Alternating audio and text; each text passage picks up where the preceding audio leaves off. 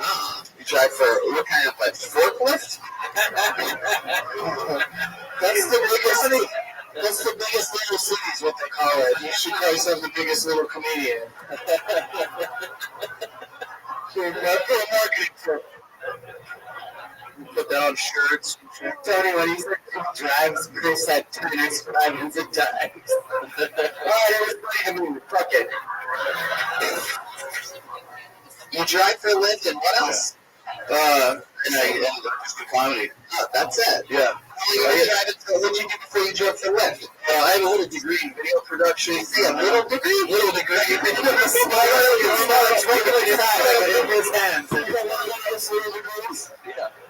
It's not like a 4-year degree. I just had a little certificate with my name on it. But, are you talking about a degree? Yeah, what degree? Why do you keep calling it a little degree? It's not like a serious like bachelor's degree in video production. I just what is it? You just talk about it like you made it yourself on the back of the Monopoly. I got this on eBay. We can only put PCR repair commercials. I have a little certificate of achievement. Oh, yeah. Achievement. What it's in your wallet? Yeah, pretty much. Wow, did your substitute teacher Phantom give you your certificate of achievement? Hey, I want to fucking kick you out. All right. Oh, he taught me how to kick. Oh, no. All right. Actually, Red Man actually knows this. I used to do video production for the Moonlight Bunny Ranch. Oh, yeah. No, that place. Yeah. Redman has an account there. Yeah, I do. I was there so much. Wow, yeah, you do comedy there also. Yeah, I did the podcast and all that there. Interesting job. Bunny Ranch sounds like something you put on your salad. You see that? Tuna salad, maybe. Right. It was a fun job. Why do I feel like you're the only Lyft driver that I know that charges himself when you throw up in your car? It's funny to me. After dating you on that one. It looks like he eats a lot. So, all right. You're like cat Lyft driver. Drake, what's your favorite food? What's that? What's your favorite food? What do you think caused the same thing you guys want? Oh, man. We had that in this weekend at the Funny Ranch. I'm a big fan of like taco trucks right now. Yeah. Thank you. Are you giving the whole truck or just half of it? He's a big fan of stopping them. He runs out of them and he gets ice cream. That's how I get my cardio. I know what happened. So, how long have you lived in LA? About a year. About a year. And you like it?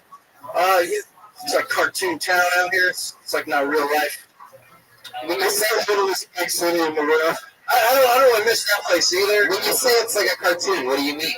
What do you see out there? Like 1 minute you're looking at mansions, and then 5 minutes later you're looking at homeless people blowing other homeless people. You know what I mean? There's no way you're looking at that. Yeah. Homeless people don't really blow other homeless people. If they do, I'd come by and check it out. Instead, they're like, just sleeping. Vermont. You see on Vermont all the time. Where did you see homeless people blowing up? Oh, yeah. I saw a guy, where's the cross streets of that? I have no idea. I saw a guy take a shit and what? And Vermont, did you really see somebody blowing something? I saw a guy take a shit in a bucket. Okay, well, yeah, that's the same thing. Good call.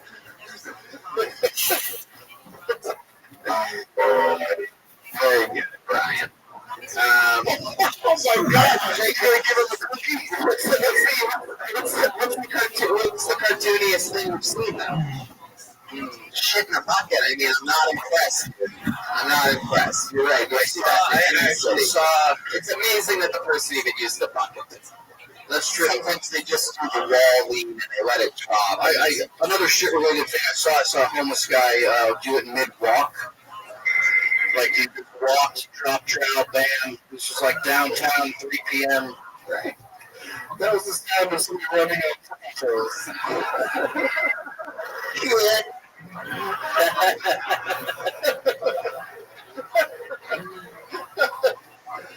have a family or anything?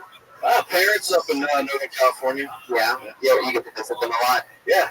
What are they like? They're retired. Now they grow up bunch of weed up there. Oh, cool. You real cool? Yeah, I do. Is that obvious? Yeah. What do you do for fun? What are like your hobbies and stuff? Bowling I play video games. Yeah. Gamer. What kind of video games are you into? Online shit. I like to kill children, like online. They're really good. When you kill a child in a video game, it's very rewarding. They get really racist too. They get very racist. What do they call you? They call me old man. I have an old man voice when I racist. Thank you for answering my question. When you're beating little kids in video games, you ever notice the Kevin Spacey's in the same chat room as you? I don't. You play video games. House of Cards. That's right. All right, Jake. You should say before, but I don't think that's not how it's been for you. All right, take a chance. Moving on. Jake, do you have any like special skills or talents? Anything that you're like really good at? Just dick jokes. Really? It's a shame you didn't do any of those. When you do karaoke, what do you think? I can hear like a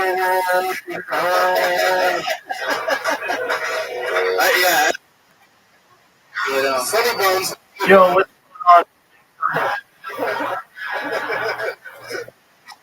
He's pretty good. Jake, I think you the path of many a great and I'm gonna give now. Adjusted my computers and did my robot. That's all, right?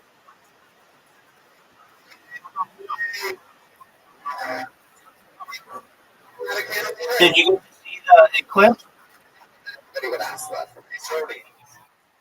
Did you see the eclipse?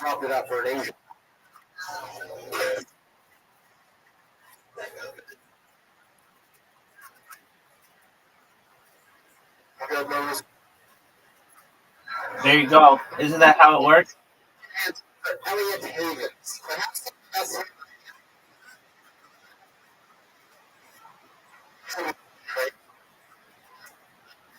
Handwriting. I'm excited to see this.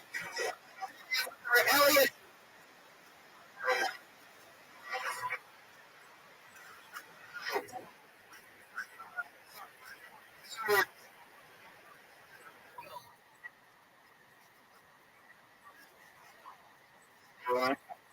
That's freaky.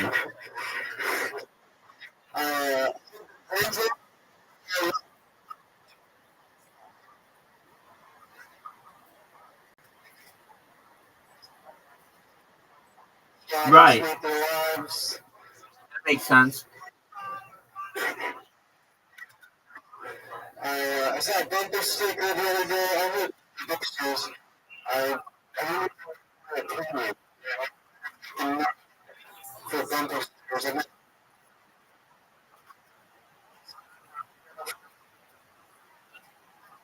And for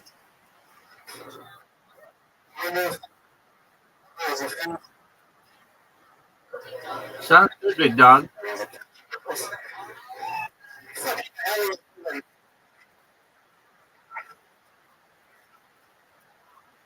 Sounds good. We'll see you then, big dog.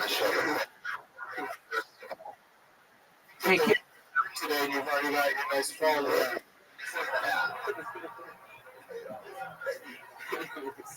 All the charisma and sweaters of a young Bill Cosby. Also, we're with you on the Kevin Spacey allegations. He looks kind of like that guy, Anthony Rapp. Wait, what'd you say?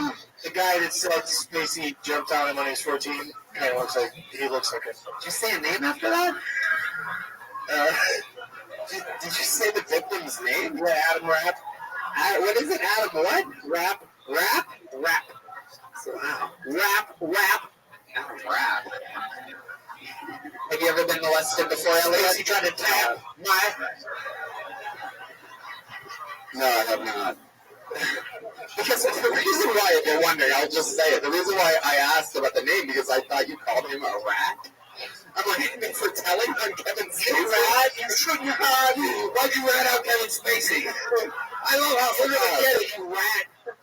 You fucking rat bastard. I honestly, Elliot, halfway through your set, I just started daydreaming about how hilarious it is that this. I can't imagine what kind of day this guy over here had. I'll say this about your set. You stayed awake for all of it. He was awake for the whole minute, so that was an achievement. Sir, I want to do something special with you. Can we sit you just in your chair in the back of the stage so that people can watch you fall asleep? Come on up here.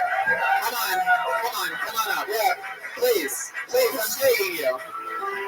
Just bring your chair up here. Now, if you want to help, now you can help. Get your ass up here.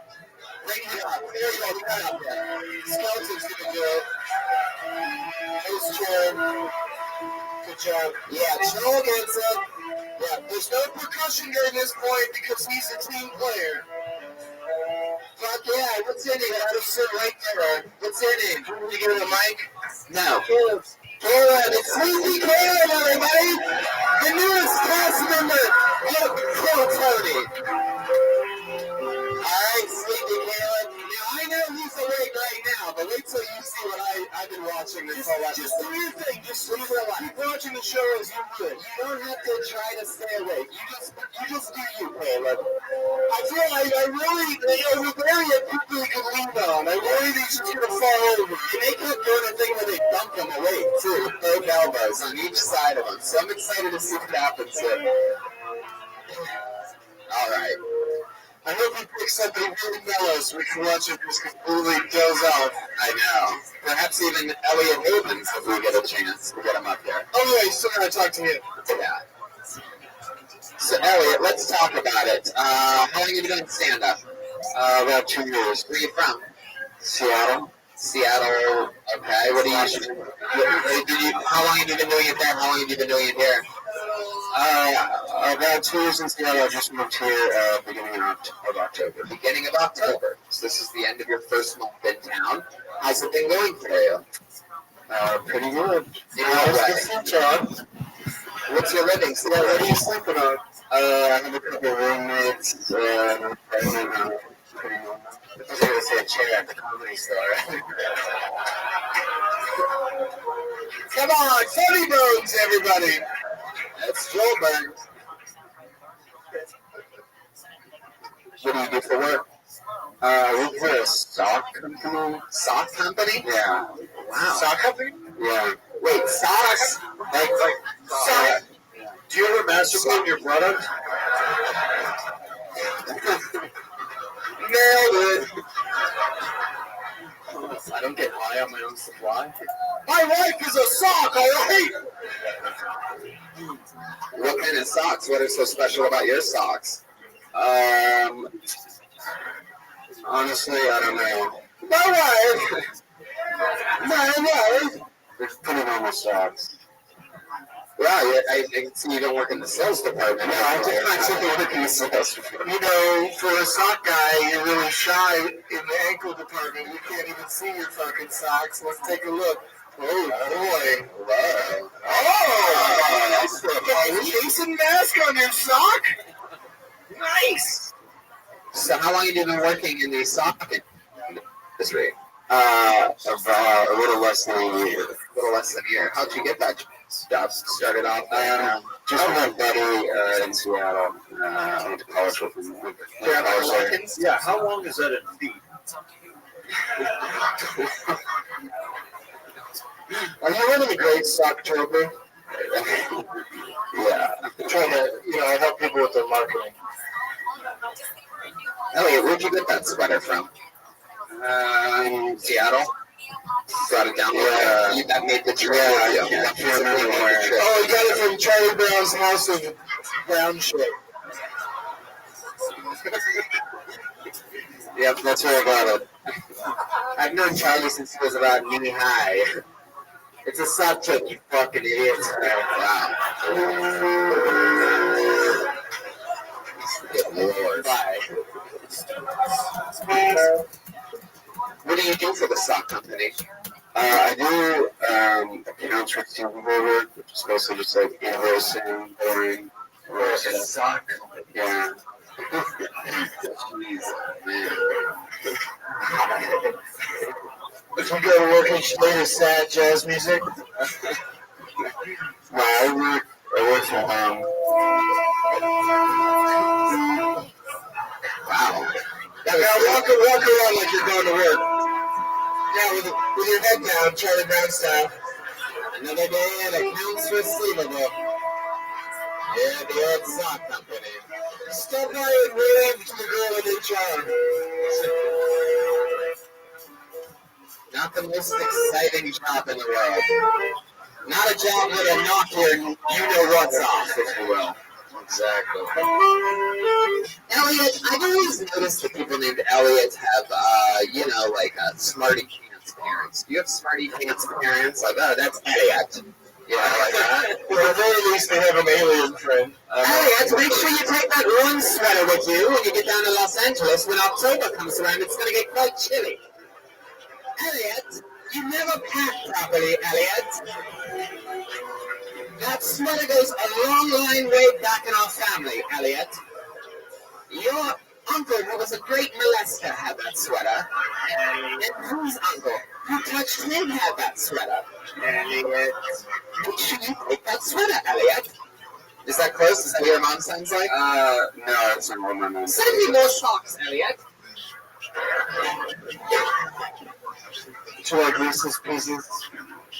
Yeah, I do. Yeah. Is that what you call them? Reese's Pieces? Is that what you call them? I think it was just called Reese's.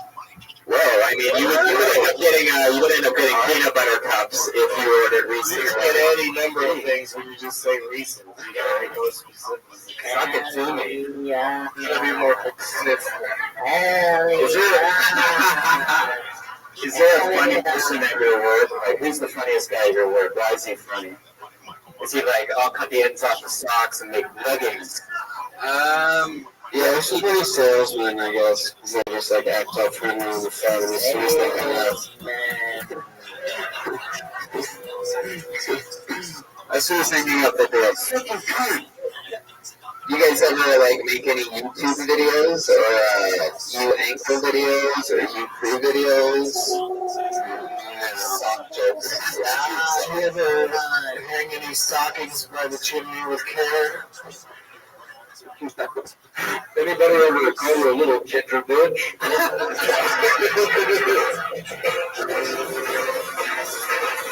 Yeah! Little ginger bitch. Does your family still have that leg lamp? Yes, we are. Stories. Do you identify as bisexual?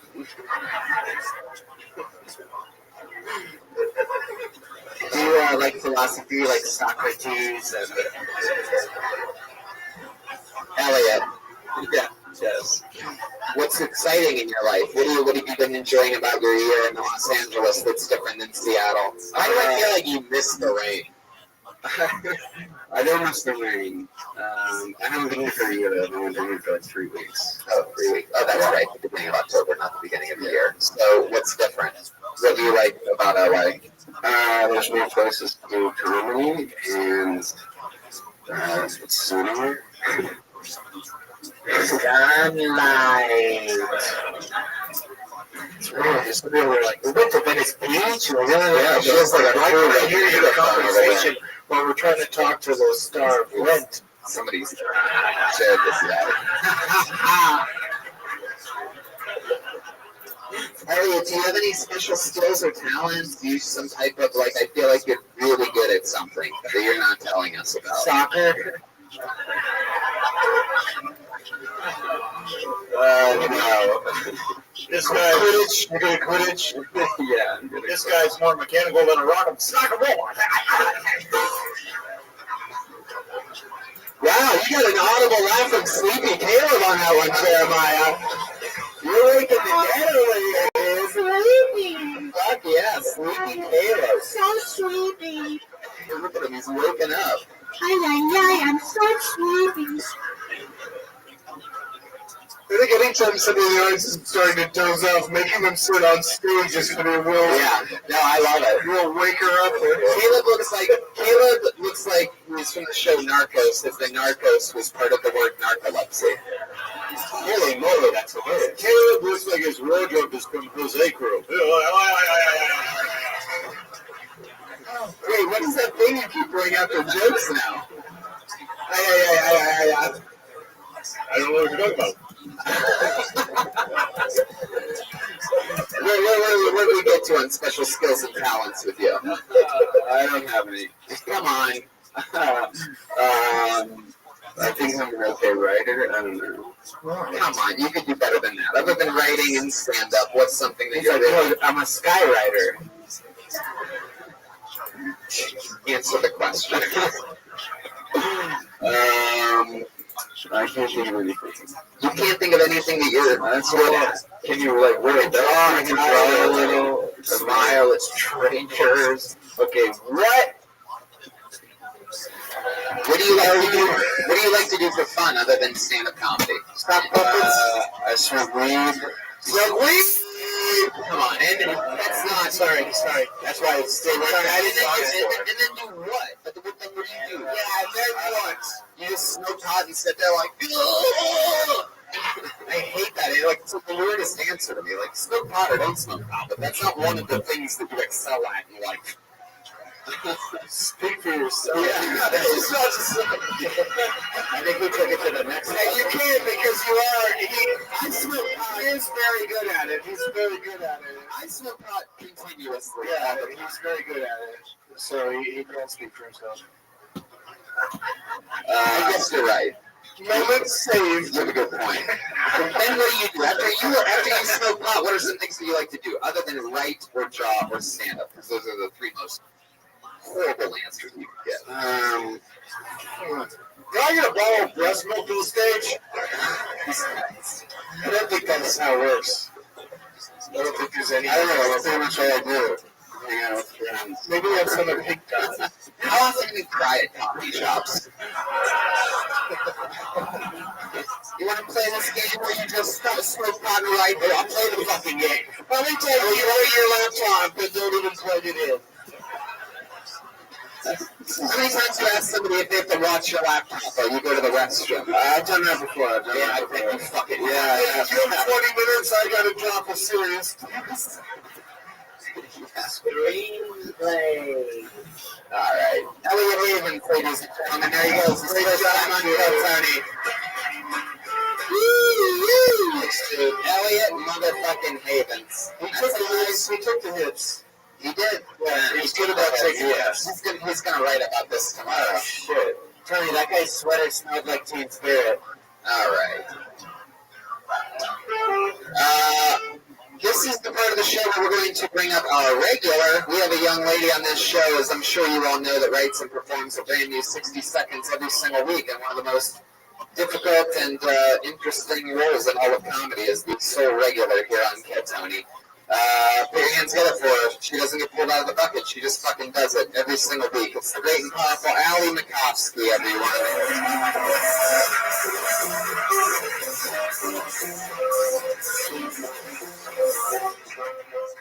Hi. I am being harassed by spiders in my house. It's terrible. I'm too afraid to kill spiders, but I'm a big advocate of killing them.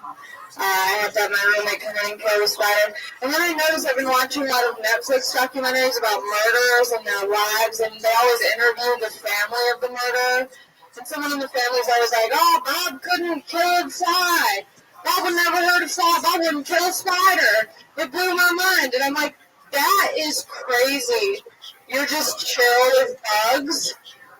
If I have a boyfriend, I'm like, hey, can you kill that spider? And he's like, no. I'm like, oh, are you saving your energy to kill me? I feel like I have postpartum depression, but I've never had a baby. I'm getting excited by the news. That's how depressed I am. I heard North Korea finally made a bomb that could travel all the way to the U.S. successfully. And I was like, finally. Allie Mikowski. Missile, my bad. You have a lot of spiders in your apartment? It's not an apartment, it's a house.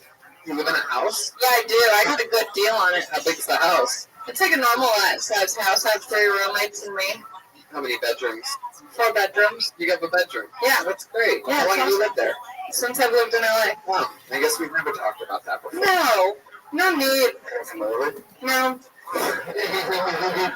Hey, Tony. I got your phone code. Thank you. I borrowed it from my twin brother Elliot. That's not real. I've got a joke for Allie, Tony. Oh, a dad joke from our single dad, Jeremiah Watkins, for Allie. Yeah, what is the most unfaithful animal in the animal kingdom? A cheetah! That was adorable. He didn't give us a chance to answer, though. We read that on a Go-Gurt. Go-Gurt. Caleb's laugh, man. He's really waking up back there. Caleb loves Go-Gurt. One time I gave Caleb a fake Molly. And Wait, what? so Caleb comes to the show quite often. Really? Yeah, he's here all the time. Right now? He needs somewhere to sleep. I know, this was like a couple months ago when we were at the bar and I had probiotics, like these probiotic pills that kind of look like Molly, ecstasy. And I was like, hey, do you want to do a Molly with me? And he was fucked up at this point, like he was already drunk as shit. Yeah. And so he takes the Molly and he puts it in his pocket. I'm like, no, you can't just save it for later. Like, I'm giving you a Molly, we have to take it together. Yeah. So we both take this probiotic that he thinks is Molly. Like 30 minutes later, all of his friends come up to me and they're like, what the fuck did you do? He's already fucked up. He got kicked out of the store. Like, he's a mess. He's like throwing up. And they're like, why did you? No, it's true. You weren't fucked up. Anyway. The night you did that, I was you saying it. Yeah, wait, keep going with your story. So his friends were like pissed at me, and I was like, no, you can't tell him, but it was just a probiotic. He's healthier than he's ever been. Is that my new limit? Was that my new limit? Yeah, it was. That was great. In this case, the witness really does rest. My goodness. Caleb, does that sound about right to you? Is that how you remember that night going? Was that probiotic the thing that put you over the edge? No, she definitely gave me drugs, that's for sure. What Caleb drugs? Damn it. What animal does Caleb relate most to the animal kingdom? Oh, lion. I don't know why you go down on some lady at the end of the show.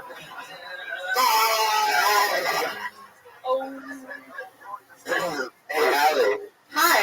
You look like Cruella de Vil's niece who's staying with her for the summer.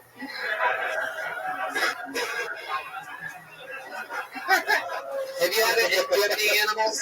Hey, Cruella, teach me about puppy murder. No, I don't have any animals, just the spiders in my room. Spiders are good because they keep other bugs away. Yeah, but I still don't want them. I just don't want any bugs, you know? Oh, is that what you Get rid of putting them the cobwebs on your pussy? Wow, there it is. There, you hear that roar? That is an official joke. Is that a callback back or something she actually says? No. It's out of nowhere saying cobwebs on her. She's never had sex. She always talks about how She has sex, but she doesn't come. Okay. You want to know the gayest part of all? A maggot. Wait. So those cobwebs are penetrated by men who can't make her come. Yeah, so there's no cobwebs. They can get through the lip. Yeah. Why would the gayest part of all be a maggot? Think about it. Oh, hell. He was trying to think about it. That's why he asked you. Oh, okay, I got it. Wow, this was a rhyme with a dirty word. That's a 17 joke. I was really trying to figure it out. All right. That bit's definitely ending up in Tonto's axe. Is it Tonto? Fanto. Caleb, what drug do you think she gave you that night? What did it feel like? Do you think she tried to Cosby you? That was a placebo for sure. It was for sure. How often do you come to the show, Caleb? Every single week for the past, year, 2 years. And how often do you fall asleep? Never. And this is like honestly, I'm pretty tired. Why? Why are you so tired? Why are you so tired? Did somebody roofie you with Valium earlier? Did you actually ask for a Tylenol? Did you accidentally crank up your sleep number? Shit. Why do you think you're so tired, Caleb? I can't explain it. What do you do for a living? What do you mean you can't explain?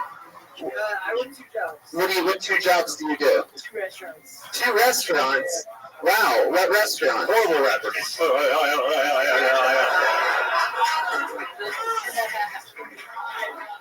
I work. What restaurants? What are they? Bed and breakfast? Just beds. That's smart. I actually work at a BJ's. Oh shit! Joel's ready for one right now. BJ's and what else? Is that the place with the pizza cookie? Yeah. Great. Fucking Kazuki. God damn it. LA. Cross. What? I like Carl Strauss. They got the red trout. Carl Strauss Brewery and Restaurant? Oh.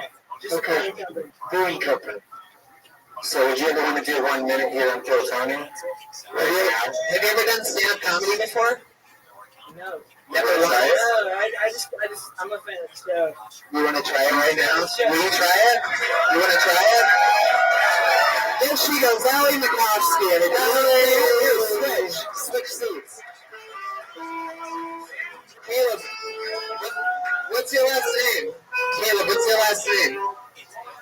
Put your hands together for Caleb Burlton, everybody.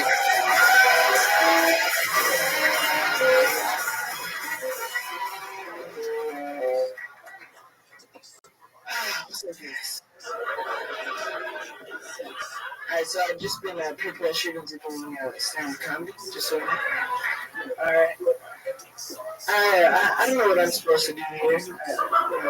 Neither do you. We're on the same page. But, so, I recently used Tinder. I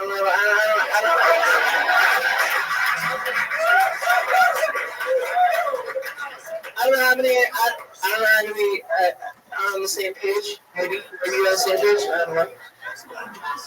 But like they have like this super like button that I'm not a fan of. I don't like that. In my opinion, I wish there was a super dislike button. Because in opinion, I wish all these girls knew how much I hate them. No, I hate them. I hate all of them. I hate them. Like, no. There's not, the super like? No. Super dislike. 100%. I wish they all knew that I hate them. That's it. I just want you to know. That's it. Oh my God.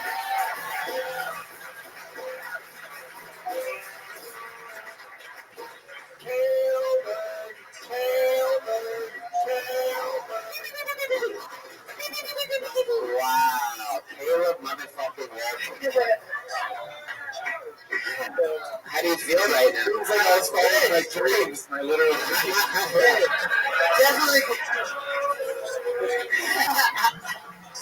So we told me you fall asleep in the crowd, people might notice. This is new. Yeah. People might be like, what's this? He's sleeping, he's sleeping, no one else is sleeping.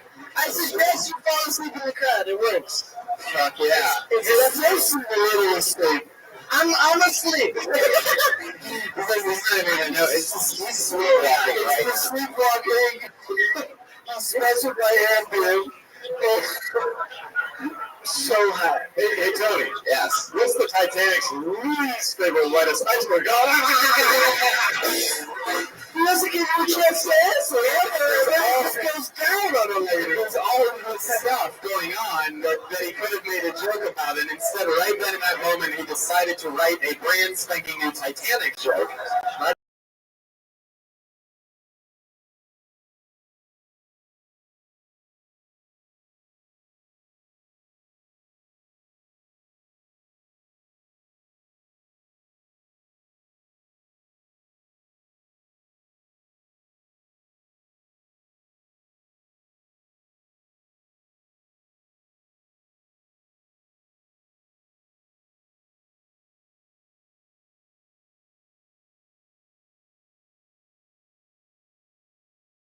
you just walked up here and had a good set?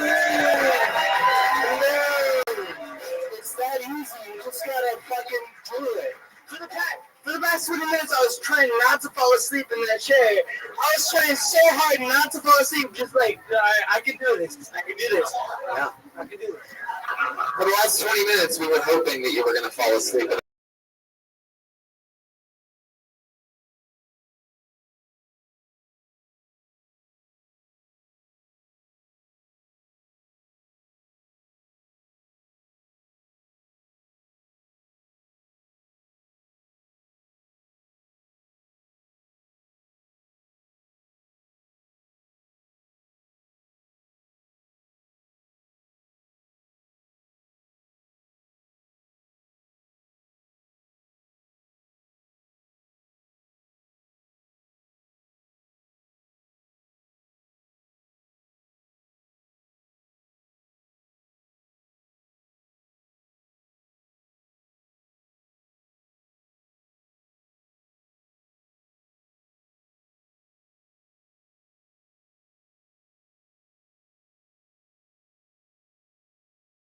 You are asleep. I would wear that for sure. Caleb, so let's talk about it. You're not really on Tinder? Oh, yeah, okay, I'm on Tinder. Why do you hate everybody on Tinder so much? No, because like, they give you the option to super like someone. I know. You do it, kid. You said it twice in your 1 minute. No, that was forced on you. That was a forced minute. You do it. Stop thinking. So they give you a super like. They put that 24 hours. That's it. I'm like, I don't want to give that to anybody. But it was super dislike. Oh, I would give that to everybody. No, fuck all these fucking guys. After all that, you really just had the joke again. No, that's not a dislike. Super dislike. Tony, can I give a note on Yes, Father. Go ahead. All right. Now, I want you to say the joke that you just did, okay? The super like, super dislike. But instead, this time, whenever you say super dislike, go. Works with your hands. So, okay, so do the whole thing again. With that motion. Again. Towards the audience. It's going to crush. Same thing. Do it again. Listen to your dad. Yes. Do it again. Do the fucking joke again. Do it again. So I'm fucking on Tinder, right? I'm fucking I'm sorry.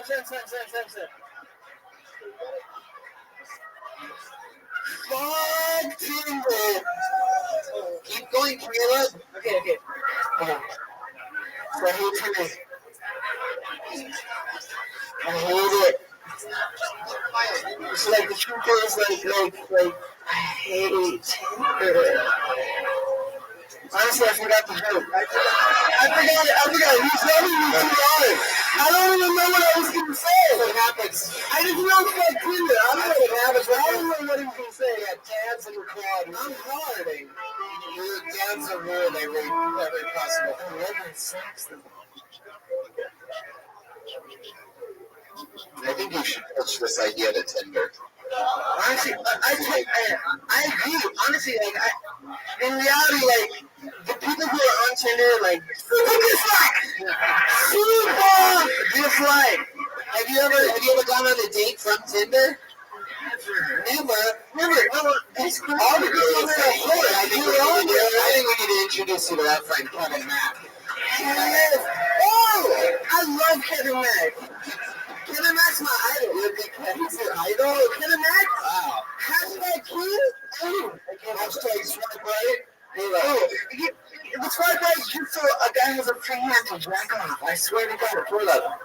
How many girls have you met on Slumber? Hey, This is true.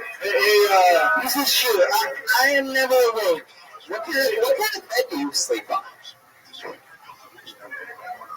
Do you have a bed? I do have a bed. It's a normal bed that I sleep on regularly for many hours. Jesus. Kevin Mack? There's a passion in me. Come up here real quick. I want to ask you a question. This is a fun, wacky show. let's just keep it loose. I want to see if Kevin can help you. Kevin, he's having trouble with his Tinder. What kind of advice would you give Caleb? He's never gotten a date on Twitter. I need help. Go ahead. Tell us what you would do with Caleb. If you've never gotten a date on Tinder, then you just swipe right swipe on everything. Swipe right on everything. Caleb, have you tried this before? Treat it like a game. Every time you match with somebody, you get a win. Swipe right on everyone? On everyone. Everyone? You get the super like button once a day. Like every single fat girl? Like you want to swipe right? Caleb, I don't think you're a narcoleptic. You're a narcoleptic like Waldo. I don't appreciate big pillows to sleep on. Slumbers can't be choosers. Listen, you're a handsome and you're funny and I'm going to fucking murder you. Have you ever picked up any chicks on Napster?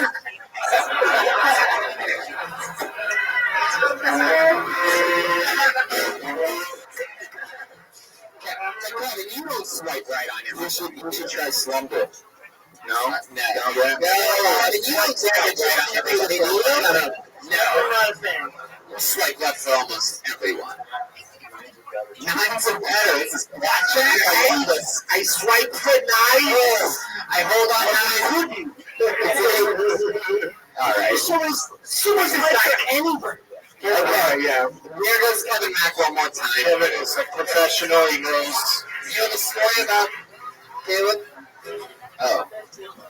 Okay, there goes Caleb Walton, everybody. Caleb, great job, man. Come back up, Allie. Let's finish our talk with you real quick. Something happened this week? Yeah, I went to a music festival last night, and it was just really cool. I wanted to share the story before I left. I was walking through this quiet, small area, and I hear my name. Someone said Allie, and I looked, and this guy comes up to me, and he's like, "I'm a huge fan of comedy." And then he said that he listened to Kill Tony. And we took a picture, and I just wanted to say that it's really cool that I get to do this every week. And that was a shout out to Aldo. Thank you. That's good. There you go. I like that. Nice. I like that. Nice girl, Allie Makovsky. Follow her on at Not Allie Mac. Elliot Havens from earlier is on Twitter at Elliot Haven. Caleb, what's Caleb's Twitter handle? Well, all right. Hashtag don't sleep on Caleb. Yeah, exactly. What is it? Caleb's right there. What is it? Belak? It's Caleb backwards. Caleb backwards. So B-E-L-A-K. That's it. With the K. Okay. All right. I super dislike that. Yeah. I don't know. 9:53. What do you guys think? Should we go to the bucket one more time? Oh! Okay.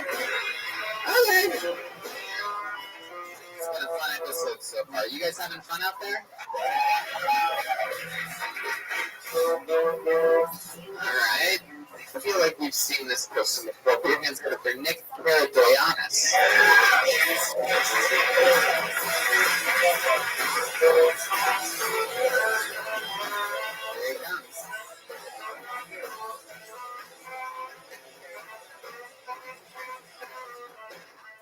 Hey guys, how are you doing? I don't know if you can tell by my pediatric whiteness, but I'm a fan of professional wrestling. And like any fan of professional wrestling over the age of 14, I am completely stoned out of my mind while I watch sweaty men touch each other. And this combination of legal weed and men touching each other leads to some pretty interesting insights in my mind. And one that I've been mulling over recently is what happens when a pro wrestler goes through a midlife crisis and has to find a new meaning in life. And this is what it look like. Oh, fire! The Super League Slam Dance, League Champions,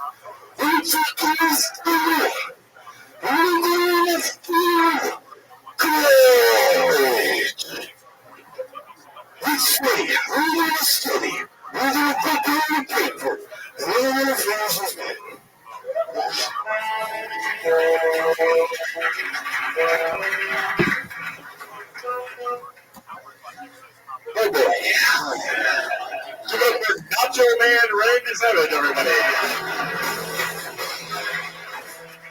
that was for some people in the crowd. Yeah. Like some people enjoyed it. Yeah. Yeah. I think I saw Caleb smiling over there. We put Caleb in a sleeper hold. So Nick, how long have you been doing stand-up? A little over a year. A little over a year. Now we've had a human being that had no idea that he was performing for his first time here tonight. Who's never done stand-up once before, and he was on that same stage as you were 10 minutes before you. And he had a better set than you. How does that make you feel? Oh, I didn't have a good set. You seem like an adorable man. What do you do for work? Like, you seem like a nice guy. Like, you would, like, open the door at the Wizard of Oz or something like that. Oh no, we talked about this. I'm a waiter at the Yard House. Do you have a Tinder joke? A Tinder joke?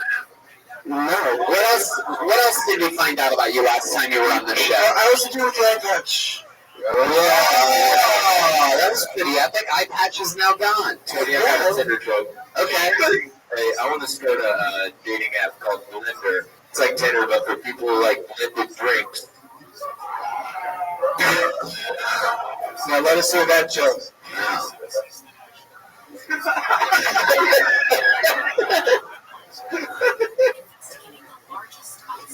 That's a good joke. It's all delivery. Comedy's all delivery. That's what I hate. Like, it's true. It is. It's true. Super. This one. I love a good blended joke. Can I say removing that eye patch was a really bad career move?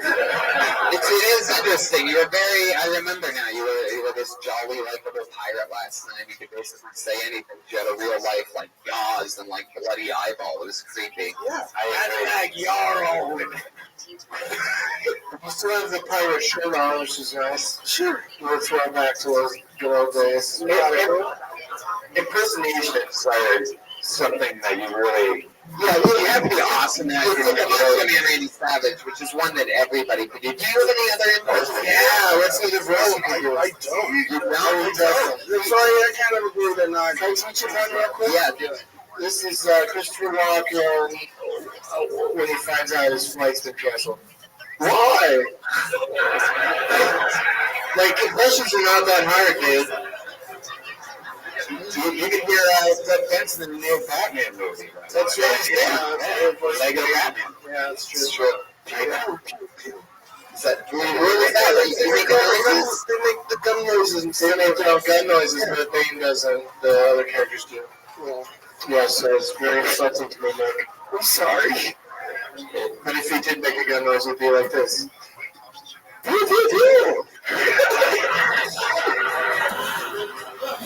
Nick, what are the other things that you do when you're not doing stand-up or working at the Yard House? What else are you into in life? Well, I do location audio sound and audio post-production as well. Uh-huh. And I'm a fan of pro wrestling. It takes up a lot of hours of your week. How does it take up a lot of hours of your week? You're watching it on the network, the WWE network? There's so many places to watch wrestling. I'm asking you where you watch wrestling. There's really not that many places to watch wrestling. I do the WWE Network. Yeah. I do Flow Slam. I do New Japan World. Oh my God.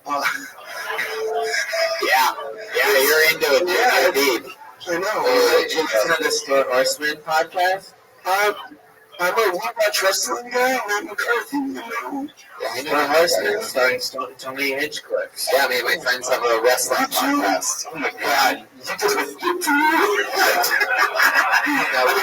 A lot of people like wrestling, what I think Tony likes is like it's kind of fun, it's funny and stuff, but to you it seems like you take it to a different level of serious. What's your favorite thing about the wrestling? And by the way, it is concerning that you who watches it a lot, you seem to really consider it gay. Like, you really made it seem like, I'm a wrestling fan, so I watch these sweaty guys touch each other. Like, if that's how you look at it, like, that's crazy. It's a little bit gay, maybe. It's like if a UFC fan or boxing fan was up here and like, yeah, I'm watching these naked dudes touch each other, because it's basically the same amount of touch. I think UFC sort of it. If athletes touching each other is gay, then I guess. All right, let's get Fanto back up here. Fanto knows all about this. You saw the way that guy kicked earlier. Yeah, I'm not good at kick. Have you ever been with a man before? No, I've not been. Have you ever thought about it? No. When's the last time you were with a woman? Like a month ago. a month ago. Yeah. Oh yeah. Ooh. You ever hook up with anyone at a wrestling event? No, that would be Natural. That would be natural. I'm sure interest. Just you're wondering what the I have a word feeling they'd tap out, but yeah, she'd have to be a real stunner, you know. you ever wrestle with depression? So when we got this podcast, Dad, shut up, Dad. Oh, yeah. Big podcast. What else are you into other than pro wrestling? There's got to be a close secondary. I used to be a touring musician. A what? Touring musician. Oh yeah, what do you play? I play bass. Really? Oh jeez. No, Bass off. I'm just tired of this kid right now. You want to have a bass off with Chroma Chris? No, white bass off, white bass off, white bass off. All right, here we go. I live in To close out tonight's show, we're going to get to watch this nervous Sour Patch Kid, Nick Claradoyans, play the bass. He's already almost crying. But we're going to put a little more pressure on him. He's going to play the bass. Nick, when's the last time you played the bass? It's been like 2 years. 2 years. All right, well, this is great. You're going to He's a touring musician. You're going to have a solo off. We're going to follow you. We're going to follow you. You start. All right, here he is on the bass for the first time in 2 years, live on the #1 live podcast in the world. It's Nick Claradoyans. Wow. Okay. This guy's up to time.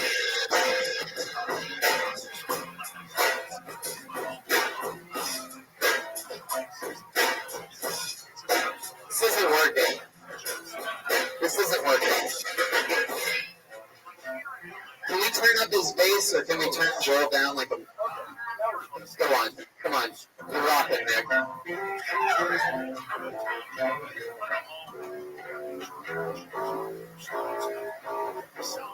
Feels like I'm in a guitar center.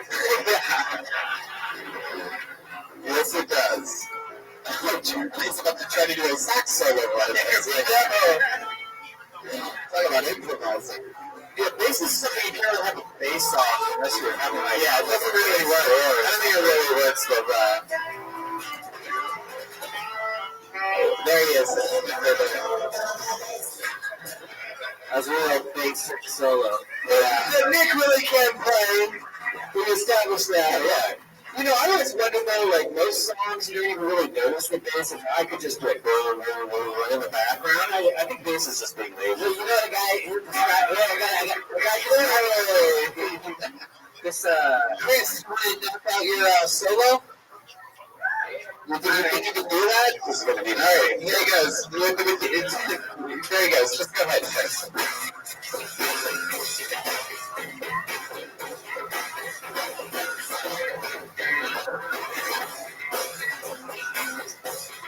All right.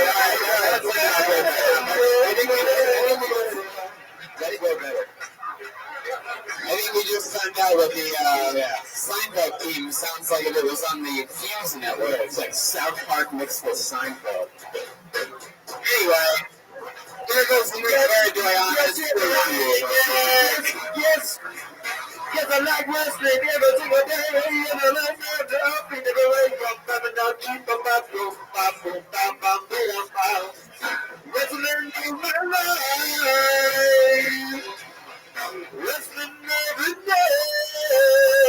What is happening?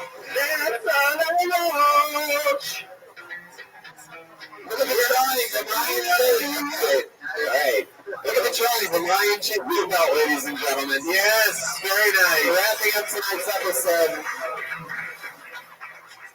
There we go. Go to RyanSheaEbook.com and plug your everything.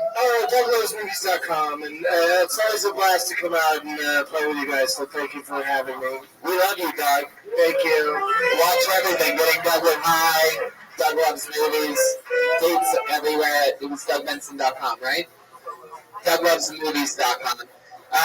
Go to TonyHinchcliffe.com, my Australian tour, La Jolla, Philadelphia. A lot of fun things coming up and a lot of fun dates popping up there in the next week or so.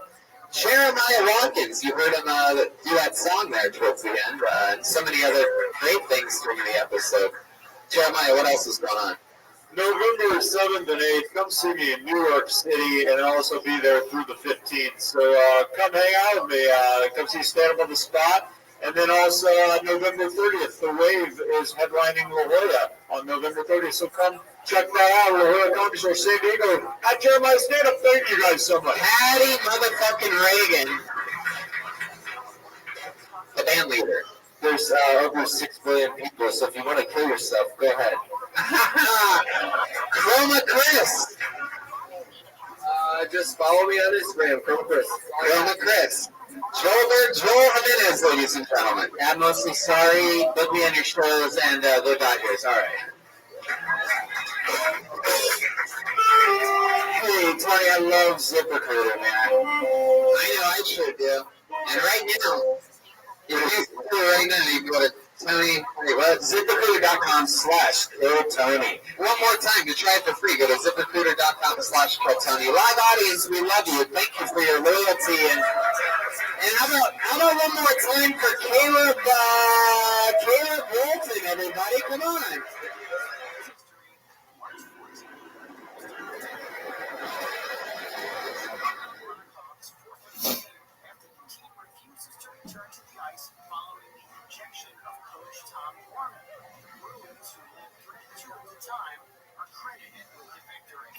Today in 1972, the NBA Cincinnati Warriors announced that they were moving to Kansas City. They become the Kansas City Omaha Royals, splitting their games between Kansas City and Omaha, and eventually changing their name from Royals to Kings. In 1985, they were moved to Sacramento, where they remain to this day. And today in 1998, Harvard is the first. For a brand new episode of Kill Tony, get the Tony Expert. Hey, what's up, everybody? Hello, good evening, and welcome to Kill Tony. Make some noise for the great Brian Redband, everyone. What's up? Ryan J. Eagles here, drawing tonight's episode. Comedians, are you out there? Make some noise, you fucks. The opportunity of a goddamn lifetime. Bucket of Destiny is here. A lot of fun stuff happening. Brian, very soon we're going to be announcing, I'm just going to put a little teaser out there. I'm just going to say, we're going to be, in the future here, very shortly, announcing some major Kill Tony road dates. Now, Josh Martin's here, everybody, the producer. People hate Josh, naturally. Yeah. Also, this week, if you're listening to this live, I'm going to be in Indianapolis, Columbus, Ohio, and Pittsburgh. Go to DeskWeb.tv and click on videos. And I'm going to be in La Jolla this weekend in Australia from November 22nd to the 30th. Melbourne, Sydney, Adelaide, Brisbane, all of Thanksgiving I'm spending in Australia. A lot of other fun dates coming up at TonyHFlip.com. That's all good and dandy. I think we can keep it moving. Let's just jump right into it. Shout out to LA Speedweed. Who loves marijuana? Thank you. You love marijuana too. We have a short table and 3 guests. I'm going to bring out tonight's guests, everybody. Every single week, I guarantee you, some of the funniest comedians this week, of course. No different. Put your hands together for the Sklar Brothers and Punky Johnson. Wow. Sklar Brothers, some of our favorite guests. Yes. Here, you guys go down there. You guys go on the edge. Sorry. Punky, this is her first time on the panel, but one of the newest regulars of the Comedy Store. All right. Like a lot of my favorite people, a true Comedy Store comic built up from the darkness as an employee. Is that racist? No, I don't know what to say. Darkness. I accidentally said darkness. Oh. I'm used to it. It's fine. She's used to it. Are you excited? You have organic grapes that you've brought with you? That's right. They better be. It was $9. It really is. $8. You can go to Whole Foods. You really are a patient. I'm a healthy bitch. Sklar Brothers, welcome back. Thanks so much. The fucking Sklar Brothers, everybody. Don't get silly. You don't know what's about to happen to you? You better recognize. I'm excited you guys are back. I'm excited about everything. It's a fucking fast-moving episode so far. I'm excited. Let's bring up the band, shall we? Oh, we're missing. It's my favorite band in the world. It's the best goddamn band in the land. It's the Kill Tony Band. Pat Reagan, Jeremiah Watkins, Joel Jimenez, and Chris Chroma, the bass player. And no Jeremiah. No Jeremiah? Yeah, Jeremiah's on the road. I mean. Oh, okay. That's funny. Pretty sure I saw him in the hallway. Let's see what happens. Let's see. Uh-oh. Oh, it's Jeremiah Watkins. What the fuck? Obviously, they are the Beastie Boys. This one, it's not going to take me multiple guesses. Every single week, they commit to different characters if you don't know. How many of you have listened to an episode of Code Tony before in your life? Right here. It's the motherfucking band. Clearly the Beastie Boys tonight. Am I correct? How you doing, Ed Rock? I thought you were dead. Yeah, right? I'm Ed Rock! How you doing, Yoke? Are you alright? Who's the other guy? Who's the guy with the saxophone? That's Adam Youk, who died a few years ago. Yeah, you're great. Back from the grave!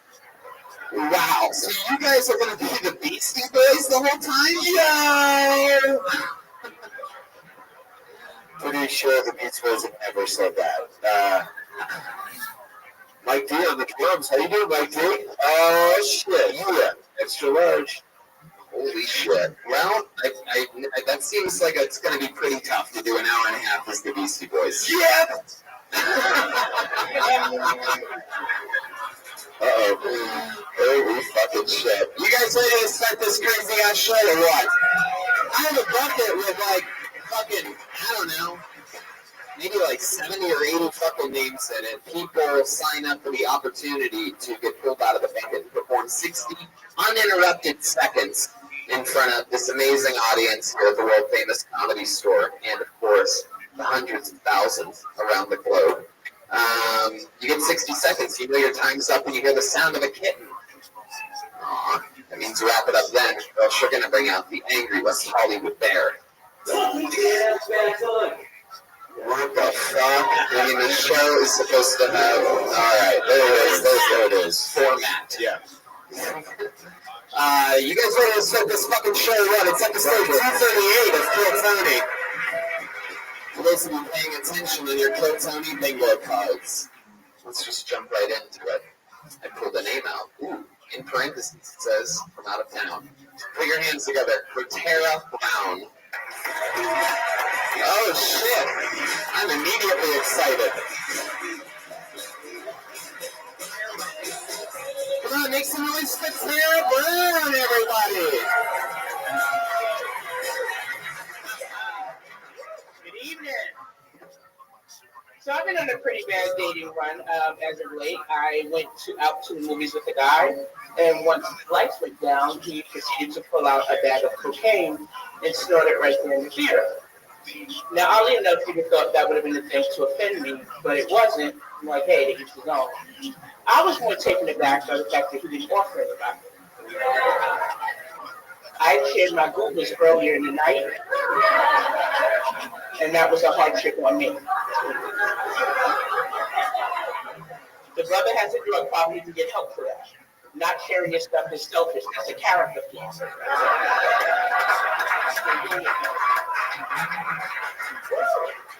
And then, I'm finding too that guys don't tend to follow up. I one time looked at a guy, he looked at me, I smiled, he smiled, and he kept staring. The problem with that is I'm originally from Brooklyn, New York, and where I'm from, if you look at someone continuously for more than 3 seconds, that constitutes a threat. So at that point, you either need to rob me or ask me for my phone number, but you got to make a move somehow. Thank you, everybody. Tara Brown. Hell yeah. Don't step up on her like that. Do not. Tara, you are adorable. How long have you been on stand-up? For 3.5 years. Where at?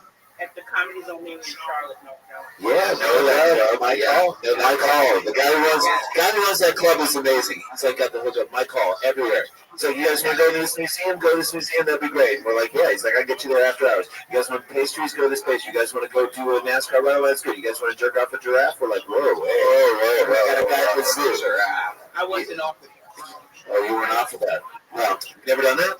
So he's not sharing either. Oh, all right. Okay, all right. Did you say you're from Brooklyn? Yeah. No, Steve, too. Man, there we go. I cannot believe that just happened.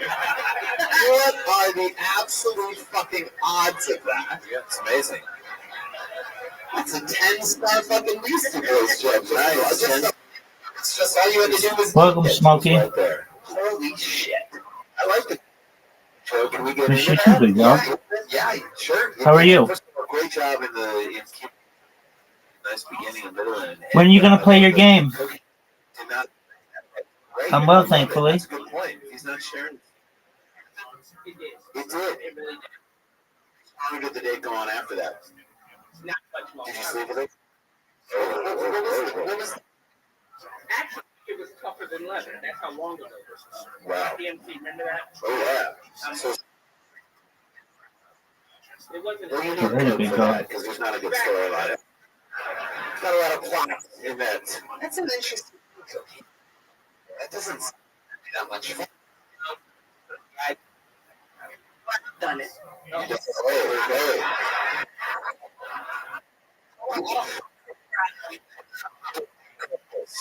That's a children's movie. Children's movie. I share though. I mean, I'm, if I get it, I make sure I get enough for everybody to do. Isn't cocaine though a selfish drug? He puts out cocaine and it's like, How much you do, big dog? Yeah, for sure. Yeah. Well, I'm here. Meth, you're like, you don't have enough teeth. How long have you been Actually, for Wednesday? How long have you been here? Thank you. I got in yesterday. I'm here for a work event. In my daytime life, I do PR. So I wanted to get on stage. Programming robots. Yeah. Nailed it. Are you with anyone right now or no? Um, Boyfriend? Man? No. But looking. Okay. Yo! Well- Come on, Yo. You're dead, man. Threesomes, one night stands. I don't think you probably ever played this game, but are you familiar with the game Mousetrap? It's a the one on the board where there's like 15 things you got to set up, and everything's got to be exactly correct. Yeah, so it's like that. Basically, well, a lot of people are, and basically there are a lot of moving parts to it, as you know, in that game, and with these robots, you have to set up everything perfectly, absolutely perfectly. And if anything happens on my computer that is unexpected, like for instance, I got a little pop-up notification in the bottom corner that says I needed to update it, that throws it off, because everything is measured exactly the way that it needs to be. So consistency is really important. And what happened recently, I was using a I was using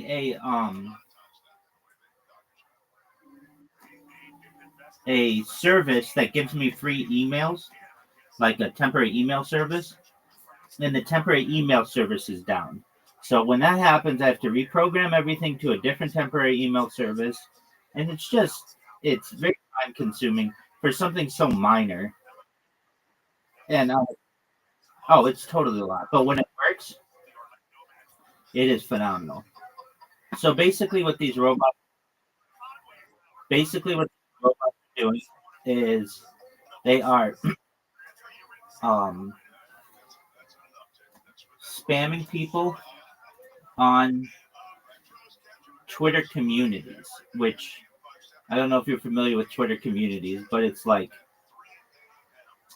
basically normally if you just create a brand new account and just start spamming, you'll lose your account very quickly within minutes, at least in my experience.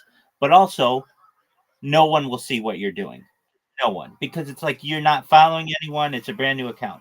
However, if you go to Twitter communities and start spamming, 1,000 people may see it before your account gets banned. And if you're smart and you don't let me check. If you don't spam too much, and then you just leave and create another account, your stuff will stay there, and it can stay there for a long time.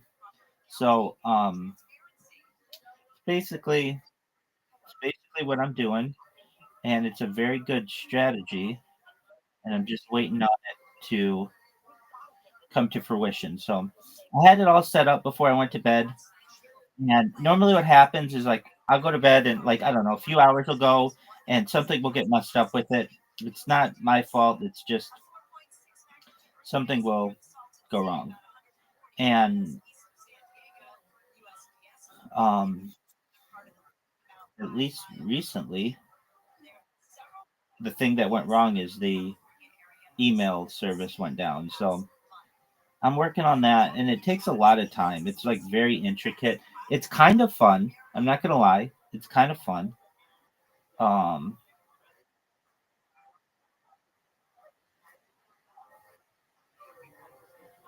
um well, these aren't servers. How many accounts do I have? Thousands.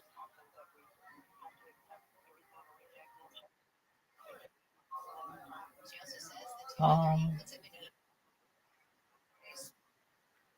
yeah, that's true. I mean, I've been 24/7 for more than 3 years. How many accounts do I have? I have 100 YouTube accounts, 200 Twitch, 200 Instagram accounts, 500 Twitch accounts. Um, thou- yeah, I've got a lot.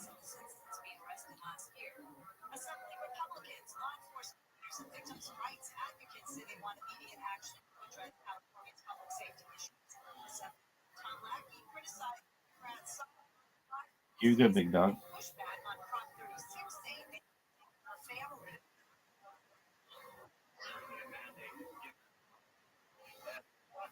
Well, when are you gonna stream your game? I'm ready to watch you. All right.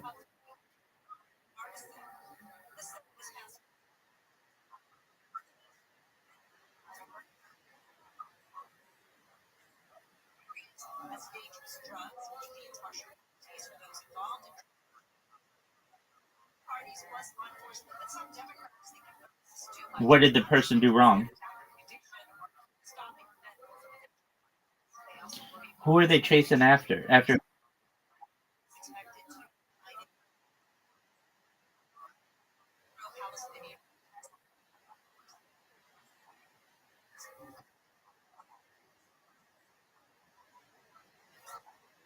Oh, that's fun.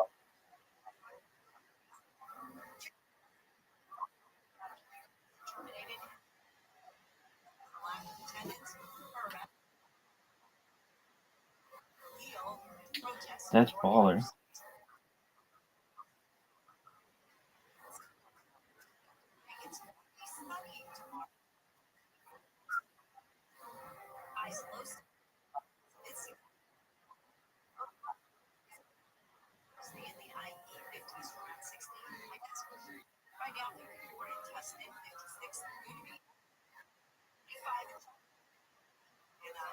Yeah.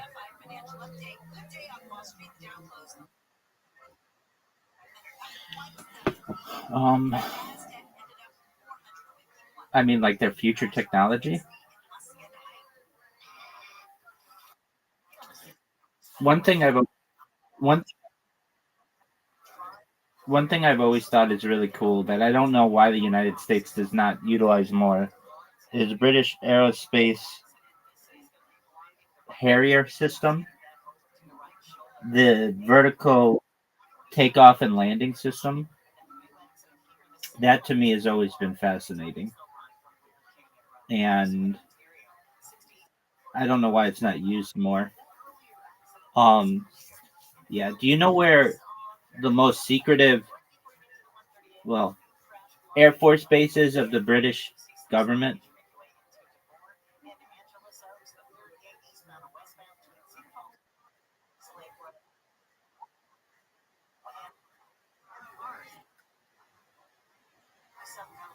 All right. Are you sure it's mine?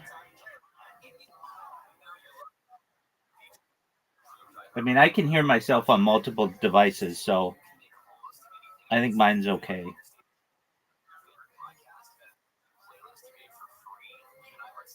All right. Do you know? Do you know where the most secretive base is? In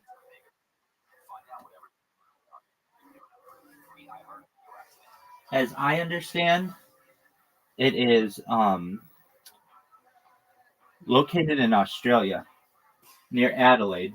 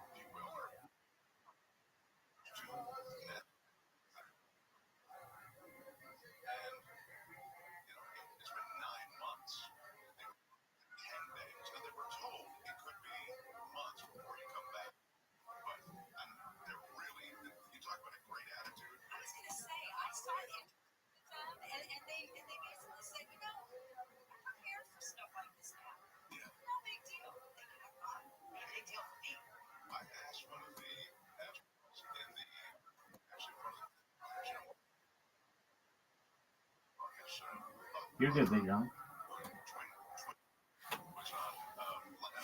All right. Well, I'm waiting for you to play your game. In the meantime, here's Kill Tony. I guess say, why are you so certain about one at a time? Positive. I'm 48. I don't have a lot of energy. I just want to. One at a time. Well, that's. She's like,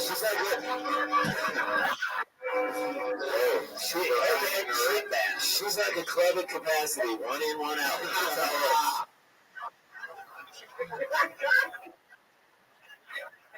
You don't have a steady. You don't have a steady in Charlotte. No.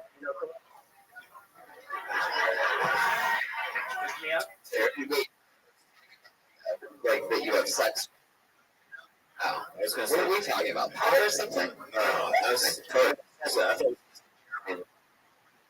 that's a basketball joke. Yeah, he has good class. Right. Bring him up for Brooklyn? Tara, what do you do for fun? What is like a hobby or something that you like to do? Or On the fun, I write, I do this, and the comedy is just really honest. fun? Anything else for fun? I know I'm pretty good. Really? Yeah, a little You bit. watch TV a lot? I do watch. What's your favorite stuff to watch? This Is Us. Yeah. This is us. Really? Are you serious? Thank you, Ray-Ban. Jesus. That's amazing. No. All right, what else? Name something else. All that right, you watch. Ray Donovan. Like super white shows. Jesus. Ray Donovan? Are you talking about Ray Donovan? Rick Schreiber? The only Schreiber, the lead role? Rather than the show she watches, the coke that guy got. And movies. All right, well. All right, it's Ray Donovan's number 2. I gotta ask, what's your third favorite? I don't even know what This Is Us is, by the way. This is What is it? What's your, what it's an NBC show. Do you watch more or no? Do not watch more. Oh, I thought it was fun, baby. Yeah.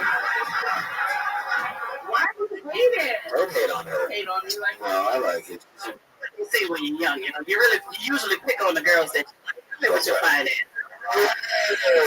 Yeah. Okay. You said Coke, you might be all right. Yeah. Not all shit. Coke. All right, Tara. You're so lucky.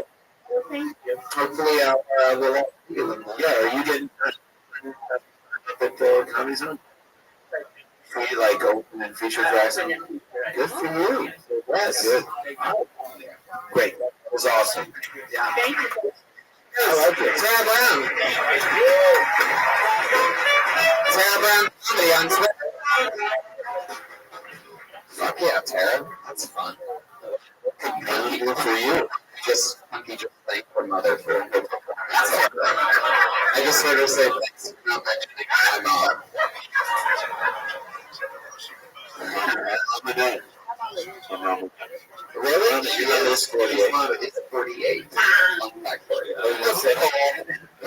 Alright, pull another name out of the bucket. Put your hands together for Jordan Perry. Alright.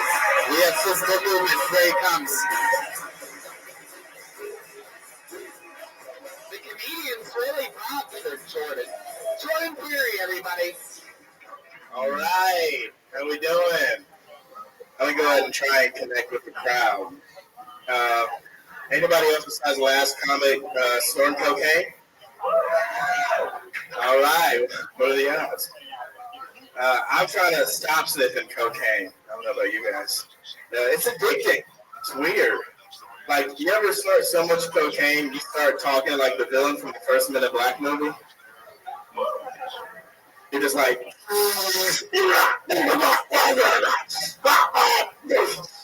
excuse me. Excuse me.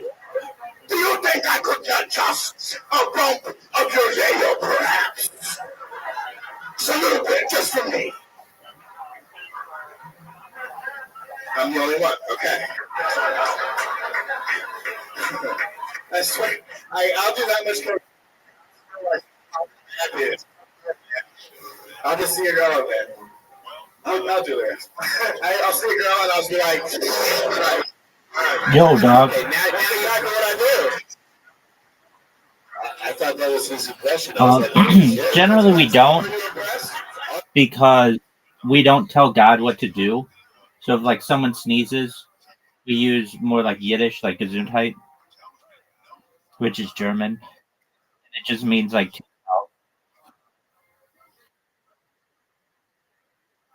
no. You say whatever with which you're comfortable, big dog.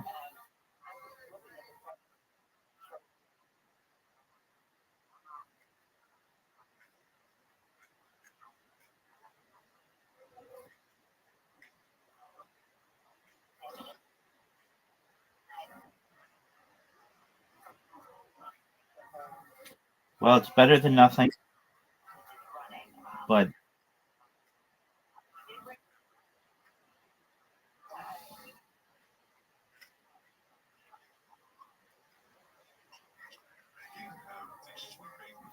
I don't think I think they're kind of at a stalemate. I don't think one side's necessarily beating the other.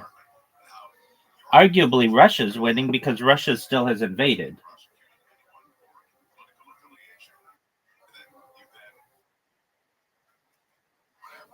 Yeah, but then didn't Russia advance?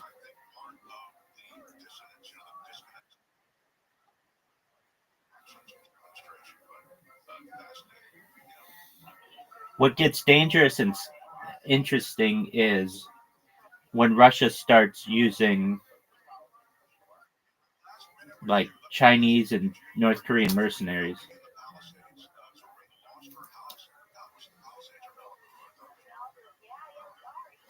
That's when it really starts to become a world war.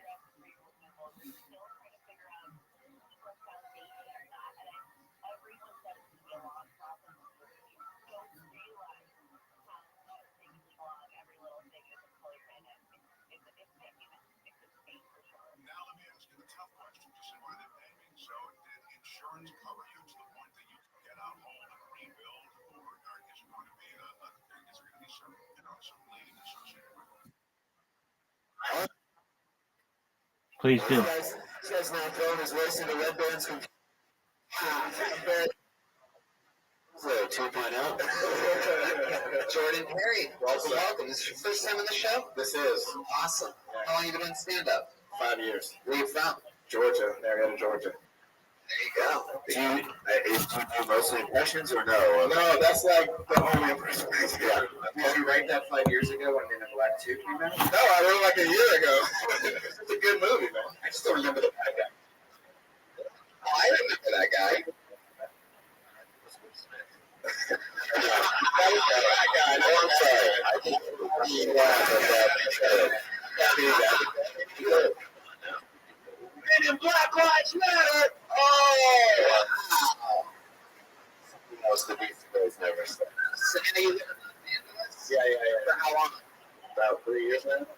living. I'm still working at Harry Potter world.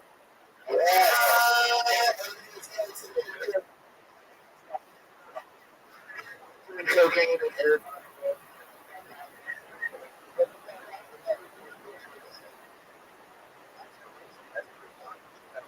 Yeah, well, what are you gonna do? I'm a Harry Potter. I'm gonna be a ride up with a flight of the Hippolyte.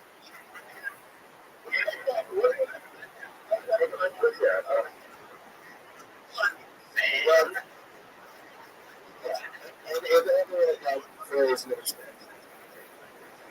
When you take your kids there and you know that they're on that ride, just know that the operator is the That's right, yeah. The kids are safe. That's why I quit, man. That's why I quit. Yeah. That's funny. That's me. It's funny.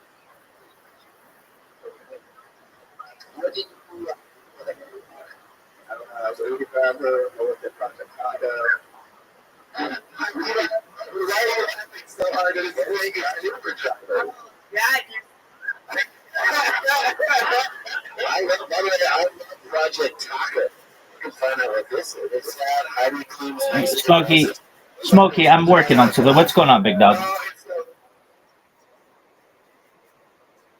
You're good.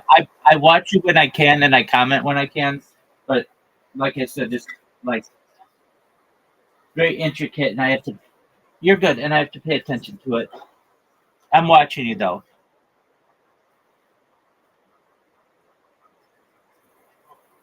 No, you're not being bigoted. That's not the right word. You're just being. You want attention, and I understand. Okay, so what is the name of this game? Okay, that's what it looks like. I was gonna say. It looks like war robots. This looks like what war will be like in 100 years, maybe. All right, so is it a team game? Okay. Are you shooting bullets or are you shooting lasers?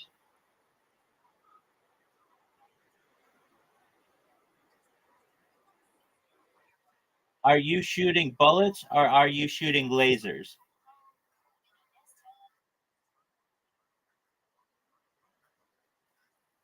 Oh, okay. Why are you calling them vehicle? Are these vehicles or are these weapons?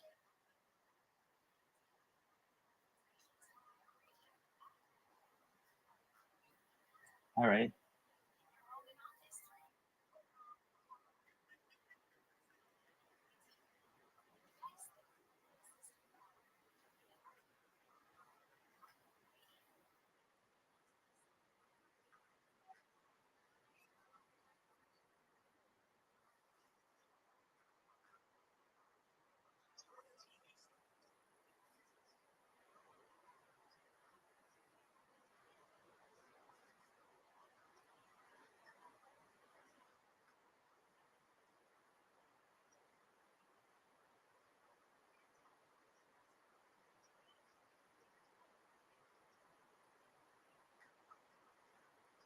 He's gonna get you. He got you.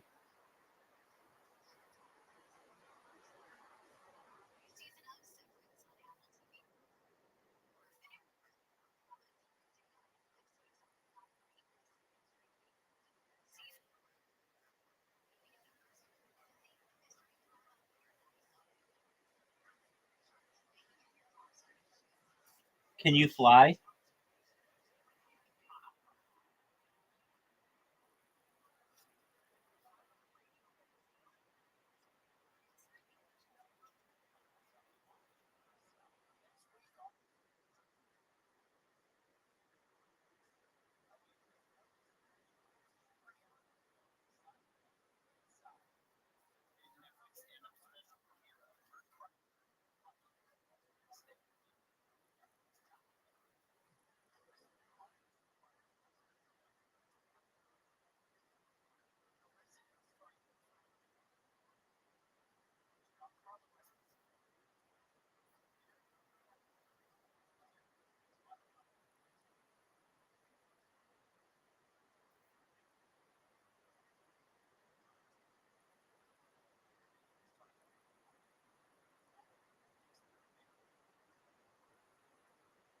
They're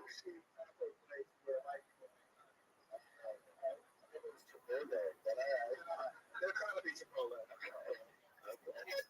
just wasn't upgrade yet.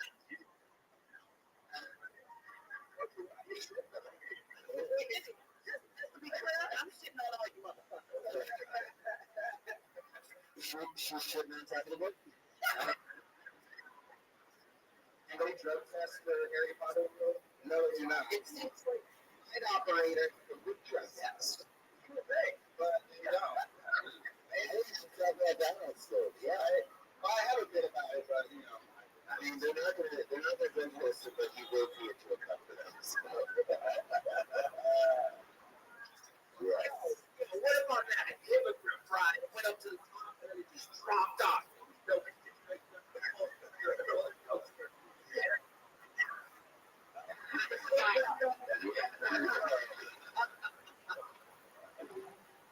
Jordan, how's your living situation? For being in between being an Uber driver and a Harry Potter ride operator. Don't forget Rothschild traffic. It's good. I just got a new roommate. Like literally, she's over there with me in December. She's cool. But That's hard to be a partner for you. I know how that is. I've been on it. I'm like, okay, so I have my room. Oh wow, that's the word.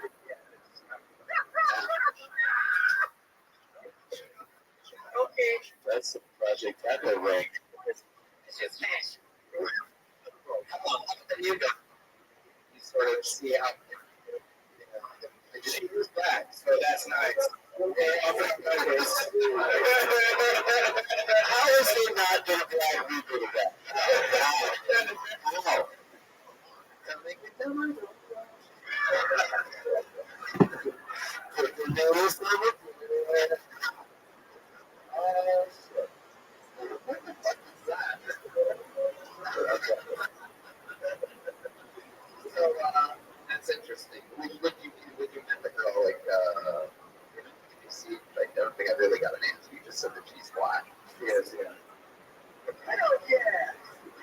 What type of girls are you into? What type of girls? Yeah. Girls, I don't really care. Translation dudes. You asked where we lived in the apartments in Boston. I'm just kidding. For those of you listening to the podcast, by the way, Jordan Perry looks like Kendra Lamar if he had 4 roommates. And then well,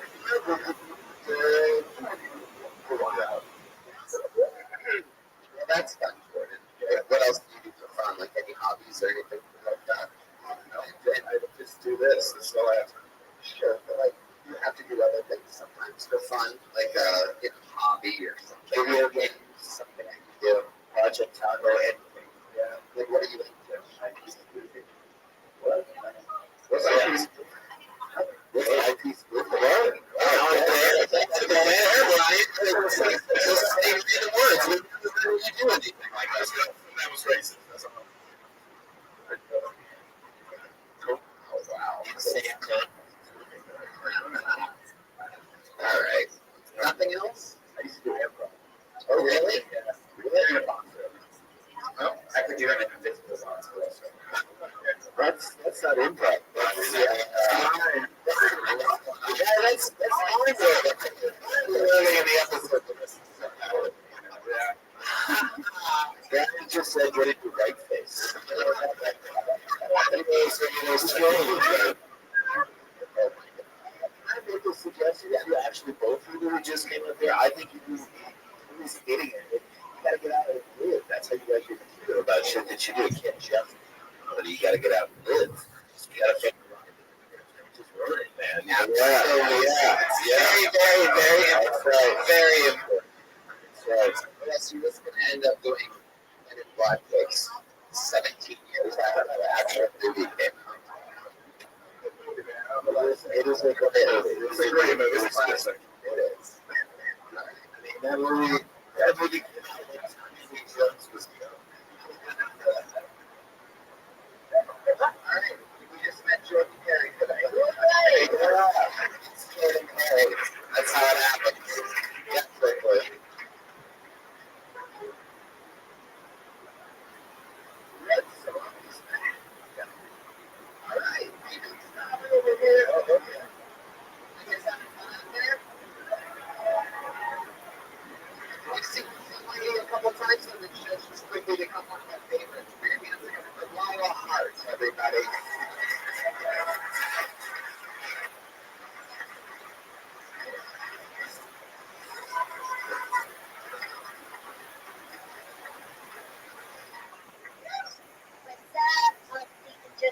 more stoked about it.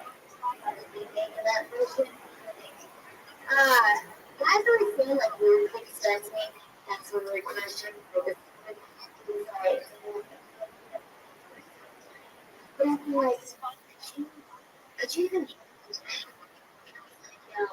Good job, you're getting fucked every day. People are fucking kids, you know? Pretty sure.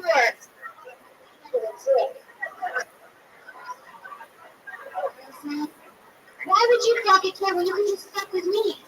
Right? Nobody has to register. I could say bad plates right now.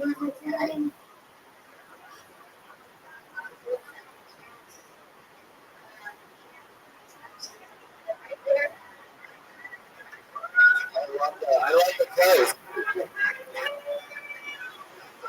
I love the really be shopping as people be fucking good.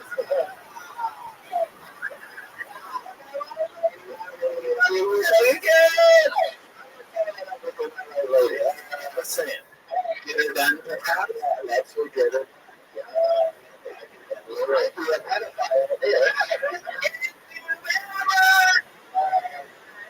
Stuck in your neck and a fisher price.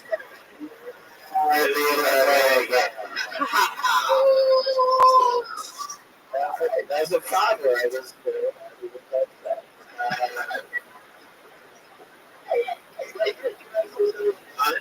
this is from my heart. I like the jokes there. I think they were big. I don't think, no pun intended, entered in the right place for that joke. I don't. I think the premise was a little sloppy. Like, I feel like you kind of came in with a guy talking.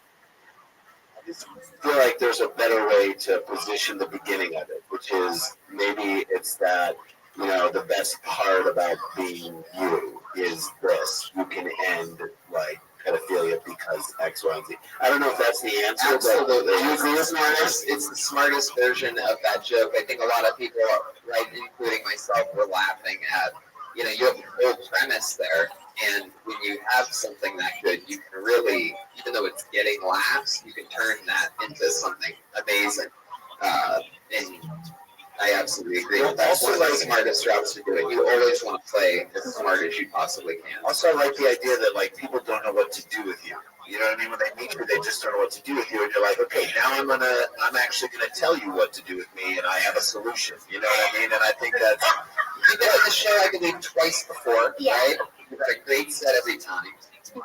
So let's just jump right into it. How many times does that happen where a guy that's hooking up with you, do they have you role play a lot like that? As a child? No, not as a child. I mean, I just came up with this bit and I just thought it was funny to say that. No. I agree, but we're saying go deep. You're already getting laughs. So now try and actually, because I do think you could be actually taking a huge blow against something that everybody fucking hates. So now you get the audience on your side and you're being funny about it. And it's a joke that really only you can tell. I mean, you can tell it, but it's much funnier coming from you. So that's a gold mine is when it's like coming from you and it's your voice. Do you agree? Absolutely. Yes. I 100% agree with that. I actually thought you really went through that. So to say you just made that up, I feel no, like... I mean, I'm saying like guys do say that to me. Like they do say like, could you even handle a dick? You're so small. Like, could you even fuck? And that's how I came up with that idea. Like, if you're fucking kids, you could fuck a little person. You know what I mean? This little MC is crazy. Oh shit. Okay. Do you say daddy when you have sex? Do you? Do you? I have said it. Brian's like, how do you say it? Just give me an example. Brian's like, you recorded in my phone. The sound effect is going to play himself to sleep with tonight. Do you say it? I've said it before. Like how? You want me to say the microphone is that way? No. I also say that I loved your presence up there. I thought you took your time. I thought you had total, complete control of the room. This is a difficult thing to do when you only have 1 minute. So that was super impressive to me, and that's definitely something to build on. I fucking love that. Thank you. Yeah, Since the last time you were on the show, anything else happen in your normal, just real life that's interesting? Yeah, I was just in Calgary, Alberta. Cowboys Casino. How did you know that they're from Calgary? I was here earlier in Jeremiah. Yeah. Somebody asked, and they said they're from Calgary. And you performed it there, or you just? I was there as they had On your way to the North Pole. Yeah, exactly. She's making the almost that season. It is almost that season. Wonderful time of the year. No, I was hired as like an atmosphere actor. I was like a creepy clown. Hey, I love this. Like, this to me, hired as an atmosphere actor is fantastic. That's something no one in this room has ever said. To then explain what that means is fucking mind that. Huh? Like wind, like what atmosphere? Like a low atmospheric pressure system, ozone layer, what layer? No, she was just. They just painted like my face, and I was like a scary clown. Yo, little Pennywise is fine! Beastie Boys are off the chain right now. So wait, and you had to like go up and scare people, or just kind of hang out by the? Oh no, like people. I was in this freak show. Another little dude. That's not demeaning at all. No. Hey, you know when the price is right, I'm Price down is right. with it. You know what? I didn't realize Calgary was this backwards. So they threw me down a bowling alley, and I was dressed as a clown. But so they put you in a page that said "free show" with another little man. Well, the whole theme was. Wait, this is for the bar mitzvah? I can't It's a Cowboys Casino, Oh, okay. and people could take pictures with us. And how did that make you feel? I like taking pictures with people, and I look dope as fuck. So Okay, it was good.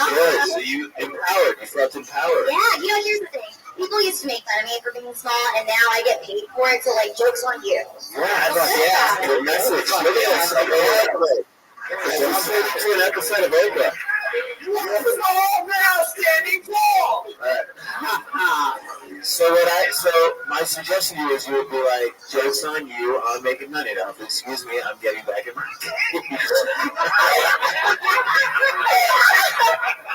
jokes on you, because I'm back in my Zip. I had to get back into a duffel bag. Zip. Hands down for you, or you're not going to leave the case?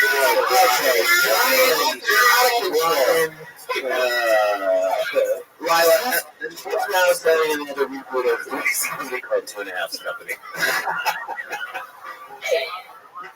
Lila, you are absolutely adorable. I love that you're talking about stuff that only you can talk about. That's right. And this thing is fascinating. The atmospheric tag, I want you to mind that because I think it's great material. I think you can dig it. That's fascinating. And true. And truthful. Love it. awesome stuff. It's real life. Hi, thanks, guys. Lila Hart, ladies and gentlemen. She's on Twitter at Love Lila Hart. How cool is that?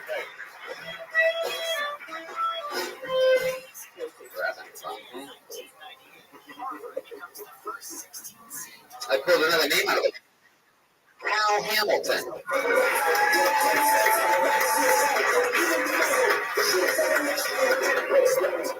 No, Cal Hamilton.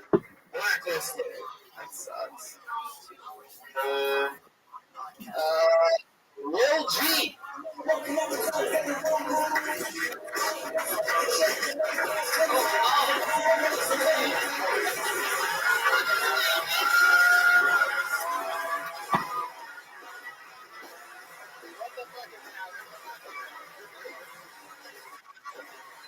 Yeah, oh my God. Oh my god.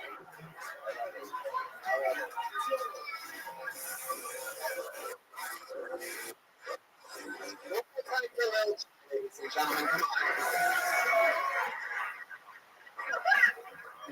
Oh my god. What up? I'm a little different. Don't know if you noticed. Yeah. Because I'm so used to people like hunting and walking all the time, not when they don't. Bitch, why does it funny? Not special. You know, I can joke about all this now. I don't think you know that these corgis. Stay with me. So when they first came out, y'all lost your minds over how adorable they are because they're so chubby with these, you know, silky little legs. People, that is essentially what it is. So they're the little people of the canine world, right? Which makes them my spirit animal. Yeah, because check it. I realize I'm always going to be a little tricky too because what God took away from me in heaven, he made up for it in the week. And then all these lines get compressed because he put my hideout right below the one that makes Disneyland not so much. Fuck yeah, Lil G. Yeah. This is your first time on the show, right? Lil G. Yo, I like the other little one better. Oh, come on, Beastie Boys. Hey, come on, Beastie Boys. Yeah, I agree. Wow. Come on, Beastie. Come on. How long have you been doing stand-up? Honestly, this is my first time listening. First time ever, Lil G. Alright. You had your first time ever on stage? I did like one open mic in town to see how I felt. And there was the one time you were locked in the cage at the freak show. Yeah, guys, Canada is unbelievable. You think it's civilized and they're just fucking putting people in cages. That's why we gotta build a wall up there. On the stage, not in the game. Yeah. We gotta get done with stage here, guys. Cageless stage. Lil G, Lil G on the main stage. you are absolutely adorable. Yes, you adorable. I mean, I don't know. Oh my God. You're just like, I mean, you're like, it's like I was watching Ali Wong's special, but on an iPhone or something like that. Yep. That's a great joke. That's just a trailer of it. I mean, what do you do for a living? Just like what? So it's like flexible because I know I wanted to go into comedy. Did you translate as well? Translate English into little people? It's pronounced as a lump of Whisper what you hear into your friends' ears. Yeah, because that's how I can't hear. Into Mandarin, and then I used to do little Korean before, but then, yeah. Can you teach Punky, what do you want to know how to say in Mandarin? Let me eat that pussy. Exactly. Spread them. You know what? I think spread them is a good one. Yeah, well, how do you say spread them in Mandarin? Spread them. Yeah, spread them. Say it into the microphone. Peacock. That's right.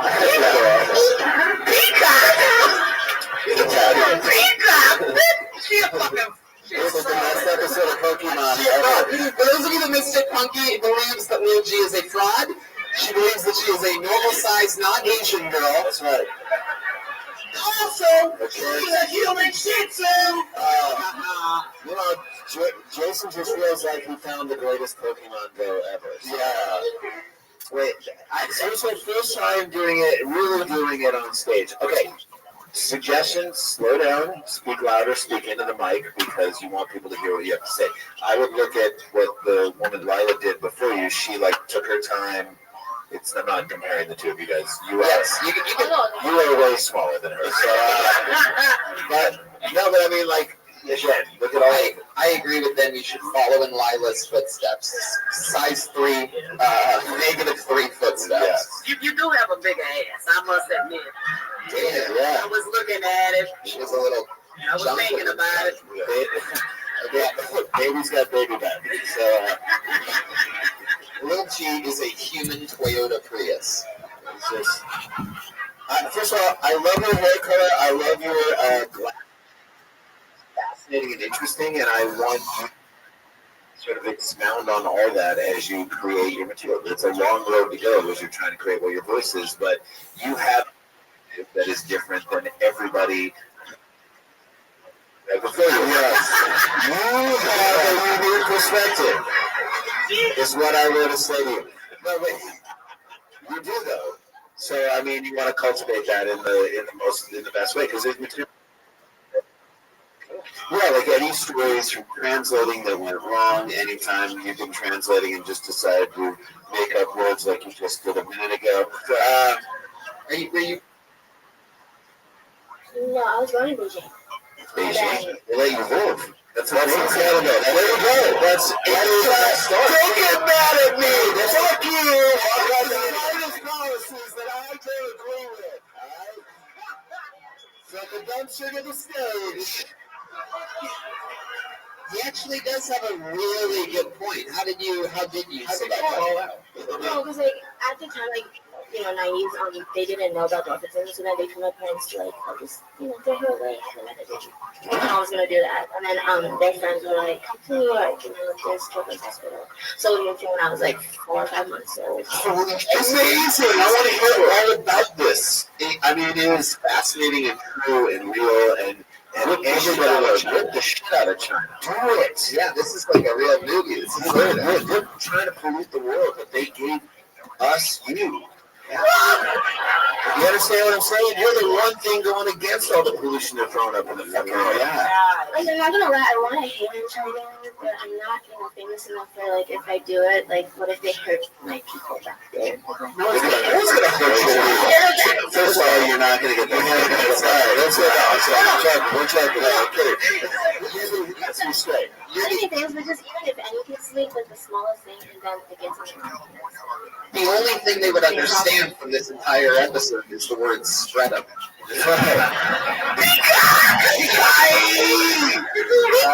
Because you become the Peacock girl in China. I don't think you should be afraid of that. What's your love life like? What kind of guys are you into? No. No. You like Asian guys? No, it's just, I'm happy, like, so I don't need to rest of my life. Ooh, shit, Punky! I'm sending Punky in on this one. First of all, I thought you was an African American. What's your fucking name, little G? Bitch, what is your name? Ari. Huh? Ari. Ari. That's a hero. That's it? You don't have Ariane? Just Ari. Just Ari. She's not Asian. Is that a weave? No, it's... Straight up. Let me see your scalp, bitch. Prove it. Oh, shit. Damn, Punky's doing the patented scalp check. Wow, I can see it. That's amazing. Why is she checking for lice? That's weird. This just turned into a Caribbean brunch on NBA Live. What is going on in here? Someone's pulling a weave out. Let's go. That shit joke just got real! Oh, snap. Will G, what do you do for a living? She translates in the How long have you been in LA? I literally just moved here Sunday. Wow. Just Sunday, like last Sunday. This past Sunday. Week in one day. What have you done that's fun? No, yesterday. Been here like this past Sunday. Okay. Sorry. Yeah, I've been here like almost every night except for the first night after Dave Chappelle went home because then I was really sad that I was gonna get to see him more. Well, I have a question for you. Do you like attention on the street when people look at you? Obviously, people are going to notice you because you are different. People walk by and they're like, "Ooh, can I pet it?" No. She does not have a dog. They do not say that. Oh, Tony, that's real bad. Yeah, wait, I noticed that too. What the fuck is that? They would never say that. They would never say. They'd be like, "Does she bite?" No, but like for real, when people give you attention, how does that make you feel? Well, like when you grow up with it, you get used to it. Yeah. And so, like I said, honestly, sometimes when people they try to be polite and then they look away from it, it's like, wait, what? Why? Right. You don't understand why they're not being truthful with you. Because it's interesting that from that attention, you want to be on stage and you want even more attention. I think that's cool. I think you're empowering yourself through this experience. Like, that's the kind of stuff I feel like you should talk about because I think people will get behind that. It just gets weird when, like, taxi drivers in the Midwest, Wait, what? Have you been to the Midwest? In Maui or something? Wait, what did you just say? Taxi drivers? What? In the Midwest, yeah. I'm just in Minnesota, so, it's like whiter than race over there. But then, like, the taxi drivers, You take taxis? Well, no, like No, the she takes campus. minicabs. Come on. No, I just mean like from the airport to the taxi, you know, like when school starts and all. But then, but like, I don't like small talk, but then they always like, Straight up. Way to plug your own podcast. The best way, I don't like small talk, but it's available on iTunes. Rate and review. no, I meant with like, I mean, that's why about you dropping the mic there, which you know it's not going to break. Yeah, because it's a resistance to fall. Setting it down. It's literally like placing it on the ground. sorry, I meant just the taxi drivers, because it always starts out like, oh, the weather is very nice, and then, yeah, okay, and then they just go into like, are you Asian? Yeah. Because I know where it's going to go, and then they're like, oh, what Asian? I'm like, yes. And they're like, Japanese? I'll be like, yeah. Or Korean? Yeah. And then they'll be like, how old are you? And I'm like, yes. And then they'll be like, 20. I'm like, no, 15. Because I make it a point to, like, tell them I'm not, you know, of age. And I'm like, so stop it. But they don't. And then they'll be like, oh, you're young. Oh, I like young women. And then they're like, no, my brother married Korean women. And, by the way, there's always a brother who married Korean woman. And I'm just like, Wait, what? they'll always say, like, Translate that for me? Can you translate that on a wine label?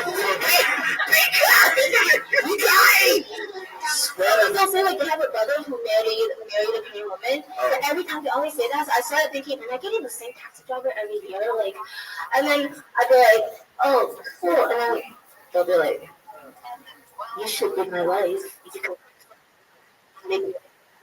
This conversation, like the first time it happened, I was 15. I'm just like, I'm so confused right now. I have no idea what the fuck's going on. I don't know what kind of creepy taxis you're taking. Yeah. airport taxi. Airport taxi? Yeah. Oh, jeez. You're too short to be so long-winded, baby. Beautiful. Well put. Chocolate my foot. Now go up and chocolate my foot. Ladies and gentlemen, we just got to meet the stylings of Lil G. She's on Twitter, Baby Wings Fly, and that was her first time ever performing, so how about that? Make some noise for Lil G. And for the record, one day I named her, make some noise for Lil G. Lil G, come on! There you go, you fucks. By the way, she just walked by me and gave me a high 3. I just want you to know that. Beautiful, they're hugging over there. How adorable is that? I've seen videos. It's like a fucking Chuck E. Cheese over there. I swear to God, she literally could be a lunchbox right now. If this is a midget, I'm literally going to stab myself with this board. So I'm putting that out there. Let me read that name. Wait, hold on a second. Peter Dinklage. Wait a minute. Get out of here. Wait a minute. Hold on a second. For Mary Basmajian. Mary Basmajian.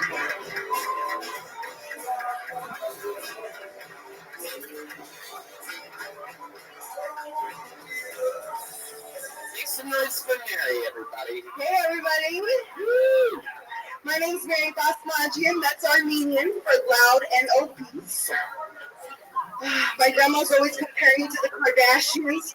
She's like, look, honey, look, she got married, she has children, she has husband. What do you have, lady? Huh? What do you have? A gag reflex, Grandma. I have a gag reflex. Shit. Everybody got pissed off at Donald Trump for saying grab him by the pussy. I wasn't too mad. If he could find my pussy, I'd let him grab it. Thank you, you guys. Thank you. That's my spill.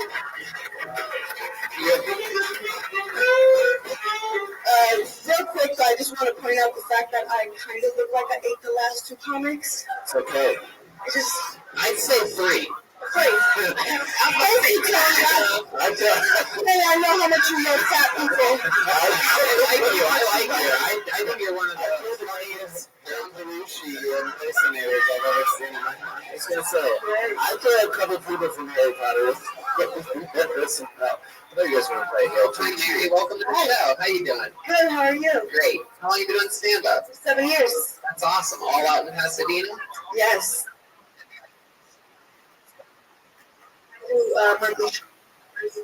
I bet you do. I do. Why not? I love the way you told your material, waited for laughs. Your delivery was great. Your act outs were fantastic in terms of your characters and stuff. I mean, I thought you were committed, and I dug it. I fucking disagree. Wow. You would have said you was up here like Lil G your first time, I will understand. I'm not saying nothing bad about your stand up, but my thing is time. If you coming up here, you know you gotta have a tight 1 minute. Don't come up here for 27 seconds and then jokes out. And then you're like, wait, but I got one more thing to say. Nah, bitch. Do a minute. Make it tight. It's been 7 years. You know what a minute is. Right. Right, but yes. I get me nervous. Hunky, you make me nervous. Girl, be in the bathroom later. Shut up. She'll find your pussy, bro. We'll definitely find it. Yeah. She'll just say Kakai, and there you go. Yeah. Let's be in sonar over here. Kakai is our meaning for open pussy. What's your favorite thing about being Armenian? Nothing. No, the community. They support you. And the money. I don't think that's the right race. No, it's not. I thought we were going to say the lack of cologne. How do the Armenians support you? Rides to the airport? No, I have a monthly show called Armenian All Stars, and they come out, and the tickets are $30. Whoa. Wow. They wear out the red rug for Yeah, people. Yeah. You charge $30 for a comedy show? Yep. Wow. How's that? But dude, you know, Is Hoochie included? Right? Armenians are big. If you come, I'll include it for you. why is it 30? Because they'll pay for it. Yeah, wait. They own gas stations. Hey, we're bougie. We're bougie. We give them a nice show. It's worth the 30. So we mentioned Kim Kardashian. So I mean, those are like that's the gold standard of Armenian. Like they're the kings and queens of Armenia. No, I mean, sure. Yeah. but you don't like her. No, I don't. Why? What's the real Armenians like her? Some do. Yeah. Some do. So is that a controversial stance, like in your community? Sometimes it is, yeah, depending on the crowd you're with. I would like to explore that. Like, they're the representatives that everyone knows in this world as Armenian. Like, as an Armenian, I would love to hear your honest opinion. Like, if you got real about it and just don't think about what the joke is. Actually, I was trying to like articulate how I felt about your set. I felt like you came really strong with your setups and what you were doing, but none of your punchlines landed the way you wanted them to. And so I was like, what's happening there? Why is that not? Why aren't like you're hitting the right cadence, but it's not getting the right response? I think there's not a connection between you and the material. I think you're just trying to say things that you think people would laugh at. When if you get into the truth of how you feel about the Kardashians as representatives of your community, I think that it starts to get more real, more specific and funny. Yeah. Sorry, I didn't mean to make it up. Thank you. I appreciate that. Also, get a catchphrase like my friend after everything you said. Okay? You look, you buy. You look, you buy is a great catchphrase. Yes, true that. You look, you buy. And I honestly, to all the comedians in here, take your time and appreciate the silence. Because silence don't mean you're not funny. It just means you know how to process your shit and get to the next joke. You had so much more time. I was so nervous. I didn't think I had that much time. Like, No excuse, bitch. I know. I'm sorry, Punky. I'm so sorry. It is true. 7 years. 7 years. 7 years. You would think if anybody was going to come in short on their time, it'd be Lil G and Why the Heart.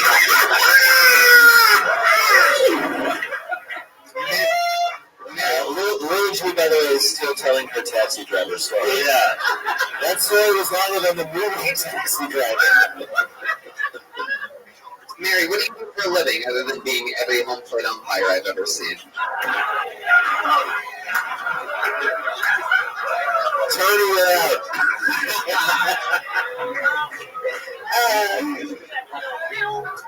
I actually just do comedy and acting. Hell yeah, $30 tickets. I do private shows as well. Ooh, wow. What kind of cage for you? A big one. Fish tank. Yes. No, I have a character actually. I'm kind of like on Instagram. popular, whatever, I hate calling it Instagram famous, but I have a character called Rothschild, just old Armenian lady, and I just dressed up as that lady, and people hire me to go roast their guests that they have over for dinner. By the way, that is amazing. And for everybody who's listening, like, she has figured out a way to do what she does fun. And they applaud you doing that. Can you bring a little of her into your stand-up act, too? I try to, as much as I can. Did you not think that it would work with an audience that Yeah. was all Armenian? Fuck Kind that. of. Right. I've experienced it where I do that, and like they kind of.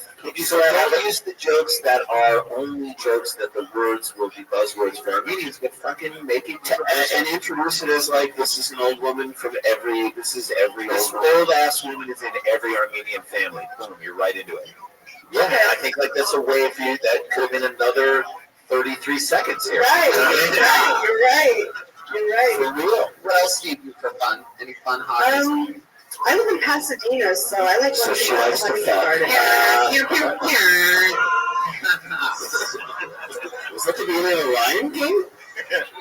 So, what do you do for fun? I get high and I go to the Huntington Gardens. Oh, I love that place. Yeah. Fuck yeah. I love it. Do you have trouble keeping up with the Kardashians? Wow. 1915, never again. See, that's something an Armenian would have done. 1915, never That's again. a genocide chant. Oh, that's right. Always bring up genocide. Right? Sure. That's a good point for That's great. Genocide is always funny. Man, I just gotta say, we got our dream job. We want to go to Armenian households as the Beastie Boys and roast the shit out of some Armenian people. Yeah, boy! That's my Beastie Boy, Patty Reagan! I was actually on the stage last night doing an Armenian show.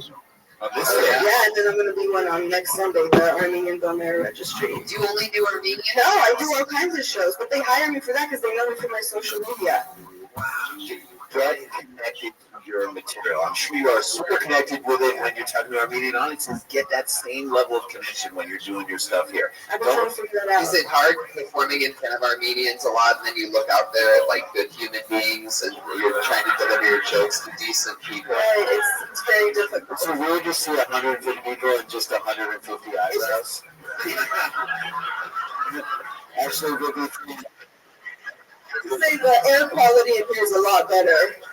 So, is it hard to perform in a place where it doesn't smell like Drakkar? Yo, Armenian people are so like, Oh, you just got fucking Beastie Boy roast. Actually, I'm really You just got sabotage. I'm actually roasting all the System of Down members next Saturday. Really? He's like, that's at the party I'm going to. Oh man, that's great. That to me is interesting. I hope you come out of that with a story. Because like you don't want to roast someone who sings about suicide. You know what I mean? It's like, because that guy might not take it that well.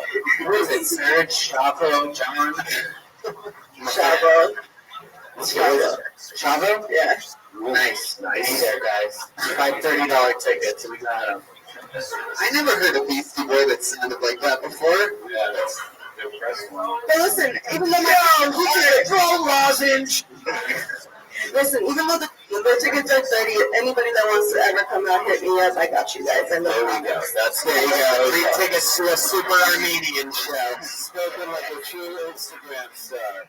No. Ladies and gentlemen, put your hands together again for Mary Buzzmarsh. Thank you so much, you guys. Those guys asleep.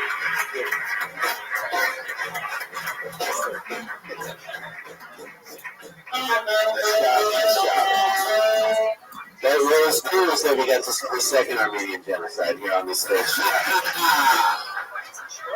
What's this name called? They'll be saying, remember 2017. Everybody always hugs the idol hide on their way out, like she's some like part of the set or something. Like the wood, like the piece of wood that you rub. It's like the stuff of the power. You gotta rub it, and then you get on stage for good luck. Nobody knows for good luck. You have to hug Lila after your set. So you guys, did you guys see the tight show for Beetlejuicy Juice? That was even better than it. No, it was good. It was good. I would have said Beetlejuice box, but I have kids. It's a great joke. That's a deserved so much more than this crowd gave you. Right? That's fine. Beetlejuice box. That's fine. The name that I'm going to say has like a slash to the O in the last name. I believe that's an O, so I don't know if I'm saying this correct. Your hand's going for Justin Ong. Ong? Jay Young Comedy? No? Is that a whole thing? Alright. Okay, then just a one-word name here. How about Colin? Colin? Sounds just too easy to be. Just one word. That's a great name to just have one of. How about Jake Beckman? Get out. Here he comes from a long distance away.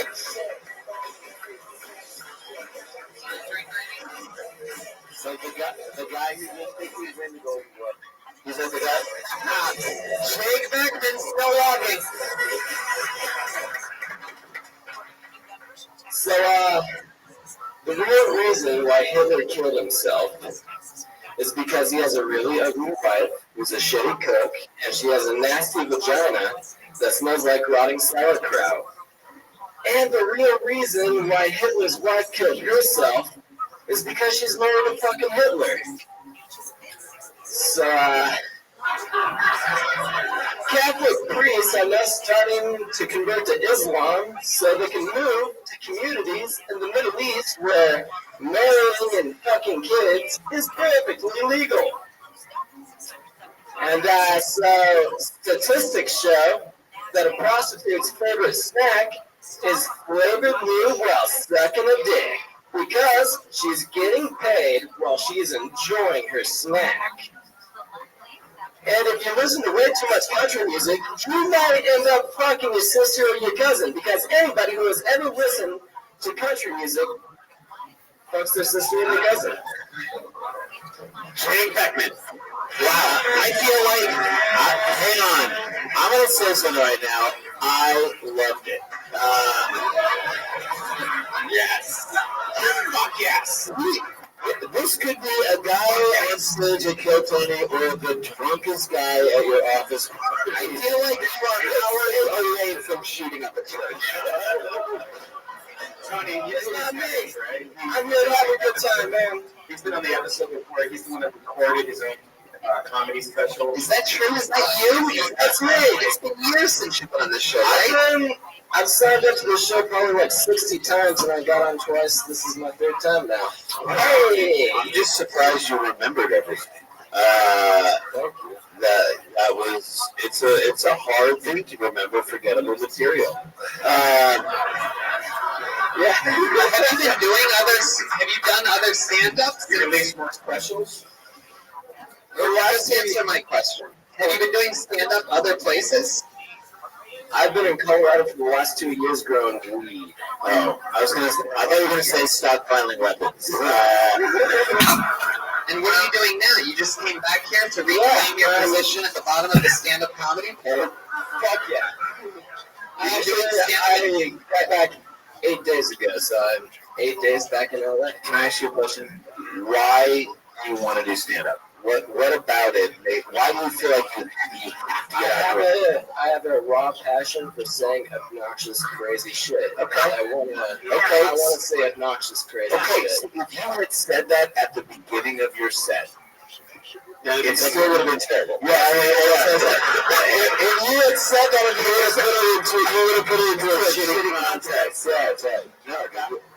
But I mean, you gotta say that because that to me actually, I don't know. I'm trying to understand why you wrote this. Let me really fill you guys in. I don't know if you really heard what Red Band mentioned earlier. Jake Beckman was on the show. I'm guessing what about 2014. So check this out.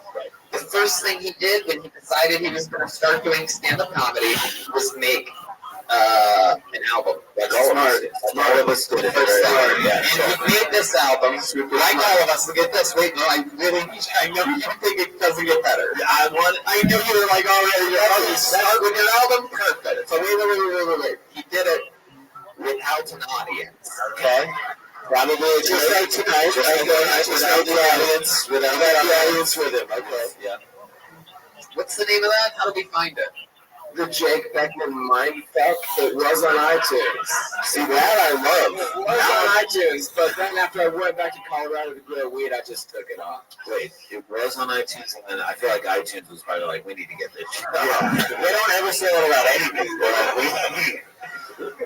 The mindfuck is what we put around here in the first place. That's the Jake Beckman mindfuck. Can you recite a line from that special? Do you remember a line from that special that you said?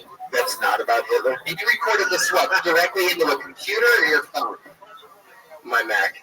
Okay. Straight into a computer. You're just like, this is, I'm gonna fucking make it right now. This is it, dude. His sisters doing it for themselves. Okay. Can you give us an example of one of the lines from that special?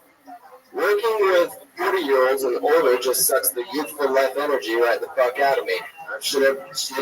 I'm fucking tired of their shitty life advice that you need to do in shitty dead-end jobs for the rest of my fucking life. That is hilarious. Because it's true! My mind is totally fucked. Totally fucked. Pause more for the laughs. I'm gonna ask who's quickly becoming one of my favorite guests I've ever had on this show, Hunky Johnson, what she thinks of this guy, Jake Beckman. Hunky, what do you think about Jake? All I gotta say is no nigga in the history of Punky Johnson have ever left me speechless. Yes. I don't know what the fuck to say to you. I just want you to go. He gonna kill us all. He's fucking crazy. I feel like you're giving him too much credit. I'm fucking crazy. I do agree. I can tell you have crazy eyes. You got the googly eyes. Yeah. Are you in a relationship? Are you in a relationship? No, I'm not talking about a sex doll. No. I'm just in LA, dude, and I'm just getting my shit together, getting a job, and just Well, before you say getting your shit together, let us decide. Did you have a girlfriend or a boyfriend in Colorado? The last girlfriend I had, she was the sheriff's daughter, and I was just The sheriff? Well, sure, of course. first daughter of the town, man, and I was Comedy fucking town? great. The sheriff of comedy town said he would tell no more jokes. Do we live in the Wild West right now? Well, I dated the sheriff's daughter. Times have been tough ever since then. It's hard to go back to a city when the sheriff doesn't want you there. See, this is funny. Talk about the sheriff's daughter. That's ridiculous when you were dating the sheriff's daughter. She just ended up having a lot of little things that... Like what? A great pile of little things, like A big pile of little things. Let's listen to these little things. Also, Welcome to another episode of Big Pile of Little Things. Just my little G. That's, I don't know. That's a little pile of little things. This is a big pile of little things. Okay. Joker chant right there. All right, name some of the things you didn't like about the sheriff's daughter. She had yellowing teeth at the age of 20. Okay. And so her dental hygiene was shit. She was still skinny. She had a nice, hot little Frenchy face. She kind of looked foreign, European. But Yeah. on the other hand, she didn't smoke weed. She rarely drank alcohol, so she was pretty much straight-laced sober. I want a ganja babe, to help me just grow cannabis throughout my life. It's a good life. Ganja babe? A ganja babe. I want a ganja babe, and she was not going to be a ganja babe. Oh. If you're gay, if you're straight, if you're white, if you're black, we don't care if you have a big crack. Oh, yeah. Yeah. Fucking Beastie Boys. So, I'm assuming your parents are dead because you killed them. If not, what do they think of what you're doing with your life? For the most part, I grew up with a family of farmers, and I'm just essentially taking cannabis cultivation as a trade. And when you say it like that, Yeah. Yeah. Really fun. I actually would love to hear a comedian talk about growing weed. Like, that to me would be interesting. Yeah, I think it's good to smoke weed before you grow weed because the Switch out plants interact through you. comes the You blue work right better now. on the plant. And then Hitler was a faggot. Yeah, we got it. I think your next album should be you telling jokes and a bunch of people talking over it. We're at comics right now. No, just helping us not hear Jake, it. I'm really interested. I don't know if you guys noticed this. He said there was a big pile of little things he didn't like about the sheriff's daughter. His answer wasn't yellow teeth. It was yellowing teeth. As if though, like, maybe she had a cup of coffee and a few cigarettes. And it was like, no. You can cut yellowing means we're going the direction of yellow. That's right. That was number one. The second thing in this big pile of little things, you remember? You said she's skinny, actually good looking. We've literally started complimenting her in the two spot. Number three was that she didn't smoke weed. You want a ganja, babe. And number four is that she doesn't drink that much. Right. So, let's talk about your dream girl for a second here. Okay. Jake, what do you think you can get in this fucking words? Rita Marley. Right. Let's just describe what your perfect girl looks like. Especially, she likes to do yoga, take care of her body. Mainly, predominantly, be a little bit vegetarian, but also tends to eat meat from time to time. Monitors the vegetarian. Okay. And just a girl who's working towards just growing beautiful instead of growing old. Yeah. Wow. Yeah. Ladies, he's available. Yeah. Are there any ladies in there that are constantly getting hotter while doing yoga that are into Jake Beckman? I just want to know what Jake has to offer for all this perfectness you want out of a fucking Yeah. You grow hot. You have the sense of humor of a. There's a lot of dick in those khakis. Sam Kinnison. There's a lot of cargo in those cargo pants. That's right. A lot of precious cargo down there. Where do you keep in all those cargo pockets? Yeah. Runs. I know it's not jokes. The sheriff's got his skin. My little bait pack. They wear it. Oh, vape This is cannabis accessories. This is essentially what I also wear. He's smoking human ashes! And he's gonna then complain about it.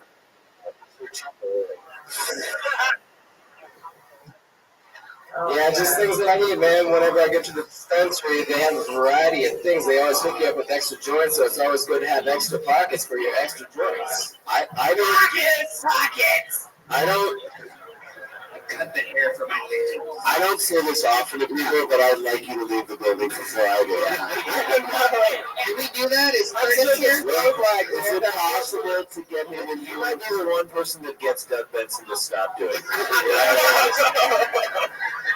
I ever look at this and be like, you know what? Nobody needs this. Imagine what I could do if I didn't smoke. I gave him some ideas on his second super high beat. Oh, really? I'm sure you really appreciate it.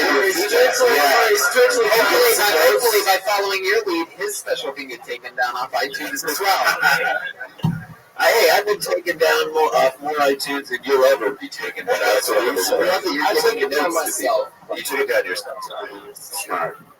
So it was like a more sequeling. Okay, I Okay, guess. so let me ask you this. I'm still convinced, even though we could tell you're a little bit nuts from the girlfriend thing, what is the craziest thing you've ever done? Oh, God. Probably porn.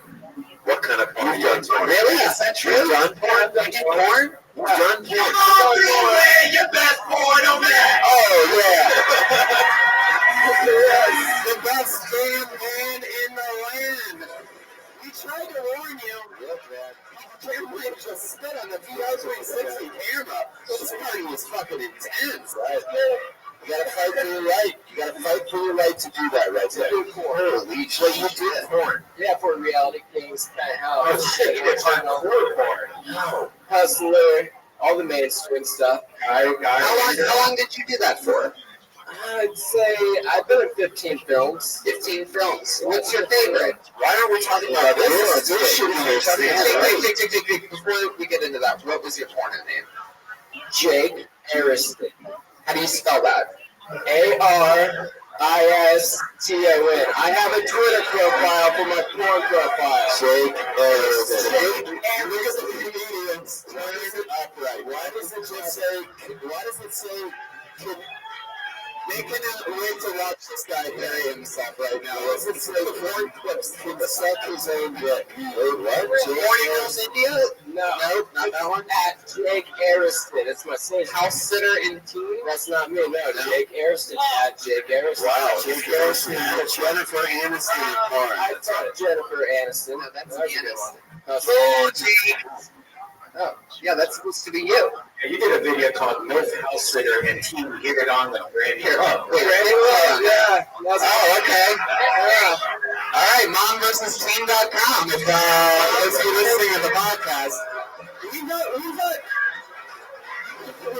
got Kevin Mack's Instagram was exciting. Nobody sure we just found our new favorite Kids Honey guest ever. I knew there was something nuts about you. Yeah. He couldn't close this head door either. So, wow, this is the sound of him getting his dick sucked.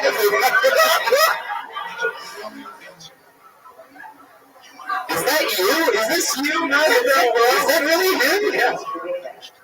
So for those of you listening to the podcast, the mom is teaching her daughter how. are they really a mother and daughter? Is that you? Is that really? Are they really a mother and daughter? Wow, it's migrating, dude. What's wrong with the ball?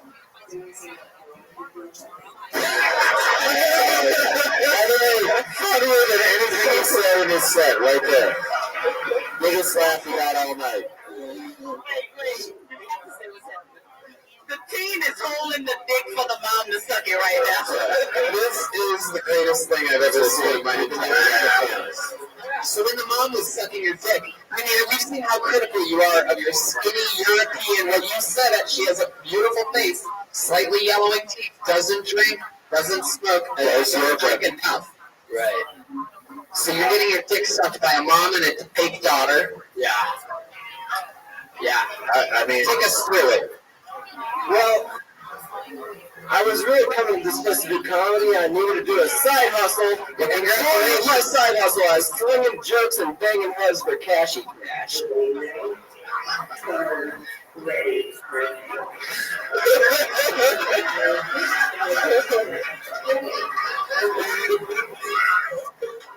can you fast forward to the this right away. There it is. It's flipping around. There it is.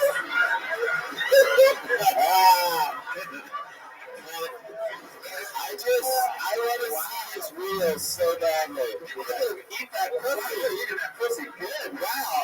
Damn, I thought you ate shit on stage tonight, but you're eating something or salad. It's incredible. Chuckle fuckers without the chuckle part. I was making out with that clit until my tongue was spit, Tony. Wow, everything you say is not funny. Yes, that's Wow. Can we get to the, let's watch this guy bust a nut, Brian. Let's get to the good shit. He's totally just fucking. Show them. everybody what is happening right now. We're making podcast history right now. Yep. There it is.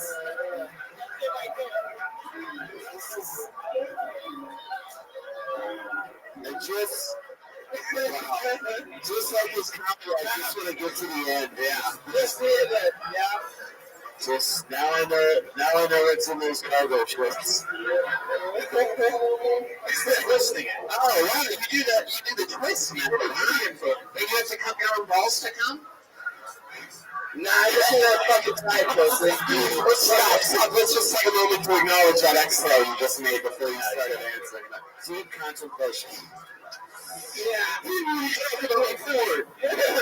What's and it is true. What's nuts is that wasn't the most embarrassing thing he did on this stage. Exactly. What's nuts is that one of the 4 video jokes. I think really when it came down to it, I just really overcompensated and beat my dick into shape, and it really took a lot more effort for those girls to make me blow my load. There was a I had to finish the job myself. I just had to finish the job So the myself. question is, will we met again?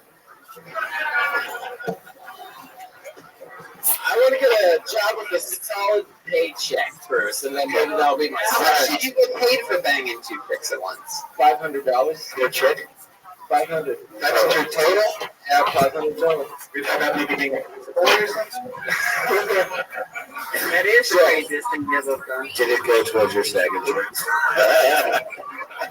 What's the most you ever got paid for doing porn? 500. Oh, What's the lowest you ever got paid for doing porn? 300. And what did you have to hook up with 300 for it to be that low? These are getting It lower. was she was just also unknown talent, and she just wasn't a big name yet. So Wow, look who's talking. A lot of opinions for this guy to say unknown talent. yeah, that's exactly what it was. She was just new to the industry, and it was just an amateur scene for the Well, most this part. guy say unknown talent is like Little G saying she was shit. Wait a second. What's going on here? I went down to the sequel. Wait, can you turn up the volume on that?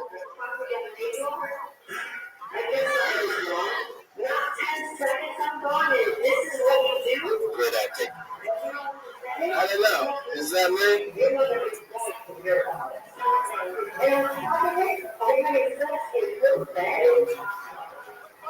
I can't believe you would do that, Jake. That's just good acting. It's just Jake, one last question. Sure. Out of all the porno stuff that you did, what's the part that made you the most uncomfortable? I was only in scenes that was either me and one chick or me and two chicks and me and three chicks, so I wasn't ever really uncomfortable. I was offered to do bukkakis, but I turned down To take the bukkake. No, to be one of the guys, and the girls in the center, and you just one. You turned it down. I turned it down. what you turn down? You have standards? It was too fucking That's exactly it. Because he doesn't want to demean the woman with the yellow teeth. That's I'm a selfish lover, and I do not want to share my women. I was working on my album. Oh, I God. was editing my album. All right, Jake. There he goes. Jake Beckman, ladies. Jake Beckman. He was up here longer than I wanted him to be up here, but if it makes you feel any better, he really didn't want to talk about any of that porn stuff. So he got him back in the end. So in the end, it was a happy ending. From the money shot to the funny shot. That's right. We have a young lady that performs a brand new 60 seconds every single week. She started on this show years ago, before she was even 21 years of age. Now she's all grown up. 2 years and change later. Put your hands together for her. You know her, you love her. It's the great and powerful Ali McCoskey, everyone.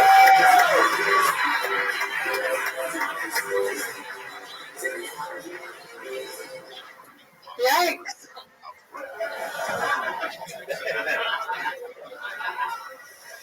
Oh boy, I'm gonna be binging that like it's Stranger Things. I did watch like 5 different porns with the same person in it, and it did feel like I was binging Stranger Things, and I was like, what happens in the woods? Is anal the upside down? I cut off all my hair, and I'm so happy it's finally beanie season. No one has to make any rude-ass comments about my hair. I don't know, people react to my hair the same way they would an unplanned pregnancy. They're like, I don't know, are you keeping it? What are you going to do with it when it's full grown?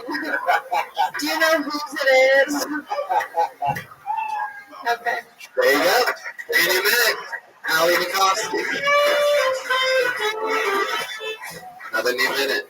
Great minute. Yeah. Great minute, great jokes, great premises, and well executed, and great presence. Boom. That's how you do it. For Wow. everybody who's looking and watching, that is how you do it. Johnson. I feel like you didn't want to tell the jokes. You look bored telling your own jokes. No, that's just like generally my No, disposition. I know, but Yeah. as a black comic, if you want to get in touch with the black I community, do. that's not going to work. Okay, I can And I'm not trying to down you because as a comic, I understand. Yeah. I understand joke, premise, setup, all that bullshit. But if you want to get in touch with all your audience, I mean, if that's you, be you. But I would be, if I was just a regular black customer, I wouldn't go into that watching you. For sure. Yeah, also it's a minute, so it's hard to like get into it and then like raise the mood when it's, So you be raising the mood? Also, I normally don't follow porn stars. Sometimes musicians. Stars are very broad description. Porn, It's filmed on a laptop. Porn meteor shower. Porn guy. Yeah. She met Pawn Stars. Oh shit. Beasties! I don't know.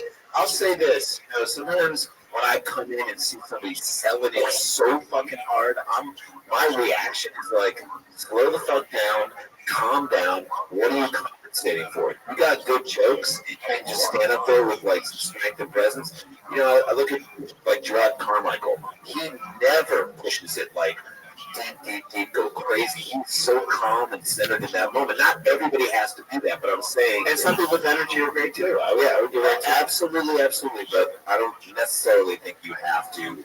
Oh, I think there's one more joke in the hair adoption. What was that? You're gonna give it up for adoption? Put it in a Hasidic Jew's wig. Give it up to a Hasidic Jew for adoption, something like that. I don't know. A couple people like that. Nice. Hey, Eminem, we just want to say you're welcome.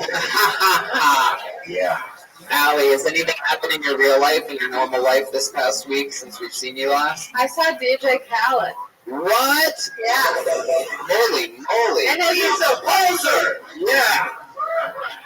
his whole set was just him dancing really bad, saying another one, and then 3 seconds of his next song, and then saying another one. Wow. Another one, yes. That was quick. You watch it like. Yeah, people get fired up. I think so. Anyway, so what did you do? What did you do there? That was it? Yeah, I was just Anything watching stand out to you? musicians. Anything stand out to me? No, it was just a concert. It was fun. I got turned up. How do you get turned up? When you get turned up, what do you do? I shake my ass a lot. I run into people. I'm very selfish. You like mosh or something? I just like to get to the very front, and so I will do whatever it takes to be in front. You start using phrases like turned up. Yeah, I say that a lot. But you can dance, girl. We be at the front bar. We be, man, this motherfucking bitch can dance, man. Don't track on Red, man. No, Dance I like can't. Come on. Yeah. Brian, what are you doing? Okay, that's What the enough. fuck is that? She dancing. Just catch me outside. How about that? Catch her outside. Catch me outside. Say Kesha outside. Yeah. There you go. Yo, what do your farts smell like? Wow, that's an interesting question. All right, these wow, interesting. Inquiring minds. That is a good question. It's hard to, it's not like wine. You can't be like, it has woody undertones, It's just like, I had Taco Bell today, so that's what you're going to get. We had Project Taco. Sexy as hell. Thank you. All right, Allie, let's do it. Thanks, bye. Another brand new minute from Allie Makovsky.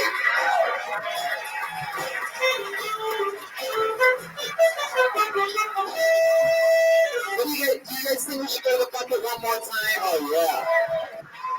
I don't know why you guys always say that. One day I'm just waiting for the night in which everybody just holds strong at once. Sees what happens. All right, cool. Later, everybody. More porn. All right. I pulled another name out. I'm positive this is a new name. Put your hands together for Lydia Gabriel.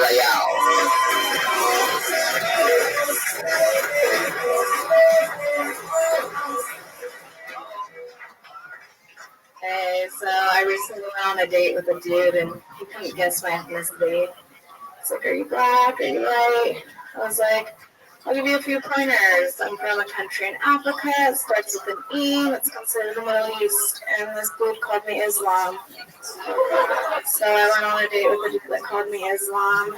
If you don't know the answer, I'm Egyptian. My mom's from Egypt, so is my dad. And one thing they do in Egypt is this thing called genital mutilation. They cut women's clits off. So my mom had her clit cut off. All her sisters had their clits cut off. And then my mom came to the States and was like, gave birth to me. She's like, let's leave it on and see what happens. So I had my clit, y'all. All right, that's my 66. She's like, fuck no. Little clit applause break. Yeah. She got her clit, y'all. Is that it? That's it. Is that okay? Was that the end of the joke? That was, well, yeah, for now. You have your clit. All right, there you go. She has a clit. Lydia Gabriel. How many seconds was that? That was 49. Oh, I won't talk too fast. I'm sorry. It's okay. Too fast, but at least you still got your clit. Yeah. Maybe the clip made her talk too fast. You get rid of that clip, you slow it down a little bit. We measured your time in clits. That was about 65 clits. Yeah. There's a lot of clips. That was about 63 Egyptian clips. She was moving at a fast clip. Do you walk like in a clit shit? Pyramid of clips. You know that song? It's the "You Got a Clit" song. Yo, I heard backstage this girl's got a clit. It's true. But your mom doesn't? No, my mom doesn't. None of the women in my from our family that came from Egypt have So clits. can I make a suggestion just in the, because you actually almost drew the connection, because this guy called you Islam and went on a date with him, and then you went into this whole thing about how Egypt, which I was shocked to hear that Egyptians treat women terribly. Yeah. Just kidding. You went into a whole riff about how they treat women like shit, but that explains why you went out on a date with a guy who fucked that up. So you're like, look, I went on a date with a guy who's racist, but at least I got my clit. Yeah. You know what I mean? I think I was trying to get at the fact that like I love my clit, like I'm all about like I'm happy to have a clit. So I guess You're all about the clit. that doesn't relate to each other. Egypt, go at it. Like when you think about Egypt, we've said this before. It's like Egypt, like if it was a football game, they returned the opening kickoff for a touchdown. They had the Pythagorean theorem and the fucking pyramids, and then they've just been losing yards ever since. They've just been getting crushed. So, like, I think you need to, like, you're starting to go for it, but like, Hunky Johnson. let's get into it. I just want to know if your mom has ever had to talk with you about the clit. Like, has she ever told you, hey, I don't have a clit, but this is what you need to go out there and do with your clit? You gotta do it. Has she shown you your clit so you can? Has she shown you the fact that she don't have a clit and how much you need to appreciate your clit? Do you think she's living vicariously through your clip? I do feel bad on that about how that's the rest of All the women in your family are living vicariously through you. You have to say it's a pleasure for every generation before I you. have sex for my mom. It's Right, you do it for Egyptian women everywhere. so It's not the Arab Spring, it's the Arab Autumn. a lot of making up to do. And what do they do with the clits after they get rid of the clit? Yeah, Hunky wants to know so she can eat the barrel. Where's the clit barrel? They put him in a sarcophagus.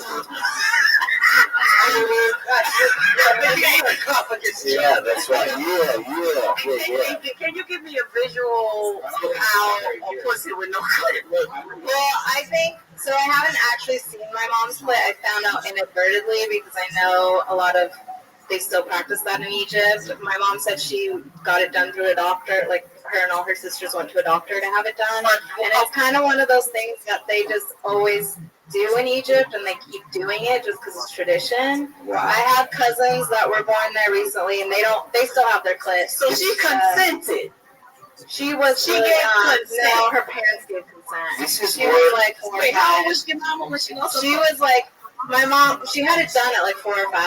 But, This is more perplexing. This is more perplexing than the Sphinx. I'm literally telling well, you. you guys, okay. It's That's very- really, I feel like I'm informing everyone, and it's very. It is. It's very educational. Some of us didn't even know what a clit was until moments ago. Fellas, this is the front part of your the lady's vagina. Pull the lips back. It's right there. Interesting. That was the girl that we actually knew. I was like, no, that was good. You know. Yeah, we knew. I Google searched Egyptian clit, and one of the biggest Oh searches is big Egyptian clits because the guys in Egypt probably never see a clit. Wow. Okie dokie. Thank you, Brian. Okay, that's not going to be what I said. Yeah. Well, I think you should prove it. Prove that you still got your clit, bitch. All right, let's. Prove it right now. Do you have? Can you have orgasms both ways? Without a clit. This has gone really quick. I realize it's a pretty Straight I question. can't imagine sex being that great without a clit. And I think they just remove a lot of the like extra skin. There's 100 different ways you can have it cut down there. My mom has had the least invasive, so she has most of the sensation. But a lot of it, they take. Yes. She said just a little off the top. Just a little off the top. Yeah, so they're. I guess they have the less crazy. Do you carry a clip this time?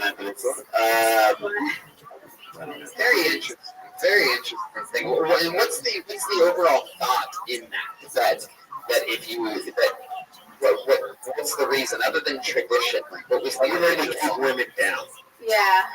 to keep women from They didn't. Yeah, they didn't want women. They don't want women to have pleasure or anything. So here you are doing Women living for the man.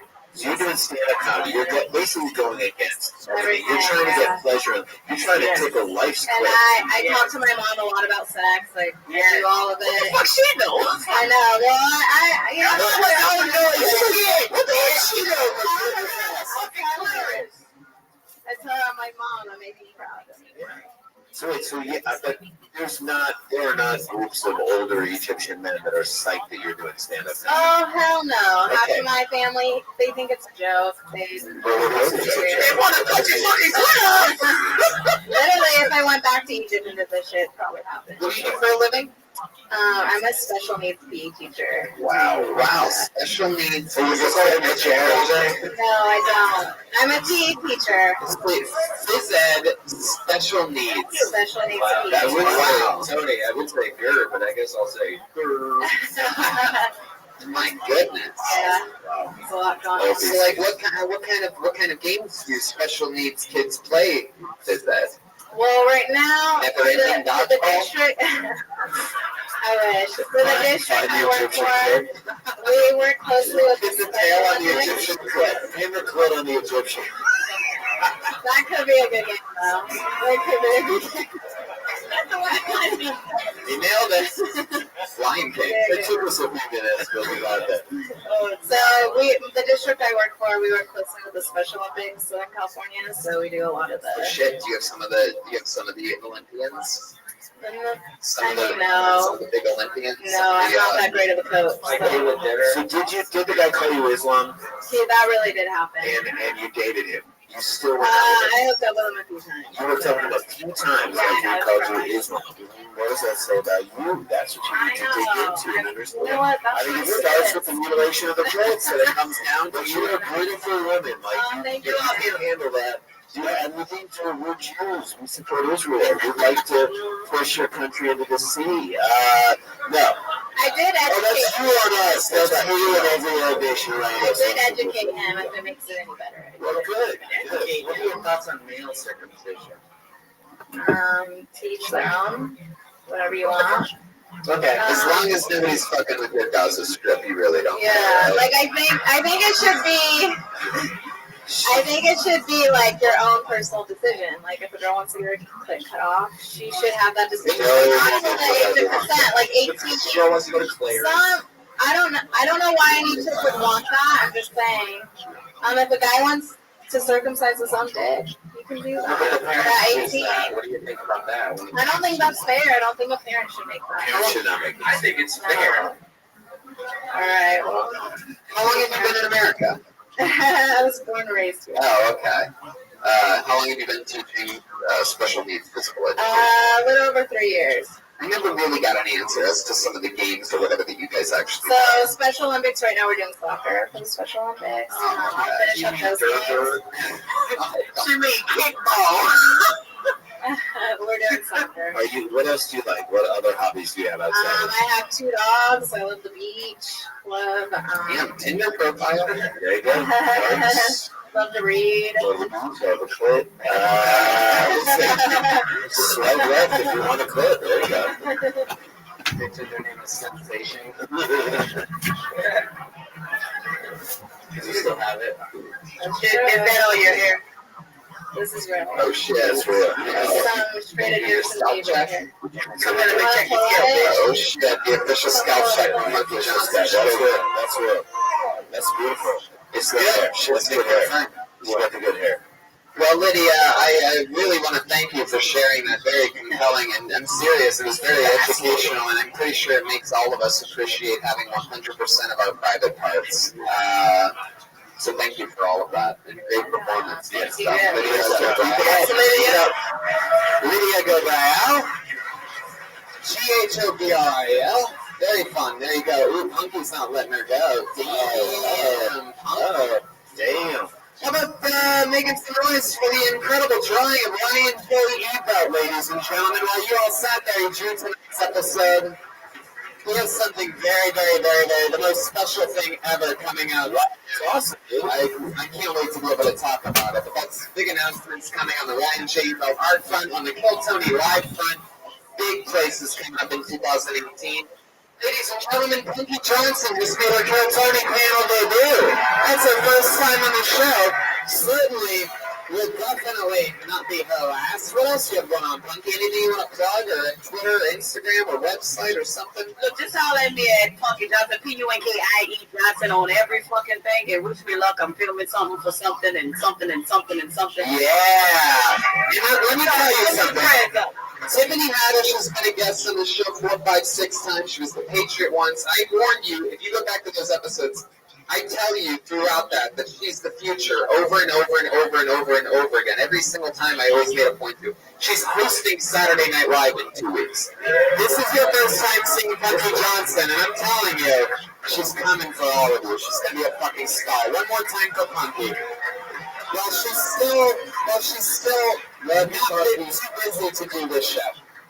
The unbelievable two of my favorite comedians in the world, the great and powerful Sklar brothers, ladies and gentlemen.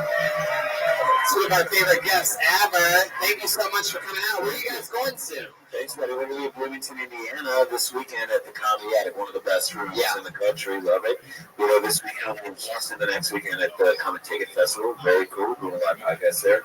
We have our podcast, Dumb People Town, and Sports Beats from the Cheap Seats, which we'll be doing Dumb People Town for sure. Yes. We love it. This is one of our favorite things in the world to do is this show. I love it. And we love having you. The Sklar brothers, ladies and gentlemen. Thanks, guys. Jeremiah Watkins had to take off a bit early. He is, I'll just let you guys take play. But how about Pat Reagan, ladies and gentlemen, the band leader? Hey, check out our new album, Check Your Head. Joel Berg, Joel Jimenez. Tony, I want to say Caleb from last week. He's here. He was sleeping again during this whole episode. Hey, there he is, Caleb, the star of last week's show. Maybe we'll see goes off next week. He fell asleep early on in the show, and then at the end of the show made his comedic debut and actually had a really good set. Tell me, I'm mostly sorry. Thanks, guys. Was it mostly sorry? I'm at Tony Hinchcliffe. All those dates are at TonyHinchcliffe.com, Australia, La Jolla, and a great many things coming up. Brian Redband. So you guys, make some noise for Brian Redband, everybody. Josh Martin. Thank you so much. Have a great night.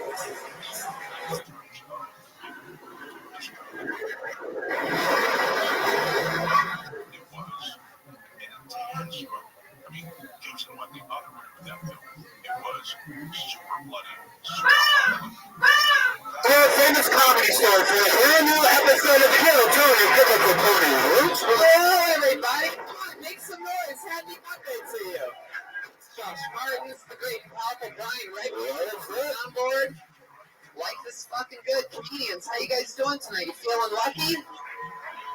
Sons of bitches. The great and powerful Ryan J. Ebert is here drawing tonight's episode. Clap it up for Ryan, everybody. While you sit there being lazy, Ryan J. Ebert's going to draw tonight's episode. All those prints are available at RyanJEbert.com, including the official Kill Tony poster. A lot of announcements coming up very soon for Kill Tony when it comes to its national tour for 2018. So that's something that we've looked out for. Pretty big deal. I'm also going to Australia next week. Some tickets still available from Melbourne, Sydney, Brisbane, and Adelaide, the 22nd through the 28th. And you're going to be gone. We're not going to have the Kill Tony in the next 2 weeks. Unfortunately, that is correct. For the first time in exactly 1 year since my last Australian tour, we're going to be taking 2 weeks off in a row. But we'll be back December 6th with an unbelievable show for you. Yeah, for the next 2 Mondays, we're going to have a Death Squad show, secret show. So we're going to have comedy. You're going to see a lot of big Kill Tony people on it. Those are stand-up comedies. Yeah, and we'll try to make it up to you this month also. We might throw a bonus show maybe in Who knows what's possible. Yeah. How many of you are real Kill Tony fans out there? Make some noise. We've seen some amazing things in the last couple months. We had a guy fall asleep and then make his debut. We had we had two. What's the best way to put it? Last week we had a fucking total eclipse of my heart. Oh my god, it was two little ladies back to back in a row. That's what happened. Oh yeah, I have tickets that are now on sale for the last week in Philly. Helium in Philadelphia. I'm doing 4 nights there, so that's a really big deal. Me and all my friends from the Store Horseman podcast, my pro wrestling podcast, are all going to Philly for the Royal Rumble. Oh, laugh it up. Laugh it up, fuckers. Anyway, so let's just jump into it. I'm going to bring out tonight's guest. You know him. Since you guys all said you're Kill Tony fans, he's one of our favorite guests in the world. You know him from his show on Comedy Central, Problematic, and so many great things. He's currently on a honeymoon tour with his lovely wife, the great Natasha Leggero. Put your hands together for one of our favorites, the great and powerful Moshe Kasher. Yeah! all right, Tony. Hell yeah, we're back in the saddle again. I know, I'm feeling good. Nice little cozy setup this time. We have some space, one guest format. Getting intimate. I like this. Oh. Hell yeah. So, welcome back. What's going on? Thanks. Good? Yeah, I'm can I plug something? Yeah. Me and Natasha are taping a Netflix special at the end of this month in Austin, Texas, November 29th at the North Door. And there's some tickets available to the late show. And also, basically it's a 3-episode special. I think it's the first of its kind. So I do stand up, she does stand up, and then the third act we kind of bring couples up on stage and we kind of like do live relationship counseling and kind of troubleshoot their relationship. So if you're out there and you're in the Texas area and you want to come be a part of our Netflix special, email austintaping@gmail.com with your spicy relationship issue. Yeah, a lot of problems in Texas too. You're gonna have a lot of yeah. It's gonna be very exciting. So anyway, that's it. Yeah, that's awesome. We've had a lot of fun in Austin, Texas, and I'm sure the listeners to the show there. We'll go check that out. Yeah. Let's bring out the band. Every single week the band commits to different characters. They're a little bit short-handed tonight, so let's see what happens. Put your hands together for the Kill Tony band, the best damn band in the land. It's Pat Reagan and Joel Jimenez. Patty Reagan and Joel Jimenez. And as they come up, hey guys, come see me in Charlotte this weekend. I got other dates, Moshe Kasher. Wow, they're Reagan guys. Very cool. Shit. Wow, it's clearly Jamaican guys, something like that, right? Reggae? Jobless. Joelberg.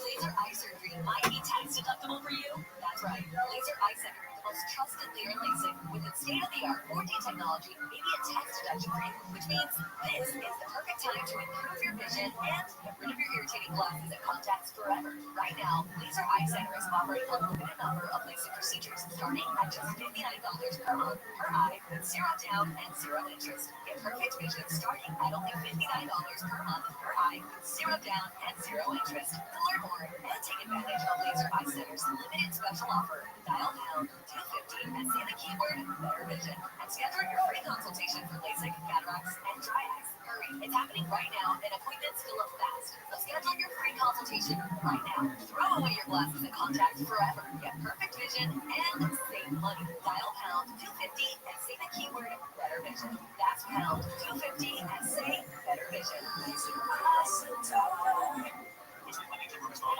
Are you a victim of the doctor trap? There is no way out. I'm jumping down without a Wesley Financial Group, the original timeshare cancellation expert. And I'm here to tell you that there is a way out. All you need to do is give my office a call, and I'll send you a timeshare exit information. You can absolutely explain how the timeshare industry works in your office for cancellation. Call Wesley now for your free info kit. Call in and read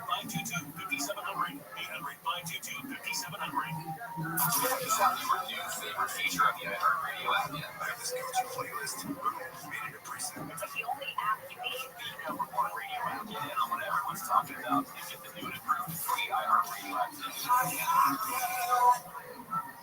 Future Health. Save 30% on weight loss meds right now at tryanditch.com. Careful peeking.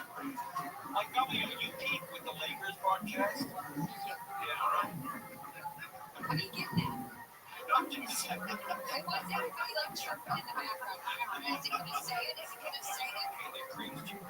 Well, I was just keeping it real. Taylor Conway Jr. Is that what we do now? Is that what we do for now? Yeah, okay. 4 to 7 p.m. on the KFIV 644.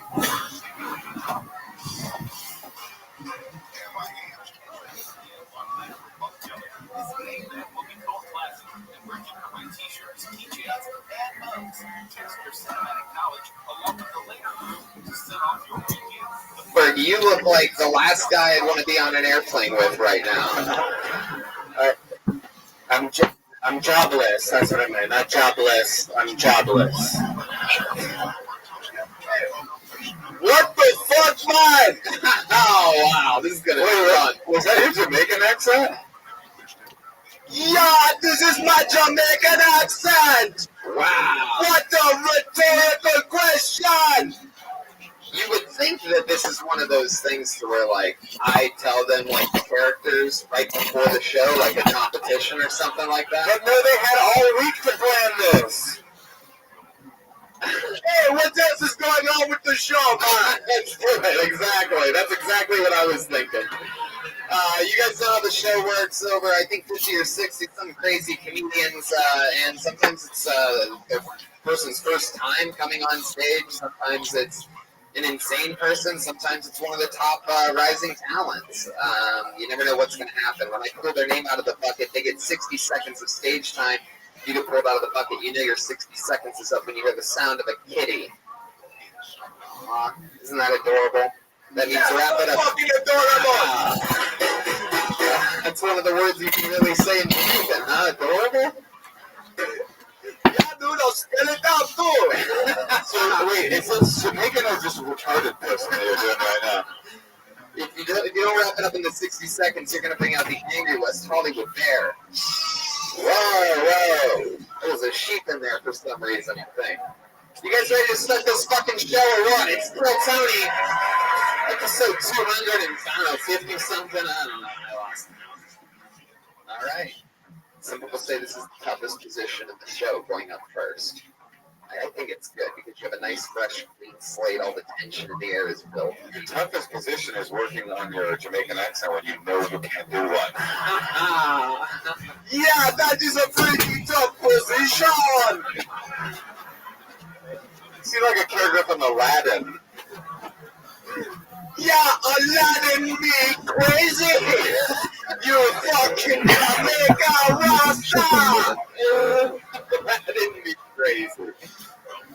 All right, I pulled your first name out of the bucket. 60 seconds, uninterrupted. Goes to Elliot Havens. There we go. I see movement in the middle of the backpack. Here he comes. He's lit up. Let him through. He's got his phone on. He's gonna make it. There he is. Experience together for Elliot Havens, everybody. Come on. All right.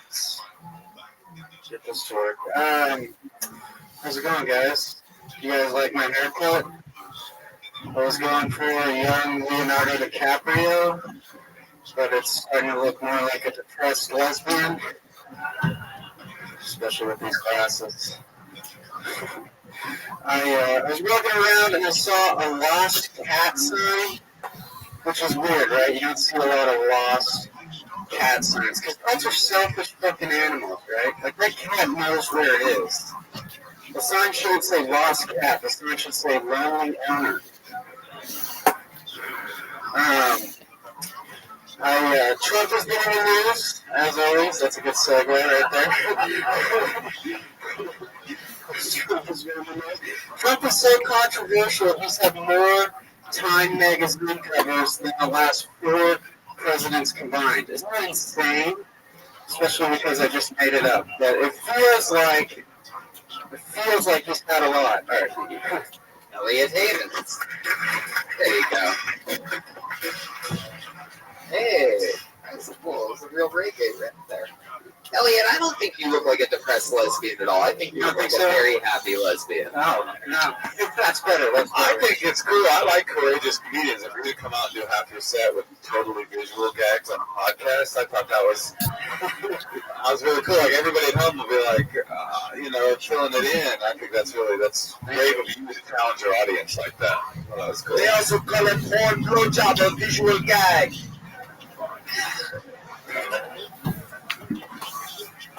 Elliot, don't touch the. Sorry, Elliot, how long have you done stand up? about almost 3 years. Where at? I just moved here from Seattle about in the beginning of October. So you know depressed lesbians. Yeah. Yeah. What did you do for work when you were in Seattle? I worked for a saw company. We talked about this a couple of weeks ago. Saw company? Yeah, it was very And it sounded like you. No, socks. Saw Saw company sounded so manly. Saw company would be cool. So cool. That would be cool. I would Work for a saw company. Oh man. He has so many fingers for that. It'd be tough though to break one of you guys taking naps all the time. It's a joke about saws making that. All right, I'll quit. Yeah, man. Does this work? Yeah, Elliot, what are you doing now that you're in LA? I still work for the saw company part time, but Are you saying saw or sock? sock. Like, Wait, how do you pronounce? Why do you? Yeah, You're not saying the word sock 100%. The last time I heard a CK that silent, it was Louis. This Oh man. Wow, how does he do it? Sometimes it's that's just a fucking a Tory Hanso joke. I am one of the youngest up and coming comedians. I admire what you did, Tony. That was very good. Hey, how about socks like socks filled with cheeseburgers, man? Like a sock burger. Come on. Yeah, how about that? Anyway, What's interesting about not being able to pronounce sock is that the K is one of the most pronounced letters. It's like it's so clear, you know what I mean? It's like it's interesting. And like what else is interesting about you not being able to pronounce sock is that you work for a sock company. I do the advertising. But you don't spell the word company with a K, man. What sock company? It's called Stradline. Oh, it is.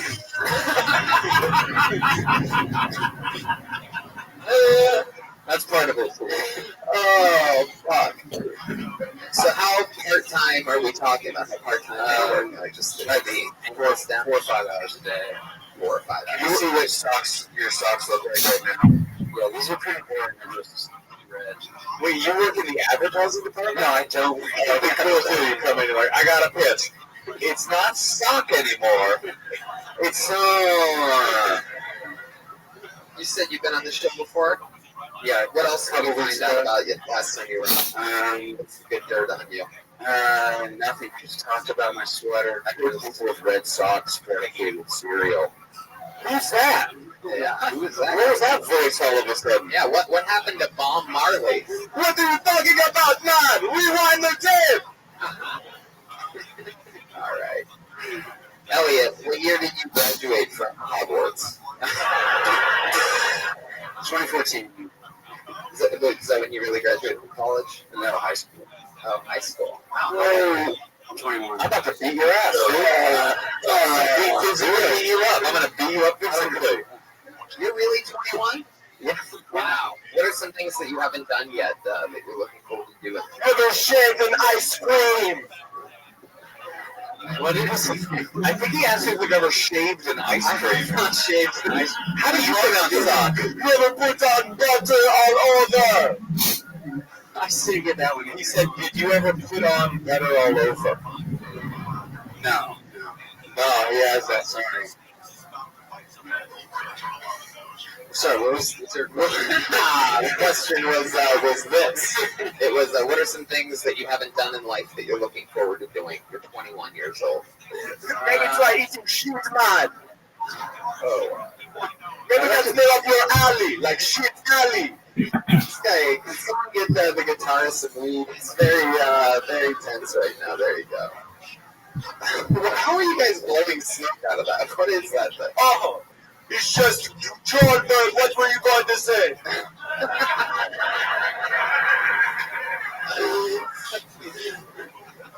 There you go. Nothing from Jordan, aka Osama bin Laden tonight. Oh, that. Elliot. Yes. What are some things? Come on. I'd probably like to travel more. Oh, that's so fun, man. I'd like to go to Jamaica, I guess. I really want to go to New York. I haven't been to New York. I've been there once, but I was on for a couple of days. First date ever. Where do you want to go? New York. Oh, it's pronounced New York. New York.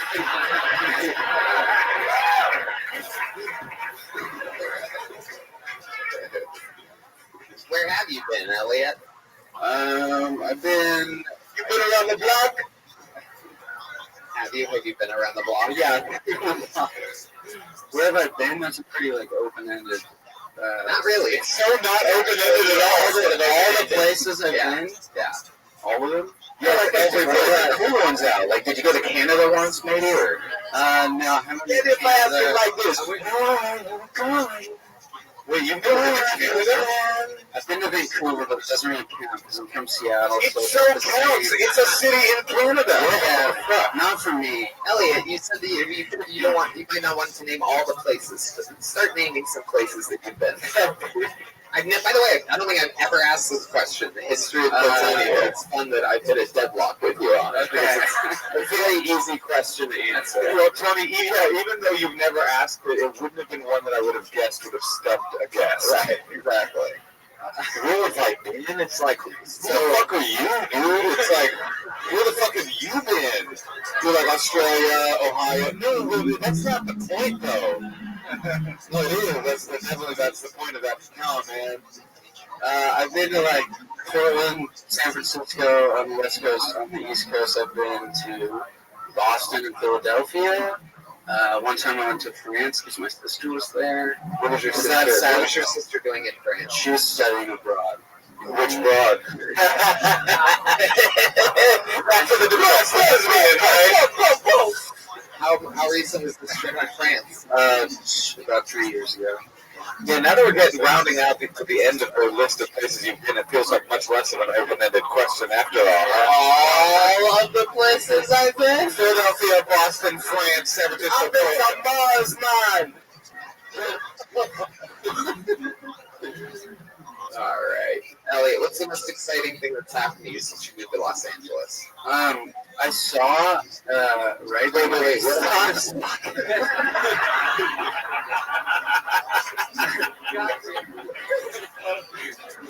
I can't wait to hear what happened with this crazy sock. I must be what he's talking about because that's how he says it. Okay, anyway. You're getting an attitude now? Maybe not attitude.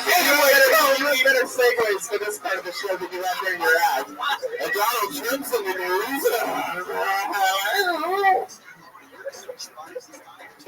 Anyway, Tony, as I was saying, I socked this motherfucker in the streets of Hollywood.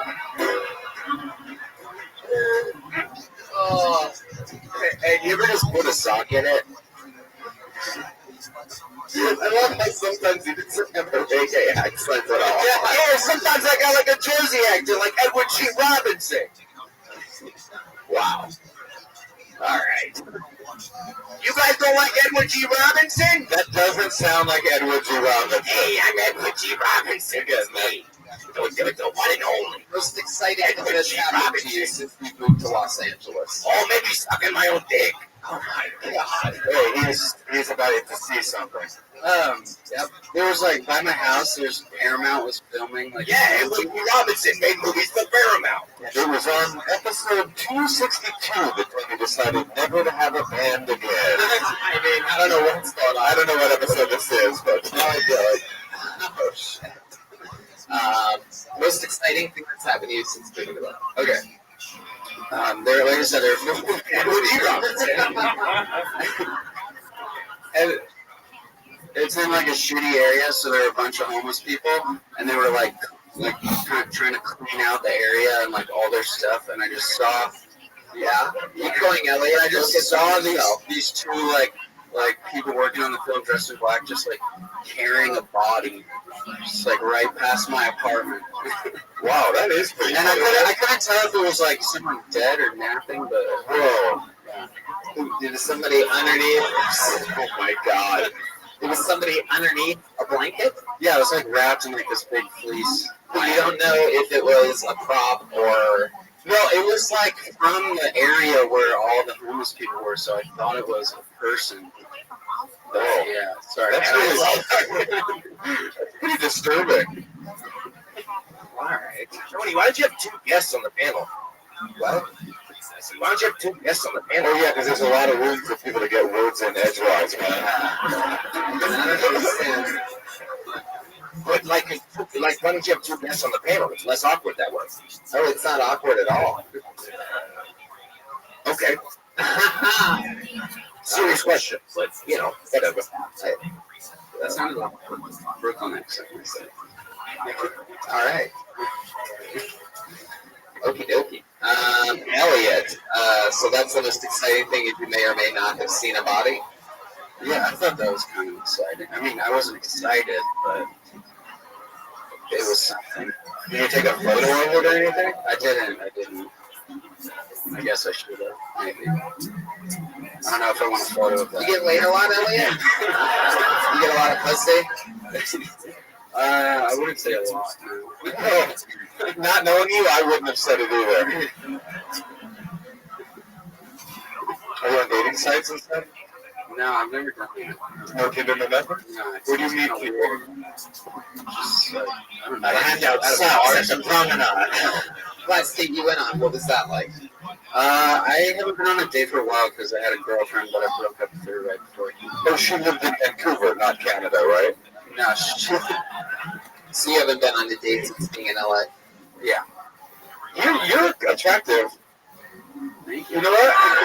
I think you might be going on a date tonight, right? Yeah. You know what? I'll fuck you. Yeah.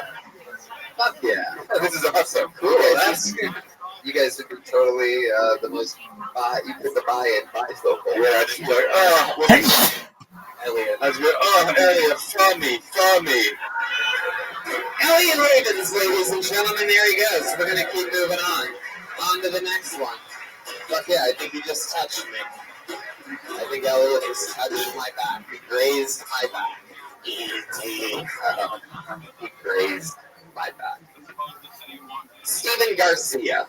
Let's keep moving along here. I don't see any movement. Not seeing movement. So, Steven Garcia? Yes, here he comes. Okay, it's Steven Garcia. Holy shit. From the audience side, that's usually always more interesting. Come on, Steven Garcia, everybody. I didn't think this was going to happen, so fuck it. I'll just tell you guys a story. So, like a few years ago, we went on a camping trip, me and my buddies. You know, normal camping trip, drinking, smoke a little weed. You know, we bought like camping trip foods, family snack pack, 32 pack. So, like, halfway through the first night we were there, I like ate half of that snack pack with chips by myself, you know? Go to sleep. Wake up with like this that curdling pain in my stomach. Just fuck, I gotta go take a shit. So I'm just ruffling through my duffel bag, looking for my toilet paper. Fucking finally find it. Go outside to take a shit. And I see the bathroom's like really far away. I know I'm not gonna make it, so I just fucking pop a squat, you know, take my shit. This is right there next to the car. So wake up the next morning, everybody's like just semi-circle around right where I took a shit, but I didn't think anything about it. And then I look, and like my friend's like cradling her dog. Like, not only do I want you to continue this story, I want you to make it as long as you can. Oh, fuck yeah, all right. So my friend's cradling her dog, and I like look at my friends like, what's going on? One of my friends like squatting down over my shit, like he's about to pull up that Men in Black tool to like test the soil, like what's going on. And So he's like, dude, we gotta go. Like, it's the first day we were there. So he's like, dude, we gotta go. My dog took the shit, and it's definitely sick. And I can't help but just die laughing. So I start laughing for like 2 minutes. Like, what's so funny? This is my dog's life. And I'm just like, yo, that's my shit. That's my story. Lap sheet. I love it. A no lap sheet. Sure you answer to the microphones. Is it your first time on the show? It is. Yeah, what made you sign up tonight? I told my sister if she brought me over here, I'd sign up. So, What part of the Inland Empire are you from? I'm from Canyon Country, so that's not the Inland Oh, Empire. that part. All right. What kind of dog is it? It's a mutt. I don't really know. Why is that standing about taking shits and dicks? Like, culture's... You know what you get when you combine... I don't know. I don't get stand-up, man. I don't get it. Oh, wow. Okay. This is one of those days, I guess. Steven? That was funny earlier when you asked the question about why it was awkward. You were good. You were really good. You're really likable. You're really funny, and you told an engaging story. And dude, you were really good on stage. So I like you a lot. Thanks. Absolutely, I agree. So stand-up something you've always wanted to do? How old are you? I'm 23. What do you do? I just have a shitty job at an amusement park. An amusement park? Doesn't sound like a shitty job to me. Sounds like badass. Or by which you mean he's constantly taking shits everywhere he goes. So every job is shitty. Job day John over here. What amusement park do you work at? I rather not say the name. What do you do at? I mean, there's like 4 of them, so we can probably get to the bottom. Yeah, you can really it down yourself. It's Magic Mountain. Okay, we got it. Is it Magic Mountain? Fuck yeah, that's what comes out of his ass. You know what's interesting about that story too is that the shit you took was so horrifying that your friends thought a dog was dying. Yeah. And the story is you laughing and not you going, oh my god, I'm faced with my own mortality. I'm about to die. Immediately after, the question was, do you need to go to a hospital? So, yeah, you work at an amusement park. You're 23. What made you ask if you don't drive? No, I drive. I was just like, fuck it, if we go, I'll come on in with it, you know? And your sister's like, fuck yeah, I want to watch you bomb. Exactly, yeah. Where's your sister? Which one's your sister? One of those. Shout out to your sister. We should make her go up into a minute. Yeah. Please, tell us, story. Tell me, please. What's her name? Marissa. All right. Marissa, let's have some fucking fun. You have to tell a story. Put your hands together for Marissa. Chol, go get her. I'm sending Cholberg out on this mission. Cholberg. It's so good at it. Everybody falls. No matter how hard they say no, they can't turn down Cholberg. Making your stand-up comedy debut on the grandest stage in all of stand-up. Put your hands together for Marissa Garcia! I have no stories to tell you. Wait, Yeah, there you go. stories to tell you. You don't have a crazy story? Nothing? What? He's a funny brother. Tell us something embarrassing about him. I can show you his ass. What? She just said I could show you his ass. Not only do you drive him, you pull his pants down for him too, huh? And have like an iPhone full of ass pics from him. It did come out really wrong. We heard that story, but what about you? So, I was like, you have to put your name up because Toby's probably cool. whoa. That's what he told me. Why? You listen to the show? 100%. Why do you think I hate fat people? I don't know, I feel like you guys just take extra time to roast on me. Well, maybe it's because you guys are the most fun to roast. When I get you to laugh at the shit, your tits bounce up and down, and everybody finds it to be super likable. Even your sister agrees completely. Tony. I mean, we don't take shots at fat people, unless they're insulin shots. Hey! So you can show us his ass. Is it a long drive down here today from the Canyon Country with Steven? Does he fart in the car or anything crazy? You guys fight in front of each other? Like, jumped on my car and checked it. Right into the very end of the microphone. There you go. Right into the very end of it. I was Like what checking I'm my doing. car to see if the shocks were working. Really? What, was that a joke? No, I swear to God. Do you guys have a bumper sticker on your car that says Jesus is my co-pilot? Tony, be careful. I have a feeling these are my people. I don't know. Are you guys Mexican? There you go, Tony. Tread lightly. Yeah. It's mi gente. Lo siento, all right? Just tread lightly. I'll tread lightly like their parents did on their swim here. That is so good, I'll let it go. All right. Marissa, do you think your brother gets laid a lot? Does he get laid a lot? If you had any advice to him on how to up his game, I think that's a good sisterly thing to do. What would you tell him? Don't shit in front of all your friends or something like that. That's uncontrollable with him. He shits anytime. You have more than one shitting in public story? Oh man, you're literally sweating right now like you're shitting. You really are. You just got very sweaty.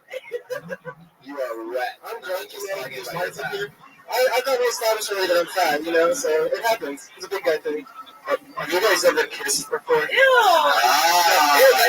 No, stop it. Guys, that's not funny, and that's fucking disgusting, Ribbon. Honestly, that's gross. Have you guys ever fucked though before? Or anything like that? You're gonna kiss your sister? Are you fucking kidding me? It's like kissing a prostitute. You don't kiss your sister. Right. Well, have you fucked though before? You play doctor together? Like stick a pencil in his butt and smell it? All right. Okay, we woke the demon over here. Hey, do you guys ever, because have you ever gone on any family trips? Yeah, for real. Marissa, how long is the drive from where you guys came from today? 45 minutes. 45 minutes. Anything interesting happen on the car ride? No, we just shit like 4 times, so pretty regular situation. I got a question. What kind of music did you listen to on the drive down? Yeah. Brian Red Band. I honestly don't even know Spanish. Neither of us do. So what's the best part of it? Really? You can't even speak Spanish? No. Try to speak some right now. No, I can't. You have to. Literally, somebody would come in and say So that. say something to him in Spanish. Hola, ¿cómo estás? Bien, ¿y tú? Sí, tú sabes, tú le hablas un poquito. That's too much. He's Yo no entiendo más que le hablo, pero a veces mi vocabulario no está muy bien. A veces no puedo encontrar la palabra. Tú sabes. We're going to build a wall and let you shoot over it. Yeah. Talk about Humpty Dumpty. You know what I mean? That's a wall and a shit joke all over. Very good, very good. Waiting 33 years to tell that joke. Alright. On that. Alright, well, it was fun meeting you guys. There they are, Marissa and Steven Garcia. I love it. We go separate ways. We went back to the same table, I'm pretty sure, but that was very majestic. They have to go in opposite directions in case the new girl shows up. I hate that joke. I mean, it's true, though. Alright. Pulled another name out of the bucket. You guys having fun out there? As you've seen, anything can happen. Put your hands together for Kyrie Johnson. Kyrie? There we go.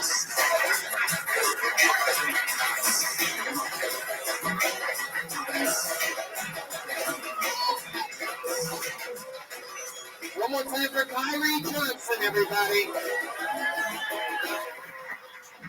Goddamn. Hey, how y'all doing? Woo, feels good to be here. I'm happy I got picked. So my name is Kyrie. That's like Kyrie Irving, the basketball player with millions of dollars, lots of muscles. I have none of those things. Well, my name is Kyrie, just like you. I'm happy as fuck to be up here with you all today. It's a beautiful show. I actually just recently moved to LA, and everybody's here freakily in shape and healthy as fuck. And so I wanted to get in shape. And my son didn't come until I was like running full force down the stairs to get to work. I hear this sound. I was like, click, click, click. And what the fuck is this sound? I'm running, and click, click, click. And I was at the bottom of the staircase that I realized that was my titties clapping. And I realized that this health shit is real. Sometimes you realize a little too late. But I mean, it's not my fault, right? I'm dodging a lot of shit that can kill me. I don't know if you are gonna Iraq hatch or shit, but black people are dying in this country. So like, I don't know who's gonna kill me. I don't know if it'll be like police, crack. But as a person looking for success, it could be a Kardashian. So fuck it. Thank you. I was praying for that punchline to come in before the picture. Yeah, me too. I was also praying that the punchline wouldn't be Kardashian. But Kyrie, you are one of the most adorable, likable people I think that's ever been on the show. Look at you. I know. You're just the sweetest little thing. I swear to God, I thought you were going to bring up the majesty of Christ at some point. You seem so much like a pastor. It's incredible. You look like 3 of my favorite characters from Orange is the New Black. I'm not going to tell you which one.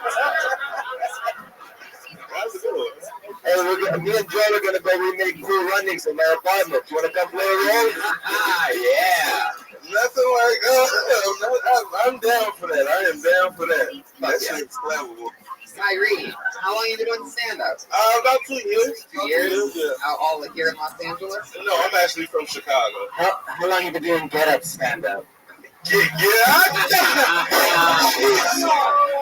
y'all looked that shit up. That was mad corny.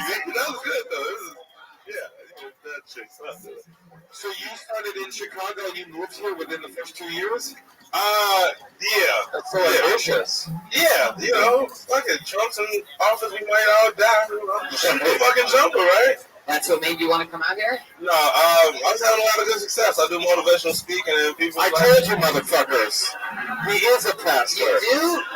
What are you motivating people to do? I know it's not worked out. How did you know? It's like you're right. You want to be an unsuccessful open micer in Hollywood, California?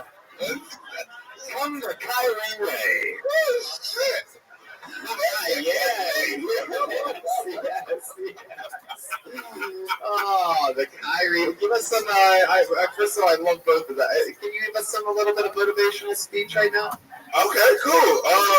Yeah, I think, no bullshit. I'm freaking out really, like, no, this is something I tell, old people, because y'all are old as fuck. But, like, over the course of your life, you've seen people at their highs, their lows. A lot of times, the dude that's, like, fucking on a yacht right now with models was, like, eating boogers in high school. And so sometimes you get fucking down and out, but don't beat yourself up because life is like, it's all ups and downs, just like a little heart monitor thing. So, yeah, you might be down now, but you were up at one point. So think about the cool people in high school that was like with the varsity jackets getting a hand job in the bathroom. They're on crack right now. So fucking live your best life, live that neutral balance. Wow. I am so motivated right now. Yeah. I like how you swore so much during your motivation. Okay, you bitches down and out, you stupid motherfuckers. Having a hard fucking time getting a job, you dumb bitch. Shut the fuck up. Maybe your mom's a bitch. Maybe your dad's a fucking asshole. It sounds so specific to your life, too. Like, you all might remember that one guy in the motorcycle that was getting a hand job. Like, Steve 13 about rivalry games on Friday. It was screwing. We never let you buy a pencil. Kyrie, do you have something that you went through specifically that qualifies you to be a motivational speaker? Well, that part sounded so smart. Like, it really had me. Like, we have our ups and downs, like a heart monitor thing. And I'm like, wait, this is the thing. You had me till the thing. It's a heart monitor. You fucking had it, dude. It's like you stuck the landing and then you just rolled around for no reason. That's like the least comforting words from your doctor. So we're going to get over the heart monitor thing, and then I'll do the cardiac surgery deal or whatever, and to be honest with you, anyway, if you're scared, I know you're scared about this surgery thing or whatever, so I got this dude that's going to come in and help you to face your fear. What's up, bitch, you fucking bad-hearted cardiac arrest having ass bitch? gonna get back to Moshe's question. How do you do this? Who listens? What's the deal with the motivation of speaking? Like, what do you do? Anyway, I do. I'm in for real. I mean, does it look like I have a big rider? Fuck no. I'll pop up in your grandma's basement if you let me. I'm just at that point in my career where I'm just taking what I can get. If I let you into my grandma's basement, my grandmother is 99 years old. I want to know what you would tell her to motivate her. Give me an example of. This old shit has its ups and downs. And so, I don't want you to sit and stare at your teeth all day. Think about what you can do without your teeth. Think about the amazing. Are you trying to get a blowjob from my grandma right now? I'm trying to get my grandma to take out her dentures, dude? You're nasty. I just got 99 problems. But do you really get paid to do motivational speaking? It's the person, yes. No, be real. I'm really curious. Is this real or yeah, this is real life. Who pays you? The people who want to hear me speak. Who pays you? Oh, yeah, like through an agency? No, I'm not that cool. No, it's usually what do you mean? Word of mouth. You just run up to somebody, scream at them, take their money, be like, I just got another gig. As awesome as that is to think that I take money for gigs, it's never happened. I actually get paid, surprisingly. From people who are, shit. Hey, y'all know goddamn better than to play that setup. Boy, I almost left the stage. I got ruined. You're kidding. You're not telling us how you get paid. Okay, ask me how I get paid. Oh, shit. Yeah, how do you get paid? Well, I'm a stand-up comedian. I've got an agent. He'll call me. He'll give me gigs. I'll take the gig. I'll fly out. And that's the cover pay me. Or sometimes I do colleges. And I have a television writing career as well. Now, how do you get paid specifically? When you said that shit was way smoother, and that is how I would like my life to go. I don't know the way that it's an actual occupation that he said. He gave an answer to the question. You want to be able to talk smoother? You motherfucker will cut the motion way, bitch. I'll teach your motherfucking ass how. I'll take you to the whole program thing. What year did you leave the Good Burger? Joe Listen to the roar. Got it. That was a good one, actually. That was a good one. What year did you leave the Good Burger? Kyrie, a moment ago you said when you heard the police siren that you were going to jump off the stage. My next question is, I'm curious, where would you jump exactly to get off the stage? Which direction? I don't know if you ever seen a black person react in fear, but I clear every motherfucker. I can clear every, I'm not in shape, but what else are you afraid of? Police, magicians, what else? One of my deep darkest fears, it's not darker. It is swimming. No, one of my deepest darkest fears is to stink in public. Like one of my to smell bad in public, just smell like ass in public. That's a wonderful fear because you can avoid it and you're always conscious you'll be smelling good. Exactly. Yeah. Exactly. Awesome. Has that ever happened? You ever catch yourself? Oh, yeah. It's like, so it's a fear to stink, but then people start doing a smell test of who it is, and then they're getting closer to me. And I know it's me, so I sweat harder and I smell worse. Have you ever pooped in public? But like accidentally? You mean like a kid? No, like he's an adult, like sharding. Wait, no, shard is different from shitting yourself. It's like a guy who's fucking on. No. I mean, I didn't know if we had a log. You accidentally shit a log by farting, right? That's not an accident. That's a purposeful shit. Are you an actor? You want to be? Yeah. Very good look. Yeah, of course I am, man. Sometimes I act like a motivational speaker. What's your plan with acting? I don't know. People pay me to act and some shit. Yeah, I know that everything has its ups and downs. All right, so let's say you're about to, you just got called in to the Cleveland Cavaliers locker room. It's right before Game 7. They want you to give a speech because of word of mouth. So I believe that's what you said your agency was. So, Coach, you hear about this Kyrie guy? He's just some random dude from Chicago, but let's have him in. Yeah. And here you go. There he is. You see LeBron over there with the towel on his head, ready to go. You know what I mean? Everybody's just got their warm-ups. Some guys are pacing around. Go ahead, hit it. All right, fellas. I know that you might be thinking about a lot of things, from Gabrielle Union's vagina to the type of yacht that you'll be in later on if you lose this game. But I want to let you all know that we're all winners, especially if we come and play our heart out. But more importantly, we're winners because you're all more rich than my broke ass. And no matter if you win or lose or if it's some freaky ass draw, at least you won't be eating top ramen tonight. All right.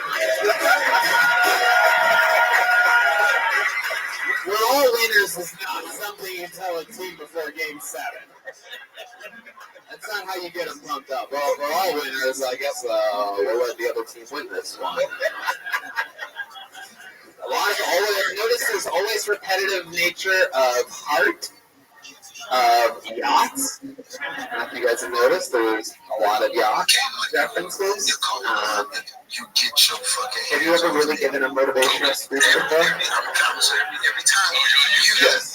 To give us an example of a place. Let's not ask you who takes it. Well, after I said some interesting things, I don't want to say like Taj Mahal. Have you given a motivational speech to Taj Mahal? Confused. I didn't quite understand what you said there. No, damn, I ain't getting the speeches. No, the casino? No, I know you're a grade A bullshitter, so you're perfect for stand-up comedy. You know what I'm saying? The guy with fake dreads and a fake accent is coming up with crazy bullshit. Perfect for stand-up comedy. Oh shit, that's just such community events, peace marches. We said community events. There's nothing bigger in the world than a community event. Give me an example of a place. Community event, a thing that happened inside of a community. I'm pretty sure you're performing at a community event right now. Oh, this shit is like a LinkedIn. This shit harder than a job interview. I didn't expect for this live show. Kyrie, what else is before I let you go? I like talking to you. What else is interesting about you? Like, do you have any special skills or hobbies or talents? You know, to like, I feel like you've progressed into like gospel music at any given point. Besides, I mean, the obvious talent, which is supporting the two smallest chains in America. That's awesome. This is my Mr. T starter kid. Y'all really leave my thing alone. One day these motherfuckers gonna be real and they gonna be real. And don't come back just to take a picture with you fuckers and just y'all see it and come back. Something about me. Yes, I am black and beautifully chocolate, but I've never had Nutella in my life. I've never had Nutella. I know you would taste it. That's so interesting. They're talking about, tell me the most interesting thing about you. And you're like, well, I've never had Nutella, if that's what you mean. What? That is a crazy answer. I'm with Rothschild on this. I'm like ready to go. If anybody ever asks me, my mom, I'm moving to Hollywood, and in case anyone ever asks me about the most interesting thing, don't worry, I'll say the Nutella thing. We have an answer for everything. It's pretty incredible. Thank you. I wanted to be a politician back in the day. I bet you did. So, anything else? Any special skills or hobbies? Anything you like to do when you're not performing? Or through years of poverty, I've gained experience with lying to creditors, and so if you need some help, I got the best fucking liars in town. So yeah. Oh, yeah. Okay, let's get an example of that. Hello, I'm calling for Kyrie Johnson. Yeah, hello. Yes. Are you Kyrie?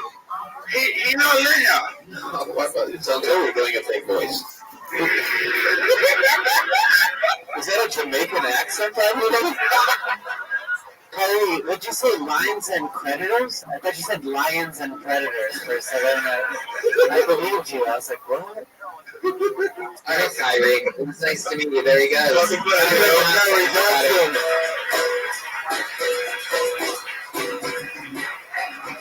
by regions.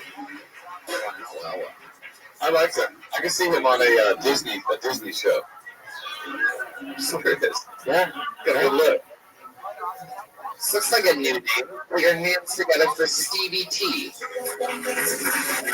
Stevie T? That's a shame. Luckily, 2 names came out when I pulled that names out of the bucket. Here's another one. Atlas Novak. Atlas? No Atlas Novak? Double blacklisters. Stevie T, huh? That's interesting. How about Troy Dillinger? Oh, boy. Here he comes. I believe this is Troy Dillinger.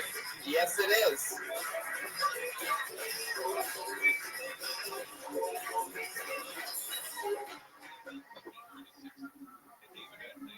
Gentlemen. So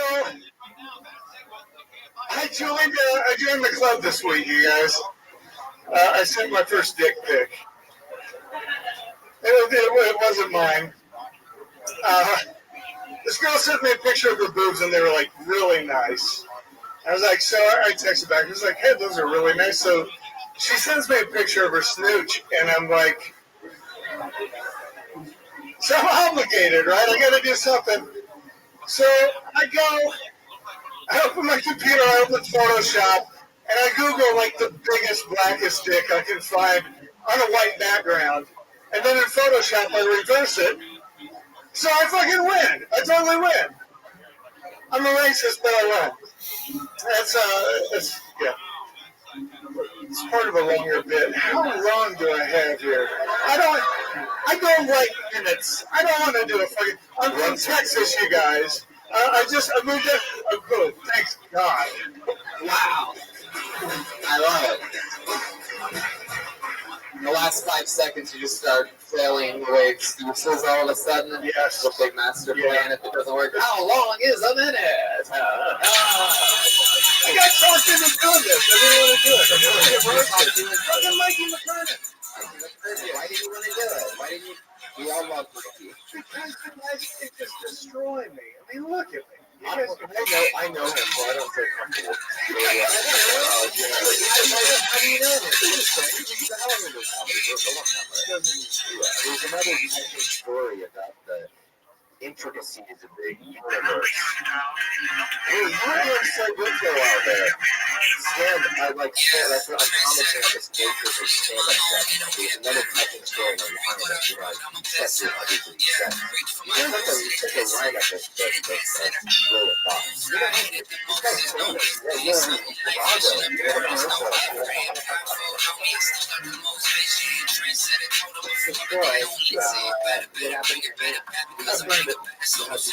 Looking like a redneck. How are you cooking like a redneck? In an RV? What does that mean?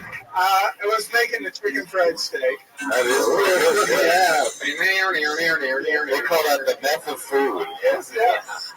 And I did it. Steak is interesting because it's what? It's just chicken. No, it's beef. It's beef, but it's fried like fried chicken. And it is. Oh, hello? Oh my God, we have a phone call. Look at that. It's hello? Oh, hello. Yes. Yes, it is.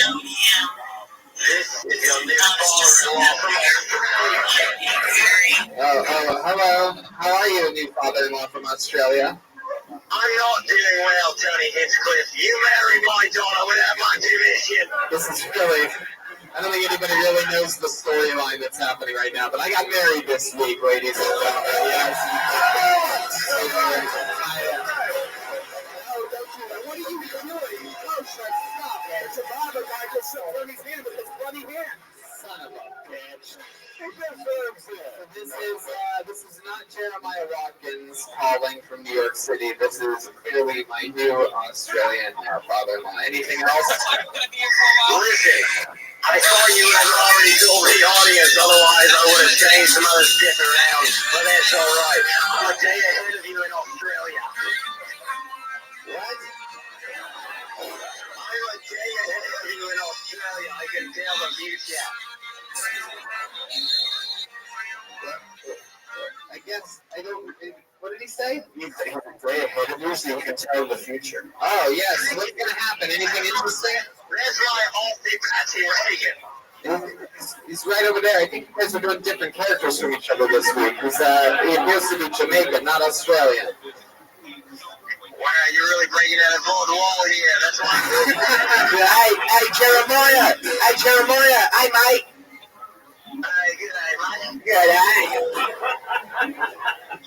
Listen, where's that Tony Golden Tony Hinchcliffe? I want to tease him right now. It's me. Hello. Yes, Jeremiah. I mean, my new Australian wife's dad. Listen, my daughter says she's marrying one of the top young rising comedians around. I've never had anybody here in Australia. Really pinches my buttercup. Well, thank you very much. I'm excited to be part of the family. Now listen, is that guy Raw Dog Cash there? Keep him away from my daughter. Raw Dog Kesher. Wow, you're doing it from something else in Australia. Yeah, it's weird, but your wife's father and I have a lot of inside jokes, actually. In another trend you didn't see coming. Sometimes the episodes are more for the deep cut listeners who aren't actually in the audience. You're absolutely right. I don't know how you know that. Yeah, I'm a day ahead. I can tell the future.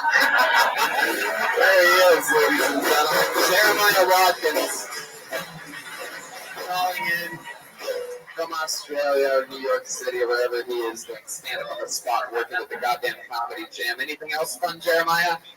No, just go see the Wave headline La Jolla on November 30th. That's right. The Wave is headlining La Jolla's. For all of our San Diego listeners, that's at the end of November. Jeff Ross's special on Thursday on Comedy Central. Jeff Ross, roast the border.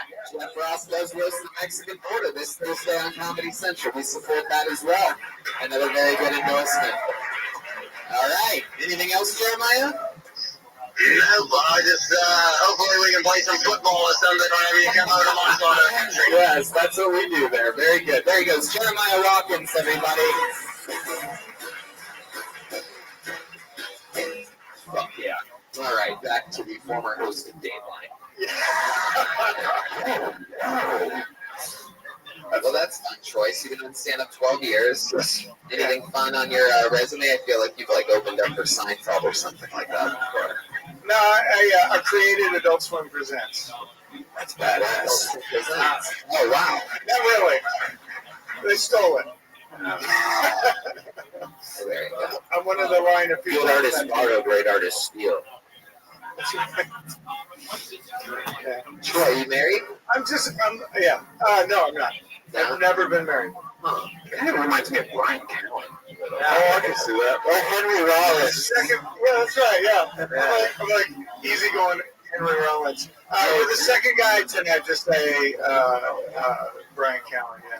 Yeah, I can sort of see it. You have a Callen vibe, too. Yeah. You guys ever met?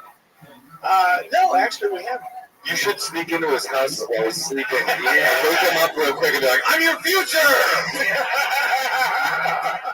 Troy, how old are you? 50. 50. I You just started started 12 years ago, so you started at 38. You're done with the day over 10. You know what that bell means. Not long left, Troy. You're at 50. Yeah. Counting down the days. So you started at 38. What were you doing before that? I was a musician. Toured all over the world for 25-ish years. Wow, what is the band that you played with? Several bands. I played with a guy named Bob Schneider. I played under my own name. Played with a lot of bands over the years. I love Bob Schneider as Juice Bigelow. So stupid. He was really good at Skakel. He took care of Skakel for a while. Yeah. So you're 50. What do you got going on? Like, what do you drive a convertible or something? A yellow convertible. I moved out here in January. From where? From Austin, Texas. Oh, cool. Yeah. Love that. So you did mostly 12 years in Austin. Yes, yeah. I was hosting a TV show, and it came out of the Adult Swim Presents thing. I kind of transitioned out of music and started producing television and shit like that. So What was that noise? Move the microphone. No, I'm incontinent now. I'm 50 and I shit myself all day. That's Have you met Kyrie? He might help you with that. Or the other guy. I think Kyrie loves chicken fried steak. It's not even a racial joke. It's just a fact. It's just how he's shaped, not his skin tone. Okay. If you guys just laugh like that, then I get it. Guess it's racist. Troy, what's the most racist thing you've ever said or done? When I was in Texas, so gosh. When I was a teenager, I lived outside Austin for 1 year, and my best friend's father was the Grand Dragon of the local clan. Whoa. Okay. Wow. How did that affect your life? What did you do? It made me really fucking kind of woke.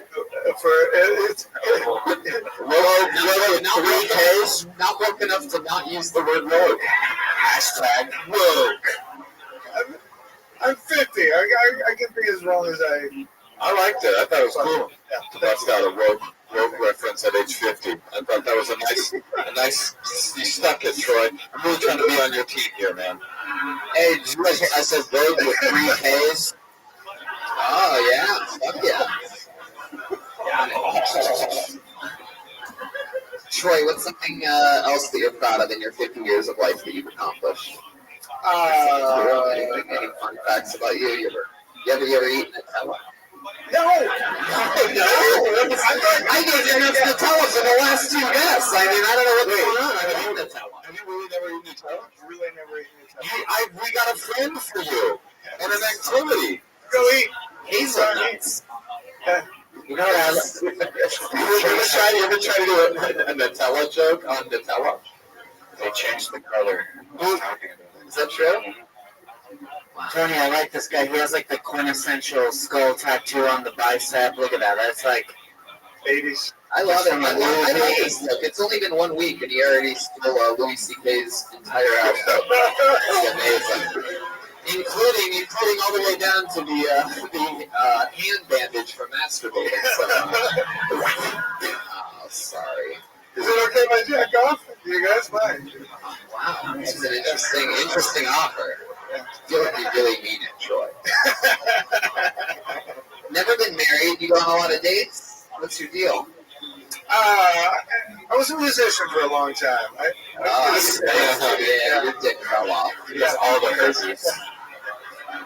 So yeah, I think you know I'm detected positive. You know who Bob Schneider is. You know how much that's You know that they called him Bob the AIDS Master Schneider. Well, unfortunately, Bob Schneider wouldn't take the AIDS vaccine. That's a Rob Schneider joke. He doesn't like vaccines, you guys. Master! AIDS Master! All right, Troy.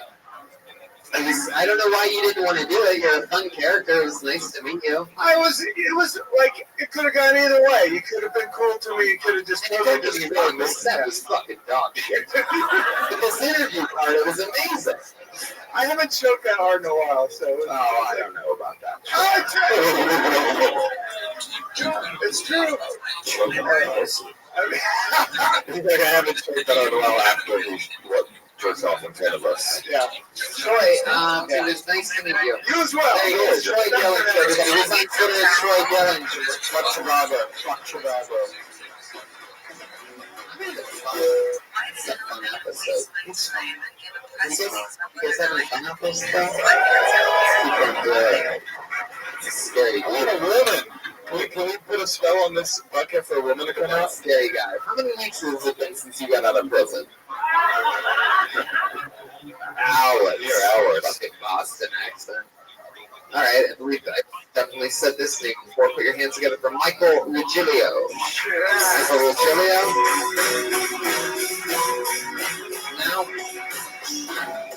No, Michael Ruggiero. Let's see movement.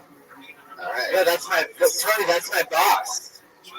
That's my boss at my job. He's not here, I guess. I signed him up. Is that true? Yeah, I just wanted to have some sort of leverage over my boss. He missed a spot. And what's your boss? What do you do again? I'm a waiter at a cafe. And Michael Ruggileo's your boss? Maybe. But he signs up every week. That's a bummer. He missed out. All right, moving on. I guess so. Looks like we're not going to be waiting for him. I put another name out of the bucket for hands in for CJ Kelly. CJ Kelly. Fuck yeah.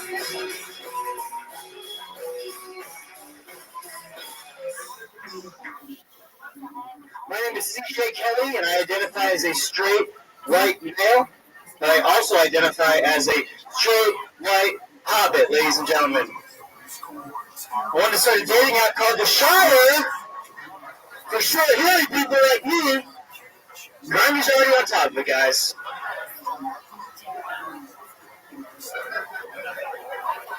They say you are what you eat. I'm a bit of an asshole. Ooh. I was at an open mic the other day. There's a sketchy girl downstairs. Never saw her before. She's asking for cigarettes, right? So I pulled my friend aside. I hadn't seen her in 3 months. I'm like, hey, do you know this broad? And he looked at me down in the face and he goes, CJ, that's my girlfriend. I was like, ooh. I hate to break it to you, but I'm pretty sure girlfriend's a meth head. I used to shoot heroin. I know my people when I see them, you know? I like my track marks. They're really good. They're a badge of honor that I wear, and especially they're a really good homeless person deterrent, you know what I mean? Whenever I'm smoking a cigarette, right, and a homeless person asks me for one, I go, just like, you said they got money for cigarettes! Ah! Thank you, guys. CJ Kelly. Wow. That was a lot of stuff there. CJ, 3 months in? Around. How long have you been January 2014. Oh, that's not 3 months at all. Oh, I think they clean up Oxygen. I'm sorry. Oxygen is what you were on? Yeah, a little bit ago. A little bit. A little bit. I was there a little bit. Yeah. Should have got on stage instead. Very good.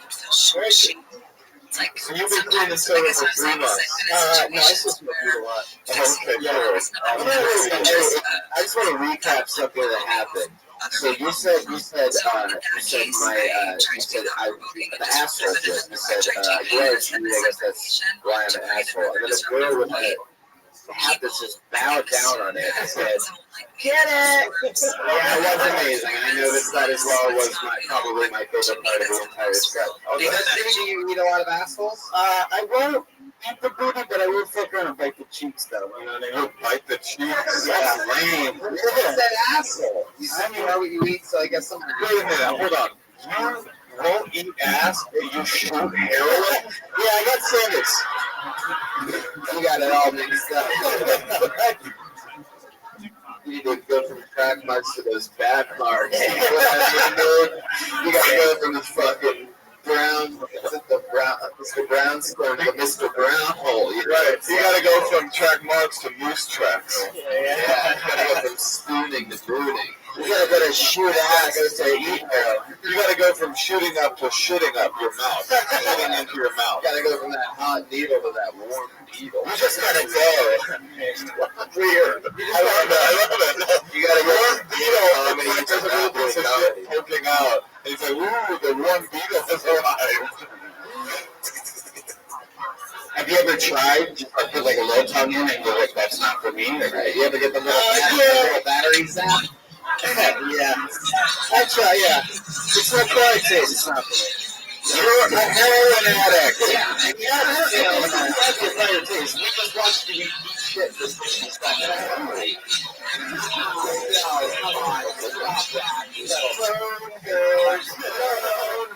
Now, was this a heroin addict girl that like tried to, eat the ass, but like she doesn't like good? Yeah, not quite. How do you sneak in a not like good? Because a heroin girl probably doesn't have a clean ass.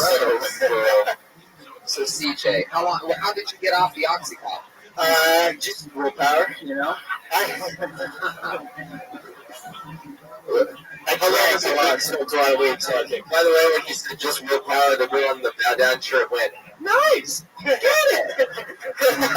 Thank you, I appreciate that. There's one person in the audience looking out for me. Thank CJ, why do you look like Eminem after his recent return? Can't answer that one. Do you really think you look like a hobbit?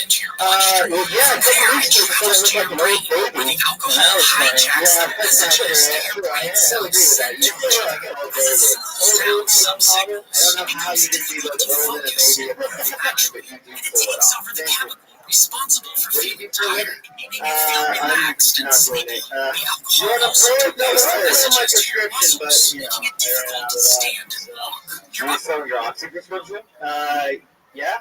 Oh, that's cool. That's a felony. That's awesome. Yeah. It's a live stream. Look at the camera.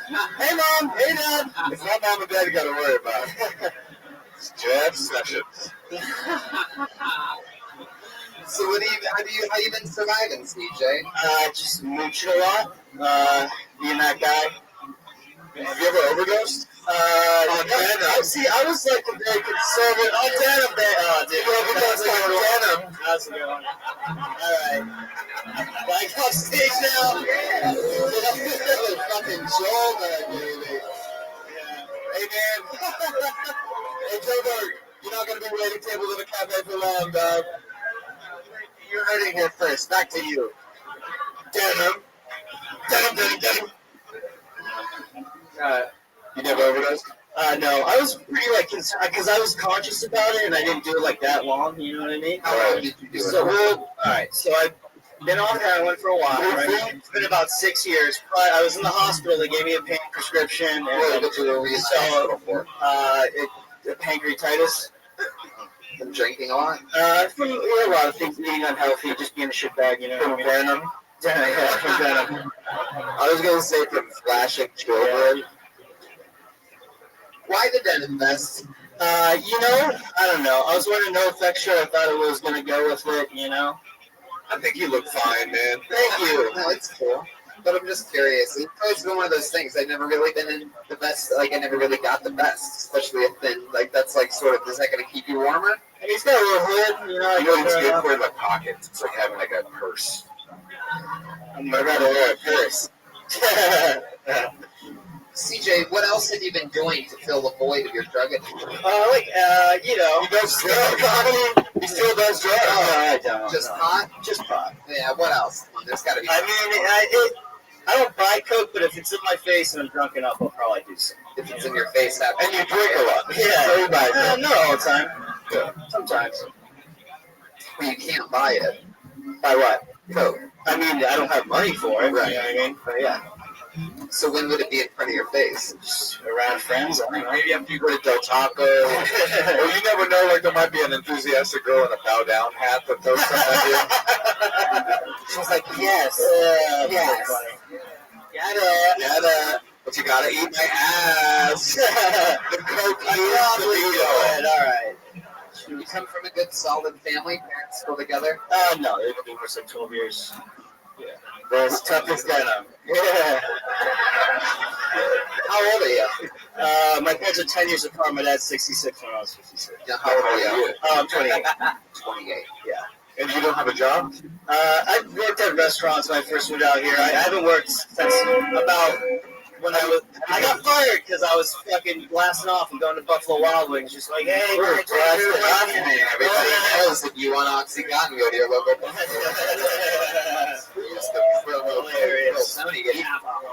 And you didn't ask to blast off in front of your coworkers, did you? No. But never mind.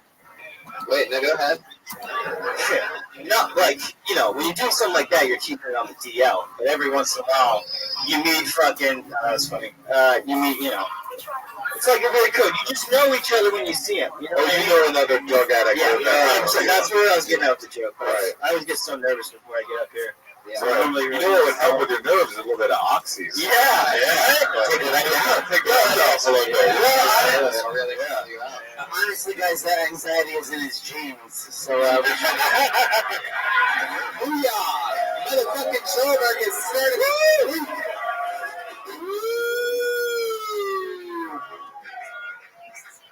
Were you this nervous before you started doing drugs? Were you always kind of frantically, or are you fucked in the head now? I didn't hear the last part. Yeah, not really, kinda, I guess, I was like prescribed Xanax and Klonopin antidepressants as a kid, but I threw the antidepressants out. Do you blame that for being a drug addict now?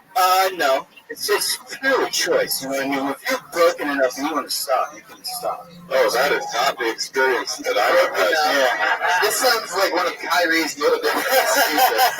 So you believe you'll never do oxys again? I mean, I'm just worried about today. You know what I mean? Just as long as I Look, listen, CJ, life has its ups and downs. If you put enough heart into it, you're going to end up with a fucking yacht. Yep. And let me tell you one more thing. If you ever do fall down and you do drugs again and you do overdose, don't worry. The paramedics will be there and they'll bring like a heart monitor thing and you'll be fine. Yeah. And then you're going to grow old. But when you do, don't worry about it because being old has its ups and downs.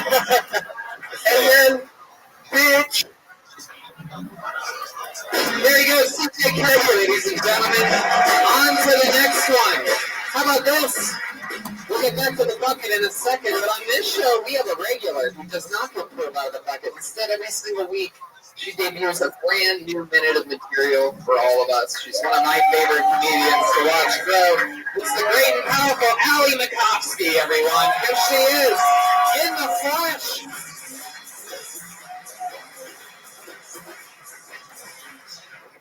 Hi.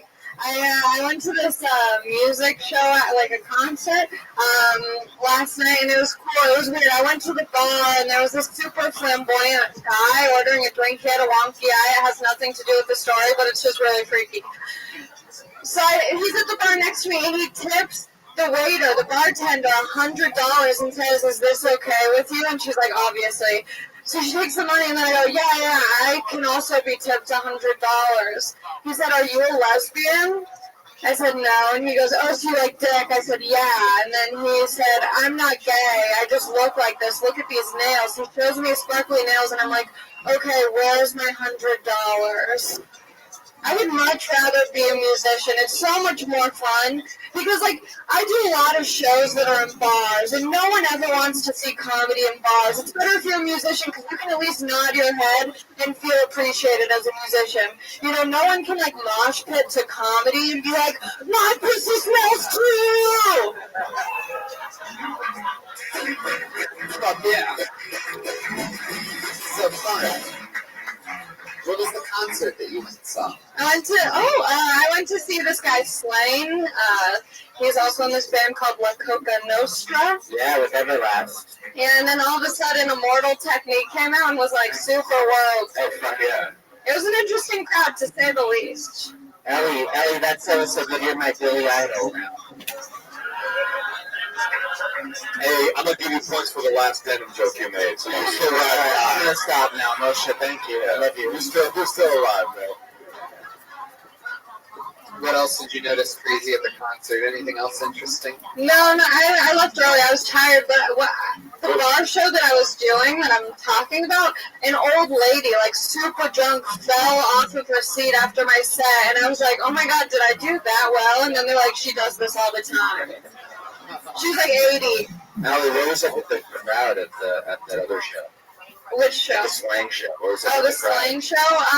It was mostly white and Mexican. That's not what he asked at all. That's so weird. He said, what was up with the crowd? Oh, racially, you mean? Racially, they were white and Mexican. Was there an odd vibe? Was there something odd? The vibe of the crowd was like, "We're ready to see music. We're white and Mexican." How are the crowds this weekend, Tony? How'd you do? Super Jewy. Yeah, they were Jews. It's a good crowd. It's a good crowd. It's a little way. Well, that's fun. What else is going on in life?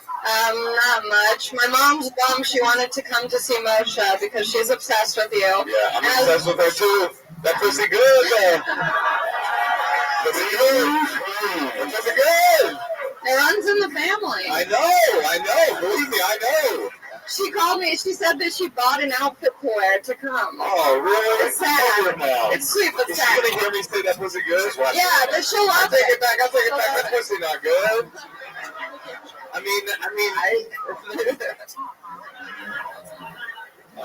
I like your mom. She's cool.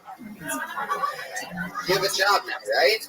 Yeah, I work PAing on the Jim Jeffries show. How's Jim Jeffries' show going? It's fun. I want to do more than PAing, but it's cool. I appreciate It's a great doing place it. to start. You're making working relationships that can last a long time. Yeah, get in at a production company, and you'll meet people that you'll meet a lot of people. Yeah. Yeah. In jeans. All right. So, what about how's the haircut going? Haircut's great. Getting even more comparisons every day. Have you noticed that it's evolved into more of a Draco Malfoy right now. We're like Comparison Ford. Comparison Ford, Harrison Ford. Wait, are you saying she looks like Harrison Ford? Yes. Why? Similar hairstyles. Short hair? I don't even have an earring. Yeah, it was a broad choice. Let's not dissect it. I mean, it was definitely a broad choice. It was I bad for all my jokes. Oh, fuck. I think it looks good. It looks good. It's good. Thank you. You're on star. Anything else going on in life that you want to talk about? I don't feel like talking. Let's keep the show going. That's one way to answer that question. There she goes, Allie Mikowski, everyone, with a new minute. I guess we didn't really talk about her act at all. Usual shit, trim the fat, get to the punchlines quicker, right? I guess that's that. I like the joke. The joke is good. Yeah. It's a funny premise to be in a mosh pit. Mosh pit kick the pussy things. Couples is well too. Back to the bucket, right? You guys ready for more? Okay. Looks like it could be a new name. How about Yogi Powwow? Oh. Yogi Powwow. Come on, Yogi, please be there. I don't know who you are, but I want this so bad right now. There can only be one Yogi Powwow. I don't want to do it. Yogi? I'm over here. Yogi, is that you? Yes, it is, but I don't want to do it. Why do you sound like Larry David? It's the Taylor basket.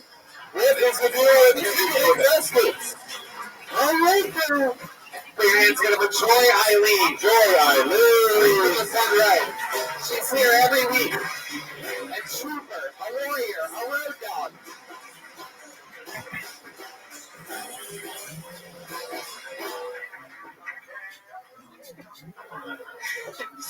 Do you guys remember when hashtags used to be pound signs?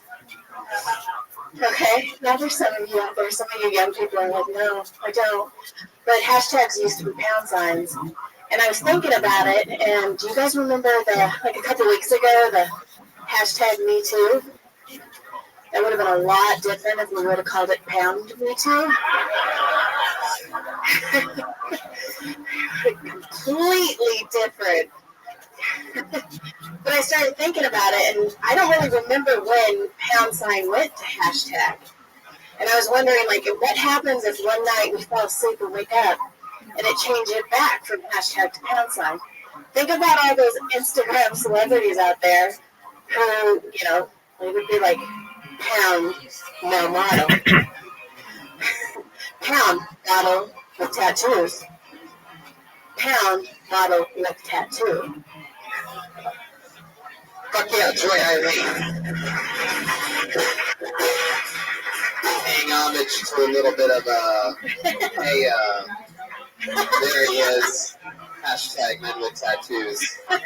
Hashtag. Alright.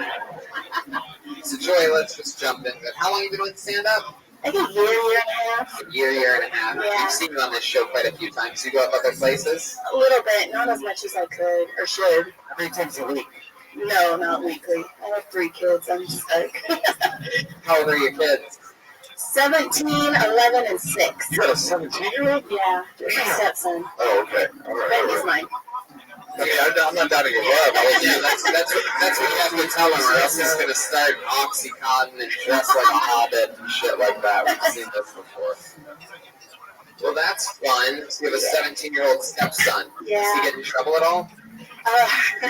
Just found out he wasn't a virgin, so that was fun. You thought he was a virgin? Yeah, she found out while he was inside of her. Very awkward. Awkward moment. No stepmom porn. No stepmom porn. You're with your husband or man, and I felt very uncomfortable making this joke physically, like for my safety, but it had to be made, and I'm glad I did. Joy, what are your tattoos there? What's that tattoo on your arm? Okay, that's the jackholes. Jackholes? That's the name Is of that my... from Louis C.K.'s next album? Oh my god, I had it. Yeah. What's the jackholes? The jackholes is my fictitious band in the books that I write. Wow. That's cool. Well, you're an author? I am. I have 6 books published. That's awesome. Wow. What are you guys doing? You normally wear glasses, but like this is I like do, the I do. performer Joy Eileen. And They were just in my purse, so I didn't even think you about them. normally wear I glasses. do. Do people buy your books? Do you make your money from I your books? don't make a lot of money. I make more money ghostwriting. I make more money writing other people's books. Okay. So, but Have you ever heard of John Grisham? That's the new. Can you get them on Amazon? yeah. Go buy some, people, and tell us how it is. What would be the one you recommended the most? Well, I have the rock and roll book. There's 3 of them out. Jackholes. What's that called? Breaking Faith, Surviving Faith, and Becoming Faith. Oh my God! New series on Trilogy. A trilogy. Jesus Christ! It just got picked up for 30 episodes. Yeah, Awesome. Josh Hartnett just came back. Well, that's fun. So you write a lot. What are some routines that you do when you're ready to write? Like, what are some things that you do? Honestly, it's just at night, like when the kids are put up to sleep. You know? Yeah, I bet this guy loves it. You just start writing and he starts masturbating. Go write about the jackals. I'll make one of my own. What other tattoos do you have? I see a lot of tattoos. Maybe with a 17-year-old stepson. You know what I'm saying, Daddy? All right, go on. Let's see, the Robin. That's a little bird. My mom's name is Robin, so I've got that.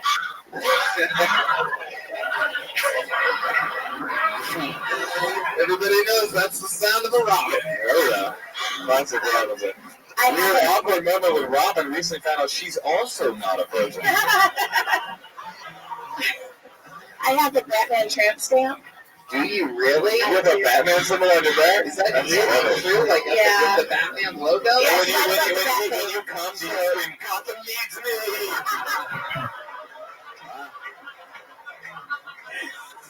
Or do you act like Robin? Well, bigger question, we're all standing in front of Bruce Wayne right here. Yeah, so you have a Batman tattoo. I have 2 Batman tattoos. Whoa, damn. That's where the other one is? The other one's on my neck. Oh. Hey, That's an abstracted Batman? Yeah. Okay. That's interesting. So you have a Batman tattoo? That Batman sign looks like the male and female bathroom logos. It does, huh? That's okay. It's just so you can pee on my back. Whoa. Okay. Oh, this show just got more excited. You asked for a girl. Batman. Wait a minute, you have a Batman and a Robin tattoo? Yeah. Yeah, you know that's crazy. You should see your scarecrow. Hey,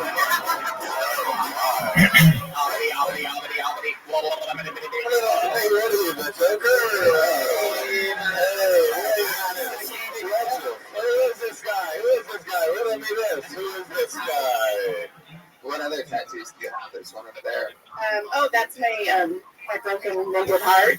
Wow. Oh, did you remember? He did. There's Aw. actually 4 screws. Wow, did you have to use like a heart monitor thing? Very good. Wow. Yeah, that's in the book too. That's a book thing It's in a too, book. as well.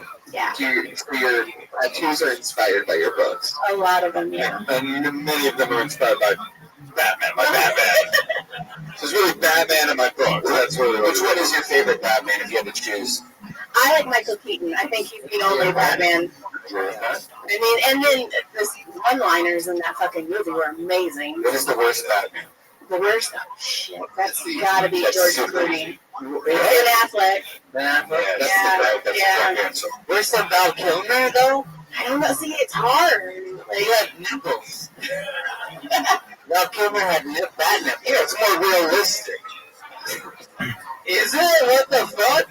Joey, what else is going on with the kids? He's not at the. How'd you find out the 17-year-old's not a virgin anymore? Fucking Don Barris. Wait, what? What did He fucked Don Barron? Whoa! He put the whole ding dong in, man. No, wait. Talking about the king of late night, you know what I mean? Did he eat the pussy? Did a little crowd work. Why does John Barris? Why is he involved in your stepson's biggest infinity?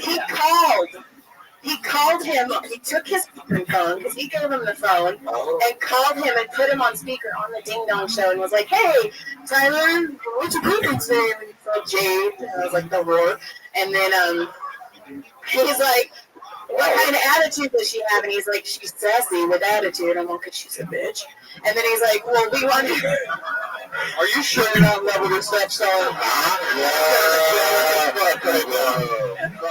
It's a silly pussy bitch. She took my my son. Why don't you like her? She doesn't like me. She doesn't like us. you. Why doesn't she like you? I don't know. She's kind of an uppity bitch. You can't do that. Oh, that's terrible. What is she, like a Bane fan or something like that? She likes Superman and no. I like Adam West, bitch. You ever thought of buying a hat that says bow down? Get it? That's what's up. Joy to you, and this is your husband? It is. What's the kinkiest thing you guys have ever done to one another? Is that a rough question to ask? How deep is your love? Is what I should have said. That's what I meant to say. How deep is your love? I was pretty fucking deep. Really? So deep that you would be with him in the bedroom. Anything kinky? Anything kinky? I don't know if it's kinky. I don't know. Like, do you have like a waterline mark on your like arm? Do you ever put a finger in his bad cave? No. Oh, Alfred. Where are the players?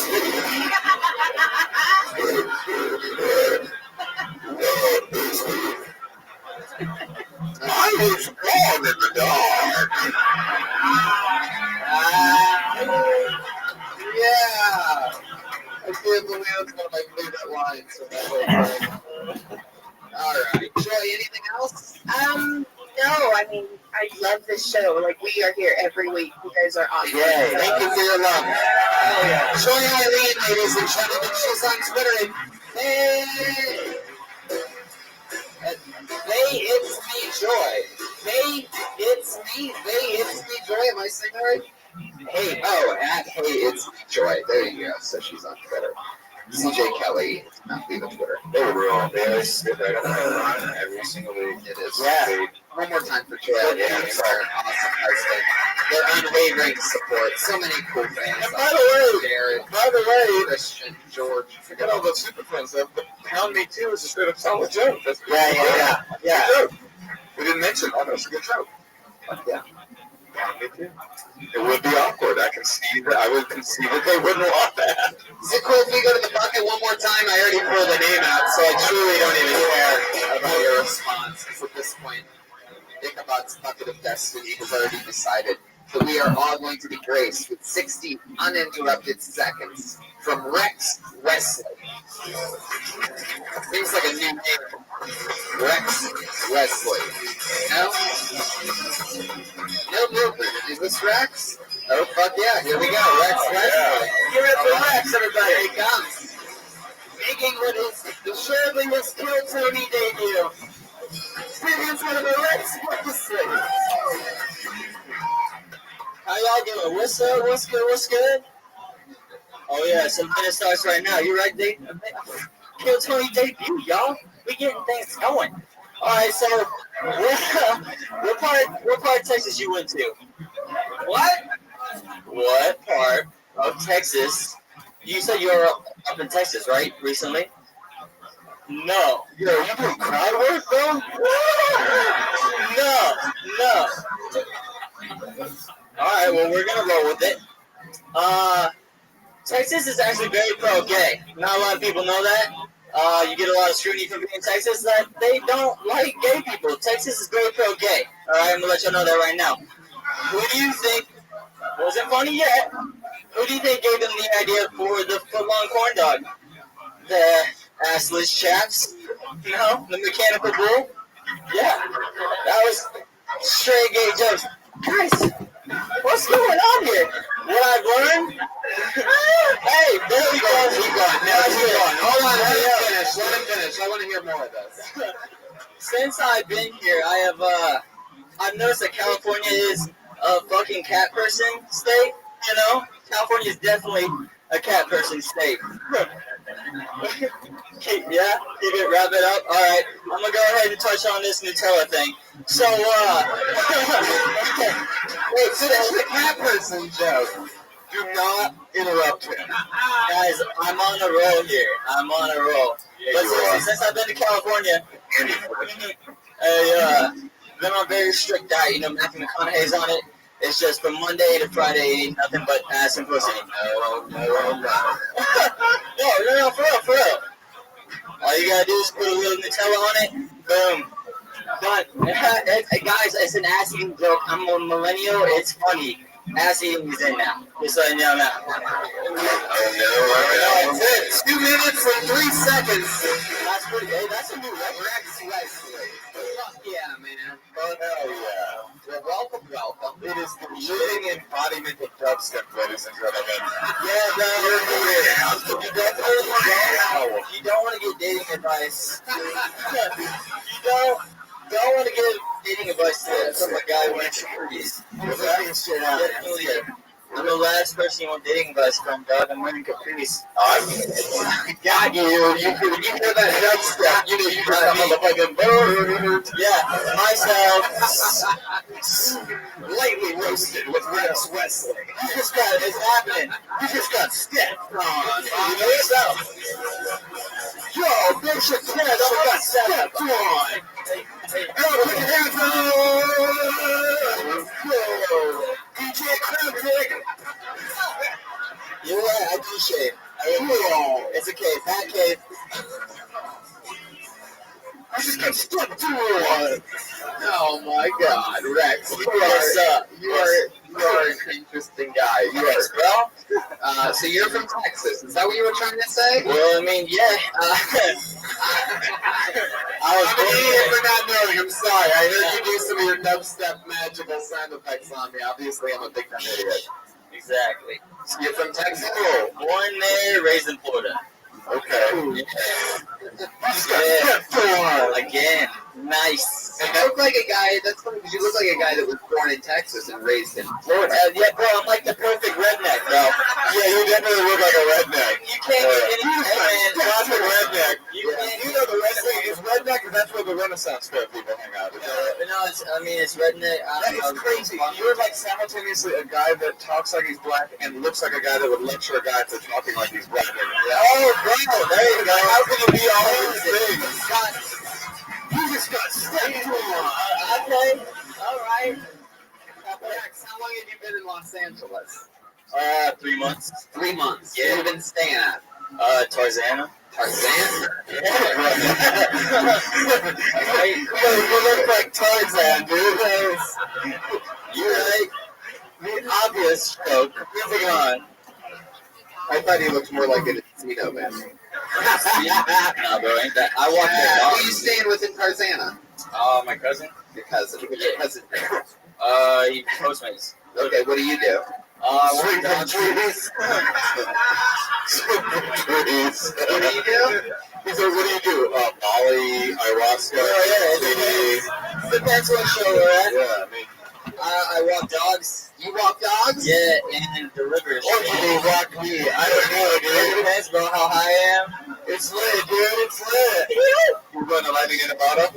Right, dude. Right on. What was that question, Misha? Are you going to lightning in a bottle? No, bro, I am lightning. Wow. You got to rep it for lightning in a bottle. Yeah.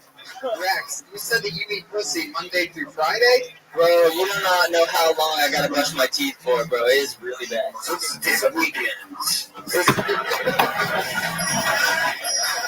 Nah, bro. I'm gonna eat. Yeah. It's amazing because it's like, it sounds like you look so woke. And then your punchline was like, you know, the gay stuff, the foot-long corn dog, baby. baby! Hey man, you ever in Texas State Fair though? Nah, dog, what's up with it? Football corn dogs, that's what's up. Oh, okay, man. Sure, what it be like? Hey man, Yeah, so we got the button up to it. That's it. oh, wow! Hey, it's the ice man. Wow. Oh, wow! Well, hey Houston, they did something this year. Y'all didn't want to Yeah, I run the log ride there. So Rex, what were you doing for a living back when you were in Florida and Texas? I was a jet ski tour guide. Of course. Yeah. That's crazy to me because you actually look like a jet ski tour guy. I know, it was awesome. I got paid to party, dude. Like, drove jet skis around the islands. And then you'd be like, yo, where do we party after we ride jet skis? I'm like, yo, I get off at 6. Dubstep bar is the same name. Why did you go away? It was. I'm fucking broke now. Why'd you move here? Because I do comedy. No, seriously, why'd you move here? I'm dead serious. Well, I'm running from dog to bounty hunter. Yeah, bro. Yeah, how long you been doing stand-up for? Since I've been Man, long enough to know that when a joke doesn't work, you say, that was funny, I'm a millennial. Yeah, bro. How you do it? We do that. The answer to my question of how long you've been doing stand-up was Since I've been 18. since you've been 18. Oh, yeah, you're right. I was done. Yeah, about like 4 or 5 years. 4 or 5 years. Yeah. How often do you perform? Weekly. Weekly. Once a week? Yeah.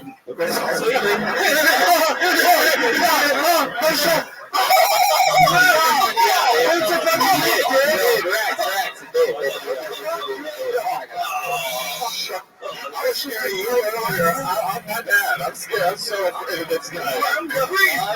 You pressure my type 5, dude? Oh, bro, they come up. Dang you, dude. I got a type 5, dude. I ate a type 5's pussy on Wednesday.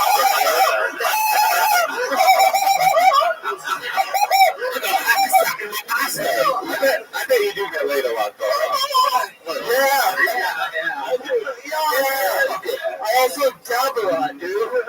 I dab and I dab. Get the sound. Nope. You don't get the call. It's not funny anymore. What's up, boss man? So like the last chick you hooked up with, where'd you meet her at? Hooters, bro.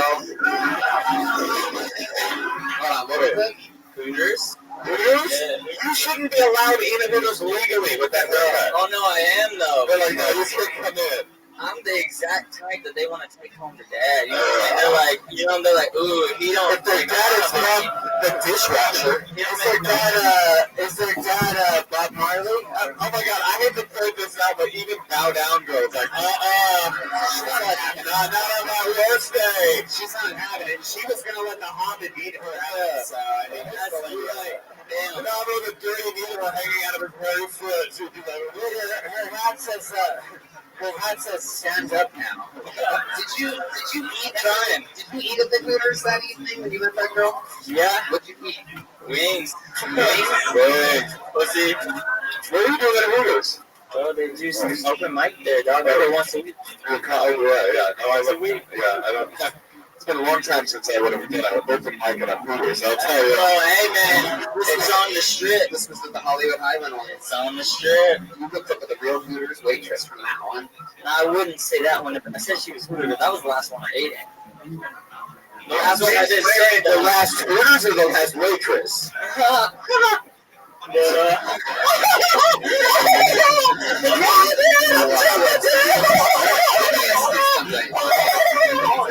You're an interesting character. Very rarely do we have like true villains on this show. You are. You know, it's sort of like it's hard to be a bad guy on this show because we're all sort of like dicks the whole time. But you are so incredibly unlikable. It's almost shocking. I don't know if I've really seen anything like it that often. But like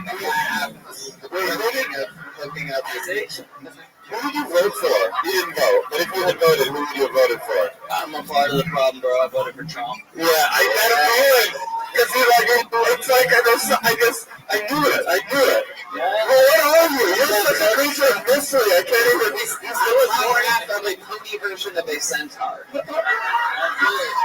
This is a tail. He looks like a potato. All right. Okay. So I wanted to ask you a question. That was just the front end of my question. It was, you are incredibly unlikable. So here's the question. I want to know what you think is like the douchiest thing about you. Damn, bro. Now tell the truth. The douchiest thing about me, dog. Is it maybe the fact that I don't know what the douchiest thing is probably the douchiest That's thing. a very good. That's a classic job interview answer. My biggest weakness is probably that I work too hard. Yeah. You know, I'm sponsored by a dirt company. Yeah, they call me Bro Dirt.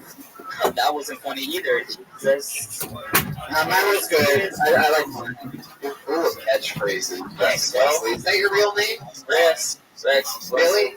it looks like your hair has a rusted root. I don't know that one. How many times you been to jail? None, bro. What? Yeah, bro. Talk about white privilege. I'm so mad, man. He's like counting back and forth. I'm the perfect stereotype, right? I'm a good comfortable medium between black and white. What are your parents like? They're still together. You come from money.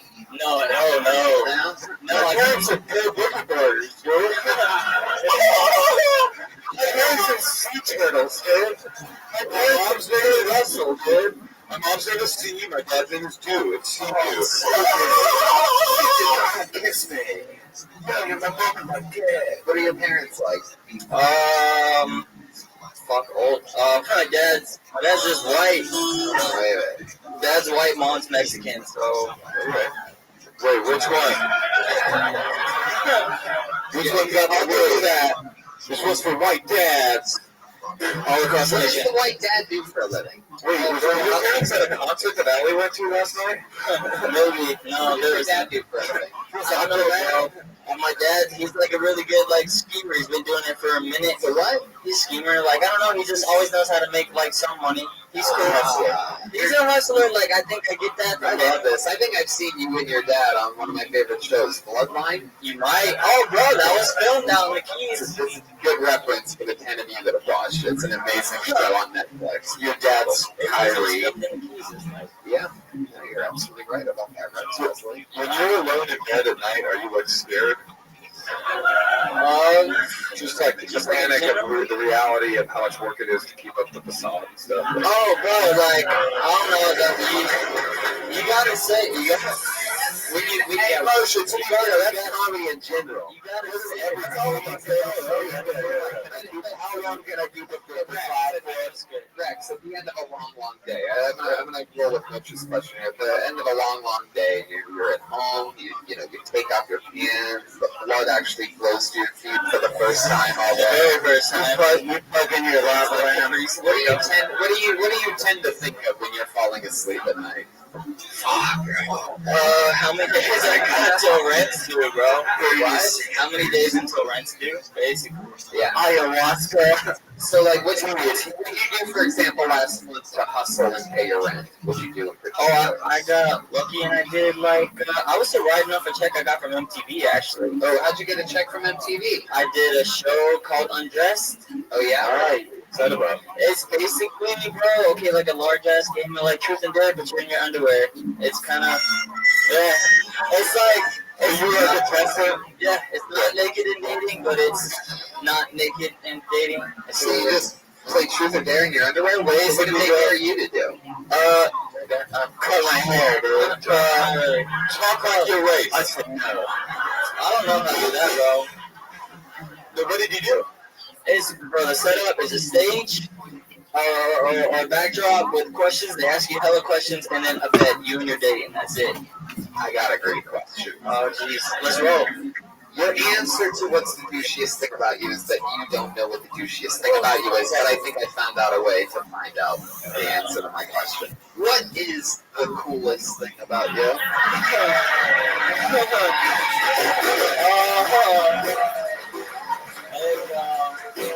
Yes. Bro, I mean, like you said, bro, it's not the facade, it's the facade. And it's the hair, bro. It's the hair. What do you think about you? You said it's not the facade. Oh, it's the facades. With the K? No, it's with a K. With a K or next.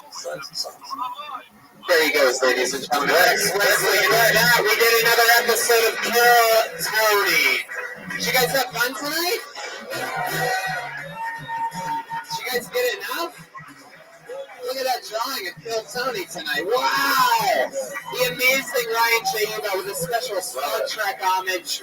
Look how cool you look, Moshe. Is that fucking crazy or what? All those prints are available at RyanJebo.com, and be on the lookout for a huge announcement coming in the next couple weeks on the art front. Ryan J. Ebo, an amazing, amazing thing is about to happen. One of the coolest pieces of merch I've ever been involved with in my entire life. It's amazing. It rhymes with the book. Moshe Kesher is going all over. I'm in Australia, I'm in Philadelphia, and a bunch of other fun places. And you are? Yeah, November 29th, the North Door Netflix taping, Austin, Texas. Turn up, come out. If you want to be in it, AustinTaping@gmail.com. I'm Charlotte, North Carolina this weekend, and New Year's Eve at the Grand Lake Theater in Oakland. Yeah, come by. Fuck yeah. Patty motherfucking Ray. Make some noise for the great Pat Reagan, everybody. Every single week, he's the band leader. He brought us Joelberg, he brought us Jeremiah, he brought us Clover Chris, and we love him. Patty Reagan. Hey, check out the album, The Harder They Come, the soundtrack. Fuck yeah. How about some noise for motherfucking Joelberg? Guys, Joel Jimenez. Home run derby tonight. Rich is one of my favorite guests. Listen to the Champs podcast. Also follow me on Muscle Sorry and watch the Nathan For You finale. I was in the art department. I agree. One more time. Don't bring Moshe Kesher, everybody. Come on. How much fucking more are you doing tonight? A blast. Hitchcook.com for tour tickets. Listen to Kill Tony. New Pony Hour coming out this week with Doug Benson and the Four Horsemen. We're off the next 2 weeks, but we have 2 shows for the next 2 weeks. Death Squad Secret Show, so come see us. Stand-up comedy shows. Live audience, thank you so much for coming out. Have a great night. Goodbye. We love you.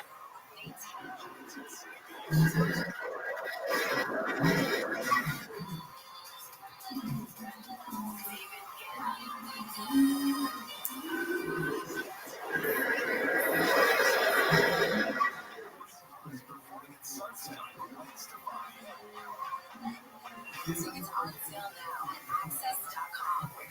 Produced by iHeartMedia Los Angeles in partnership with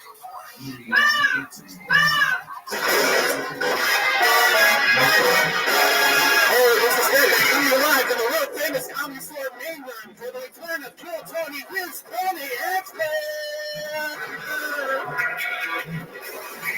Fuck yeah. Hi, everybody. Make some noise. We're the #1 live podcast in the world.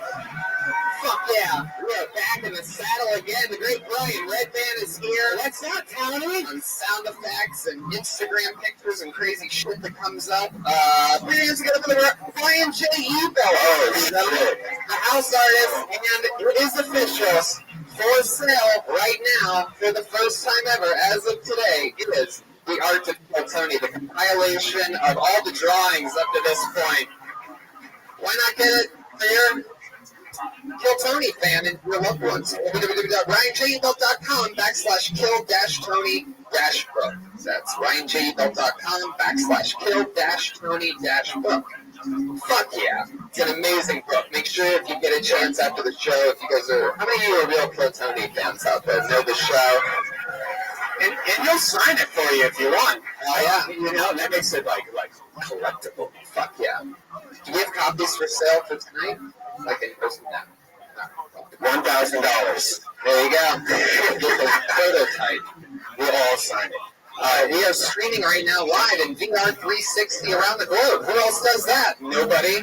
We're badass motherfuckers. So, a bunch of people signed up. It's going to be a fun thing. And let's get it motherfucking going. Where's Australia? Australia was amazing. Thank you to the listeners from Australia and fans of Kill Tony. They are demanding that we go out there. And, and I'm very excited to make some fun announcements about that. Probably November 2018. Kill Tony, Australia. I'll just start the rumor now because it's probably going to happen really soon. What else? Let's just do it, shall we? That's pretty much everything, right? Bunch of other fun dates coming up. TonyHinchcliffe.com. That's a bunch of places. Let's do it. excited about this. First, I'm going to bring up our guest every single week. We have one of the best comedians in the world on this show. This week's no different. One of my favorites. You know him from so many fucking great things, so many 1 hour specials. One of the best. Put your hands together for the great Russell Peters, everybody.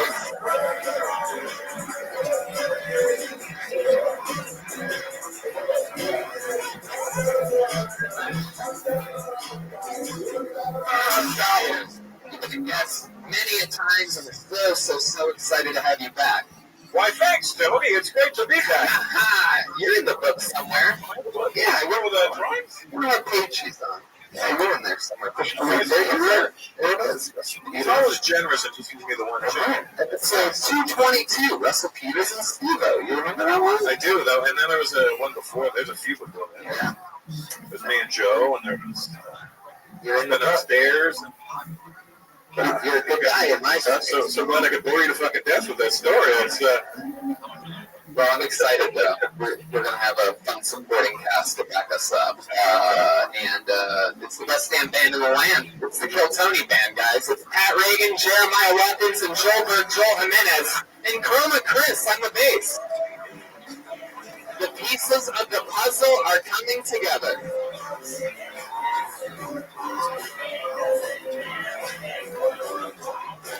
What is happening? Jesus. They're coming out in basketball jerseys with bread. Oh, wait a second. I think I know what's happening here. Wow. Is this the weight gain challenge version of Jeremiah Watkins that I'm getting?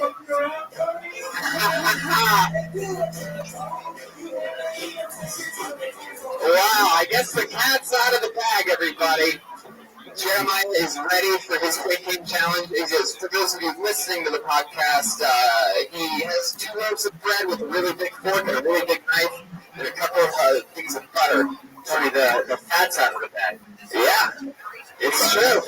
Jeremiah, Joburg is 1 for 1, by the way. On your Kill Tony bingo cards, Joburg has already started killing. There it is. When you hear that goat, you know that... For those of you that don't know, you know that Jeremiah and I have a contest for the month of December. If it's your first time finding out about this, congratulations. Jeremiah and I are having a weight gain challenge. Our friends, in October, our friends Joe Rogan, Bert Kreischer, Ari Shafir, Tom Segura, they had a sober October, and they went to hot yoga like 15 times in 30 days. We're doing the exact opposite. I'm drinking and having fun every single day and eating as much as I can. And he's taken a very unorthodox approach. You know, as I said, it's a stick of butter. There you go. Oh, holy shit. Looks like I have my work cut out for me. I'm in big trouble. Holy shit. It's moving that road up, baby. This isn't about a healthy weight gain. This is just about a weight gain. Well, I'm being pretty healthy about it. I've actually taken the approach of lifting heavy weights almost smarter, Tony, because muscle weighs way more than fat. Right. Yeah, but Tony, how fucking fast do you think you're going to get teased up? Well, I've been hanging out with my friend Joe Rogan, and, I'm kidding. I'm looking for fat comedian sponsors. Well, we should order him a pizza or something. If Jeremiah wins the weight gain challenge after December 31st, he gets to host from this seat an episode of Kill Tony, and I have to join the band for that episode. Wow. But, hold your horses. I know you guys all want to root for the good, likable guy. But, if I win, Jeremiah Watkins has to cut his hair. Yes. Yeah, the golden goose. Nobody's ever imagined. The one thing you need to know about Jeremiah, the biggest fun fact in the world, is that he is serious about that hair. Now kill his career, Tony. Now kill his career. It might steal his career. Maybe there's Hawkeye for ruin his career. I'm not going to fire him. What's his career? What do you do? I cut my hair and I just take off like a rocket ship. See you guys later. It's Jeremiah Watkins. Hey, Jeremiah, actually, I got an announcement for you. Steakums wants to sponsor you. You get free Steakums for the whole month. Whoa! This weekend challenge. Wait, is that a dog treat? It could be. Wait, It depends what kind of quality dog you have. is that like bacon strips? I used to eat Steakums as a kid. My mom always made sure that they were in the freezer, and that's one of the ways that, like, I know that I'm sort of, like, really just white trash. Well, you are from Ohio. Yeah. I mean, it's just real confirmation when you know when you're sort of raised on Steakums. When it was one of your favorite things, preservative-filled steak strips. They're great. Just throw them in like 5 peppers and some mushrooms. They're cooked in like 1 minute or something. Yeah. So it's like flip after 30 seconds. Yeah. They eat them in your meat undies. I have a question for Jeremiah. Yeah. Jeremiah, when you said you wanted to get sponsored by a fat comedian, who are you talking about? / what did you mean? Well, Tony is one of the most ripped comedians in the world who's sponsoring him. So I'm What do you mean he's sponsoring? Wait, I feel like you're asking me. Actually, we talked about that earlier. Son of a bitch! This is I got a thyroid problem. All right. Whatever it takes. Let's start the motherfucking show, shall we? What do you guys think? I can sit up here and just chipper chabber with you guys forever, but we're gonna have some fucking fun tonight. We have a bucket filled with names, with human beings' names on them. Sometimes it's a great upcoming comedian. Sometimes it's someone we've never seen before that's just insane. You know, anything can happen on this show. You know, your 60 seconds is up. If I pull your name out of the bucket, 60 seconds at the sound of a kitty. That means wrap it up then, or else you're going to bring out the angry West Hollywood bear. Oh, and I almost forgot. I'm also going to need you to go ahead and come in. Oh my God. Sunday. Wow. Verbal one. Build up, set up, and execution, man. You definitely don't want to run the lights. We don't want that to happen again for sure. You guys ready to start this motherfucker or what? Let's do this. Kill Tony episode fucking, who knows? Something crazy. Insanity.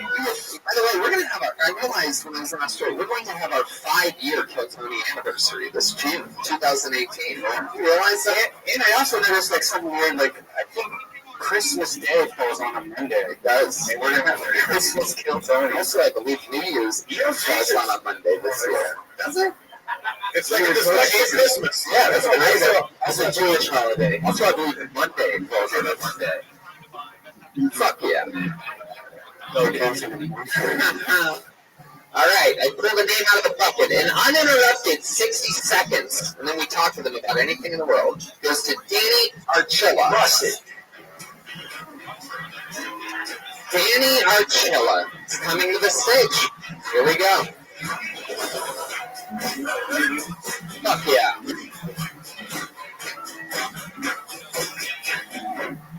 Cheers together for Danny, everybody. Come on. How's it going, everybody? As you can tell, I'm actually like either super colorful or super Latino. You don't believe me? Ask my mom. There's Border Patrol at her pussy, so that was the thing. But no, man. You know, no, but I actually did play soccer for a while. You know. The thing about it was I had to stop because when my coach told me that I had a big nose, I said, yeah, but I'm not going to look down your pants. So, that's the drugs, guys. Deal with them.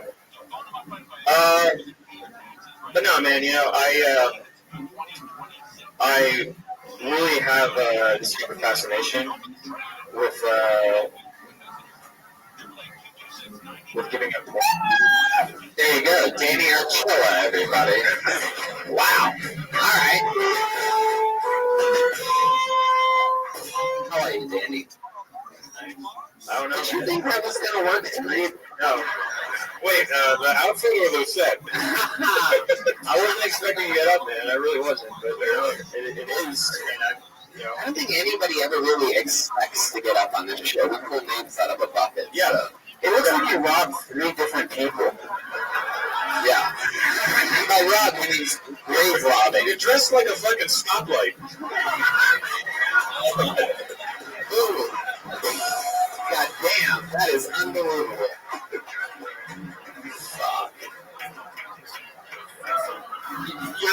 And you just ran a red, kid. Your tie looks like a woman's stocking. It's not like a tie. Wait, what happened? Why does your tie look like that? The machine watched it. I watched it. It's a good idea. Let's chill a minute. Wait till his ventriloquist finds out he's gone. That's the second time. There you go. Look for two. He's grabbing his crotch. He just grabbed his crotch at the crowd and gave him the evil eye. Shouldered his back with swagger. Wow. All right, back to Danny Archilla, the opposite of Joyberg. Can't really find his footing here tonight. I quite enjoyed your segue to soccer. Yeah, no, I had it until there, so thank you. Yeah, you're killing it. Why do you look like you got raped by Ronald McDonald? Oh, Did you? And were you loving it? It looks like he squirted. Looks like he squirted ketchup and mustard on it. You look like all the good condiments for a hot dog. holding his relish hat. What were you for Halloween? If this is how you dress on a normal day. Just a regular Mexican guy. Jeans and a t-shirt, you know? The hamburger picture in the sauna. Yeah. Danny, how long have you been doing stand-up? Not so long, man. Maybe like year and a half. You, let's be honest, you're being vague, but you know how long you've been doing it. 7 years. No, yeah, I do that too when I'm trying to be cool. I'm like, I don't know, like fucking, you know. No, I mean, I mean, seriously pursuing it, you know? Do you like stand-up? Ooh, that's a tough question. Do you like stand? Do you like it? I mean, does it look like I'm like jacking off right now? What it looks like is you're. I don't know. I could be, right? Well played, Jeremiah. 2 weeks off and it's back on. Jeremiah, it's back on.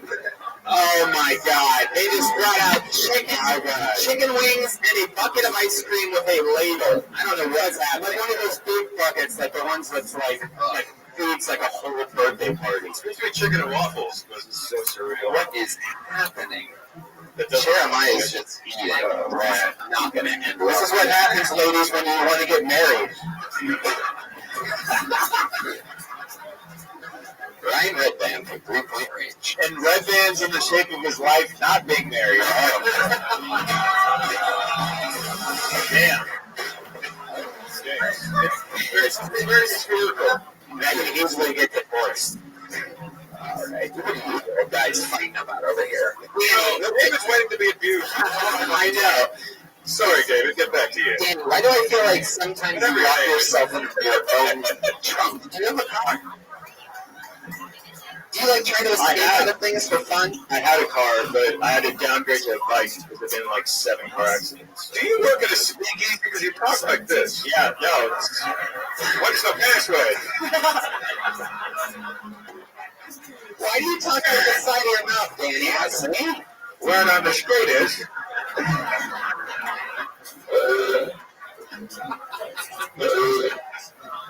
I was like a veteran from World War II. Oh, yeah. In my past life. You talk like you got Bell's palsy, but clearly you don't. I mean, Jeremiah, this is gluten-free ice cream.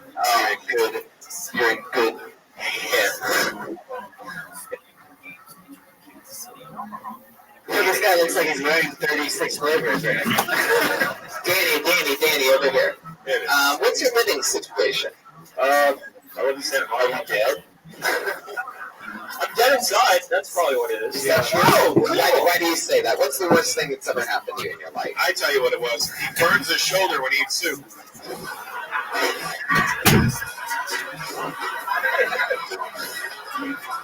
Danny, stand up there. Stand up there, Danny. Hey, Tony. Yeah. How long has that could actually happen? Oh my God. Don't put your eyeball that close to the I'm sorry. Danny. You're asking for an infection. Yeah. Well, you might get brown eye. Danny, how long have you lived on the side of the family?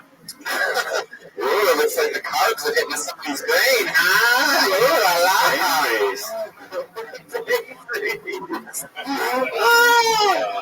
Danny, so you said you got into 7 car accidents. Do you also look out of the side of your eyes?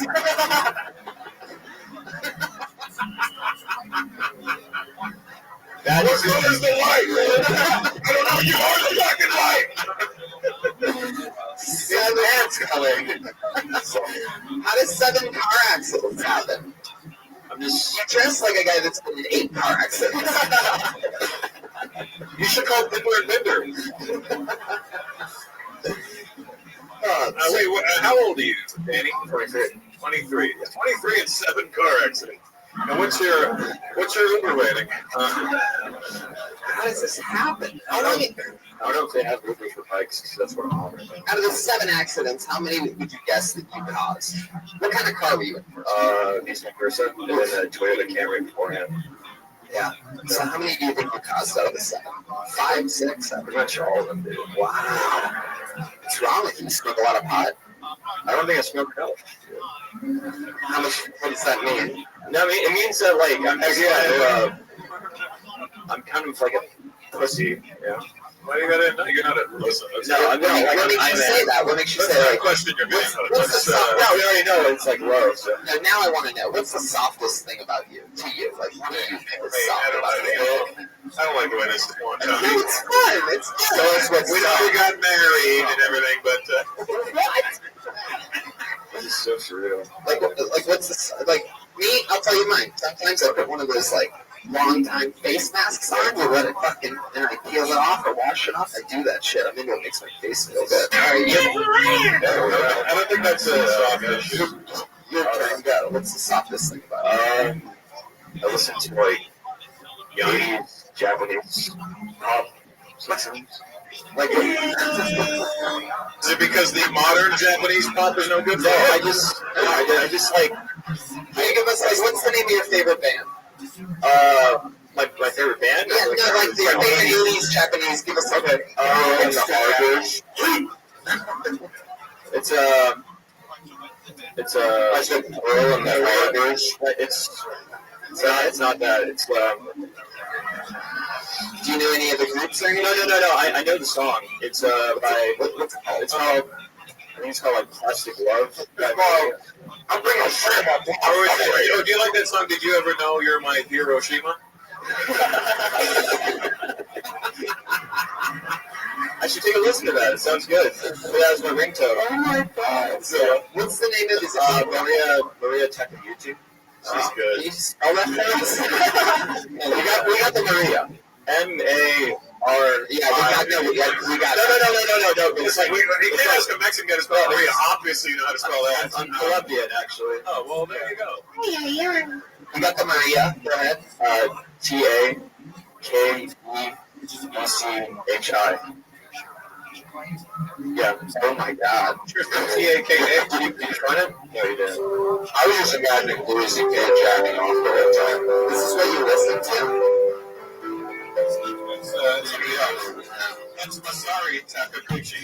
That's the only one that came up on this Maria spelled with a Q-L-W. You have to look it up on YouTube. Look it up on YouTube for that. Because T-A-K-A would be the more like... Can you just sound it out, what it sounds like for us? Come on. Don't think about it. Just sing it. You want me to sing it? Get right into it. Just do it. Listen, Danny, how much worse could your set get? Come on, do it. I thought it was already disappointing enough. Give us a tempo. We'll play along with you if you want. It's just something like... Hold on. Okay, go ahead. Give him the beat. No, don't overthink it. I can tell you're about to puke. Go. Ooh, Jeremiah. So I could just... I'll sound it out. It's like Japanese.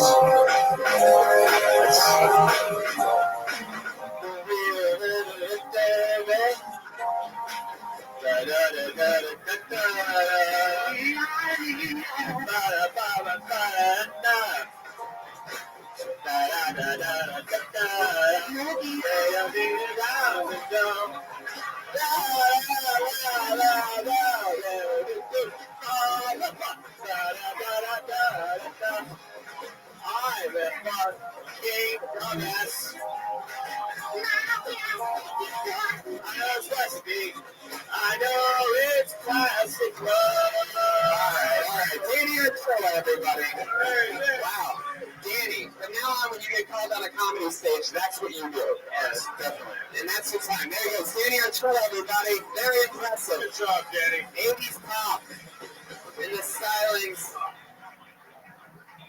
It's like a Mexican Josh Martin or something like that. Look at this guy. Little frog hat. Fuck yeah, man. There you go. All right. Danny Archuleta, young school shooter. There he goes, everybody. Wow. You should be proud of yourself, Danny. How about one more time for Danny's rap? Come on. The people in New York 360 got to see the whole crowd clapping. It's a great way to start the show. Thanks, Danny. All right, go back to your seat. That's enough. Back to the bucket we go. Where it stops. Nobody knows. Pull another name out of the bucket. It is the name of Kelly Lee.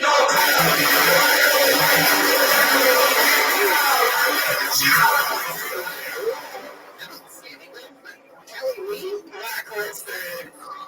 Kelly Lee. The nursing triplets. Back to the bucket we go. Chris Mitri.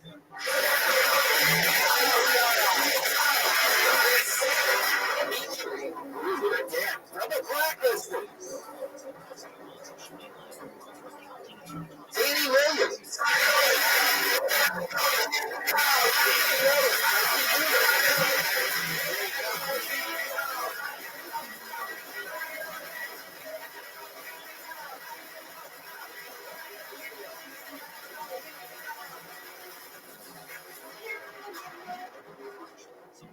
Ladies and gentlemen, put your hands together for Danny Williams, everybody.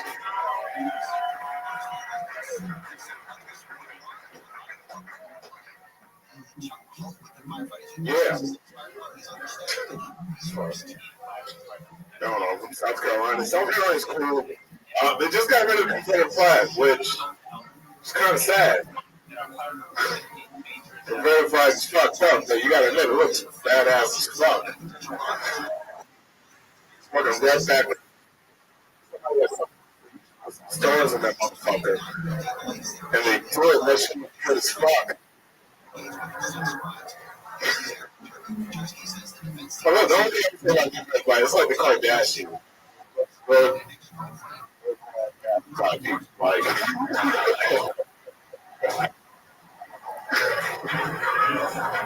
just to get next.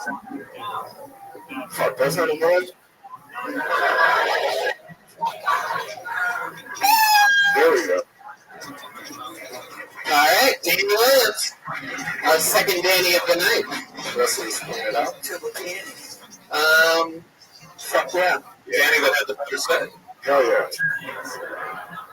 But do you know how to sing 80s Japanese pop? Hell no. I think we all know how to sing 80s Japanese pop. No, it's country. Danny, remind me, what do we know about you? You've been on the show before. What do you do for a living again? I do some of wheelchairs. You what? You were going to say you sell them, and then you said you do something with them. What do you fuck wheelchairs? I make sure wheelchairs get paid for. Wow. Or else what? You re-break the legs if you don't pay you? Spinal cord didn't drink my ass. Shit costs money. All right, I call the insurance companies and I turn paraplegics into projects.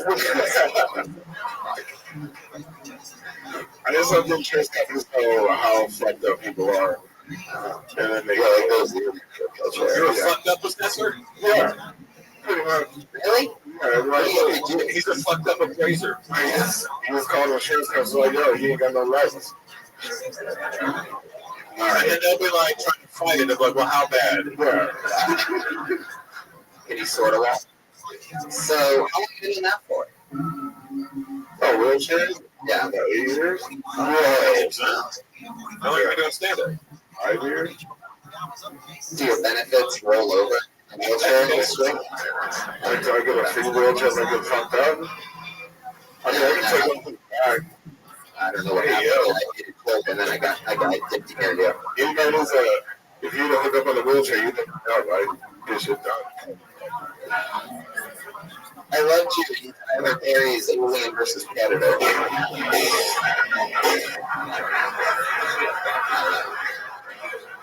No, Medea gets a spinal cord injury.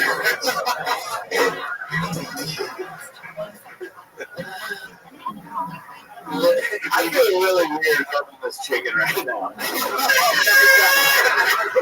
like racist comments playing. That was a good joke. I was really chicken. What if that for Halloween? Like maybe you could do a little bang. Like little bang? Like little Wayne or like little. You figured out how to make this work for you. Oh yeah. Fuck yeah. This is really happening right now. I believe it might also have some strawberry ice cream next to it. All right. Hey, can we get some grape drink?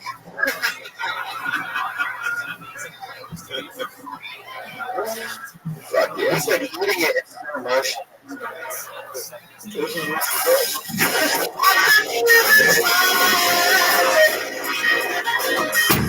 Kill Sony is back.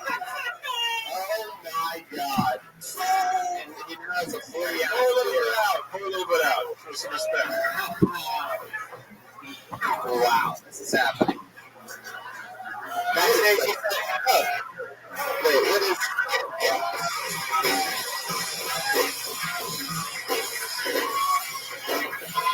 Jeremiah is drinking a bottle of... What is that? That's not beer, is it? No way. He's drinking the most uncarbonated beer of all. That's my piss. Wow. All right. Wow. Oh, I put a cookie in it. Oh, yeah, the second you go all the way in. I can't believe what's happening. It's like real life. I was definitely going to get sick. You get it all the way in. Backstage, Jeremiah said, I don't even drink, but by any means necessary. Wow. You're kidding, right? He said, I don't give a shit. I'll do whatever it takes. Oh, my God. He's definitely not going to give a shit. He just drank so much apple juice. That was incredible. Jeremiah was never had a drink in his life, and that highlight beer had no carbonation. Diabetes. He was eating hot piss. I knew I should have gone with the sparkling roast. I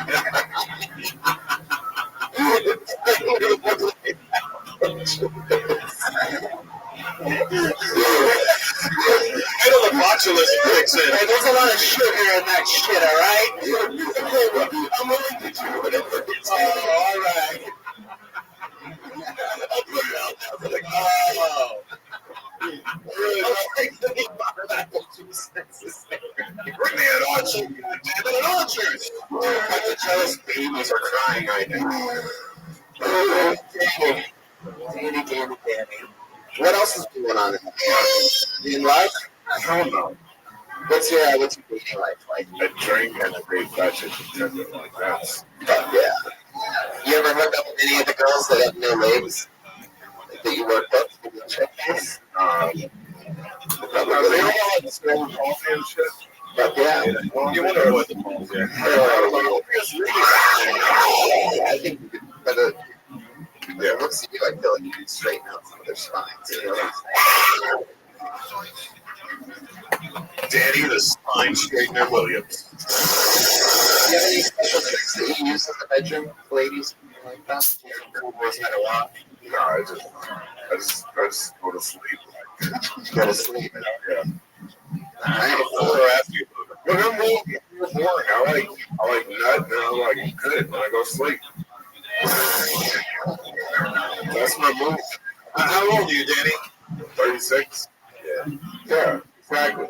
After a while, yeah, it was like I came, I won. Danny's voice sounds like that voice that you make whenever somebody calls you and you wake up from a nap and you act like you're awake, but you're not awake yet. Hello? Yeah.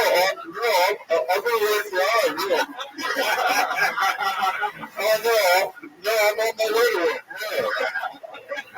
Yeah. This traffic is real bad right now. Yeah. There's a couple of real bad. These Confederate flags ain't a motherfucker. All right, Danny. Anything else? No, we good. There you go, Stevie Williams, everybody. Fun times. Comes up. There he goes. He's on Twitter at Trump_liquor. I don't think I gave away Danny Archula's Twitter handle, which is Daniel R. Archula. Remember him? Remember that guy? Good luck spelling that. We're 2 for 2 for Danny's tonight. What's happening? Yeah, for your bingo cards. Ooh, the next guy, he's going to show a couple times. Put your hands together for Max Hoover.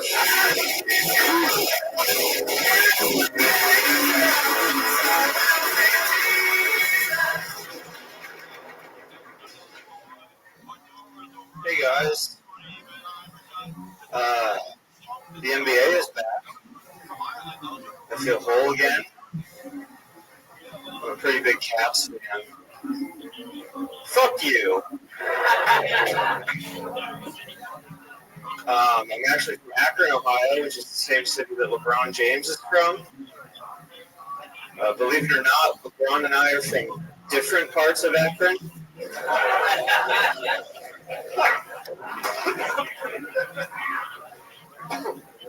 I'm from the part of Akron that LeBron moved to.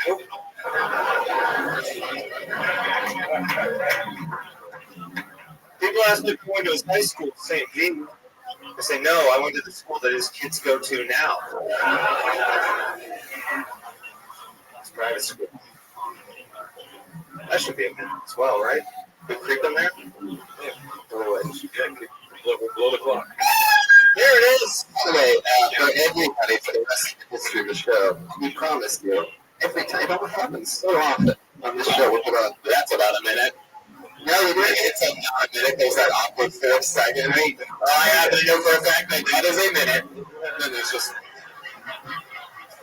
If you don't think it's a minute, just slip to Yeah, yes. I timed this in the mirror. I don't know why everyone guesses it. Like, they all want to fucking guess for some reason. Yeah, we have it.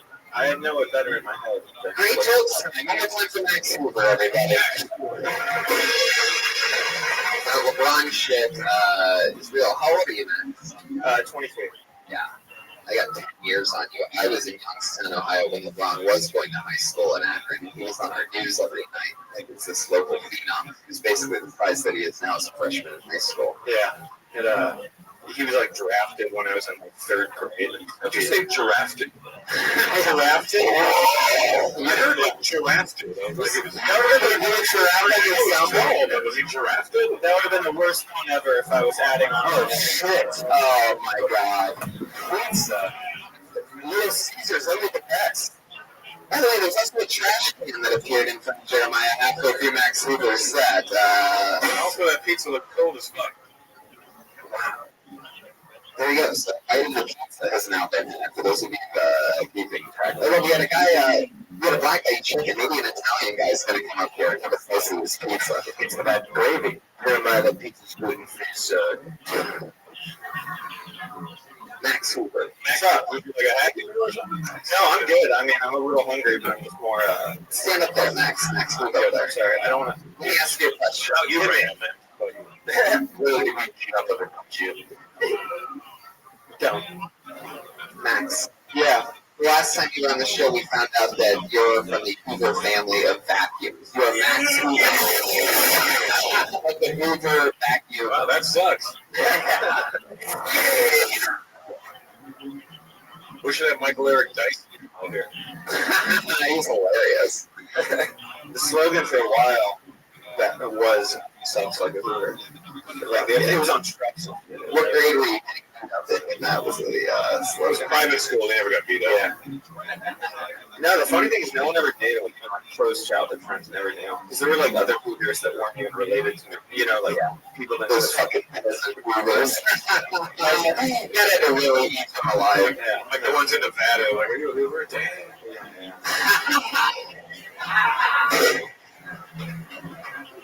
Look, I'm a dad. I tell dad jokes. All right? Is there anything fun in the Hoover family, like a yacht or anything like that? You guys have anything cool? A helicopter? No, nothing like that. The grandparents have a place down in Hilton Head, South Carolina. They're very. I don't know exactly what that place is. So, Danny, where it's like, but I'm guessing they burn a lot of tiki torches there. It's an island for rich old white people, so yeah. I used to go there all the time. like all America. Tiki torches shaped like glasses. Yeah. Max, how often you go to Hilton Head? It used to be once a year. I haven't done it in a few years, though. Yeah, every the family's really been talking about it, Max. Yeah. My dad and his 4 brothers all go on a yearly trip somewhere with their dad, my grandpa, to like hunt or fish or talk about old money, right? Things. Talk about how they think. Like, what's your family's personal? Like, you mean your immediate family, your parents, what's your dad's personal wealth? What do you think it's? He's a stockbroker, and has just done it his whole life. Where we're upper middle class. Like we sold the company forever ago. Where like we went through it all. It all went to like getting through school and shit. We're like getting kids through school. I just mean like literally like the only money I saw from it was just I don't have student loan debts. That was literally it. Like, wow. And upper middle class home. You know, those people that go on that fishing and hunting trip really spent a lot of. Yeah, the older generation, they're dicks. It'd be funny if your family like collected, like saved money in Hoover vacuum bags and stashed them throughout the house, like in the walls and stuff. The FBI raids, you know, that sort of thing. Yeah, Max, when you were ever sad as a kid, You really thought about that one. You did. When you were thinking about the performance. Never mind. No, I want to hit I wanted that one. Go. Max, you don't have a fucking decision in this. I mean, we can go. Don't tell Chilbert to fucking go. Get over there. Get over there and everybody reset mentally. Alright, let's just pretend like everything's happening. It can be worth it. Hey, Chilbert! Hey, Max, when you were a kid and you were sad, did your dad ever say, hey, suck it up? Dude, I'm a drug expert, and that was worth it. My parents are divorced, and my mom uses a Dyson out of spite. Wow. Where they're real better. Yeah, you really can't buy Dyson at Kmart. No, I wish I was Max Dyson. That'd be so much cooler. You should buy a Roomba just to fuck with them. Oh, there we go. Yeah. Roomba would be Max would use the Dyson to blow over new husband. Alright. Did you play like cricket growing up or anything? No, like my whole family was like all of my dad and his brothers all played college tennis. Like all 4 of them. Listen, I don't want to hear about the tough guys in your family. Enough of those bullies. But no, I play like hockey and lacrosse, so yeah, similar. So basically cricket. So yes, I play cricket. Yeah, so it's the same thing. Yeah. What position were you in hockey? Doggy style.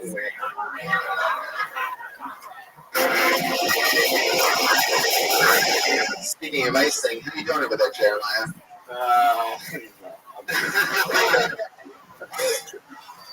Max, what's the craziest thing you've ever used? Other than another man's asshole. And that was a dare. Yeah. I've had I had that like that. What's that duck liver stuff called? Like foie gras. Fuck that. Yeah, foie gras or whatever. I had that, but for breakfast every day as a kid. Yeah, it was sprinkled into omelets. Yeah. No, I ate that once, but I thought it was chocolate. And like when you're anticipating it to be chocolate, and it's like about as opposite. No, this isn't chocolate. Yeah, I sent it back immediately. I spat it out and I yelled "go some," and then you really do seem like one of the spray kids from Willy Wonka's Chocolate Factory. Or Amy School. He looks like Ricky Schroeder from. Max,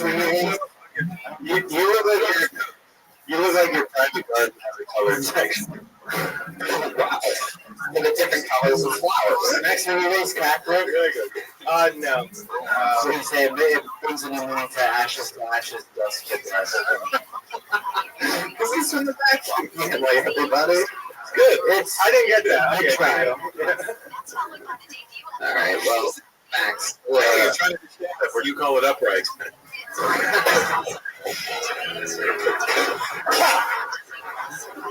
Yes. That joke actually hurt my Thanks, Jeremiah. What's going on in your personal life? Anything crazy or fun happened lately? Not a ton. Just went back home for Thanksgiving. That was fun. You guys catch up turkey. There's tradition in our house for Thanksgiving. It pops and the grandpa and all the brothers, 4 brothers, they all go and they play catch for a few hours. They come back with holding into asses. Whoever wins the tennis match has to catch the turkey. Toss the old pig skin around. Don't buy the color. But that dynamic was fun actually, just because going up, no one really. What's your grandpa like? Is he still like really? Wait, is he the one that started hooping? No. He was never even involved. Like there was like. Who was the guy? Great. J. Edgar. Yeah. It was like moonlighting and 3 times. He cross-dressed and then also started vacuum pumping. How did he start a vacuum that long ago? Great. Yeah, it was. How old is your dad? Oh, my age? My dad's 46. So your dad's younger than me. I don't know how old you are. I'm older than his fucking dad. My parents were dumb. They had me when I was like my age. Yeah. Like, hey, you're older than your dad. But it was interesting. I know what you're driving, but the fam actually doesn't know. They don't know that I do stand-up, so that's fun. You haven't told them you're afraid that they're in case you're stuck. No, exactly.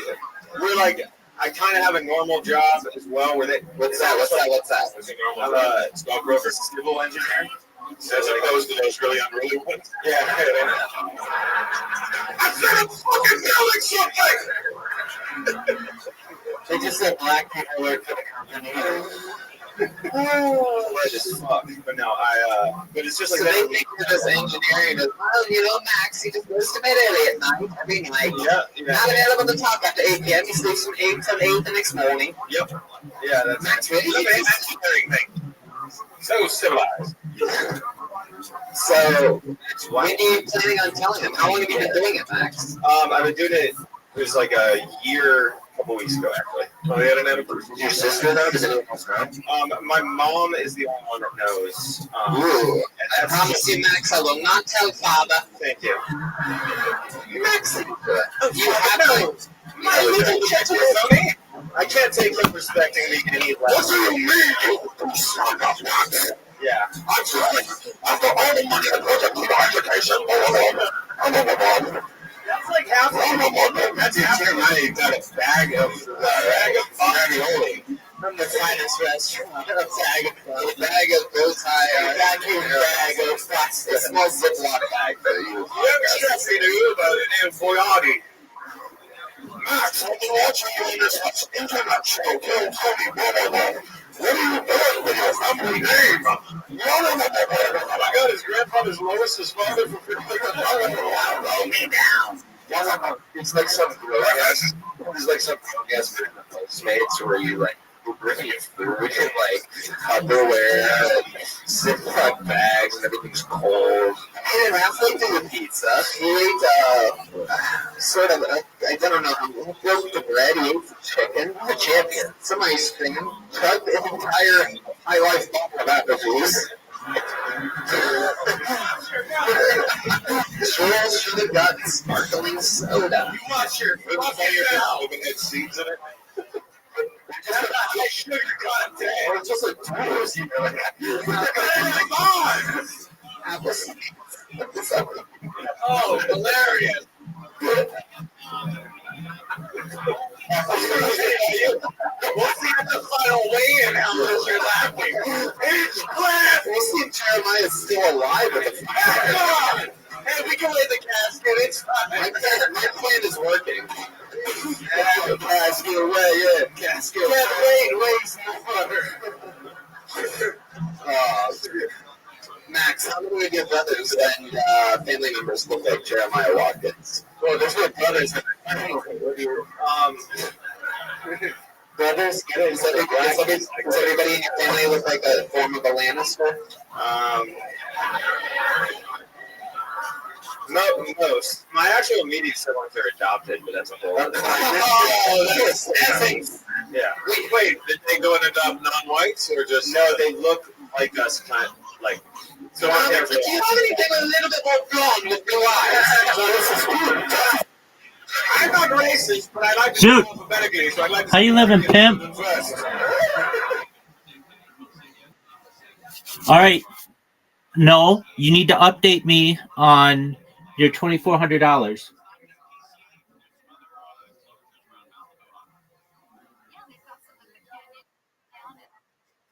All right. What have you done?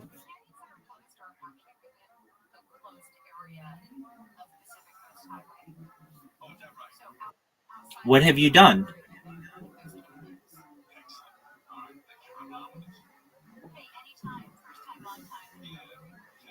Did you?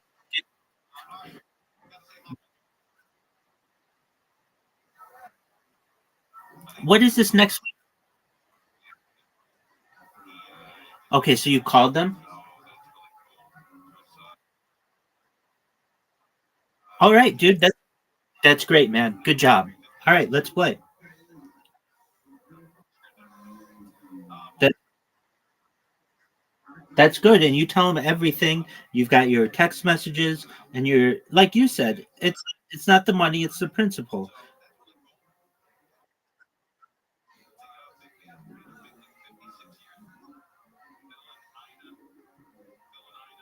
Good job. Now be prepared to lose 5 games in a row. And I mean, I'm gonna beat you like it's going out of style. Like you've never been beaten in your life.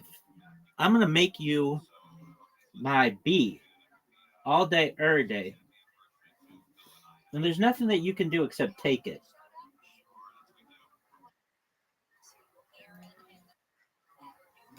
I don't know about this one, son.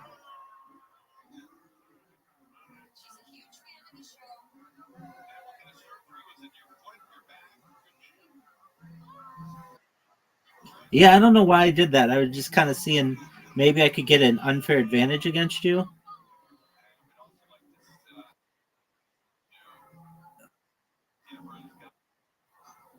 Oh, you fucked yourself. But actually, I fucked you more. So I went from like a guaranteed tie. I know.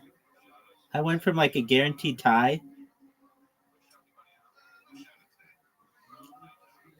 to you get another shot to a guaranteed win. Well, not guaranteed, but so it looks like it was.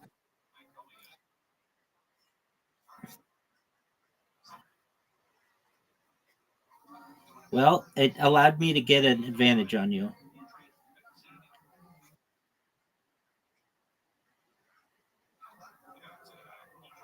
What are your thoughts about this shot?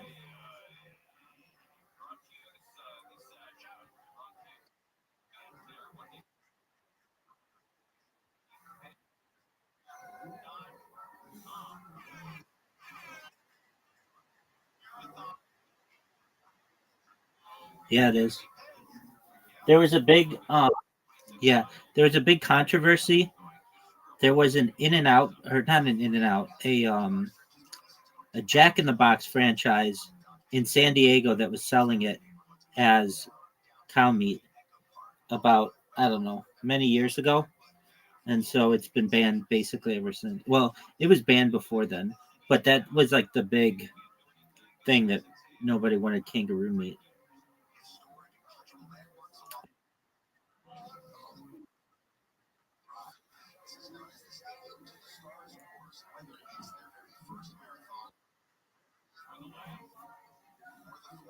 There you go. Can you be down 2 games to Two holes to none. Is that something you can do?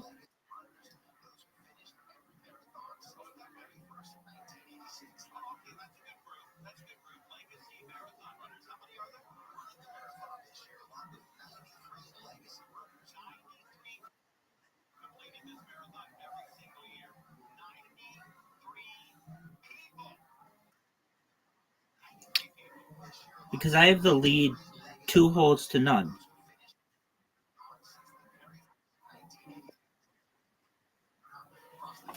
Welcome. How are you? Helson, what's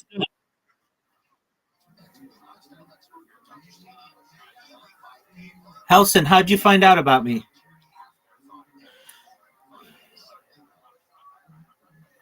Hello.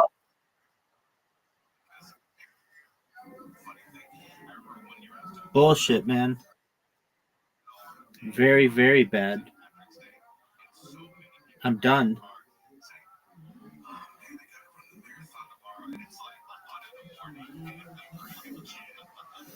You have an easy shot. I got well, guess it'll always be a mystery. I got greedy.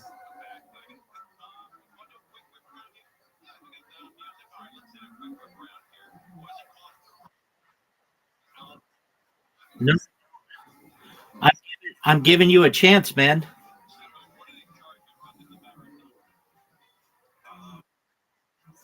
Yes, you. Yes, you did.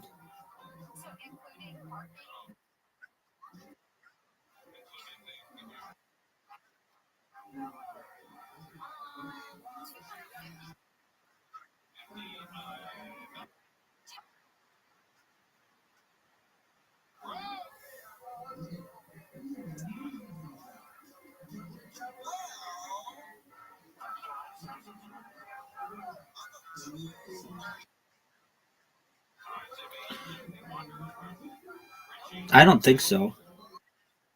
I don't think so. I think that I.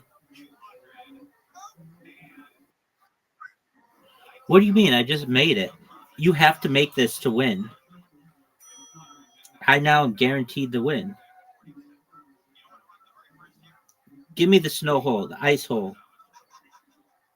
No, not this one.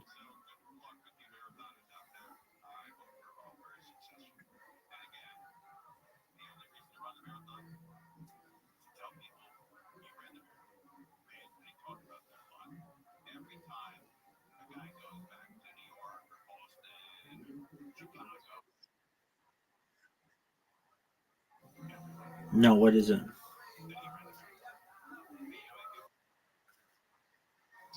No, I don't know what that is.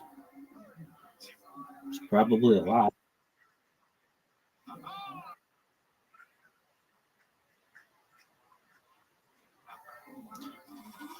Yeah, but that's still. I bet somebody's been playing like Tetris or chess. Like chess, probably like 12 hours a day, every day for like. I mean, there are those guys who play chess in the park, in Central Park, it's not Central Park, but it's another park in New York City, and then they play in Central Park too. But yeah, not in the same way. It's inside. They play at libraries. I mean, I'm sure it's done, but it's not. I think it's like Franklin Park or something. Um,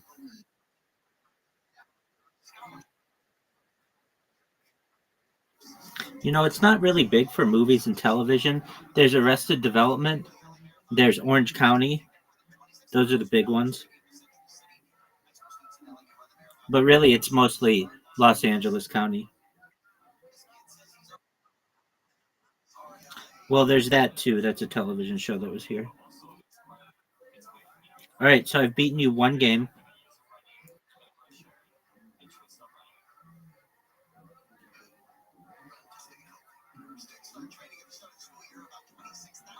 Now I'm gonna beat you 2 games. Play this like Squid Games, dog.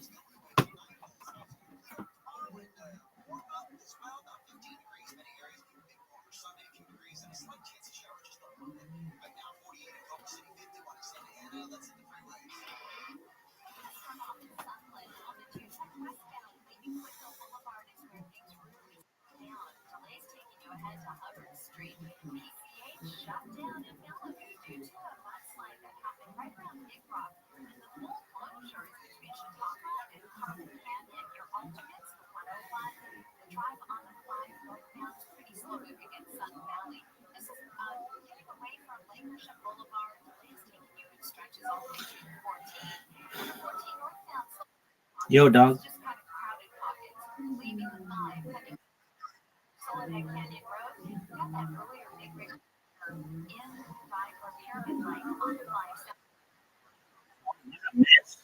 What a big miss.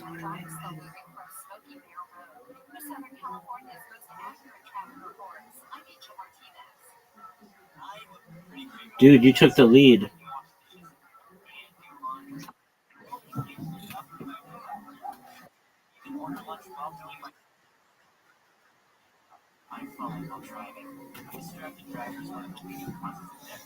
Oh, what a shot.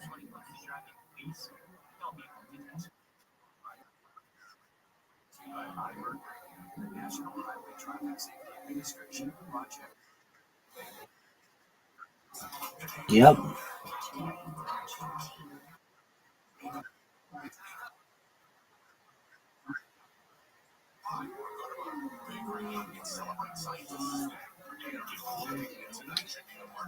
All right. This would be the best comeback of my career.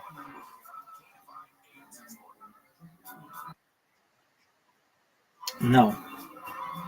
You should mess up. And you just did.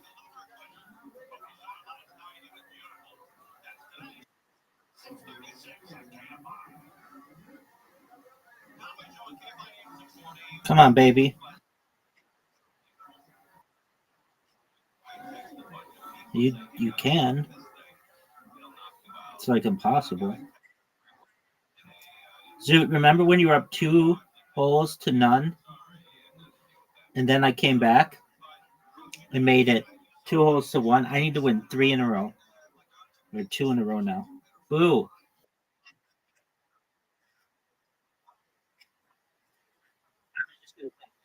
You're very bad at this hole.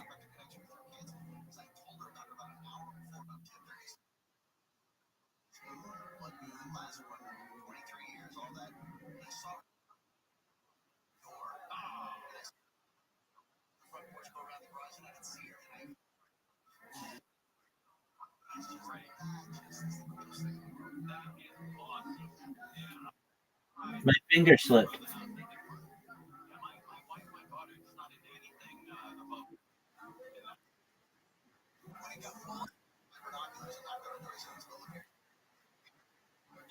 I know. This would be the best comeback of my career.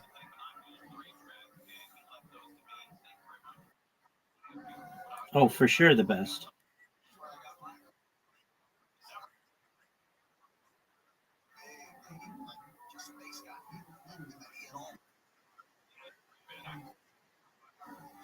Thanks, dude.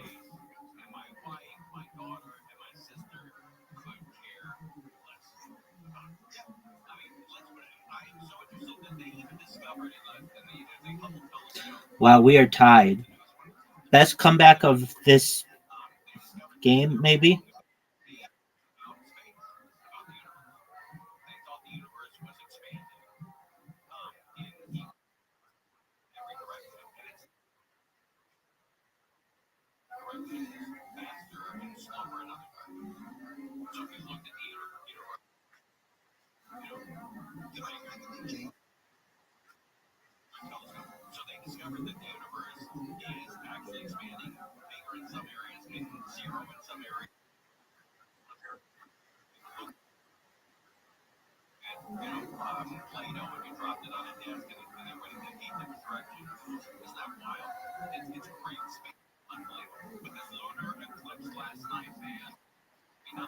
No, you're not. You could still win.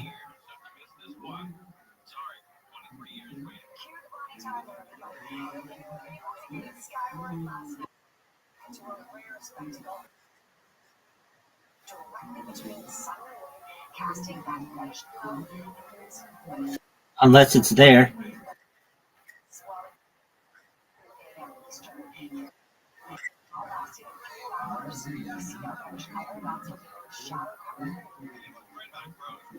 I'm fucked. We tied.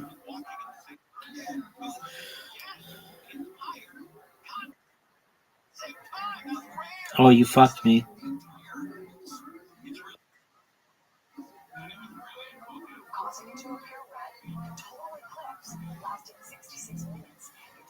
No way you're gonna get it.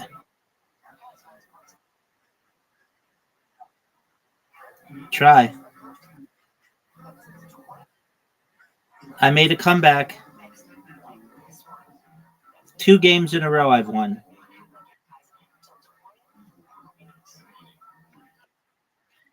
Don't join that. Don't join that. Don't join that one. Weird. Oh, don't join that one.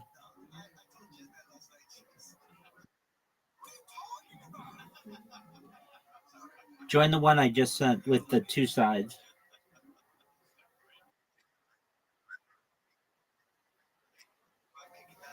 All right. Well, your percentage isn't as good.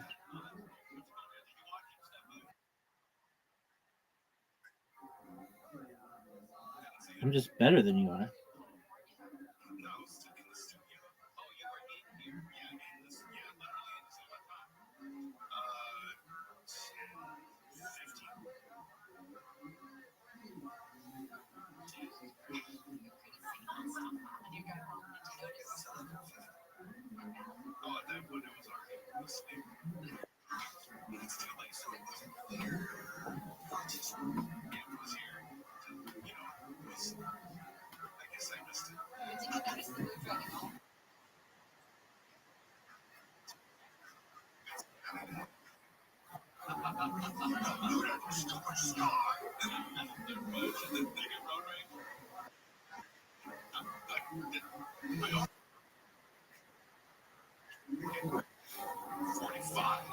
Oh, no way. What a beautiful shot. Yeah, I should have.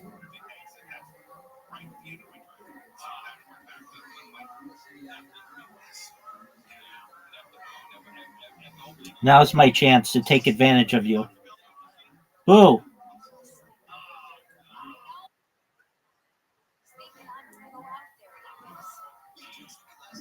Are you happy with your shot?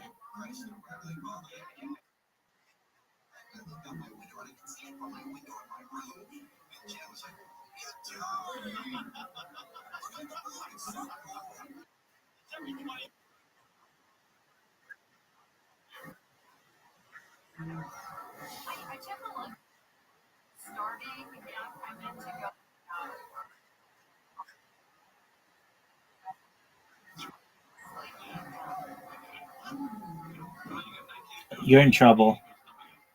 That's way too fast to go in the water. It's in the water.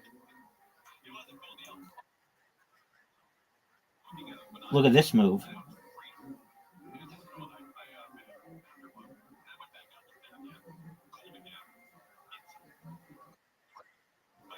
Keep going.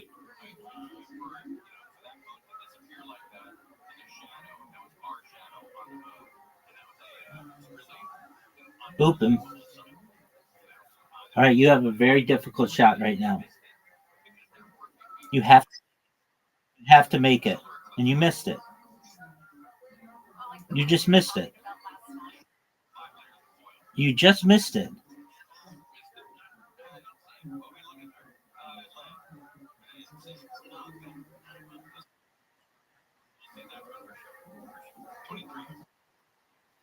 No, I definitely. Are you serious? Are you serious? Are you serious?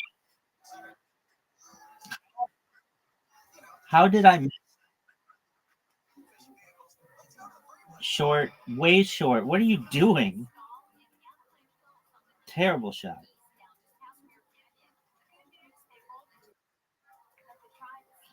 Your shot was one of the worst shots I've ever seen on this hole.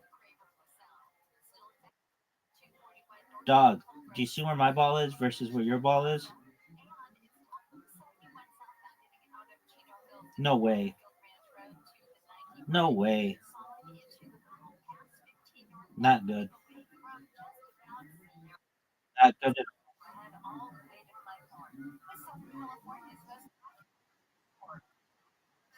Oh, I got this into. I got this into. This is my hole. This is my best hole. Of any person who could be associated with a hole, this one is my hole.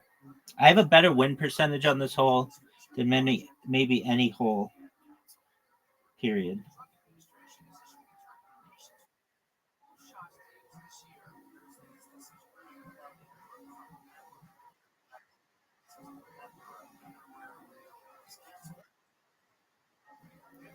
69.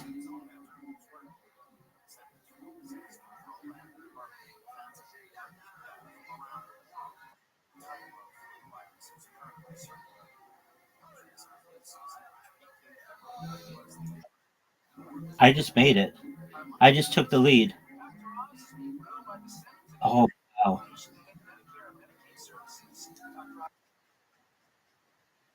No, I'm good.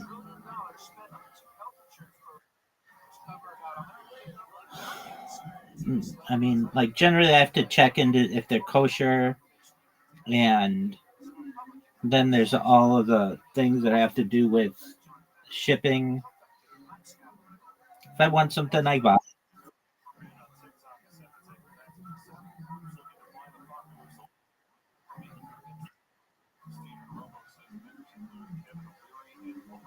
I mean, a lot of foods are kosher. It, I mean, it's a complicated answer. It means fit. It means fit in Hebrew, but essentially it means that it comes from certain animals that have split hooves or chew their cud. It doesn't include insects generally, though some locusts in the Sephardim, a type of Judaism, are permitted for those communities. It has to do with fish having fins and scales. Oh, that was a great shot. Um, it has to do with like, yeah, would have. What a great shot. And I just did. Down the west side for gangsters. Look at that. 3 games in a row, Zoot. What are your thoughts? Dude, did I? Oh, boy, did I. Three, three holes.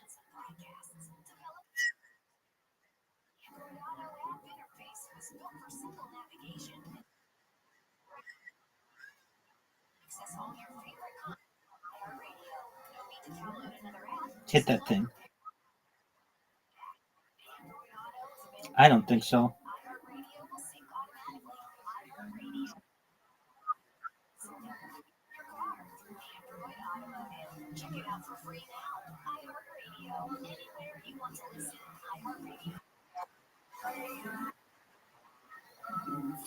What'd you say, big dog?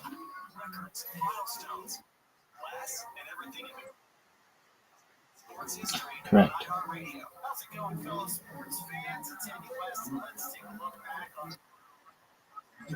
Some.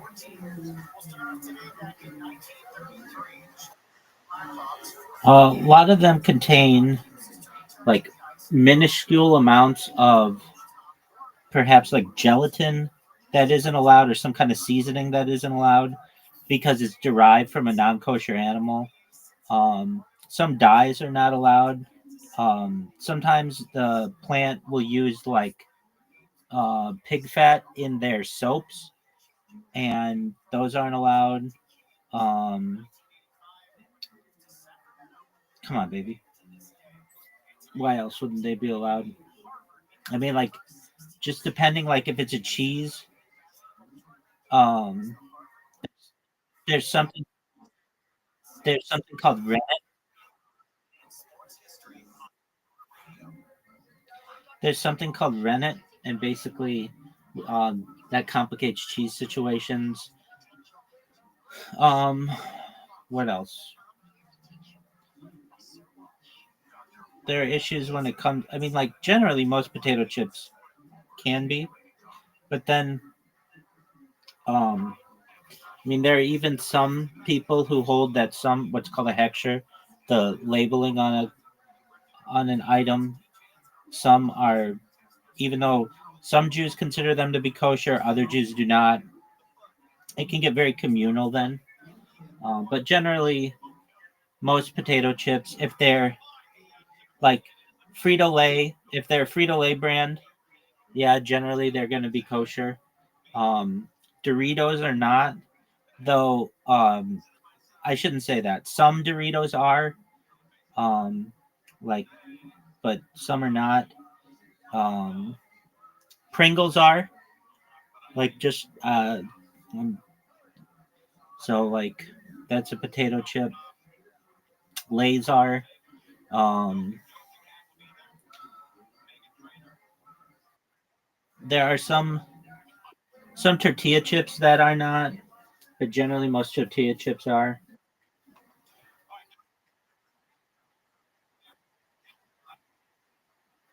Word. Yeah. Generally, it's probably. I love Pringles. One of my favorite chips.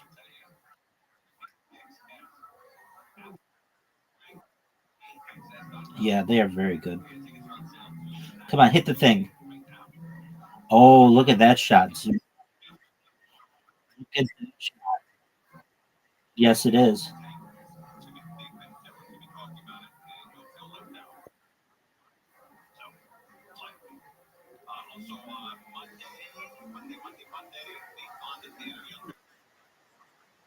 You play up, like hit it like there. Yeah, no, too hard. Just like barely around that tree. No, yeah, but shorter. Hit the ball. Hit the ball. Hit the ball.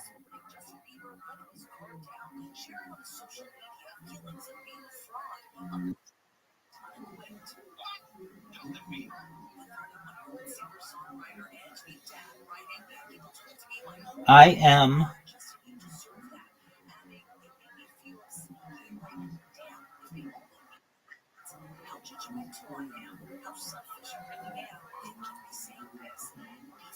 Look at this shot, Zoot.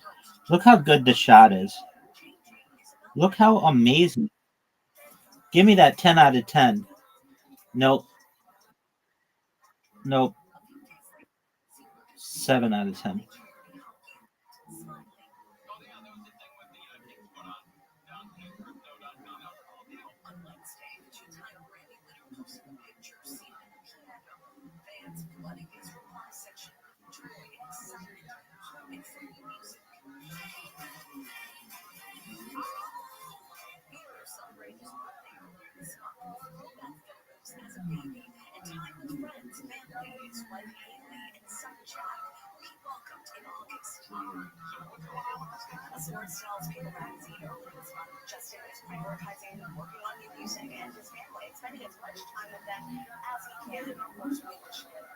What are your thoughts on me beating you 3 games in a row, Zoot?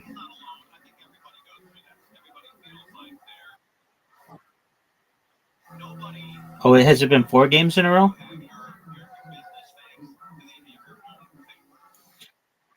It is.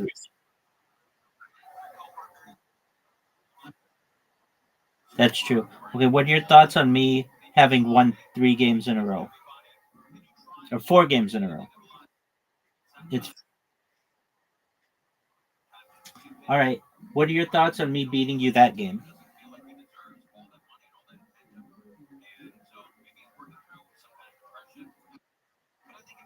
That's an honest answer. I think my shot right now is a 10 out of 10.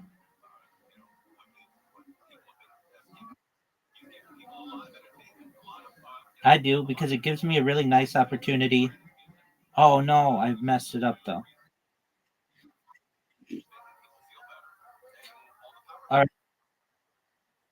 No, you messed it up.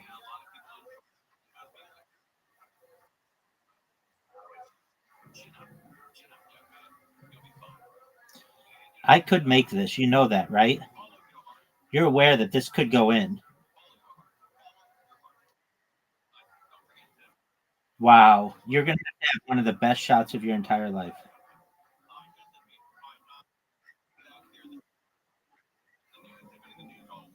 Yes, you did.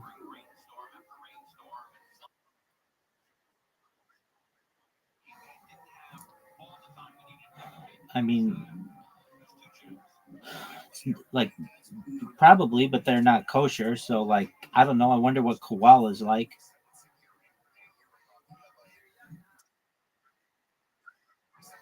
Okay. Um,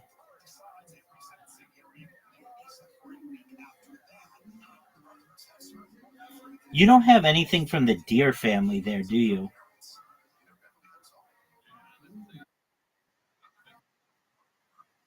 Right.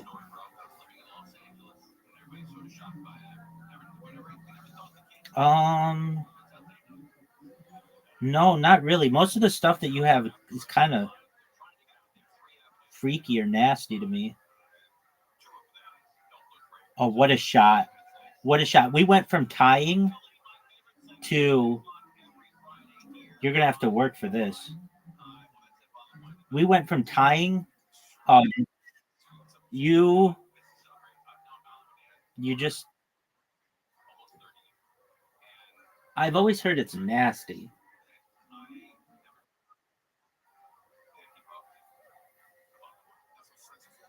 Wow, you just that wasn't good for you, man. What is that?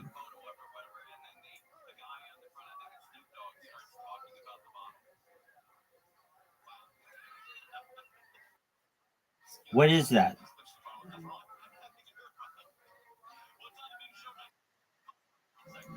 I mean, maybe that. Um, I know it's not. I mean, I guess like Foster's, but that's not even like Australian.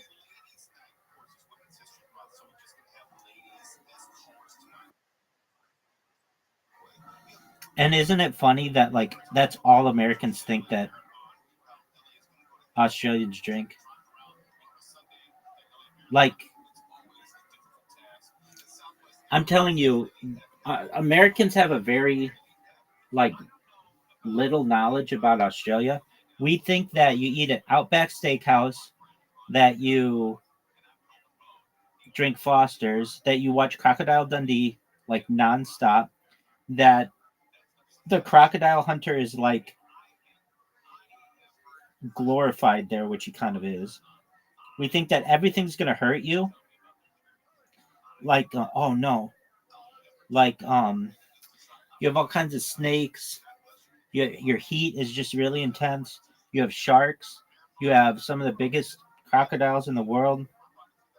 You have um like stingrays, and you have like giant nasty spiders. Um, what else? Like that an average American would think. Oh no, average American would think. Um, we think that.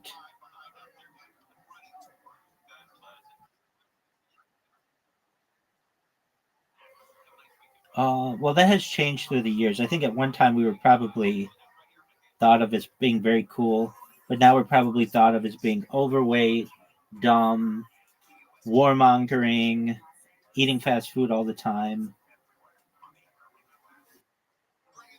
and guns. Yeah. Look at you with this little. You used to be able to.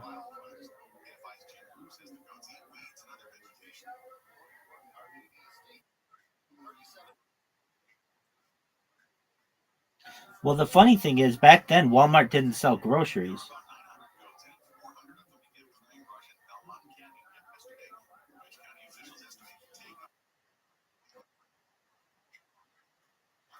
Yeah, I mean, it's really like a super center. I don't know if I think they welcome, welcome.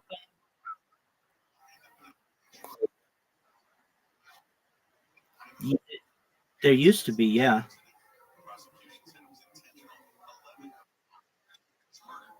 Well, I mean, it was seen as a way to protect yourself.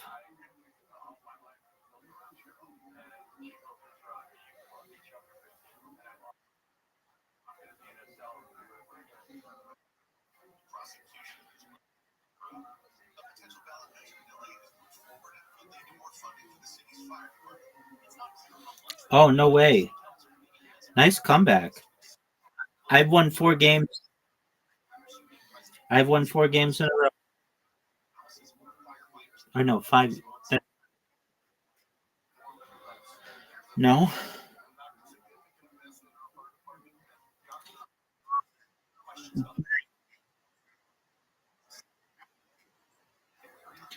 but I do think that according to the United States Constitution, that everyone should be able to own a gun. According to the Constitution, I'm not saying I think that's right, but I'm saying the Constitution says it doesn't say like if somebody has a mental illness or if somebody's not 18. Like all of that is basically um, more modern restrictions on the Second Amendment.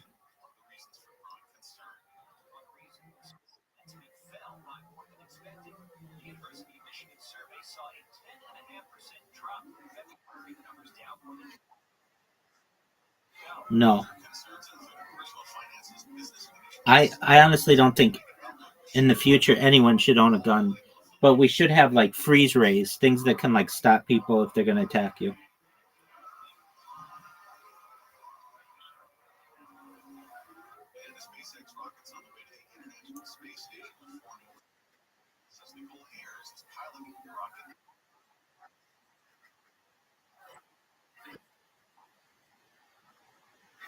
It depends where you are in the United States. There's something called castle domain, which castle doctrine, I should say, which basically states like a man's home is his castle, and you should be able to defend it as such.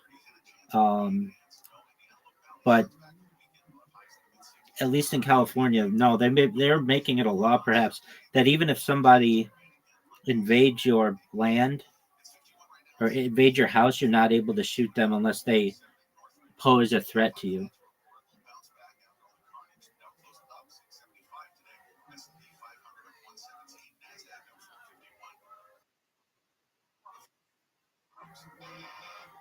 Yeah, but I mean, even that gets complicated. Just like you being down 2 holes to one can get complicated.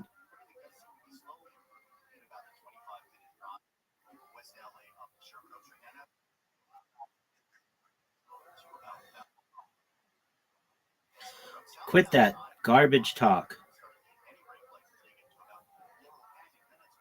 You know that this is a go for it. Let's see yourself guarantee yourself a victory.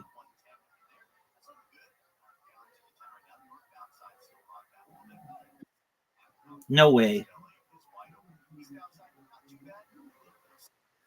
Now you're fucked.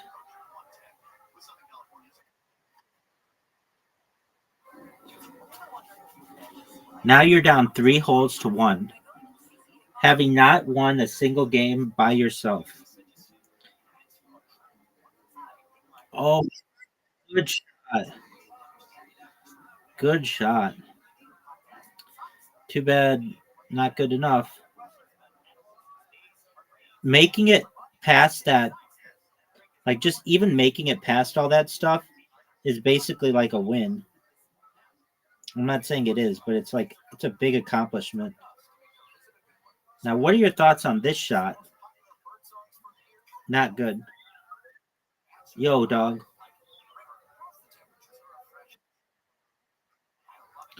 A lot of my life.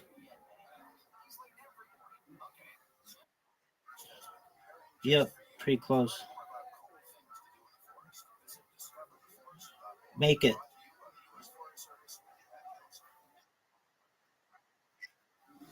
It used to be, but really nowadays it's just too expensive. You're either gonna like you can't come here to move and start a family.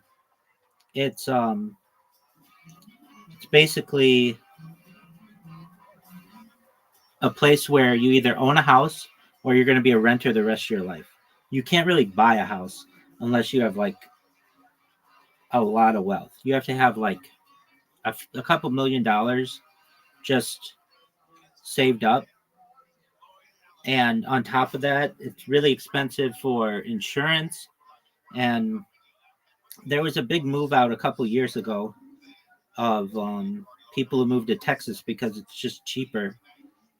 And like people were, I mean, it's really unfortunate. Like people from other countries, specifically like China, just come in and buy up a lot of the real estate and then have like either a bunch of people live there or no one live there, but not like have like normal families live there. Um, and it causes it to be very difficult for like an average American to just live in California anymore.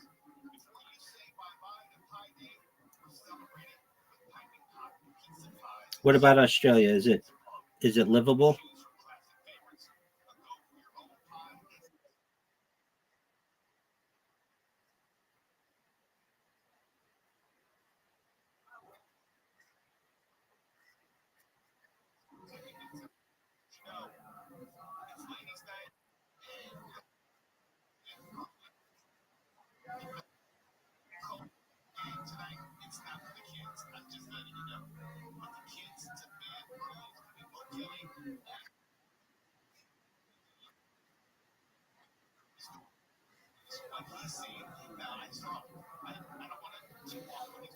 What are your thoughts on me having beaten you? You got rid of my perfect game.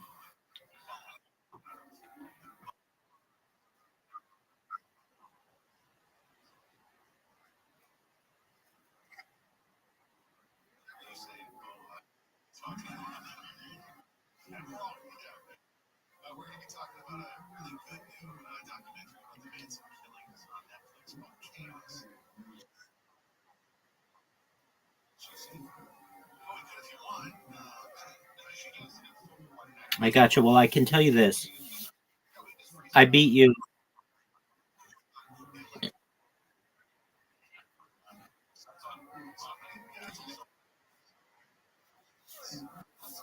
I beat you 6 games, or I won 6 games in a row. You won. No, I think I'll be able to buy once I go viral. I'll be able to buy anything I want.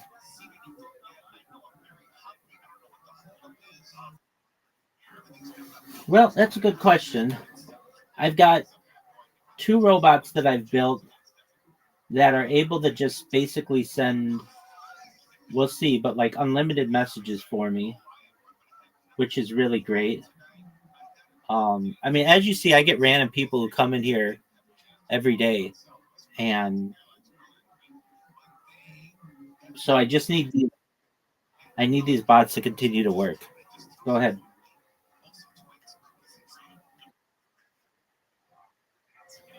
I think you're right, man. I was just able. I mean, go ahead.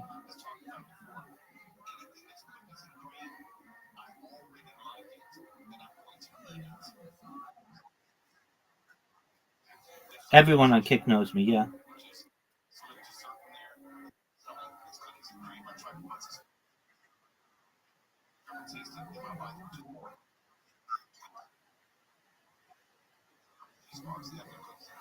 I think you're right.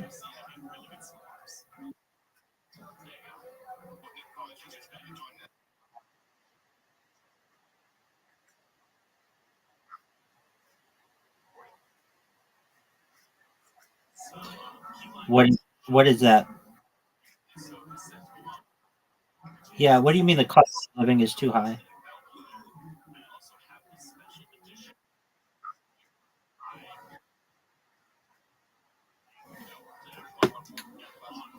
People will make sacrifices, I think.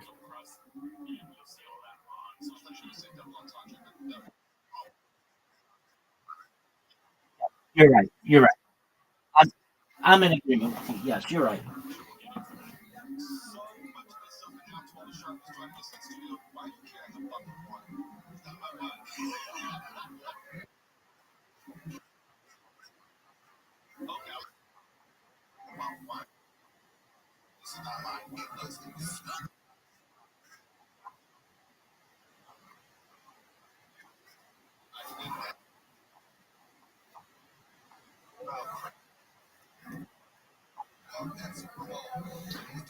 There's perhaps that way.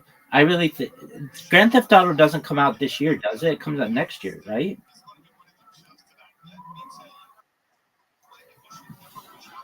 Fall 2025.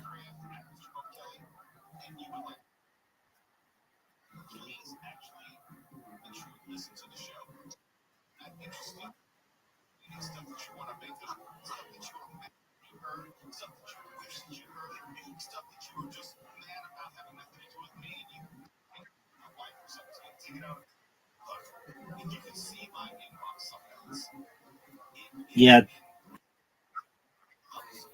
is what?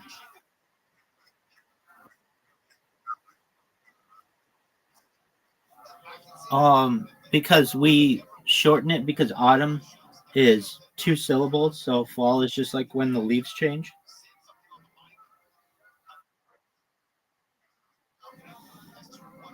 Because autumn is two syllables.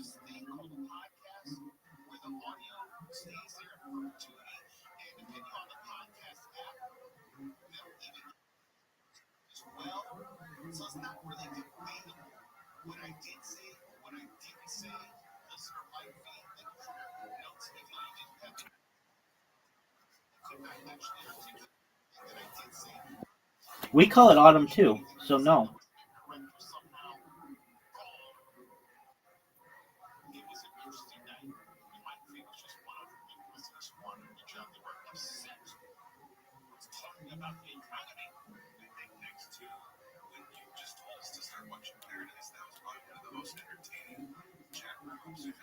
Are you gonna play Grand Theft Auto 6?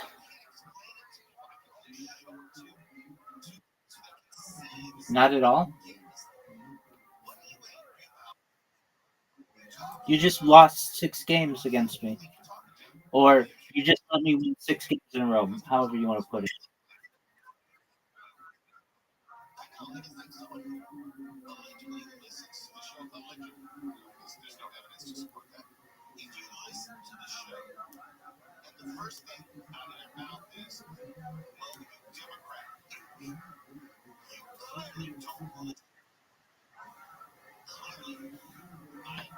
Not even Grand Theft. Have you ever played Grand Theft Auto? Did you enjoy it?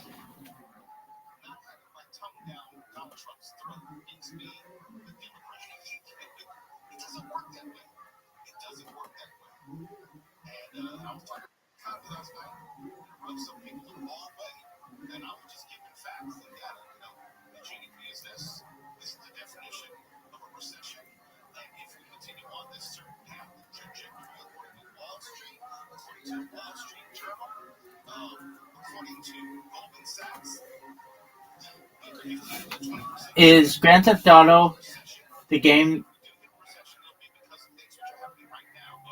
to which you are most looking forward in the history of your life? Okay, what is?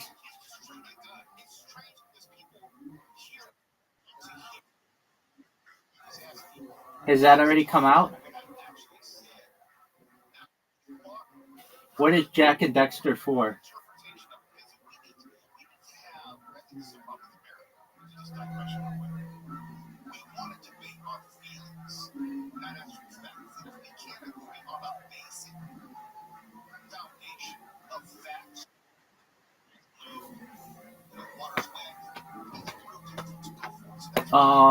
Maybe.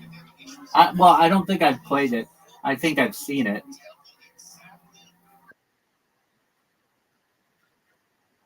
Exactly. Yeah.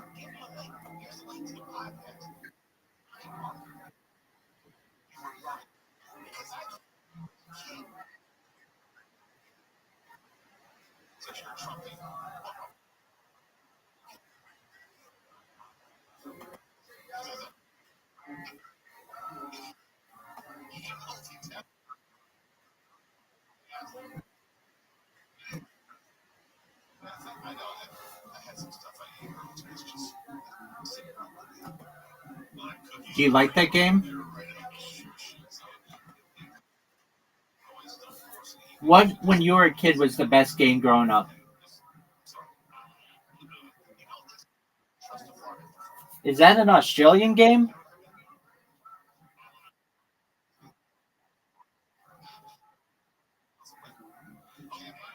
And that was on PlayStation 2? Did you have a PlayStation 2?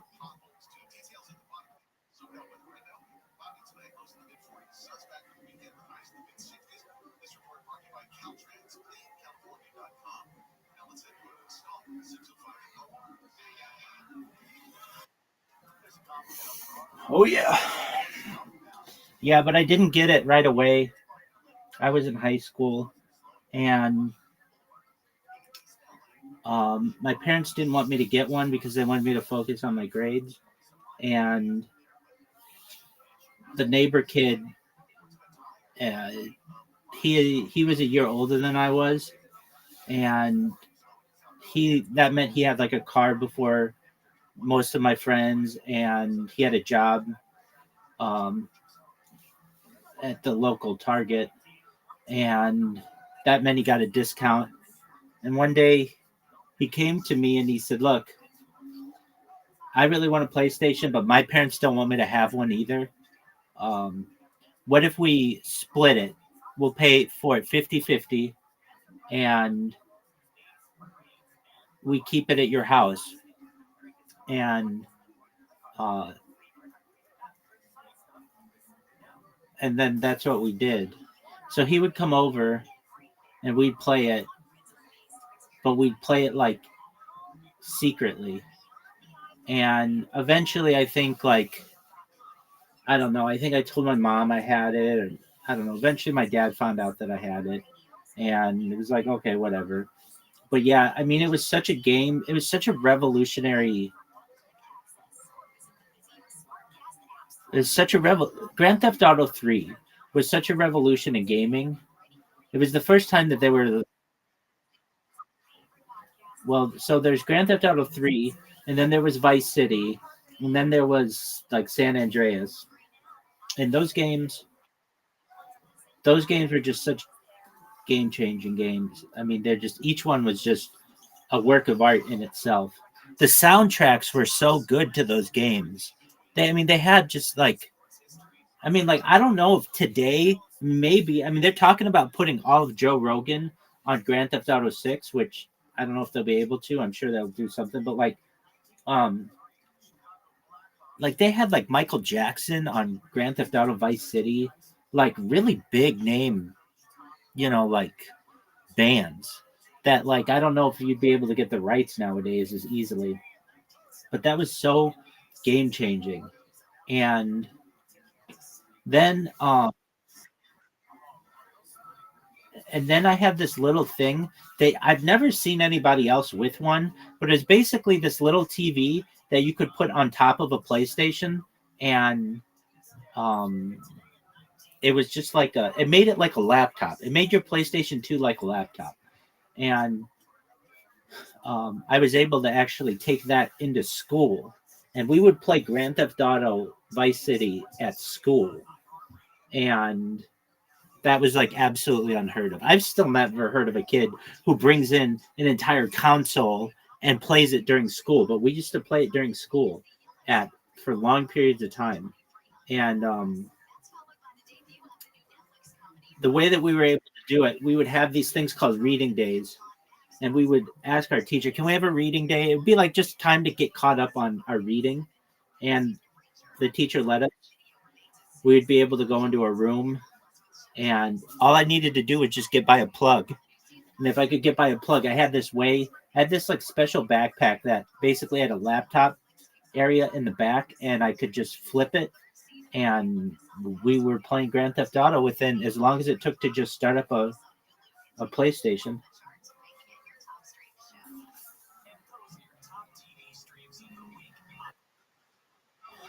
No, it was Grand Theft Auto Vice City, but Grand Theft Auto 6 is based on Vice City.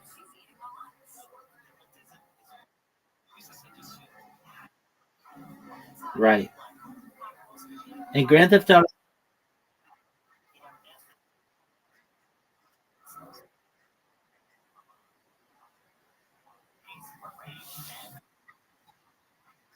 Right. I think once they do Grand Theft Auto 6, Grand Theft Auto 7 will be New York City, Liberty City again.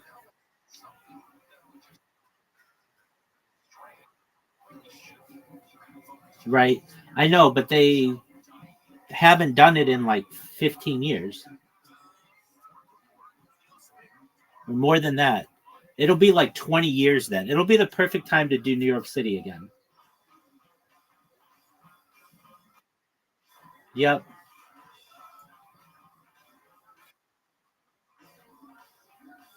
Texas doesn't have enough stuff. No, I think they'll do New York City for Grand Theft Auto 7, and then Grand Theft Auto 8, I think they'll do like they did like Chi- Chinese. Yeah, so do you remember the game? I think it was called Driver. No, that was San Francisco. There was a game. There was a game. I mean, frankly, London just isn't that exciting. It's very flat. It's got one river. Um, I think.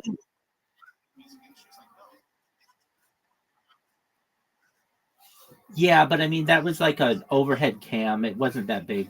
Um, the way that I interpret what they're going to do is based on what they do with their mobile games. And if you look at their mobile games, they do like China's a big one, and they have like that Chinese pack that you can buy. And I think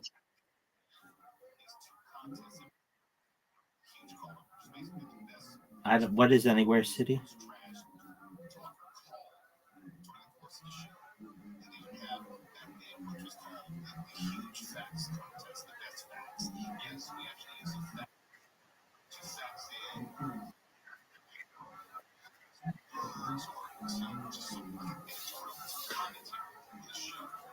I heard at one point they wanted to make it so that you could play Grand Theft Auto in any city based on Google Maps 3D rendering, but I don't know if that's going to be a Grand Theft Auto thing if somebody else is going to come out with that.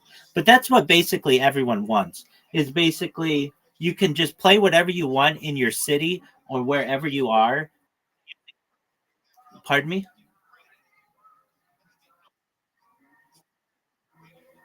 People just want to be able to take Google Earth and play in their city with 3D rendered models. And we're not that far away from that.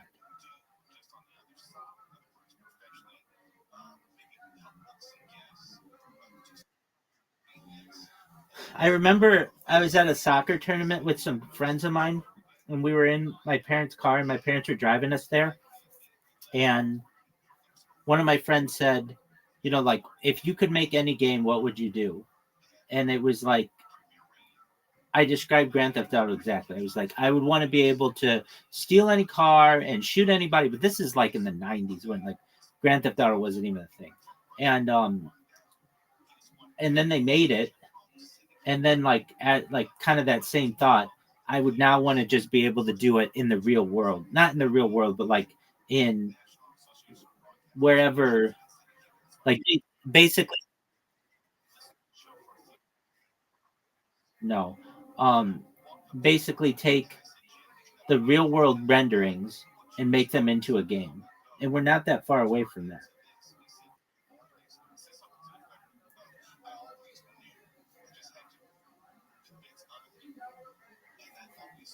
And I guess, I don't know. I mean, we're only kind of looking at this in two dimensions. Really, once virtual reality becomes better, that's when Grand Theft Auto could get really cool.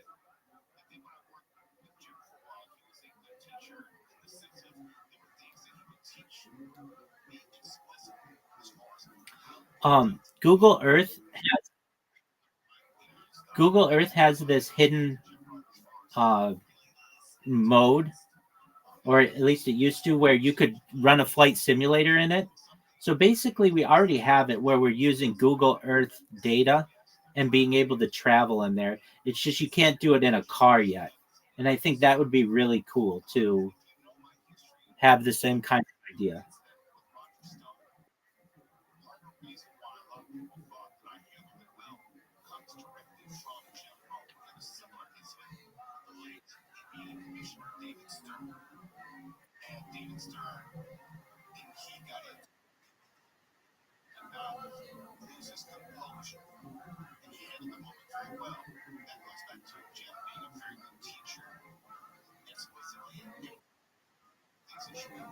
All right, well, go do your thing.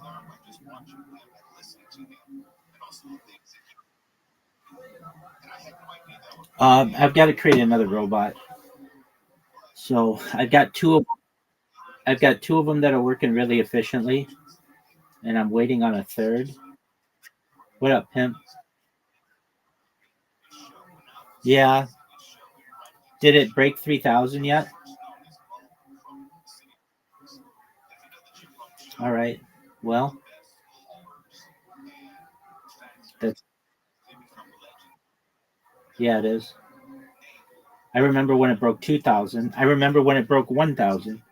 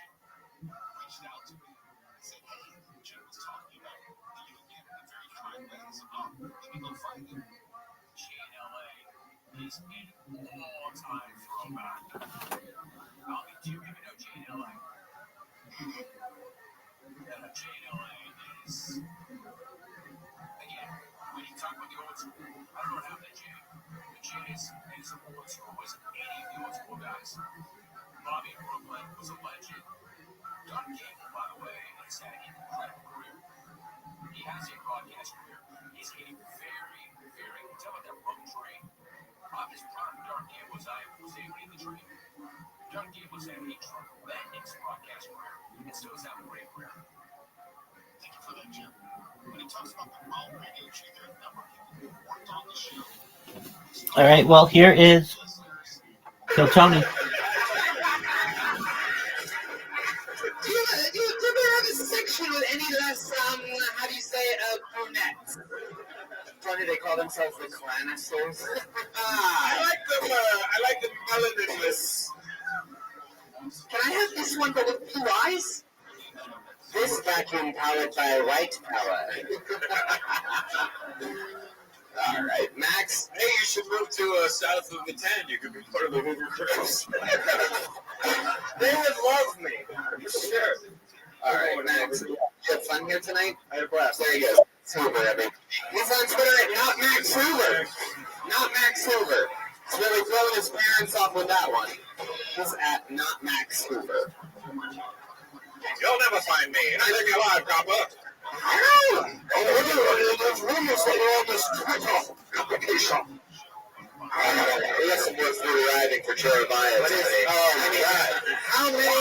How many small bites out of big things did Jeremiah take tonight? For those who go listen to the podcast, the ag is not. Can't wait and lose money. You're right. They once chocolate covered croissant. Jesus, I don't think Max Hoover will lose here. You're going to go straight to diabetes tonight, man. That's what we want. All right, I'll pull another name out of the bucket.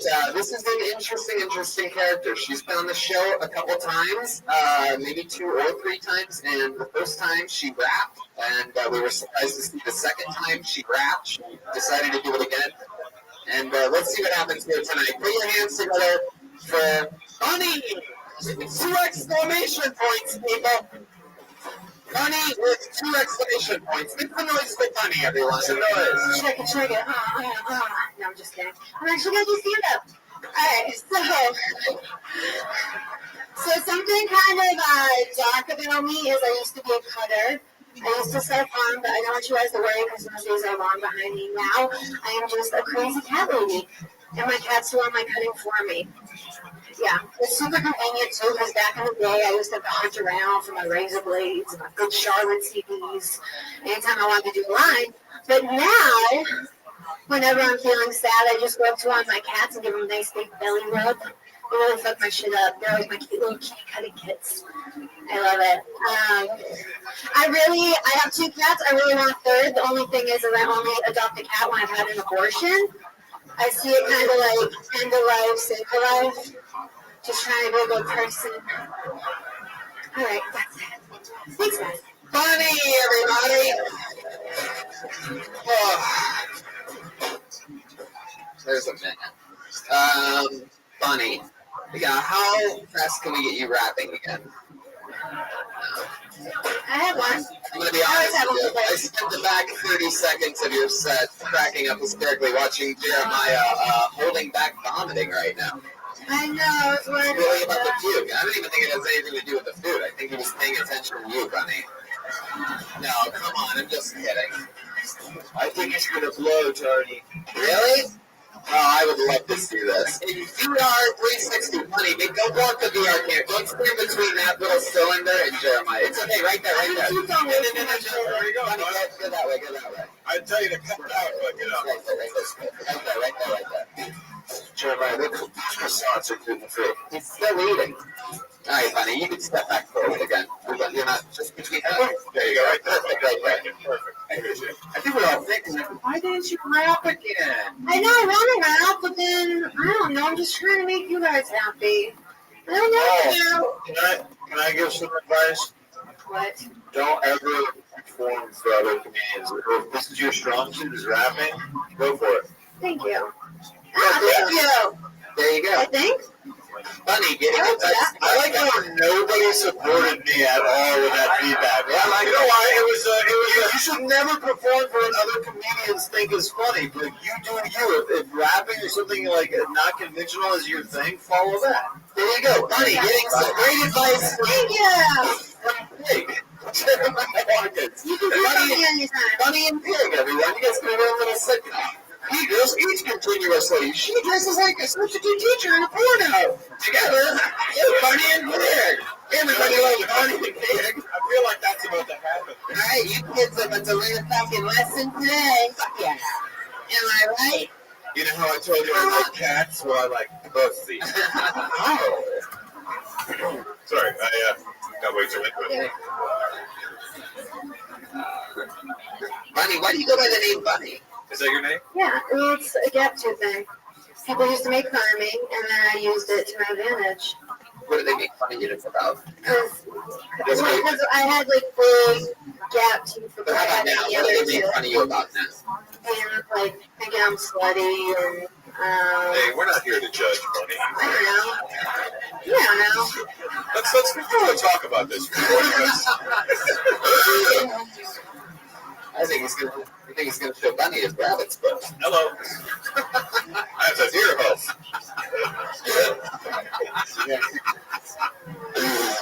Oh wow. Bunny, I noticed that there's 2 exclamation points after your name. No, don't hold it up to his face. Let it happen, Joe. Come on, dude. This is show business, bro. Let me go because I'm gonna have to clean it up. It's okay. We'll have. We're gonna get Hoover's family to come through. We'll have what is his name? What is your name, buddy? Danny Archella cleaner. I was born Irene Marie Sturdivant. Tournament? Yeah, exactly. Terrible. And what is it now, Bunny? Just Bunny. Bunny with 2 exclamation points. All caps, 2 exclamation points. Either way, with either name, you will sound like a typist from the 50s. Okay. Yeah. I'm not a typist. Bunny, yeah, it's true. Bunny sounds like she'd be the secretary for Max Hoover's grandfather. Yeah.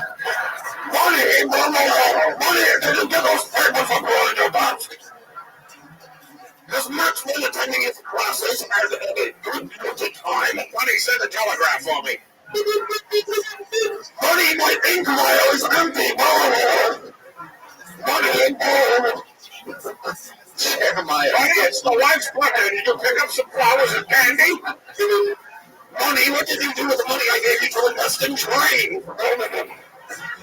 It's the only certain form of transportation. Everything else is only temporary. It's a wise investment. All right. One question. Always yelling. Honey, what was the best insult you ever heard? Like, one where you were actually like, oh, that's pretty good. Somebody told me I had a face that should be drowned in a bathtub, and I love that. That's hilarious. That is the best one. You're right. No, not what your parents said. What is like somebody that... Fuck yeah, she does have a face only a mother could tell. There you go, that's a joke about mom drowning. It's smarter than it is funny, but I'll take it at the end. You can rewind it and watch it again. Where are you from, Bunny? I grew up in Massachusetts. I'm an asshole. Wow, does that ever get a laugh? No. Bunny, it does from guys that are trying to fuck her. Oh yeah, you are an asshole. Bunny, you're so funny. Oh, they rhymed. All right, want another drink? Oh. Bunny, shots. Yeah. Bunny, are you missing a toe? Am I missing a toe? Mm-hmm. It's a good question. Does somebody have your Bunny? Does somebody have your toe for your box somewhere? What? All right. Oh, I get it. Wait, what? Are you Oh man, I'm super confused. Dude, are you? You look like you are. I don't even know who's talking right now. Is that God? Funny, you're looking around. There is nothing funny, don't worry. It feels to me like Bunny's missing a toe. It feels like she's hiding something, you know? But I would guess there's just a toe that she's missing. Bunny, do you have any... Are you trying to see her feet? Are you missing any body parts? I'm not opposed to it. It was just a big Lebowski joke. Greg Fitzsimmons is on the phone. He wants you to take off your shoes. Right, I don't know what's going on. Extra body parts. There's like 4 different inside jokes, I think, happening about something on a podcast. Bunny, what do you do for work? Why are you dancing out of magician's hats? I keep on. Right now, I'm a stay-at-home cat mom. What does that mean? How do you make a living? I get pulled out of magician's hat. She gets I'm money barely from the getting government. by. This might be the last month.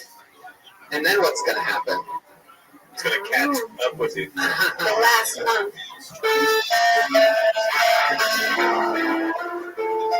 I'm just kidding. My parents take care of me.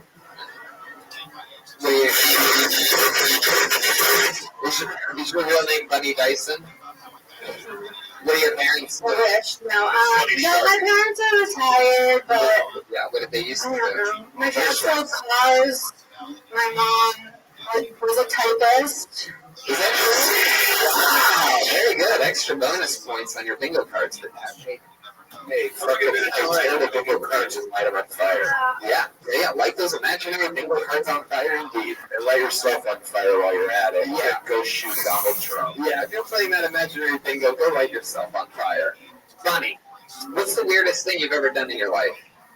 The weirdest thing? Yeah, just first thing that pops in your head, really. I don't know. I jumped out of an airplane. Really? That's not really that weird. It's just fun. Well, I mean, it's weird if it was a commercial flight, yeah. Are you a cutter or a splatter? Guess you would have. That also just a splatter. You had another person attached to you, right? I did. Yeah. Yeah, with a big old. Yeah. I was gonna say big boner to try to be funny, but I just I can't make it. But he didn't have a boner, did he? The guy that's attached to her when she jumped out of the plane. She's saying, trying to figure out. He did, but then she started laughing.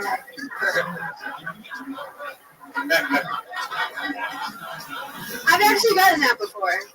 Rapping while skydiving? That sounds like my worst nightmare. You should rap. When you say you rap, are you into hip hop or no? She works at Macy's during the holiday. Is Beyonce hip hop? No, Beyonce's definitely not fucking hip hop. Okay. I'm insulted. But I'm not into Bunny, Eric, we can rock any songs. What's the longest you've ever been in a relationship with a guy? Nothing's been real. Nothing. That's not an answer to the Yeah, question. like nothing, never. Nothing. What do you mean? Like I don't do relationships. Have you ever had a boyfriend? No. Never in your life.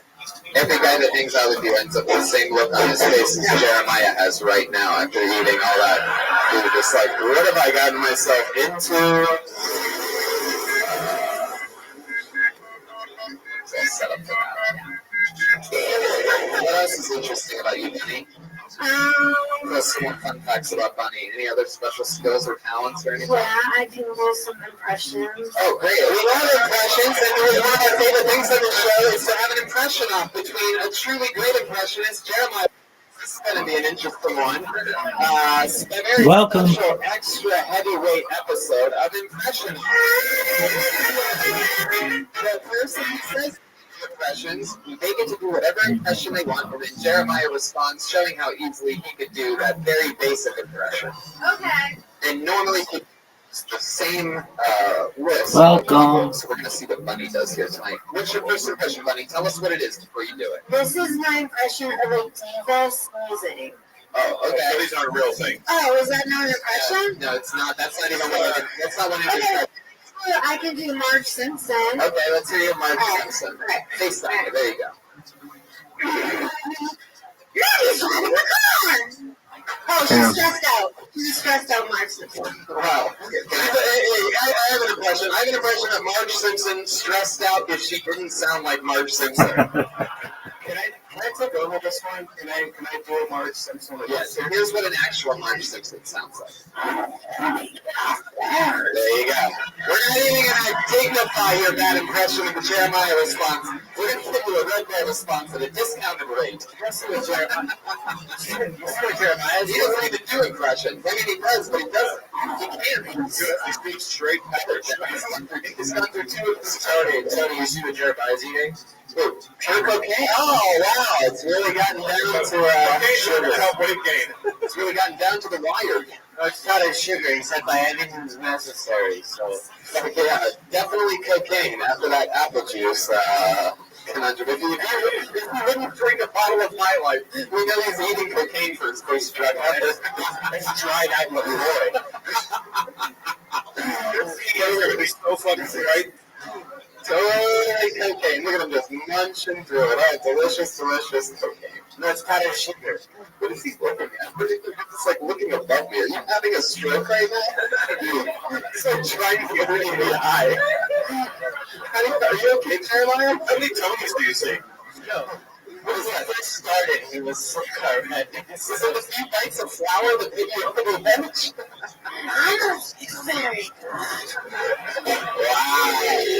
That wasn't very good. There we go. All right, buddy, let's do another impression. Who's another person that you can do an impression of? I'm just going to do my diva sneeze. No, we just. I know that's it. I thought I got impressions on. I thought impressions were like just. All right, what's the It doesn't have to be people we know. No, I've heard of a deep sneeze before, haven't you? Yeah. I would like to hear that. Yeah. so this is you can sneeze like Tony. Yeah, that'd be funny if I was able to have the ability to sneeze. I've never sneezed in my life. True, actually. I'm a human cyborg.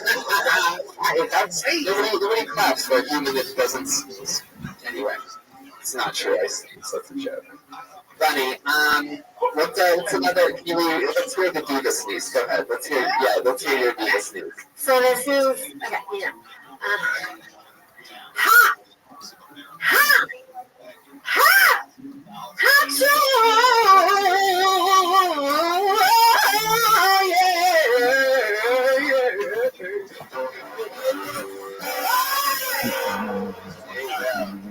Christina Aguilera, everybody. This is That's what I was going to say. If you change that to Christina Aguilera sneezing, then people will get on board with that instead, yeah. Definitely say Christina Aguilera. Here, let's try it again. diva. She is a diva. I know, but you have to be more specific, and then it'll get. Oh. And you almost hit you almost hurt your splitterus when you hit the ground. Yes. That is fun. Bunny, you don't seem very smart. You're about you? Like, do you have any knowledge of something? Like, if you had to teach a class on something, what would that class be? No, I agree. I'm not the smartest, but I think that's why I'm a happy person. Because I just like Because ignorance is bliss. Yeah. If you were going to teach a class, though, like if you had to take your knowledge of one thing and teach a class, what class would that be?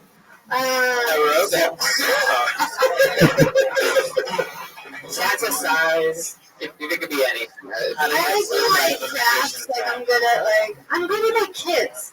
I teach people how to I know how to potty train really good. I know how to potty train. How do you know how to potty train? I've been canning for a long time. You make them drink a lot of fluids, and then you force them to go to the bathroom every 5 minutes. I think the fluids kind of force them at that point. Well, then, if anybody out there needs me to train their kid, I'm looking for jobs. I think you're doing a good job. I saw a lot of the audience members go up to use the bathroom during their set. I don't think my wife would let you in the house. She'd be like, "No, you're gonna try and fuck that nanny. I'm not gonna let her in." There she goes, Bunny, everybody. That's our time with Bunny. Bunny made it funny on Instagram. That's the Instagram handle. It says Insta. All right. This is the new Bunny. All right, Jeremiah just ate half a bag. I did go hard on the Doritos and a huge bite of a Pop-Tart now. We are. Can we finish those Pop-Tarts in 1 minute? Both of them. Can we do it? He said I can't eat anything more spicy, so I brought him Pop-Tarts. All right, That's very sweet of you. Just counting, Tony, what have you had to eat in the past since the show started? The show started? Nothing. That's interesting. Yeah, you're looking a little light in the low for it.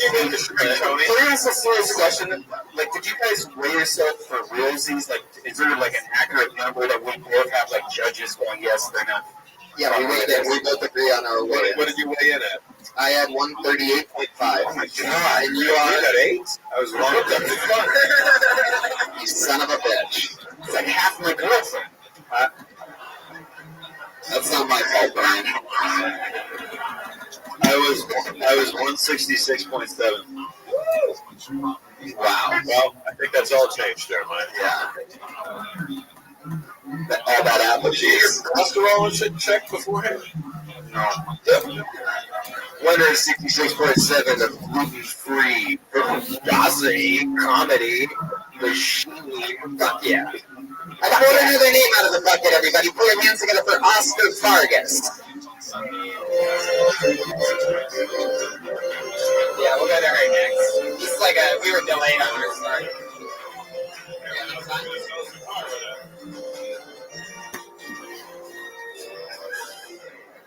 I know. I'm sorry, guys. I know I look like a Jehovah's Witness right now. I wish I had a better story. I just hauled ass from work, though. Tony was nice enough to let me on the list. It's cool. The people were actually really nice to me outside. They thought I was a producer. So I gave out like 4 TV deals. I just work at a bank, though. I'm looking for praise. Sorry, guys. I really did used to be Jehovah's Witness. So growing up, I was that kid going door to door on Saturdays, trying to drum up business or whatever. And I was actually pretty badass, man. I swear to Jehovah, I was the best guy. It's rough, though, because the rejection door to door, it stays with you, man. I'm 26 now. I don't let people get emotionally close now. I keep them like, ugh. I was at McDonald's the other day, and the guy was like, hey, man, how are you? I was like, hey, slow down, man. Take it easy. I was like, bro, I barely have enough emotional energy for like a McChicken. I'm not trying to get McFriend right now. I've been Oscar Vargas. Thank you, guys. Oscar Vargas, ladies and gentlemen. There you go, with the man. Oscar. Hey, guys. Hey, Oscar. So tell me what the next Golden Boy promotion is.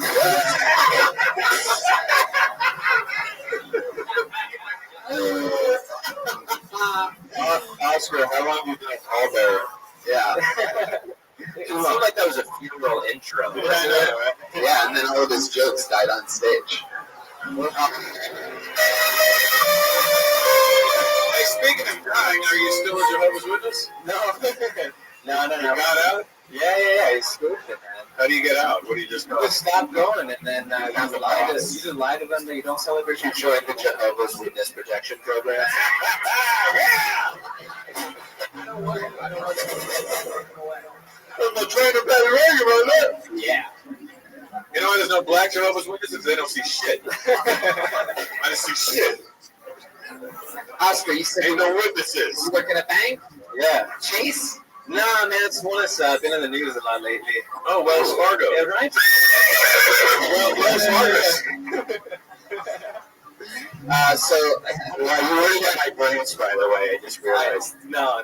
Yeah, you do. What city? I'm not saying. I don't want to get you in trouble. I have never seen you. Believe me, I would see you. I look different during the day. oh my God. No. Oscar, how many times have you done stand-up? I've been, I don't know about times, but it's been 4 years. Wow. I try to, yeah. What do you usually dress like?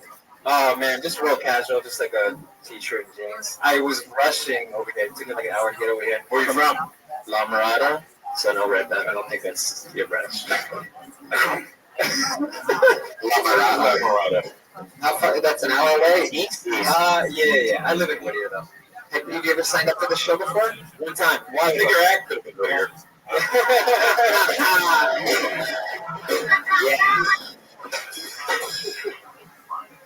Yeah. I dated Miss Whittier. All right. You dated Pernell Whitaker. That's what you did. Oh, yeah. You said you've been doing it how long? 4 years. 4 years. 4 years, yeah. Wow. Yeah. Yeah. Keep that Wells Fargo job. Is it fun working at a bank? Is it tough seeing people go broke and shit? No, I get awkward sometimes, but nothing crazy. What's You your get used to it title after a there? while. Yeah. I'm a business banker there. Ooh, business. Yeah. So you just deal with business accounts? Business owners. So you're the one of the guys that made all the fake accounts. You're a business maker? You're a business maker? There, it was not me then. You're a business maker? Yeah. And you're single? No. You're not? No. You know you're a homemaker? You guys find home and business, you just make. Now you gotta make a baby. Yeah, She's gonna grow up and be like Bunny. He's not right. Maybe it'll be like Chupacabra or something like that. That's better. That works. How long you been with it's a wife? It's a wife. It's a wife. It's coming up on 9 years. 9 years. When I talk about it, I start to sound it now. Yeah. 9 years. That's 9 years in the 40s. That's that long-term stuff. She's a great dame. Tell those movers across town that they're in big trouble. You gotta see the stems on this dame. You hear the longest moved in across town, disgusting brown people. Get off my lawn.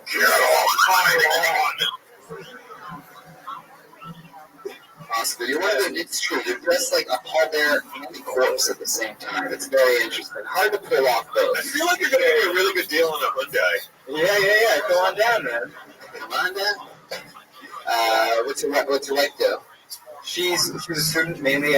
She's got a job at school right now, also doing after-school programs with them. How old are you? 26. So. Been with her since you were fucking whatever the High fuck school, is on there. yeah.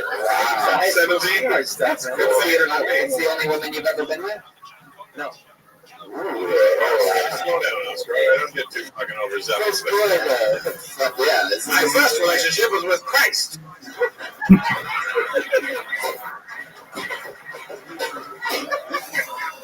We used to see each other across the watchtower. How many other girls have you been with, Oscar? What are you looking at? You looking at a sperm bank? Bear in mind, you've been with your lady since 17, so if she listens to this, Right.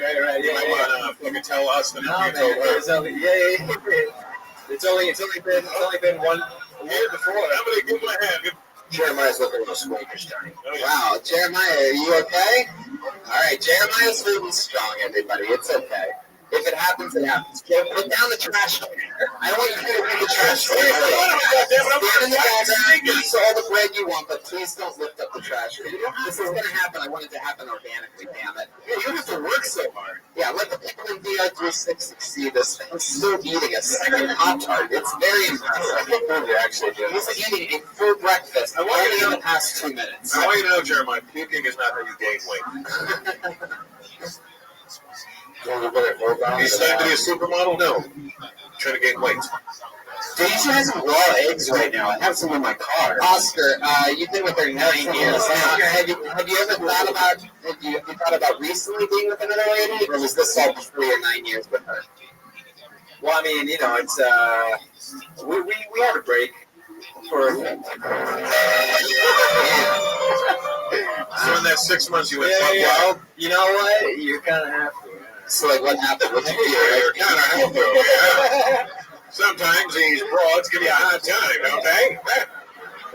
Give us an example of like what you did. I mean, well, you come out of that was like 3 years ago, so you're 6 years in, and then you kind of wake up, you take a time machine to Wake up, got pushed for a little makeup. So at 20 you woke up?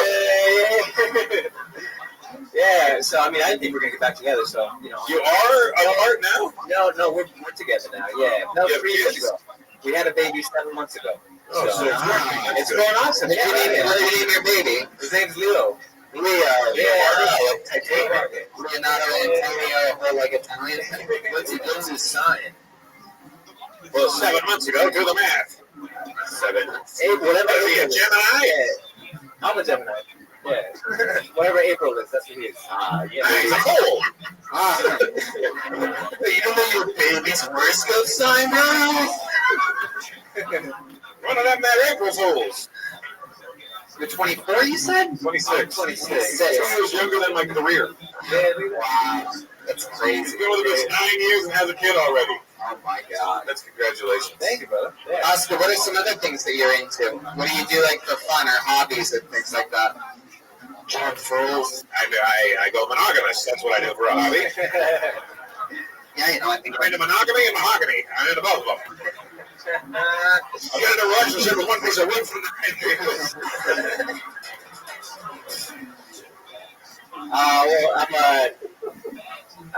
Well, I'm running 5Ks is kind of like what I'm doing.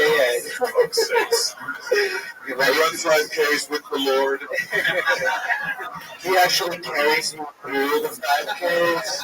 There's only one set of footprints. Since the funny thing is, it's America, and nobody knows how much 5K is. It's really only like 2.6 miles.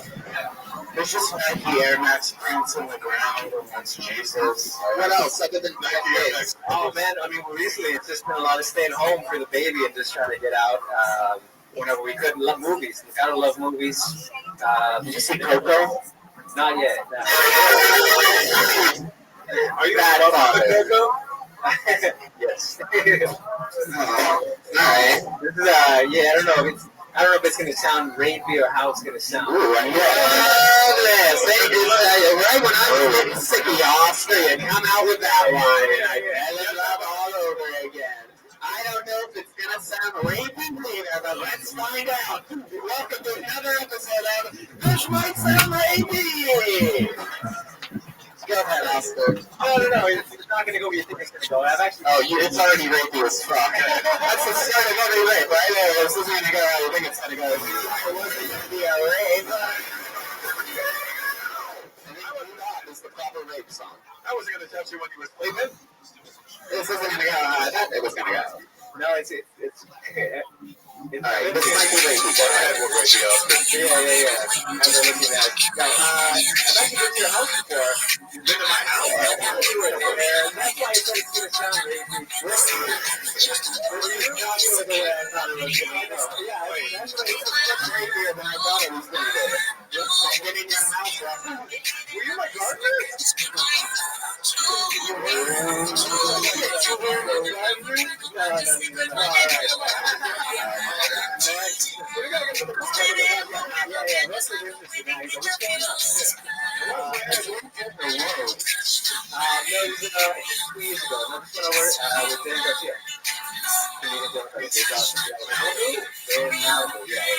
It's pretty awesome to see success go out and see, what it's a time. It's never feeling unusual. I'm sure it's just as rewarding for a performer like you perform like you did tonight. Remind him of how talented he is. You know what I mean? So it goes both ways. You get the inspiration, he gets the acknowledgement of how far he's. You inspire, I affirm. Thank you. All right, Oscar, we're going to keep moving through the show. It's nice seeing you, buddy. Good to see you again, Oscar. Congrats on little Leo. Dress for success. Oscar Vargas. I think you just Baba Booeyed us with fucking Dylan Garcia. Yeah, he did. You can bank on that. All right, this is the part of the show where we have a regular that comes out every single week. We're going to go back to the bucket after this. Is it Lila? It's Allie. You know her, you love her. She's the one and only Kill Tony regular. Put your hands together for the great. A new minute every single week by Allie Makovsky, everybody.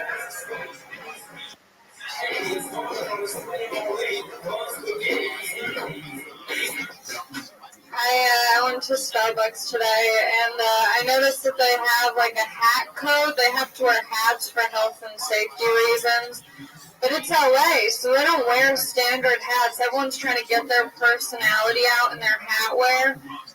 Today I went in, and my barista was wearing a fedora with a feather in it. I don't want to order a drink from Chris Angel. Order for Allie? Thanks. Wait, where'd my drink go? On Johnny Depp taking my order. I'd be pissed if my Starbucks employee was wearing a top hat. The only reason you should be wearing a top hat is to hide your fedora. It's not Hogwarts for hats. You can't just pick your own. Just wear a standard hat. If I wanted uniqueness, I would go to Pete's. Thank you. That's a very good Yay! You're looking more and more girly nowadays. What's the problem? I don't know. I love makeup. I know. I noticed. I don't remember you with makeup before. You got a little diamond on your tooth, little lip sheen going on. Your hair's growing in. It's growing. Your mom's here. You're on fire, lady. Yeah. Where's your mom at right now? She's in the booth in the back. She always tells me. Mrs. Makovsky, ladies and gentlemen, the creator of our morning review regular. Good job. My mom always tells me to wear makeup on stage. You look good with makeup. Thank you. Yeah, it's fun, but sometimes I just don't feel like doing it. It's a lot of money. It's a lot of time. I mean, I'm wearing a shitload of it. I mean, you know. That's. Thank you. That means I've done a good job. Yeah, you did a good job if you are. I mean, I can tell. You don't like hygiene too much. You don't like makeup. You don't really like taking care of yourself. No, I love makeup. Hygiene's whatever. Hygiene's whatever. It's whatever. See, the thing is, I think that people overbathe. I think there's an issue. There's an epidemic with bathing. Jeremiah's eyebrows, by the way, are clenching up like that. So, yeah, Jeremiah's looking pretty sick. Something might happen. Allie, over here. It's been, Jeremiah's looking like hell washed over. Indeed, and if something happens, we will be right on the case with Jeremiah looking sickly over there. I'm trying to find my exit fucking strategy here. Allie, it's been 3 weeks since you've been on the show. Yeah. 3 weeks since you've been on the show. 3 weeks. So what's been going on in life? Great jokes, great Starbucks jokes. You're right, Pete's people get to wear what they want. I was stealing like the. It would have been funnier in the Starbucks show if you got your name wrong anyway. Oh, that's funny. That's it. Yeah. That's all I have. What's that? Thank you. I'm not a good fucking punch-up guy, but. So what's been going on in normal life? Normal life. I've been watching a lot of movies. Been going to the movies a lot. You have a new boyfriend now, right? Yeah. You watch movies with the No. I go alone. I don't like going to the movies with people. Because it's like you're going.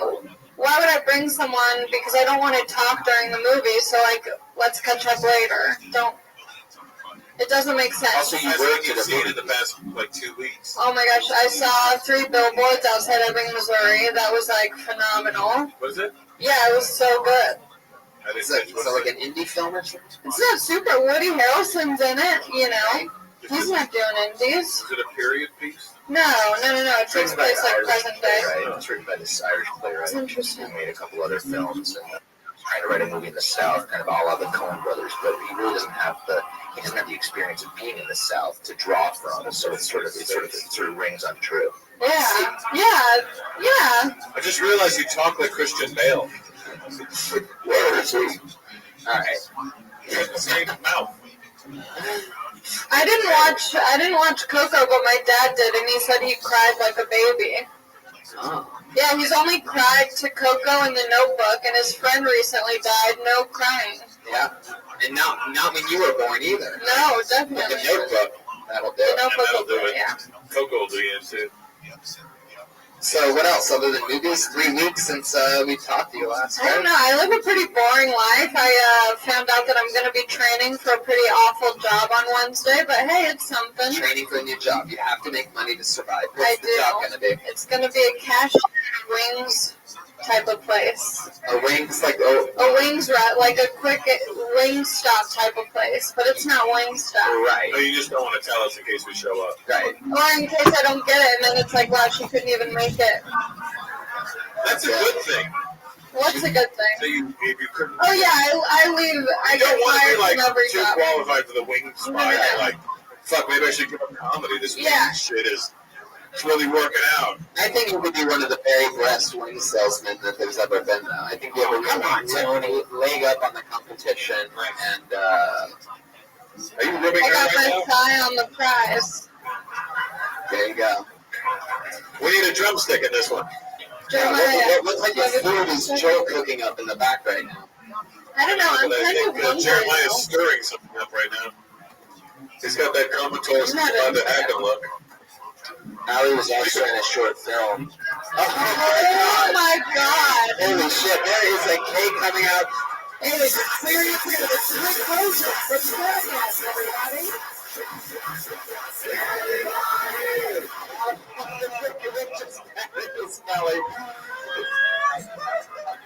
Make some noise for Rick Kozik from Jackass and Joe Ramirez with a sock on his dick.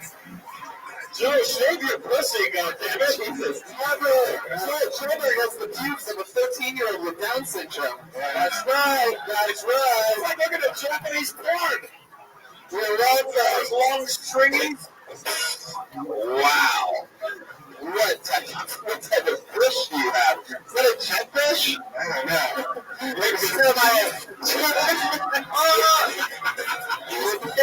Wait, I think that's like the beer in the apple juice. I think Shark might just fake pubes in front of us. Please, get out the chocolate. Is it any good though? Can we make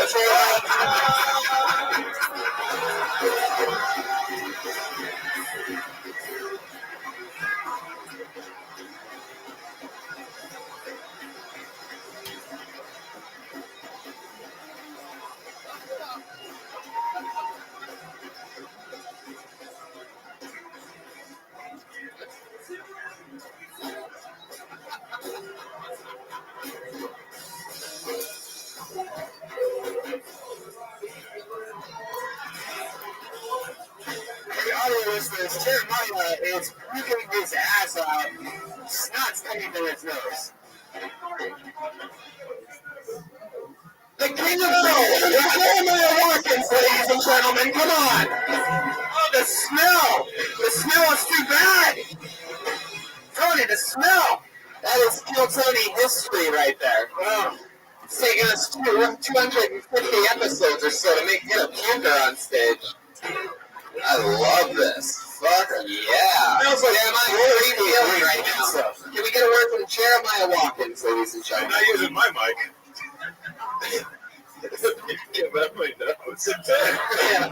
Blow your nose, sure. Smells like white privilege.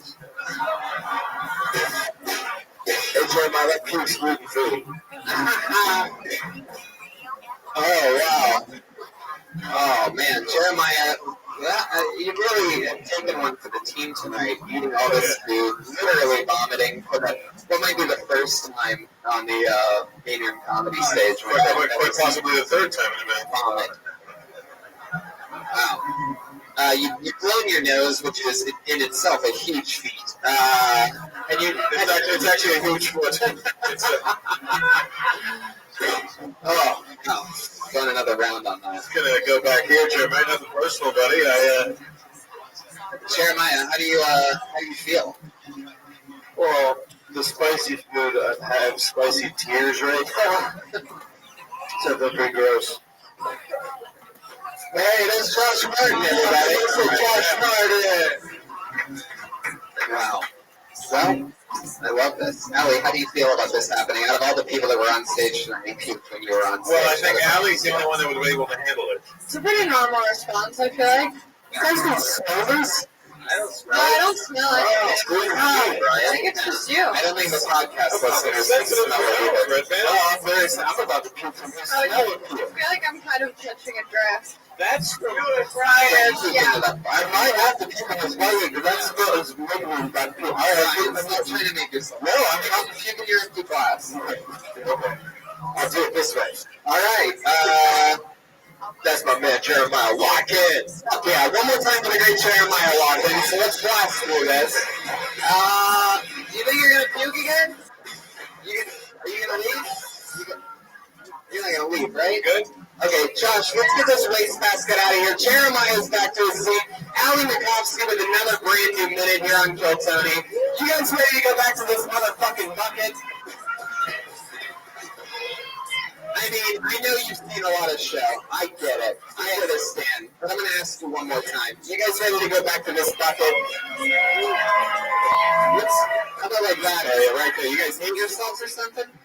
Too good, huh? A little fucking made me try from... There's some fucking devil's rejects sitting over here getting the evil eyes. Yeah. It's like an internet troll live in person. Nice to meet you, sir. Yeah, rock and roll, Dave.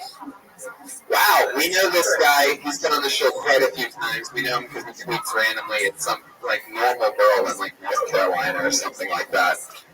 Put your hands together for Manuel Herrera.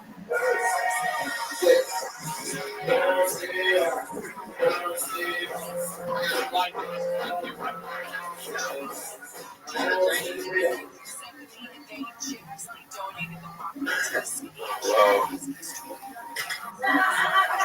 Oh, Jesus Christ.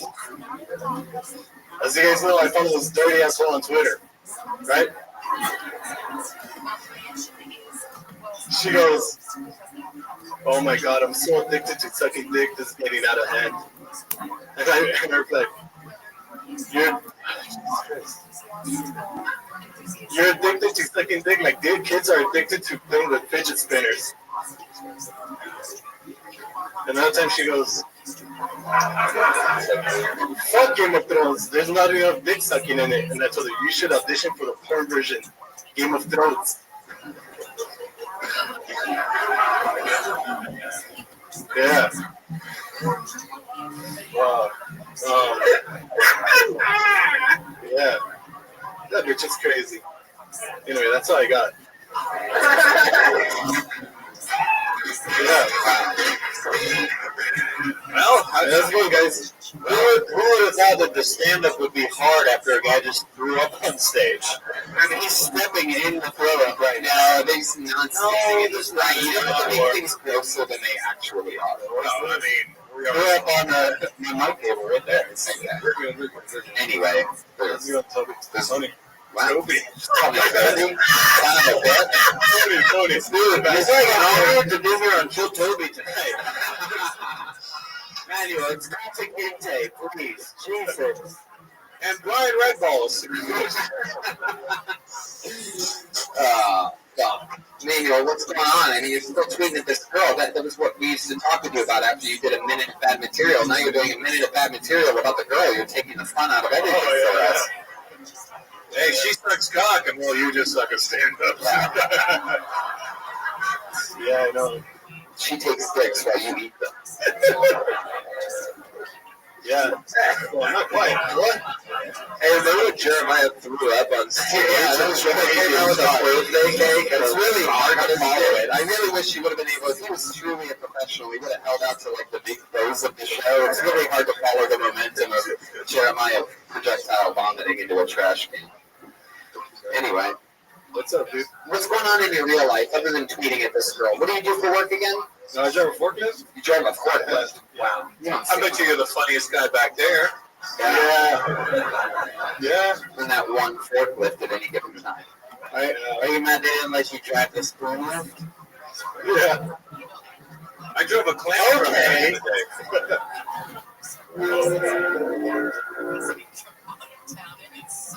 So what's been going on in your real life that's fun, Manuel? You seem like an interesting ghosting. I used to like the kind of guy that favorites his own tweets. Oh yeah.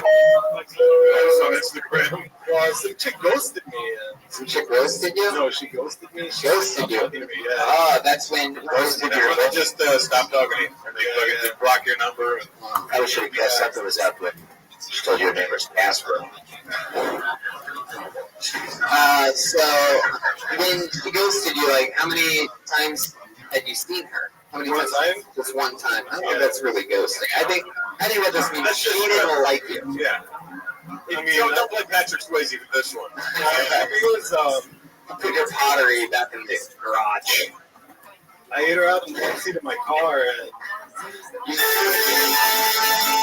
met her in the back seat of your car? After the car said to go? I ate her out in the backseat of my car. you ate her out in the backseat of her. Yeah, I ate her. No, he ate her out. Oh, Yeah. On her. wow. Yeah. In the back seat of your car, which is crazy because it's a pickup truck. No, what kind of car do you have? It's a forklift.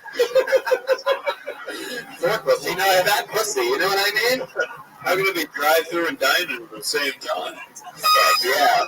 I'll leave that back meat in that back seat. You know what I mean? All right. Sure as hell wasn't a smart car. What kind of car was it that you made her back seat? Infinity. Ooh, an Infinity. So you could have done it forever. Yeah. Wow. Yeah. Could have also tried to make the Infinity. Forget it. I'll go with her tongue. That was also her name. Hey, Infinity, what's up? I'm gonna get your pussy. Get in the backseat of Infinity. Hey, shout out to Scorpion Rhino, homie. Infinity. I'm finna to eat that pussy. Where'd you meet this girl? Where'd you meet your ghost? POF. What? POF. What's POF? Plenty of Fish. It's a dating app. Oh, you call it POF, or when you're talking with other people that are on Plenty of Fish, they're like, yeah, totally POF, dog, like that. Like, that's old school, though, right? Like, that's pre-Tinder shit. Yeah. Yeah, well, you out there too, and you're like, Plenty of Fish is also what Manuel's backseat smells like after his one day. So stupid. He didn't say tilapia. Plenty of tilapia. For that. What does it smell like? Well, I liked it. So it's not bad, he just kind of How wanted. long do you think you spent down there? Like 40 minutes. 40 minutes in the backseat of her car. Yeah. Jesus. Wow, was she conscious doing this? Well, yeah, of course. Did you fucking take tahine with you? No, dude. Is that how long it took you to make her come? It was really no, I just enjoy it. Did you watch it? It's all right with you. I'm just going to keep going until you get any enjoyment out of this whatsoever. Yeah. Question. Hey, when I'm down there, do you prefer flour or wheat tortillas? Fuck yeah, dude. Well, yeah, 40 minutes and You guys don't know how much I love that show. Flour and wheat. Oh, get right there. like I mimic a. 40 minutes, bro. I cooked Thanksgiving dinner faster once than I ate this girl's pussy, dude. Tell us how he does it. Okay, let's do it. It's because I mimic a vibrator with like grunting with my voice on the pussy. Can you give us an example? I'm not gonna do that. No. No, yeah, you have to. So I give a fuck whether you want to do it. Listen, Bunny fucking, what did you do? She did something, right? Yeah. The other kids sang Japanese songs. I mean, Yeah. the least you could do is mimic a vibrator, you stuttering prick. All right, if you don't start doing it right now, we're going to make you do it for 40 minutes once you start doing it. Hey, go ahead. Here you go. So you basically do a DMX impression while you're doing this.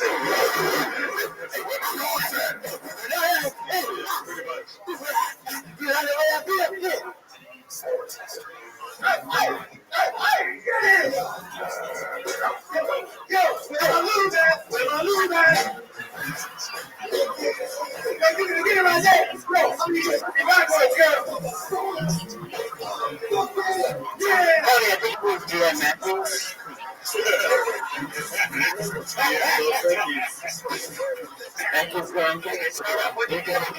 Did you just stop, drop? Yeah. Took it up. Would you take her before in the back seat of your car? You met her on Plenty of Fish. You picked her up. Was it a Mexican? Was it like Plenty of Pescado? No, dude. Mucho pescado! So we went to her local Starbucks. Wait. Did you pick her up or did you meet her at the Starbucks? I met her at the Starbucks. Her local Starbucks. Yeah. What time of the day is it? Probably like 9:30 p.m. 9:30 p.m. at a Starbucks. Yeah. Down close-up shop. You know what I'm saying, baby? You ain't gonna sleep all night. Or at least for the next 40 minutes. All right. And then the baristas were like, hey, we're closing up. You guys gotta wrap it up. And I was like, okay. So we wait. He said wrap it up, and then he looked at her and went, oh, yeah. It's a shame you enter on Plenty of Fish and not Instagram, or else you would be able to call her your DMX. oh, yeah.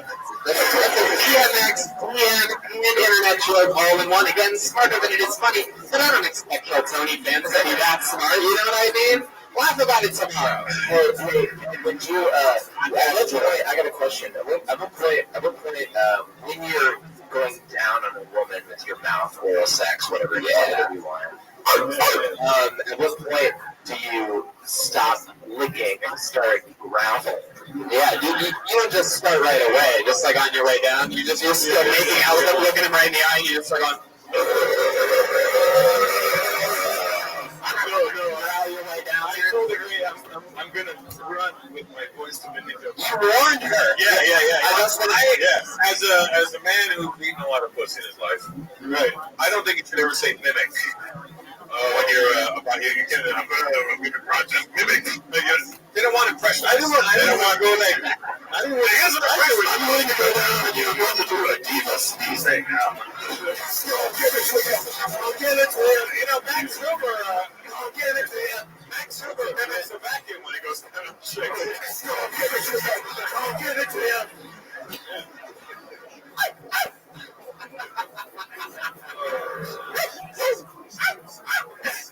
The puppies have been released here.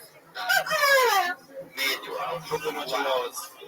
So, 40 minutes. At what point do you start growling? That is a great question. I want an answer to that. Well, when I know that the pussy is well and moist. So, like, what are we talking about? How do you decipher between your spit and her turn on? Right. Because it keeps on coming out, you know. As you as well. I mean, well, dude, I just keep beating her out until she kisses her mouth. Give it to you. Give it to you. Give it to you. I make her come so hard. Sometimes she moves, dude. Don't give it to you. Did it have a slight horchata taste to it? I knew it was like when her pussy's as wet as my back is. You're so Mexican. I've never heard of somebody having a wet back seat before. Give it to you. Give it to you. Wet back seat. Wow, the meat seat for some reason. Wet back seat. That's good. We should copyright that. Excellent. Of course I am. Did she come back? So she didn't come back for more. No, dude. No.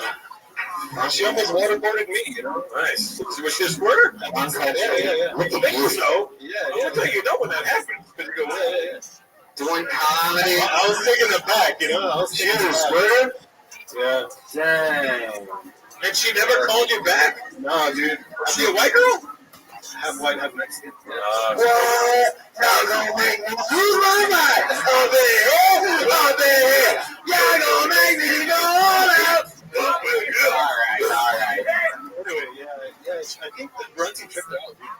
Yeah, you probably, I mean, the way you do comedy and creep girls out, we could call you a real Louis C.K. Cedilla. Now you're awake. Now you're paying attention. That girl hates me. That guy still hates me. I swear to God. I think I know his screen name. He's like, he hates me. Oh, shit. Kevin Espacio. It's the name. Yeah, this is so interesting. 40 minutes. 40 minutes. That's, I enjoy it. I partake. You partake in what? Not getting your dick sucked for 40 minutes? What do you mean you partake? You're not jerk yourself off doing all this? Well, she told me, let me get on top. And I told her no, because I'm not circumcised and it hurts in that position. So. Wait. What the fuck? Wait. I mean, what the fuck? Yeah. Wow. You said you won't let her on top? She said she was aggressive and she was on top. If she would have got on top, and I didn't want to.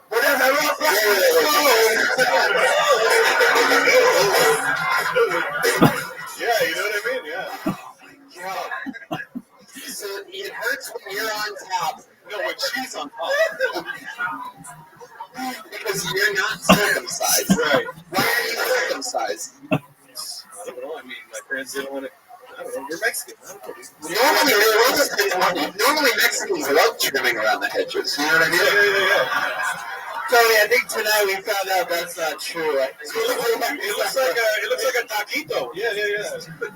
More foreskin, more pleasure, no lube required. You know, with that smack that you get. Dirty, more diseases. No, not at all. Yo, you want to bet? Dude. You just said smack butt. That's not a clean thing. How do you get? Girls have snug butts. Positive snake. No, they don't. Bitches have plenty of fish. This guy's a snuggleomaniac. Hey, Manuel, how do you deal with fatigue?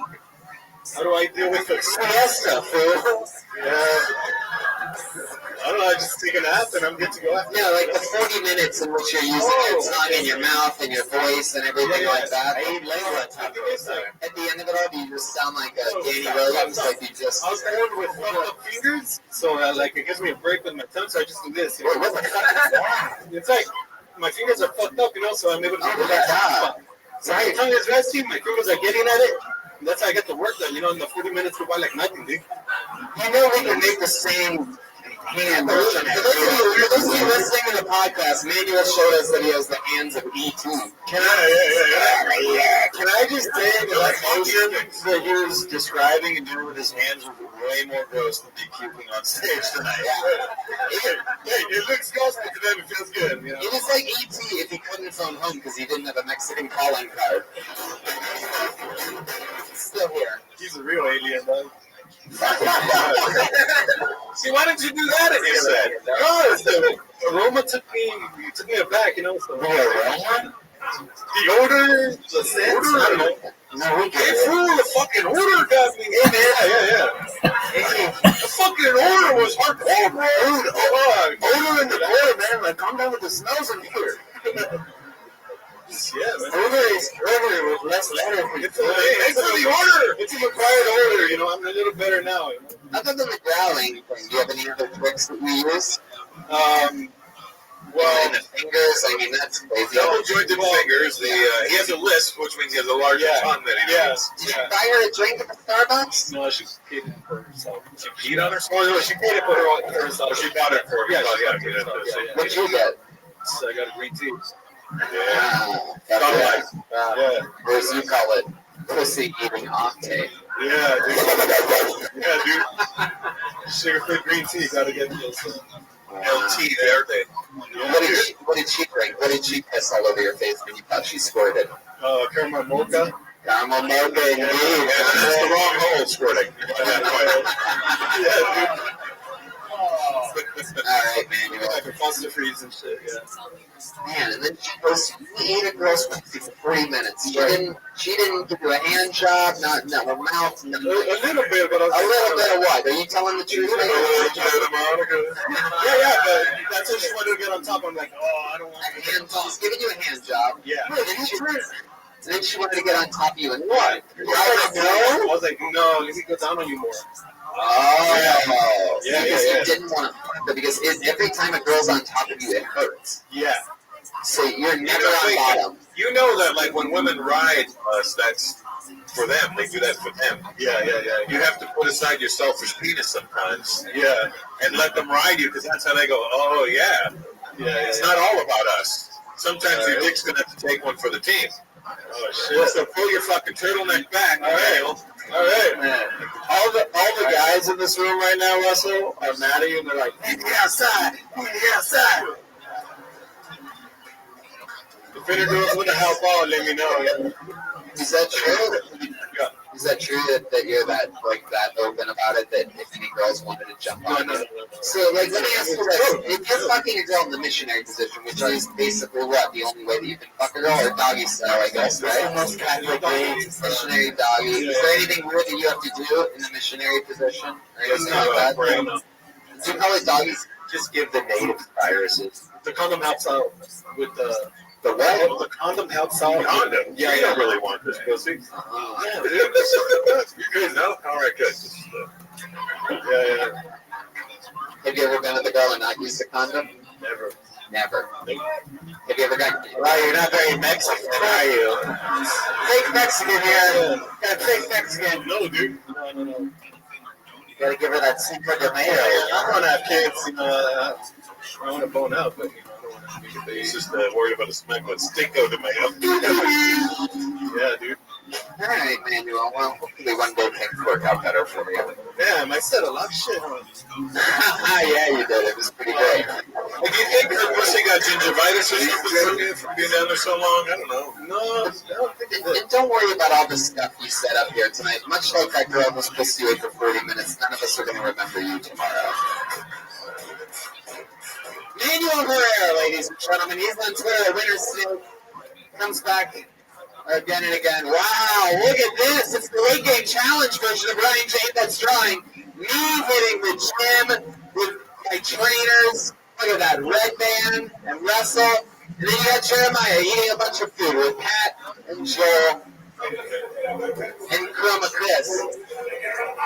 Yeah. Look at my trainers. That's so cool. All those prints are available at RyanShadeUp.com. Plus, the brand new The Art of Kill Tony book is out now. RyanShadeUp.com. Russell, any dates that you have that aren't already sold out or anything that you want to plug? You have a new show. Oh, yeah, I got a new series coming on Netflix. It's coming out in 15 days. All right. What's that called? It's called The Indian Detective. Guess who plays the Indian Detective? Yeah, funny. 40 minutes in, you're going to be wishing I was eating your pussy all that time. I love it. Check that out streaming on Netflix 15 days away. How about making some noise? And let's see how loud this place can get for the great and powerful Jeremiah Watkins, ladies and gentlemen. Literally gave us his all tonight. 100%. I don't know why I'm challenging into a weight gain challenge at this point. Go ahead, Joe. Follow the Weight Gain Challenge on social media. I'm at Jeremiah Stand Up. He's at Tony Hinchcliffe. Yeah. And then come see Stand Up on the Spot, Toys for Tots edition. We're giving all the proceeds to Toys for Tots for kids who can't afford toys for Christmas on Tuesday, December 12th. Stand Up on the Spot, Joe Rogan, Tony will be there, Nikki Blazer, and more TBA. Jeremiah is actually doing Toys for Tater Tots, too, so, all right. Patty Reagan, the band leader, make some noise for Pat, everybody. I don't know, watch Monty Python. But yeah. Chroma Chris. You have to follow that hashtag. You saw him with a tube sock on his stick earlier, making hilarious jokes throughout the night. It's the great Joel Jimenez, everybody. I'm so sorry. Follow me, fucking message me. I don't care. I love you guys. Thank you.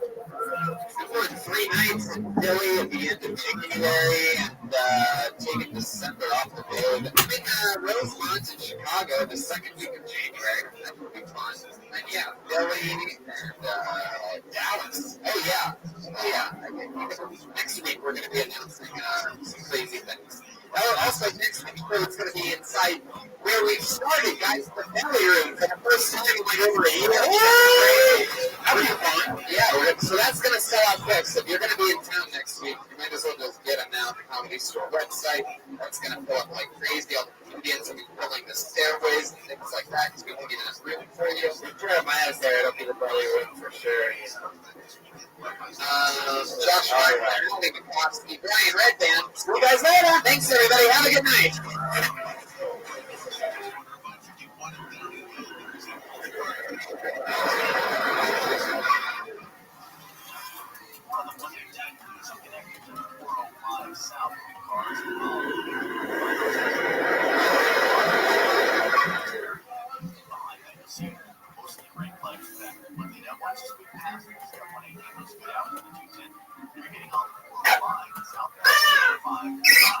For a brand new episode of Kill Tony, give it up for Tony.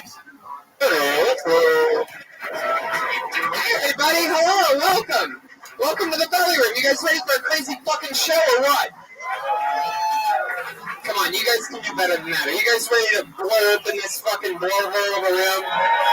There we go. Feels about right. Great Brian, Red Band is here on the ones and twos, ladies and gentlemen. What is up, guys? The beautiful day. We have the amazing artist Ryan J. Ebel drawing tonight's episode right here. Also, to the official Kill Tony book available at RyanJEbel.com. Life is good. Yeah. A lot of fun stuff happening in the world. Christmas right around the corner. There'll be no show here on Christmas. Yeah. Did you know that? Yeah. Yeah, they're just like shutting everything down on Christmas or something like that. It sucks. You know? Like this Christmas people would like. Yeah, it's rough.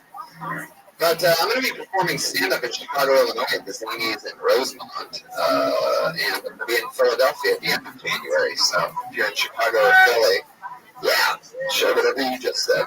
Absolutely. So I'm excited to be here. Life's good. Forest fires are happening. Ryan J. Ebel has a brand new Kill Tony book for sale on his website. It has every time he draws, it has every single one of them in the book. Perfect Christmas gift for that Kill Tony fan in your life, or for yourself. Yeah, you can just buy it for yourself if you want to. Let's just jump right into it. I have an amazing guest, as always, and he's one of our favorites here on Kill Tony. You know him from all of his big hit TV shows, podcasts, and movies. Put your hands together for the great Doug Benson, everybody. Come on. Come on. Yeah, dude. Holy shit. Here we go. Come on over here. This is for you.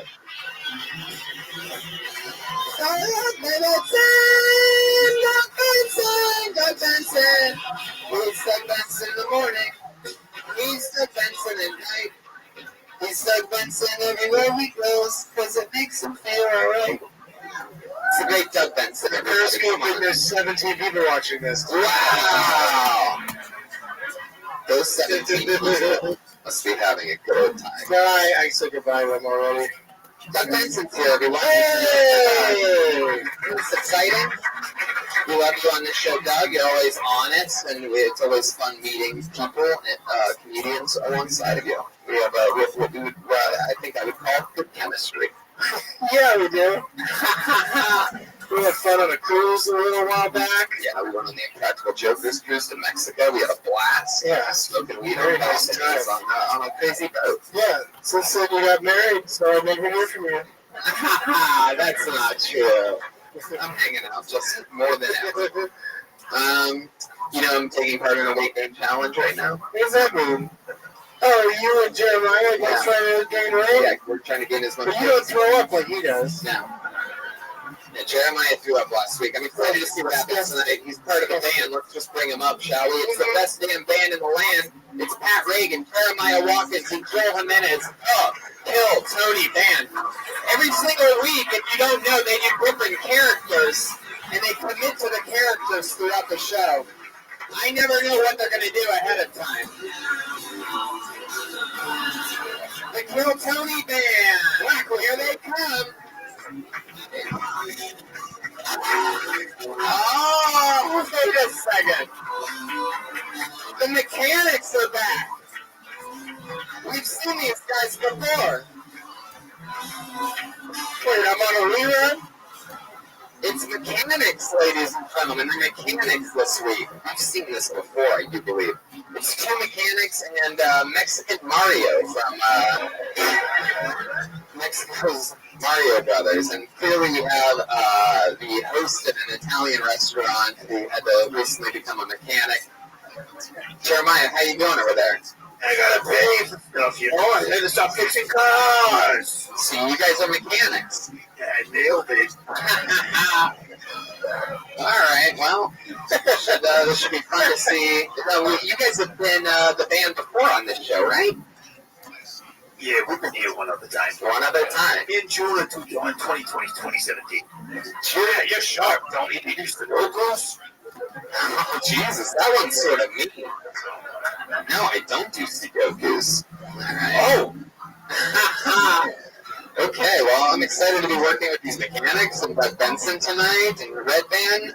You guys know how it works. I have a full bucket filled with names, and I pull someone's name out of the bucket. A bunch of comedians and people that randomly sign their name on lists signed up to be part of the show earlier. They're all in the very back in the hallways and the fire exits standing because they want to get 60 seconds on this show. They pull your name out of the bucket, you get 60 seconds. You know your time's up and you hear the sound of a kitty.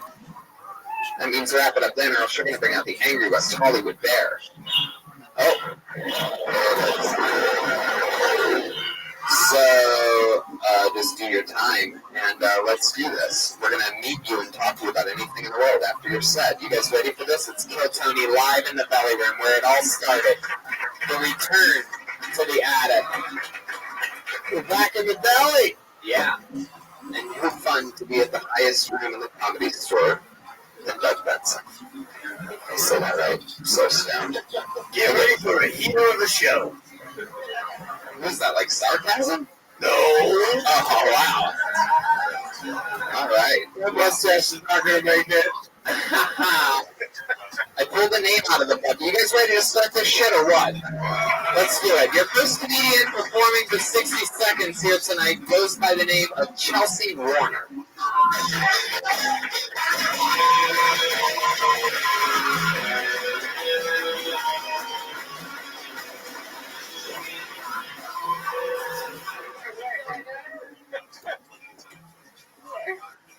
So I recently read an article about a guy who was arrested for sexually assaulting a chicken, and I found the comment section really odd, all the outrage, considering we regularly murder them. Like, yeah, they're definitely the two worst things that can happen to a person, but if you ask me which I prefer, I'd be like, rape, please. You know, for all we know, they could have pardoned the chicken for being mutilated by foster farms. Like, every year, the White House pardons the turkey. Maybe on World Herpes Day, they'll pardon this chicken. I just can't imagine shaming somebody for torturing an animal while I still eat them. You know, and I'd love to say that, like, I buy the ethical, grass-fed slabs of meat, but no, I definitely buy the all animals were harmed in the making of this package of meat. We literally curb stomped the cow's faces into the ground. That's why we wrote ground beef on the package meat. I'm a monster. Chelsea Warner. It sounded like the classic I'm so-and-so closer where somebody just repeats their name, but she closes with I'm a monster. Good night. Anonymous. It's very interesting when you say the word curve. We were listening. I know curb stomping's hilarious. Very topical because all the Nazis. How long have you been doing stand-up? About a year. Where are you from? New Jersey. How long have you been in LA? Oh, wait. I heard the birds. That was what he said. Is that where you're from? Is that English? I'll answer your question. I've been living in LA for 4.5 years. What do you do for a job? I am actually an accountant at a robotics company. That's interesting because you look like you'd be an accountant at a robotics company. Superhero at night. Yeah, I have. I notice that you keep looking at yourself in the mirror a lot. I know. I'm like looking how terrified I am, and then it's just getting worse. Sorry. What are you so scared of? I know. I wasn't expecting to be pulled or pulled first, so obviously, that's that. And also on the registered sex offenders. You're feeling those mechanic vibes of it, the wholesome truth is out. Chelsea, what do you think? She had him by the end, right? Yeah, it built up. Yeah. I had no idea what you were talking about the first 30 seconds, but then you pegged enough words together that sort of made sense. Like, okay, yeah, that was really confusing at the beginning. Yeah, ground beef part at the end there, right? She finished strong. The thought of hurting the animals makes everybody laugh. What are things that you do for fun? You're an accountant. You seem like and I have a really fun life of being an accountant. You're like showing up the bar, you've been a joy kill. I'm from the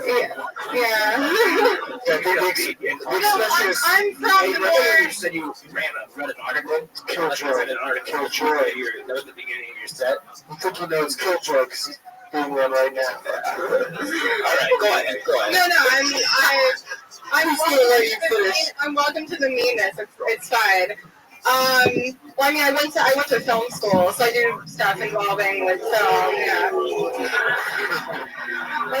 Somebody comes from money around here. I would I work my way up the food chain to put money on the food table. Put money on the food table. You never put money on the food table for your family. I mean, it's a state school. I don't know. What do you do?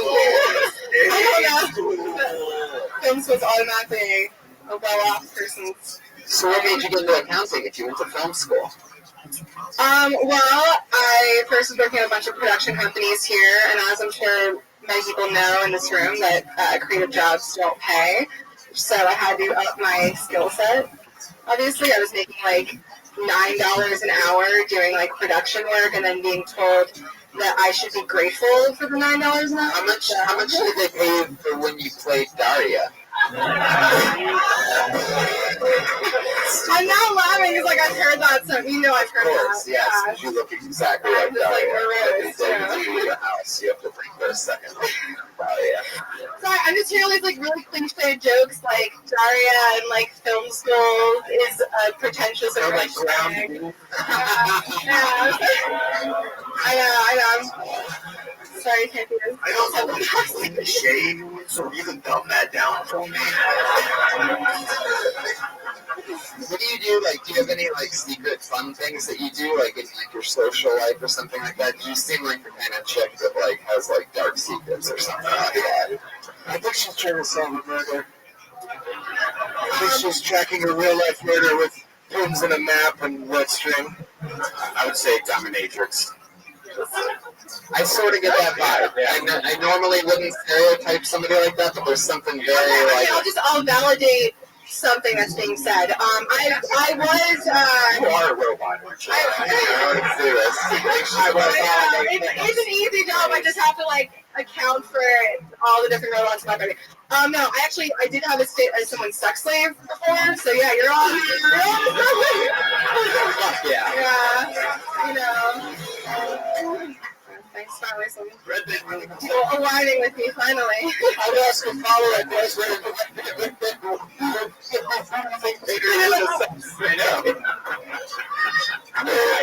I stopped so you could say it. You couldn't get yours out because you wanted to say it so bad. No one paid me. Do you not understand what slavery is? No one paid me. It was real slavery. Damn. Wow. 12 years of sex slave. Who books that? I didn't like answer a Craigslist ad. I happened upon it. I wasn't searching. What you went on to talk about it? Like, what are some of those things that you had to do? Like, what kind of sex slave were you? Like, did they make you like work the fields or anything like that? They make you. Okay, so first you know what the slave meant, now we don't know what sex means. It's so fucking funny. Cotton underwear. It is. That's a good one. No, it's not something I'm into. I just met someone, and I have like a bucket list. I'm very like, oh, I'll do it. The thing that was kind of annoying was I was like on call, but he wouldn't accept me being busy unless I had like a valid excuse. So like I have this one joke where I say like, you know, like what's a sexy way of saying like I can't come over because I want to keep watching Gilmore Girls? Like that happened. And so he would scold me a lot. I didn't like that. It wasn't sexy to be scolded. How would he scold you? He would like bitch at me over text because I'm like, I don't want to come. I have a fucking life. I'm purchasing robot parts. Like I don't have time for you all the time. You know what I mean? I'm purchasing robot parts. I don't have time for you. What kind of sex slave are you? It's bad sex slave. I know, it didn't work out. If this was a movie, it would be called 50 Shades of No Way. What kind of robots are you guys doing? Like sex robots or just like Honda robots? Nothing in my life is tied together. No, we do all the robots for like Avatar, like Guardians of the Galaxy, all the big movies that I don't see, but like I have to be supportive of. Oh, yeah. Never you see me, you do upgrade your prescription. So you think So you think I like over here just trying to do non-sexual jokes? Because in today's climate, you guys. Right. So you think you were a slave? You think you were a slave? Well, it was at what point did you was your family taken away from you and sold to another plantation? I didn't use the terminology he did, so you guys hear That's a new reality show. So you think you're a slave? I mean, what's the 50 Shades of No Way was much better. I know, Hey, let's do this. It's so fun. So you were a sex slave, but you basically complained most of the time about having to do it. You put a ball gag in your mouth. Did he call you Kunta Kinte? Well, that first word is yes. All right, Chelsea. Anything else? Anything else fun in your life? Any special skills or talents or anything? Is that not enough? You like that? I used to be, okay, the other end of the spectrum, I used to be a professional face painter. Oh. The kids, I work with the kids too, not just the adults. Okay, let's talk about that. Yeah. Did you think about face comedy? Hey, could you paint him another half of a mustache? Alright, we just got to meet her for the first time on the show. Put your hands together one more time for Chelsea Warner, everyone. No Twitter.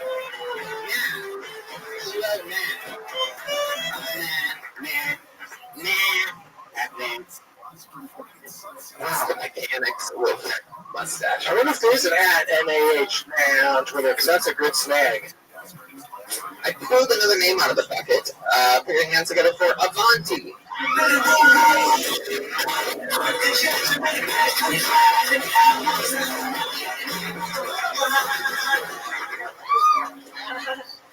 Right. Trimmed out my pubic hair finally today. Right, I know. Overdue. Yeah, they're nice and supercuts, you know, better with tip and everything.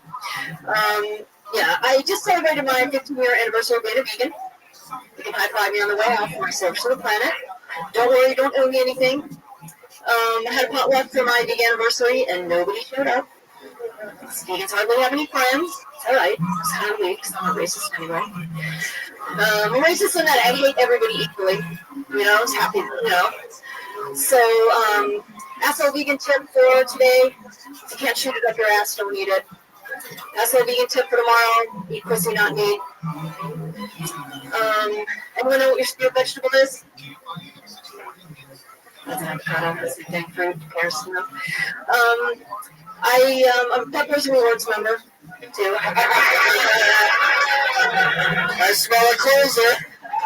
There it is, Avanti, everybody.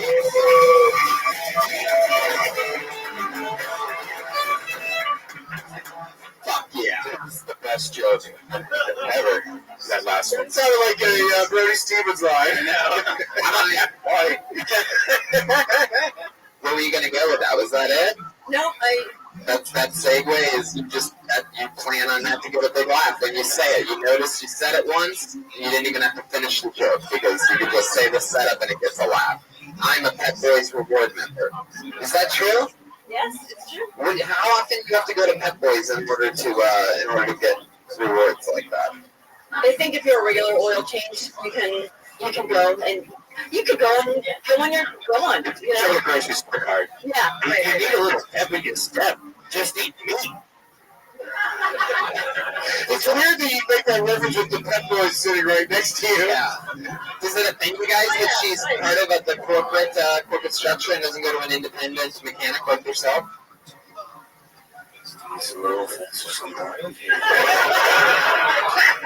He doesn't seem that mad about it, though. Avanti, you seem like you're like a real free spirit, like almost a hippie type. Is that true? Is that true? Yeah, one of your goats is here to confirm. And by free spirit, he means somebody who takes Spirit Airlines. I would gamble on that. A few trips to Portland, Spirit, right? Yeah, Yes, indeed. She's nodding to the podcast listener. She's nodding yes. And she told me a coexist bumper sticker outside. Do you have any healing crystals on your person right now? Oh God, are they? I do. Are they in the car? Oh man, did that. Oh man. You guys are good. Yeah. I do have them in my ears, and they're also in my car. I don't put them on my car. Yeah. Oh, you're on the dashboard? You went like that. They are on your dashboard. Yes. How do they stay there? You know, they just stay. It's interesting. I put them up there, and they stay. They just stay. You sure it's interesting? Well, You ever go to a steakhouse and throw crystals at people on the way out? What kind of car do you have? this is a Toyota Camry. It's generic. And they just stay there. Japanese. Very Japanese. interesting. So, what do you do for a living? You're a life coach, teach yoga on the side. What else? You're right. I'm a yoga teacher, but Massage therapist. Okay, that's another good. I'm a teacher, but I tell people to fuck off, and I carry a gun, and I give people the finger and stuff. You're an interesting one. You're like. I feel like you watch Fox News and CNN. I have a gun and I eat vegan. What?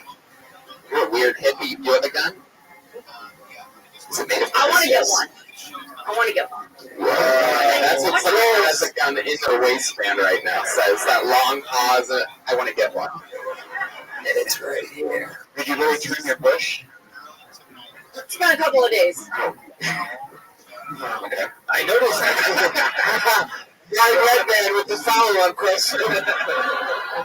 I noticed you're wearing snow boots with capris. And I guess my question is, would you like to make a public apology?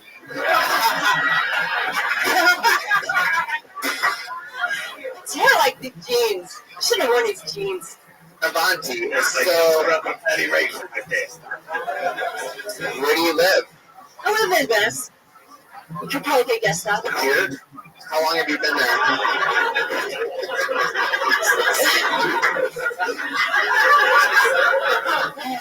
How long have you lived in Venice? On and off for about 10 years. What are some of your favorite things to do around there?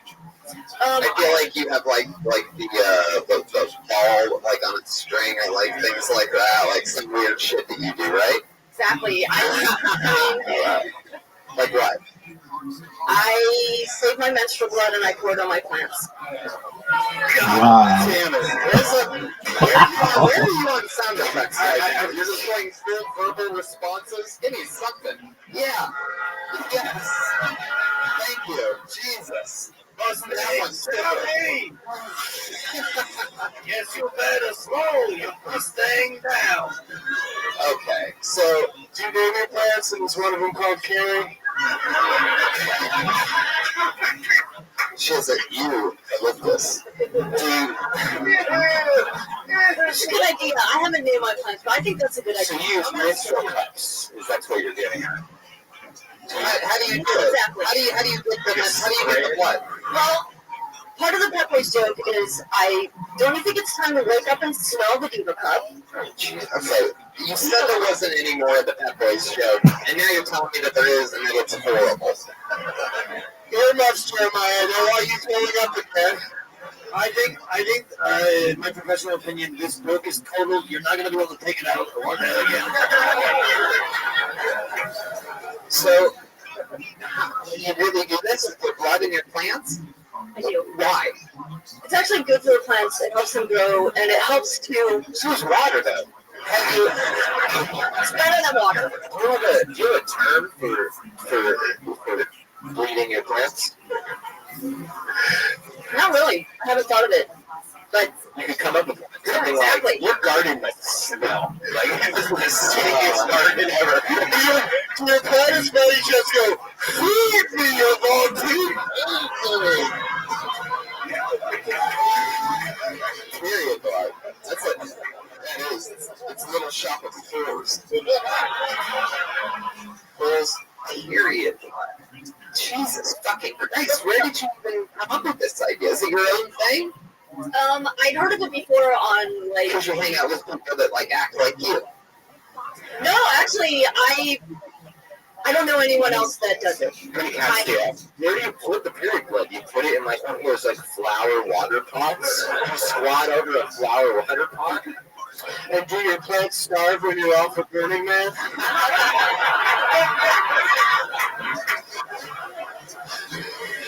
I have environmental sensitivity, so I don't go to Burning Man. Oh, okay. Yeah, she doesn't go to Burning Man. She performs there. This is Melissa Etheridge. What are you talking about? Avant, do you play any musical instruments? Other than the didgeridoo? The rain stick? The raining blood stick? So you've been single for a while, right? So,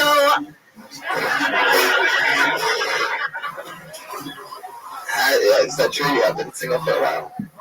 nope, that's not true. Yeah, you have some guy that's like a caveman, never wears clothes, just fucking. She plays the I Don't Need No Mandolin. If it was like 30 seconds early, it would have been really good. So if you really want to know, I bleed into my old socks. I save it and I soak it in like one of my Tupperware things in water, and it gets the blood out, and then I pour it on the plants. What? Fucking idiots! Yeah, you put straight blood on the plants. That's not good. You have to filter it first. Yeah, have you tried a that surface blood is not clean enough. Why would you use a sock? It's a way I can recycle my old socks. And tampons have a lot of it's not recycling them, it's destroying them. I've never. You're just giving them another use. I see what you're saying. If your plants like became babies, you know what I'm saying? Like the menstrual blood creates a growth that happens overnight, and all of a sudden you get and it's your fucking plants that you were squatting on and squirting period blood on you. Alright, I do talk to my plants. I mean, that's how they can grow too. So you're right. You say that the menstrual blood on the plants thing is one of the most strange things about you. If you had to guess, like if you wrote your book out, you know, like some strange things about Avanti. Also, she's never seen Game of Thrones. You guys are smart. You've done almost everything right. What are some other like very free spirit things about you? See, with the whole menstrual blood thing, I don't really think that's particularly weird. I know people. To me, it's not like the weirdest thing about me. So what is the? Here we go. You ready for that? Is it in the top 5? I think it's like one of the most natural. In fact, I think all women should do it. You know, I think you have to stop what you're saying. Right? Yeah, hashtag yes, all women. Do you use your feces for anything? I take a lot of probiotics. And Avanti, what's the weirdest thing about you? Like, if you had to guess what the weirdest thing is. She loves Tim Allen.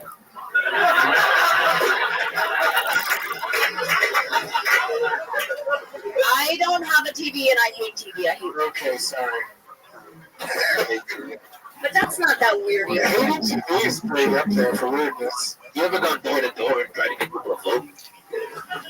Try to what? Get people to vote for somebody? Hell no, I don't believe in voting. I think voting is a fucking lie. What do you think happened at 9/11? I think it was an inside job, for sure. Do you think the Earth is round? Do you think the Earth's round? Jesus fucking Christ. She's got to look into it. Shit. I think it's both flat and round. What makes you think so? Because this part where... Oh my god. You think it's flat and round because the part we're standing on now is flat and the rest of it is round? Is that right? Well, I think cats would push everything off it if it was totally flat. Cats? You know? Yeah, alright. We just reached the level of insanity that is enough. For once. Will you sign up again? Will you come back to the show? Very interesting character. Nice to meet you. Avanti, ladies and gentlemen. There she goes. There she goes. Wow. How about that? How about that? That was really... I found there's a person on Twitter who got NAH and has 49,000 followers. but also says this account's tweets are protected. So I don't know how that works. How do you get that many followers? That means you have to approve you. I can't believe that you would go back to the @non-Twitter handle. That chick pours her period blood on her plants. Were you paying any attention? What was just happening up here? I googled that, and she's right. It's very good for the plants. Funny, if anybody's interested, she'll be doing shadow puppets in the green room a little bit later. This is another, I believe it's going to be another lady. Put your hands together for Isabella Charlton.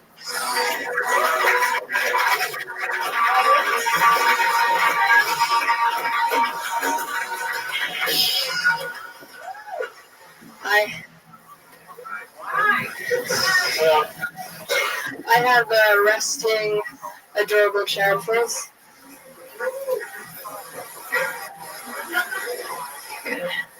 I hate neo-Nazis. Yeah, they're nothing like the original Nazis. Do you know when you're bombing? Of course you do, American. That was a political joke. I started dating someone recently, and very early on in the relationship, I asked him how he felt about period sex. And I told him I'm a feminist and I communicate a feminist. And he said, yeah, I'm into it. Unfortunately, I don't like period sex. So we simulate it with blood because I'm a good girlfriend.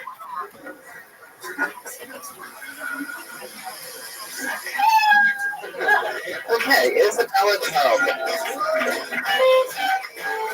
Hello. I think her jokes drive on the other side of the road. Hi, Isabella. How are you? You were on the show once before, right? Yes. What did we find out about you that night? What did we talk about? One of my hobbies was petting dogs, and he asked me my age twice. And what was that? 49. And now I get why you asked twice. Because you were lying, and you was still curious. No, I told him my relation. What is it? Who is this girl on stage? There was a girl without glasses just a second ago. I was smarter than my Wow. Oh! This mechanic has the reaction time of a young baby. Mesmerized. A young baby. A young baby, a very young baby. Like not a boss baby, a young baby. Yes. A young baby. Not a baby driver, a baby. Isabella, so what do you do? Sorry. I'm British, and I grew up in Hong Kong. Hong Kong? Yeah, we talked about it last time. I speak Chinese. And you went to Hogwarts? Yeah. Wait, you speak all of the Chinese? No, I just Mandarin. But I mean, you can just speak fluently in Mandarin? Yeah, I used to be on a TV series in China. Do you have a bit about speaking in Mandarin? No. Because that'd be good. Yeah. Can you say, did that last time. Yeah, can you say something in Mandarin so we all understand? 大家好，我叫周小玲。 Wow. It's interesting how, like, in Mandarin, she becomes so much more vibrant. Yeah.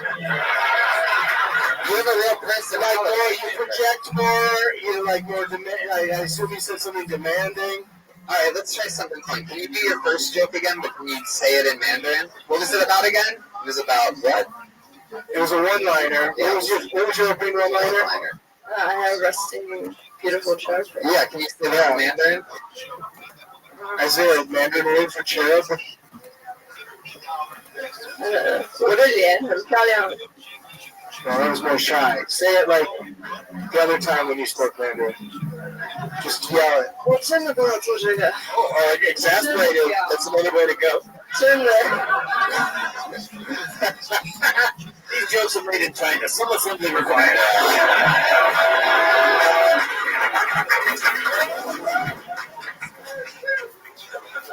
By the way, you don't have resting adorable cherub face. You have resting caramel macchiato face. Isabella, I don't know what that means. how long have you been on the stand-up? 2 years? 2 years. Where have you been doing it at? In LA? You've lived here for how long? 2 years? You started here? Yeah, I did a little bit away, but yeah. And how long were you in Hong Kong? I grew up in Hong Kong. But how long of your life was spent there? We moved there about 6 months, and I grew up there. I go back twice a year to see my family. Okay. You've been in LA 2 years. Did you come straight from Hong Kong? No, I was living in Beijing for 3 years. What's the difference between Hong Kong and Beijing? Beijing's the capital of mainland China. So, like, how's it different? The air quality is pretty bad in Beijing. It's less international, I'd say, than Hong Kong. What do you miss the most about China? Anything? The Chinese. You can, the Chinese dishes. for free, I think. You can do what you want. Really? In China? Yeah, if you're like a foreigner. Can you do anything? Sorry? What do you... Can you wear a fake mustache? Yeah. Oh, cool. You guys are in. What can you do there that you don't feel free enough to do here, for example? Like, I just want to understand. I've never been to China. Kill dolphins. Yeah.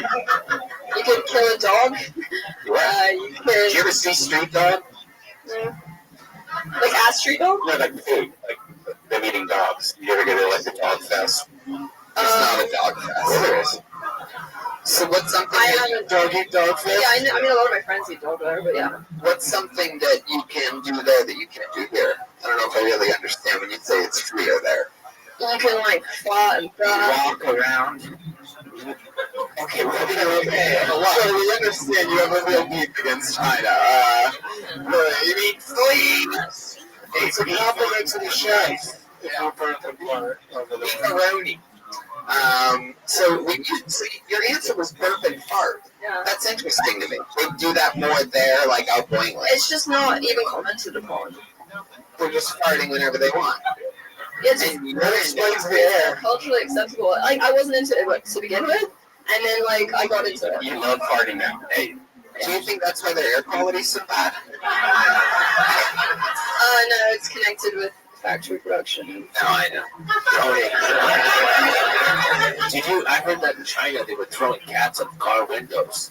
Talk about kitty litter. Not now. Let's not talk about it now. We're talking to her. I didn't hear about that. Talk about. We always don't use that expression anymore. Talk about. Comedy now is so fucking great. So do you burp and fart? Do you find yourself farting a lot now? Like, I mean, no, not here. It's like a different society. Like sometimes you want to, and you're like, fuck, in China. Yeah, like every day. Really? Have you already started? Okay. Anyway. So Brian asked you that the last time? Maybe. No, like I'm really in control. I have like good muscles. No, that goes away after a while. You have a boyfriend? Yeah. How tight is your bike? Is he Chinese? No, but he grew up in Hong Kong. He grew up in Hong Kong. Is he British still? He's South African. South African. What does he do? Wealth finance? Private wealth. Hell yeah. Name. What do you do?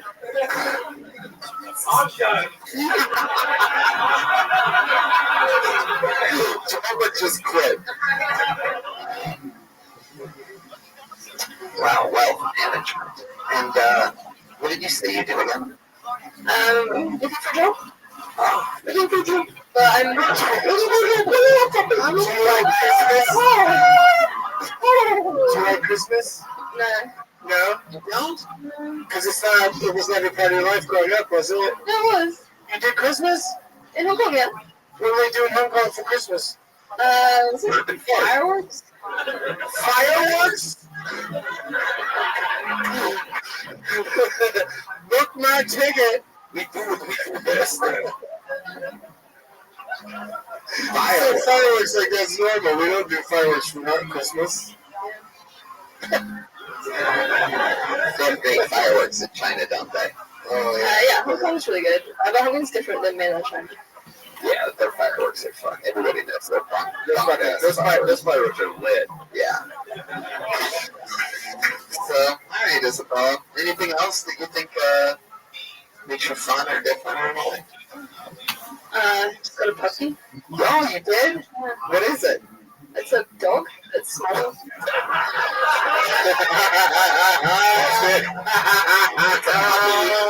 Really? What is it?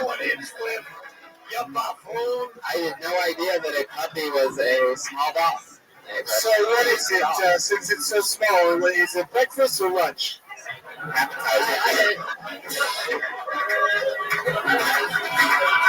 What breed is your dog? It's an English Cocker Spaniel. Oh, that's dinner for 4 or 5. What color? Black. Black. Anyway, okay. Well, Isabella, it was nice to meet you. You too. There she goes, Isabella Charlton. She sounds for Isabella Charles. Avanti, it's at avanti.art.comedy on Instagram. Would it be crazy to just keep drawing women out of there? It's where it should be, I think. Yeah. Let's do this. Eli Halpern. Oh, she sounds great. Eli Halpern.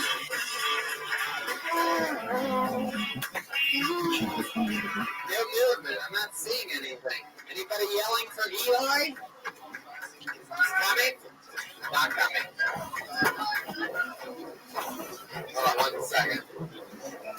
Nothing? Then we move on. Hey, this looks like an interesting name. Cappuccino Brown.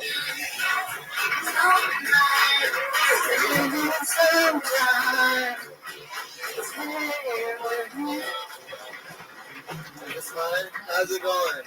All right, man. I just moved to LA. I've been out here for about 8 months. I've been in traffic for 7 of them. I don't know what's happening. When I got out of traffic, I ran into my ex. Crazy story, right? I was texting and driving.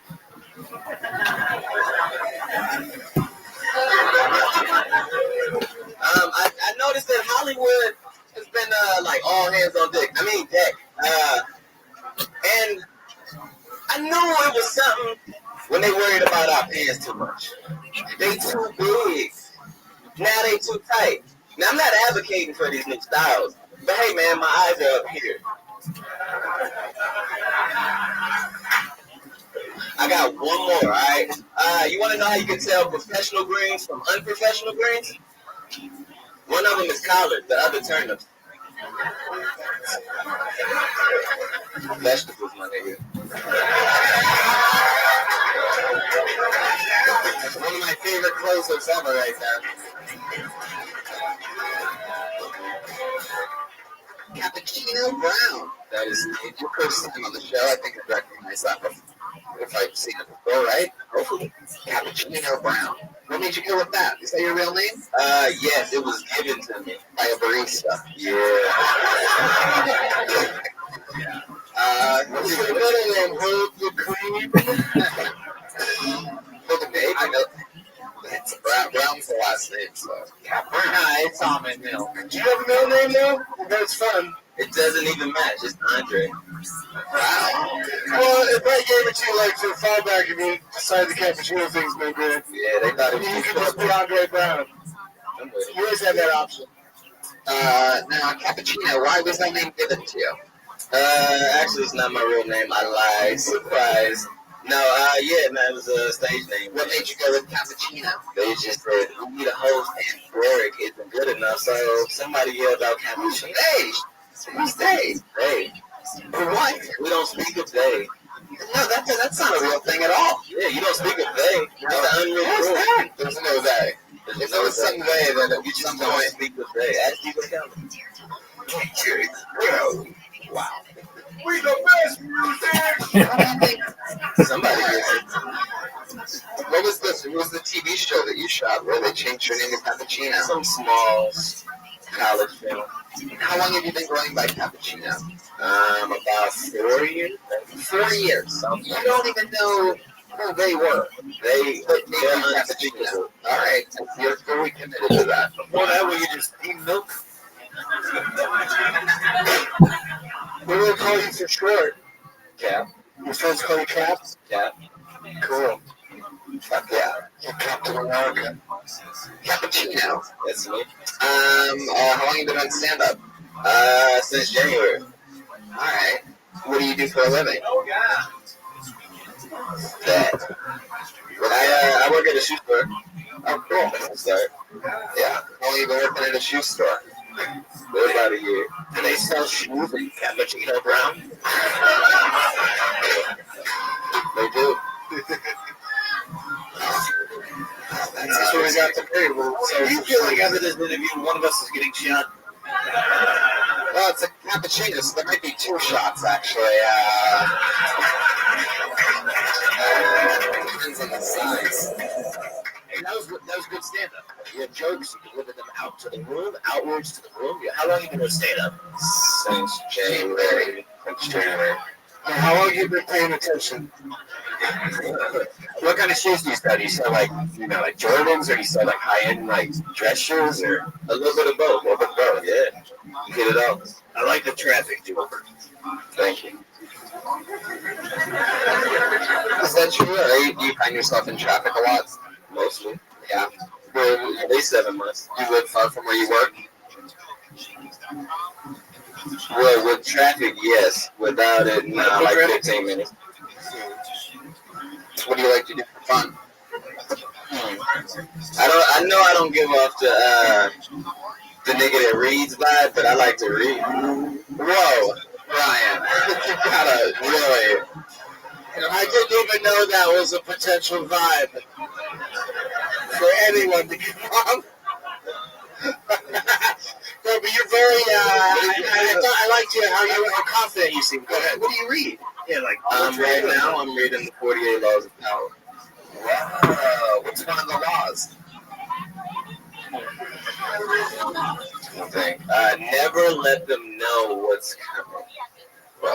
Can't provide the secret. It's my favorite Gucci Mane album.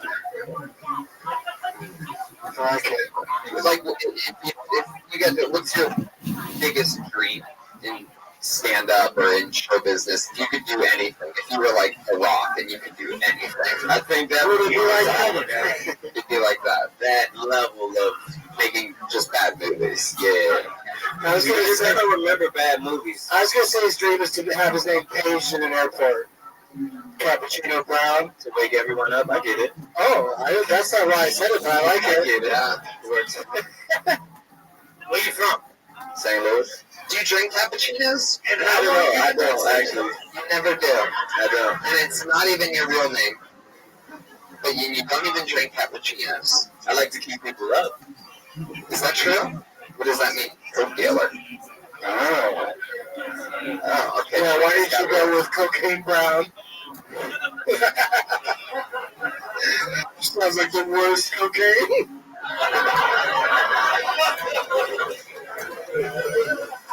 What's the most fun thing that's happened to you since you've been in LA since January? A bit this. How about other than this? Like, you find yourself in traffic a lot? I think the most something fun thing. What's a fun thing? And how long have you been doing stand-up?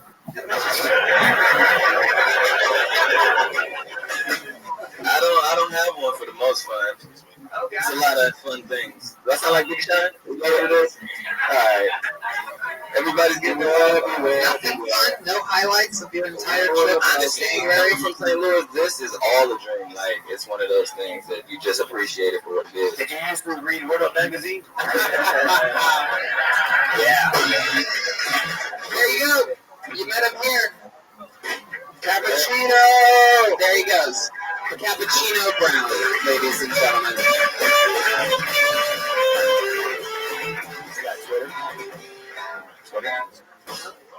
Cappuccino Brown is Cappuccino Brown on Twitter. Spelled like the drink. Cappuccino Brown. Spelled like the brown drink. Alright. Pull another name out of the bucket. Here we go. Malik B. Malik B.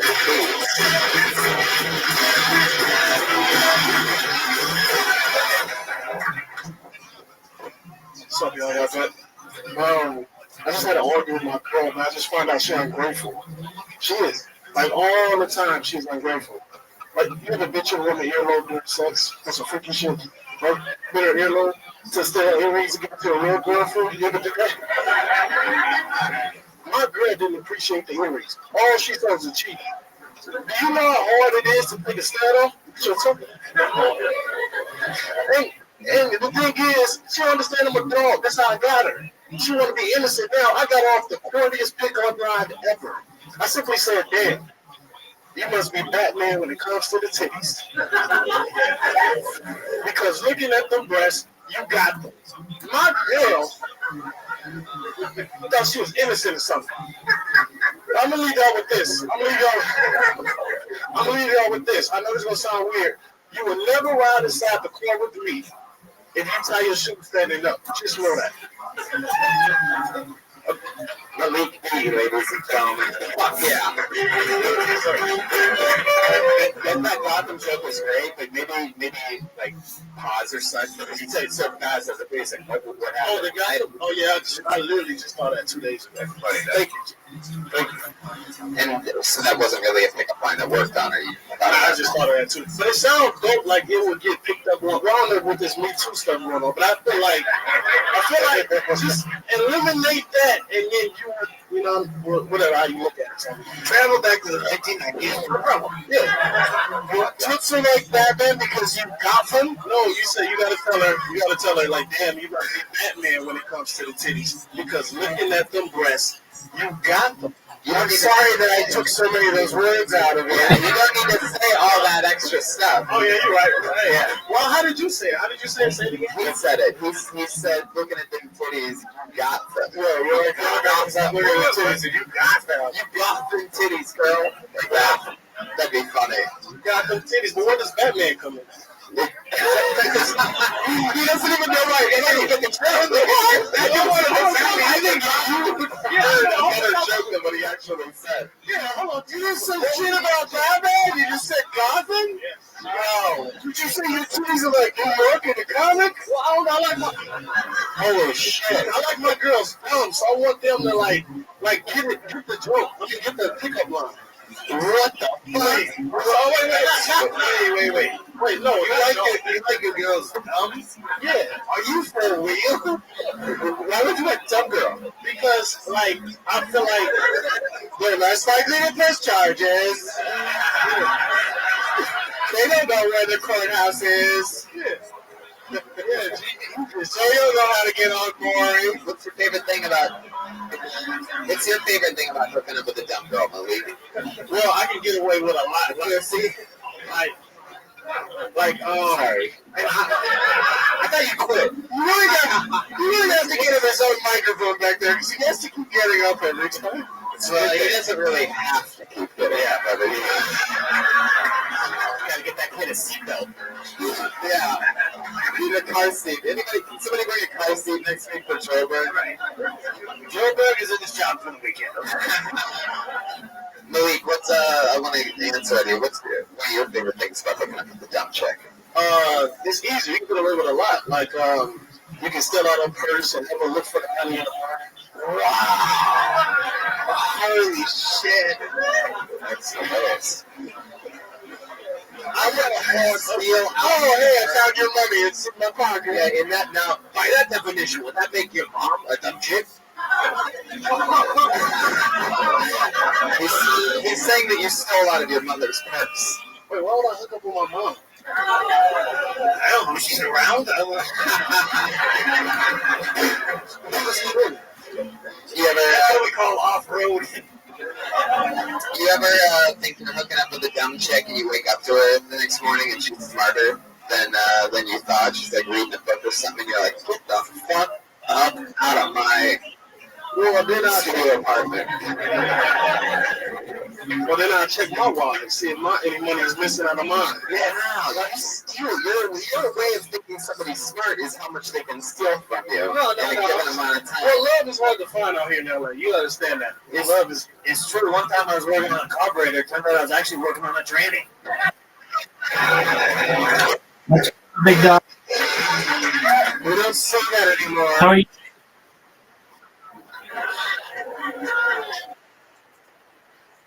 Yelling at us.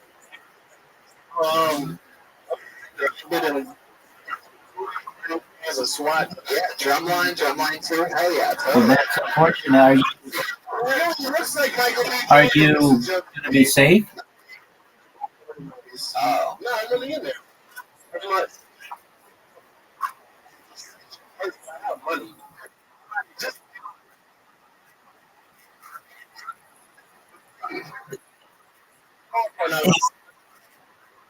Is there a tornado? Is there a tornado warning going on right now?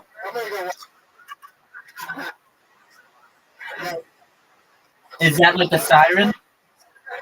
We're trying for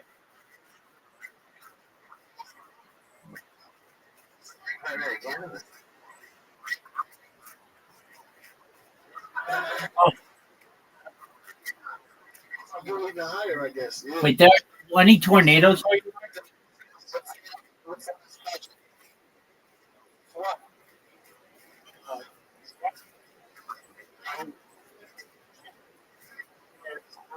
Oh wow!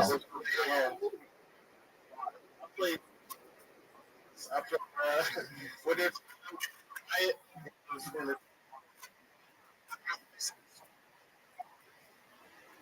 Right. it comes out first?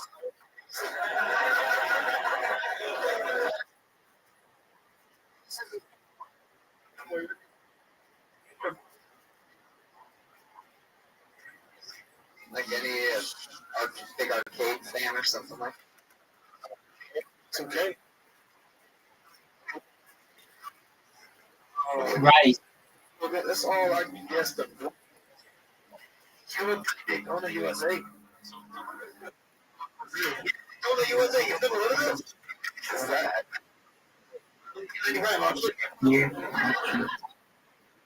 You got it, big dog. Game recognized me. Would you say you were Also, Louisiana. Baton Rouge, Louisiana? How long you been in LA? For like 2 years. Years. Wow. Netflix. I gotta promote it because with residuals. My sound? I watch it more money we get. Regardless, Oh, it's probably. It might be because of just the distance I was to the device.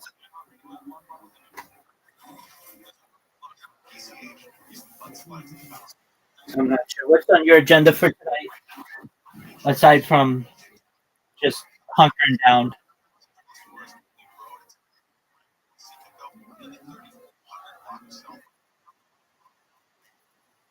I gotcha. Right.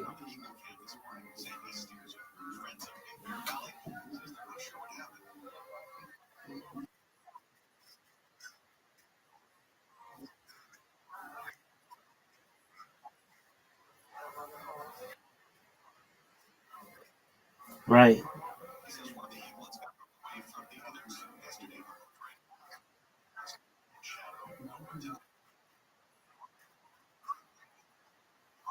Yeah, definitely. Have you ever seen those vehicles that are made for storm chasing? I'm not talking like a guy in a pickup, but they're basically like armored vehicles that fire or like take like screws and put them into the ground, and then they can drive really close and really like almost up to it. Have you ever seen those?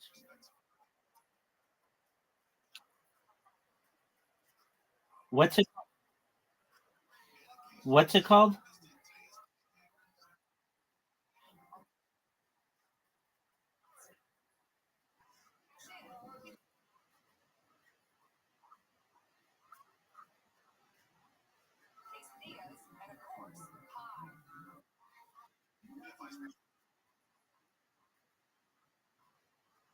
So you've seen these things?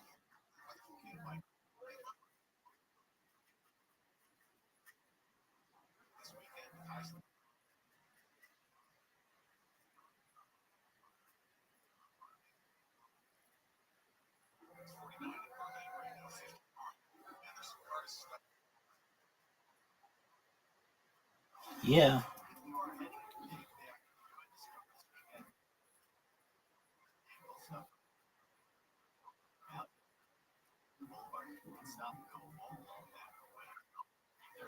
Pretty wild. So, was it the Sean Casey guy who drove by you?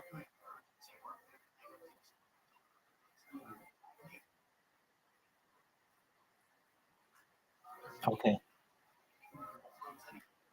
This, it's actually different than this one's different than what I've seen.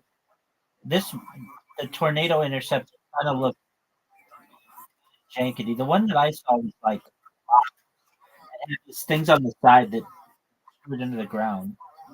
Um,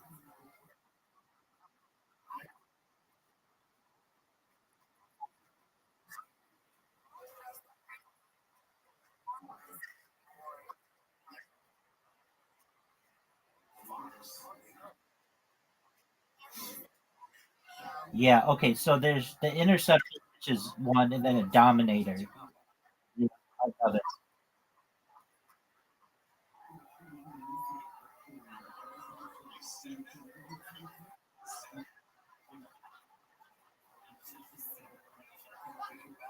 It's wild that people do this.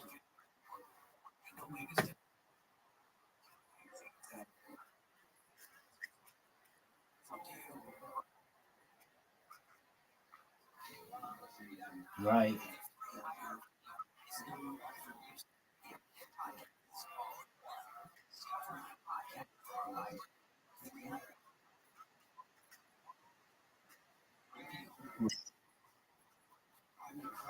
right. So dangerous.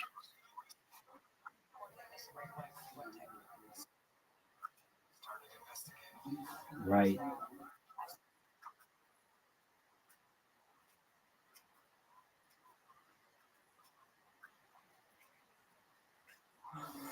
right. All right. Well, feel free to post up in here. We're just watching Kill Tony. And I'm working on my bots. If you need me, I'm here for you. Okay. That's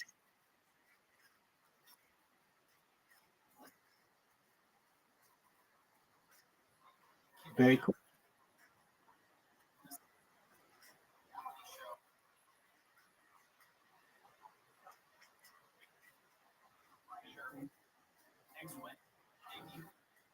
All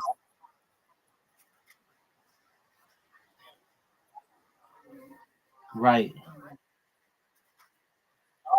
See you, man. Take care. Jacob, everybody. Something like that. I feel like I'm on a. Have you ever hooked up with any actresses we might know?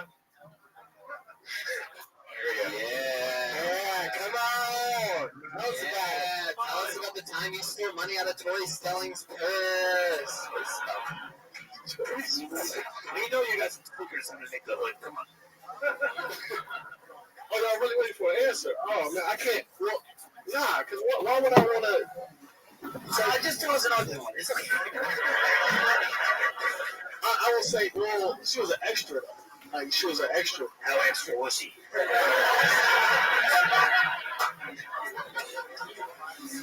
She was extra special. And what set was that? How many scenes? This was on Burning Sands. This was filmed in Virginia, and she was extra. And after the rap party, yeah, that happened. I guess. But it wasn't a famous actor. Like, you don't say Tessa Thompson or something like that. Oh, you had sex with Tessa Thompson? I like your style, Malik. I like the way that you dress. You're like a Trayvon Martin Lawrence or something like that. Tony, actually in high school he was voted most likely to crip walk. You said crip walk? What's going on? Then you quit. Most likely to what? I'm trying. Crip walk? What's a crip walk? Crip walk? Crip walk? This man's got no way in his mouth, so he couldn't say it right. He just ripped out his mouth. Most likely to crip walk.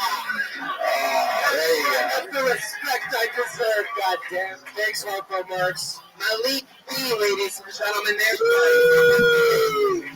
We're going to go back to the bucket. Malik B. Jordan. Yes. We're going to go back to the bucket in a little bit. But first, let's get a brand new minute from our regular who performs every single week. She writes and performs a brand new minute on the show. You know her, you love her. Make some noise for the great and powerful Allie Makovsky. Everybody.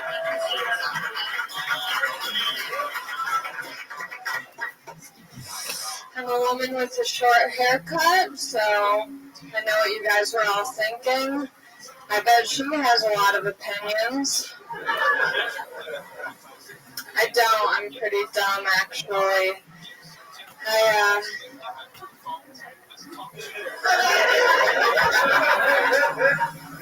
Pretty dumb. I don't know. People don't assume that I'm dumb because I don't really show off my tits. I tried to get a job at Hooters. It didn't work. I did get a job at a different wings place. This place is called Love Hot Wings. They don't even let you decide. They tell you. They should be called Our Hot Wings. Do you like them?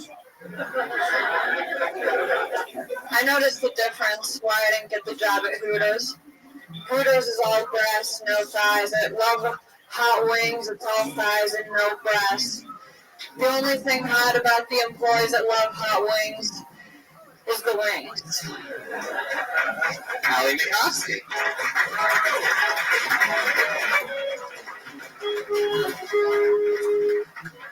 And you really work at a place called Love Hot Wings? That's not the name of it, but because I don't want people to know. But yeah, I work at a wings place. Oh, interesting. Cool. It's not Hooters. It's not Hooters. Which one? Let's list them. Buffalo Wild Wings, Wingstop. Juicy Wings, Juicy Wings. It's not a Wingy Wings.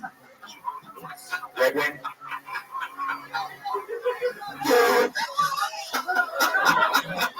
What happened? That was fucking awesome. Well, he didn't listen to me. Allie. Allie, so what have you, what's a real thing about working at the wing place that I got hit on. Ooh. Oh, this, okay. By a coworker or the boss? No, by no one who works there. This guy came in, he said I had beautiful eyes, and I was like, yeah, thank you. Wait, that's how you responded to it? Like, yeah, thank you. Yeah, like Swedish supermodel or something? Yeah, thank you. That's what I do for work. Thank you so much. So grateful of your compliment. I had no idea that my eyes were so pretty. Oh, so surprised by your compliment. No. Shouldn't have told me was No, he caught me off guard, so I started blushing, and I was How like, did he say thank it? you. He's like, hey, I just want to let you know you have really pretty eyes, like that. Yeah, pretty much. And then you're like, yeah, thank you.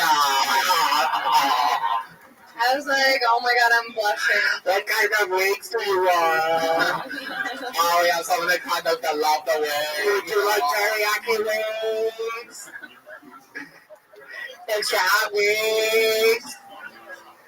He had already ordered. He was just making small talk at this point. I think it was big talk. That's some ballsy shit. Yeah. How many guys here in this room have said to a woman that you're ordering stuff from something about her eyes? It's fucking straight up. I do it every time I'm at Hooters. You should, just because it's fun, because they know you ain't lying. They know you're lying. You know what I mean? What's up, right? Fuck yeah, dude. Yeah, your eyes look so pretty. I've been looking at them. Your eyes look so good in those orange shorts. Yeah, dude. Look at. What do you have to wear at your wing place? You don't have to wear a sexy outfit, do you? Nah, I'm just murdered out, all black. Oh, okay. That's a good bed. That's sexy. Damn, sounds like you work at a place called You'll Hate Wings. Walking to You'll Hate Wings, like, no, my eyes are so pretty. Murdered out sounds like the name of a Cash Money record. Hey, look, everybody, it's Josh Martin. Josh Martin, tell a girl before that she has pretty eyes. You can't make eye contact, that's why. You don't. Wait, turn around quick. What's he gonna do?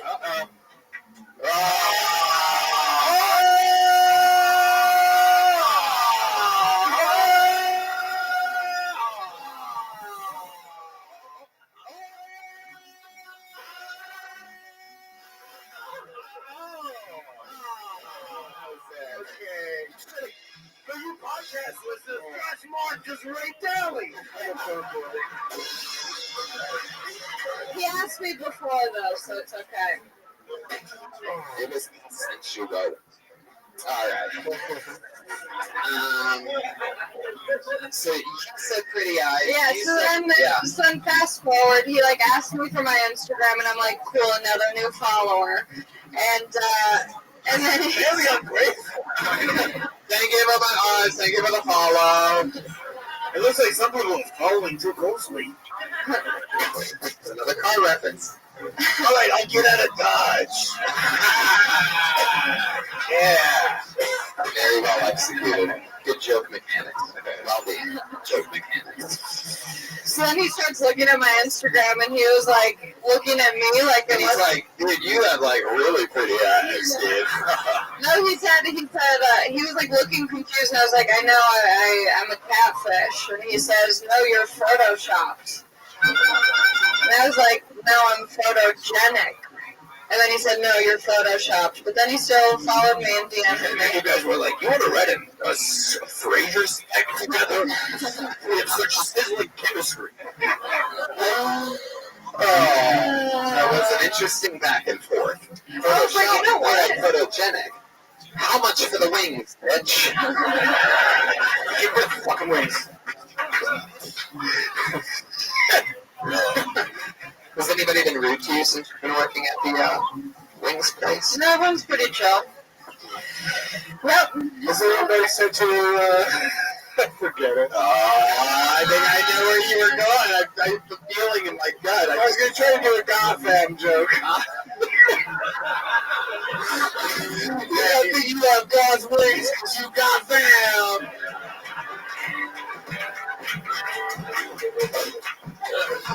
He didn't even know he was doing that joke. That's the funniest part about it. That's insane. He had no idea. He doesn't even. It was supposed to not make sense, and we're like, and we actually found a little bit of a gem there. Like I didn't hear the Gotham thing.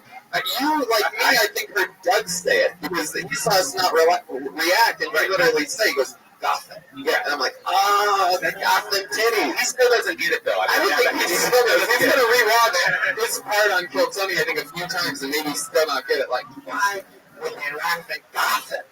Gotham titties. What's funny about Gotham titties? Because they are darker in a dark neighborhood, a dark place. While he's stealing money.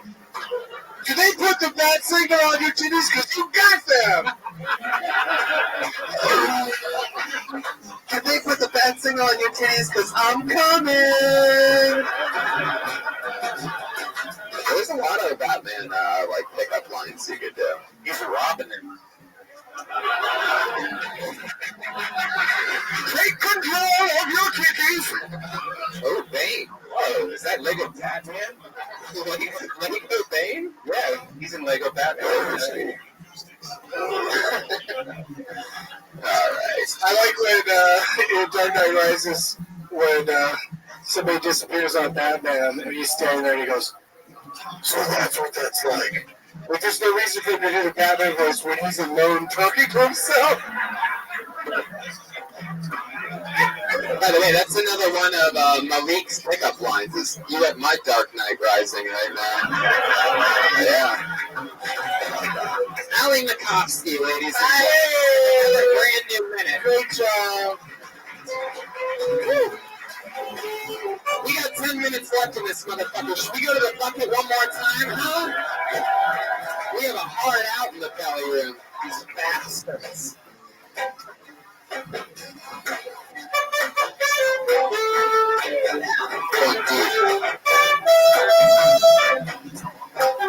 Very good handwriting by Elliot Havens. Elliot Havens.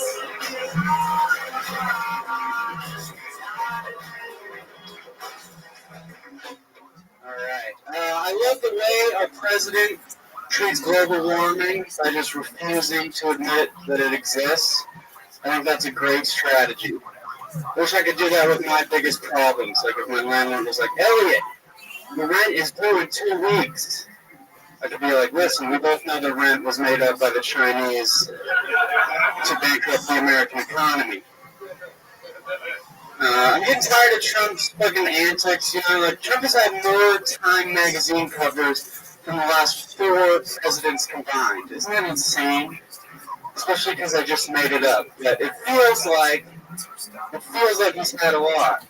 Like Obama never did anything that controversial. The only controversial thing Obama did was like say the N-word on Mark Maron's podcast, and everyone acted like he wasn't the 44th president to say the N-word. Isn't it?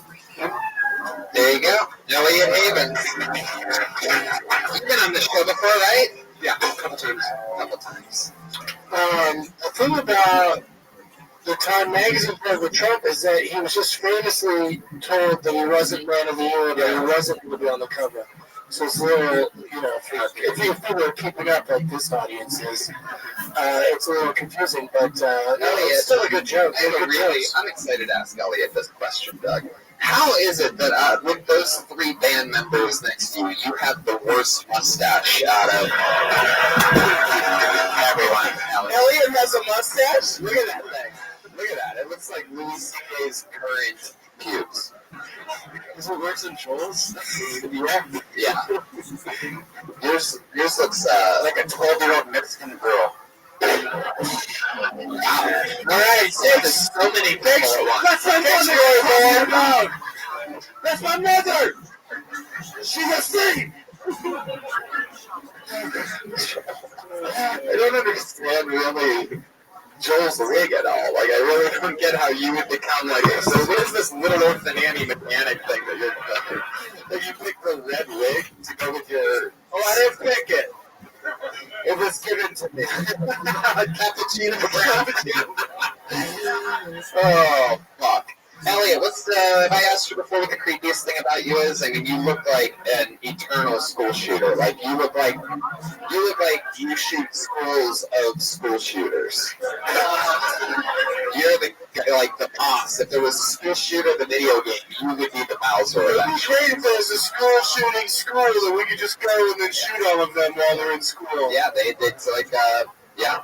He looks like he draws Napoleon Dynamite anime. That's how Jeremiah's laughing still at that. He's just holding on his mustache. He's yawning.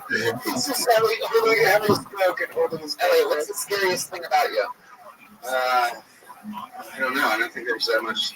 Come on, don't you ever pour your period blood on your pants or anything like that? What about that time Kevin Spacey tried to hold you down and make love? Yeah, let's talk about it. You get in that house of turds, you know what I mean? He looks like Anthony Rapp. He never gets any rap. He looks like Anthony Rapp to me. A little bit. Yeah. But he's the 7th most important character from the hit show Scrubs. Elliot, what do you do for work? I just quit my job and looked for a new job. I'm trying to be a sign painter. Oh, a sign painter. Homeless, need food. Those are the signs that you're doing. How are you trying to be that? Like, it's a competitive market. What type of signs do you want to write? Well, like sign painting just is like, it's not like the golden days of Tom Sawyer. Yeah. All right. What were you doing before sign paint? I worked for a sock company. Remember, he's the sock guy. Ah, you've been on a few times we've talked to you. Did you know that you can dip period blood in socks? It works really well.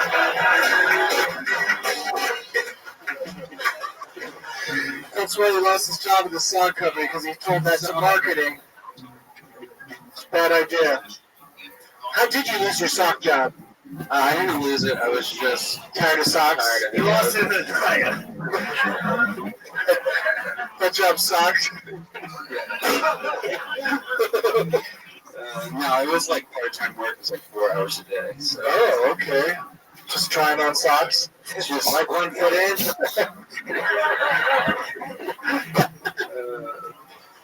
He used to run back to his seat to give himself a rim shot. So how did you want to become a sign guy? Also, what is your sign? Did you like the song I Saw the Signs by Ace of Base? Do I like it? I haven't heard it. I saw the sign, and it opened up my mind. I saw the sign. I was gonna get you up, where you belong.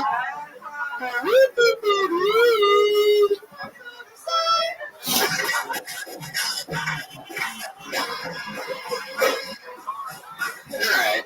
I guess we're just gonna end whistling out tonight. Elliot Haven, ladies and Yay!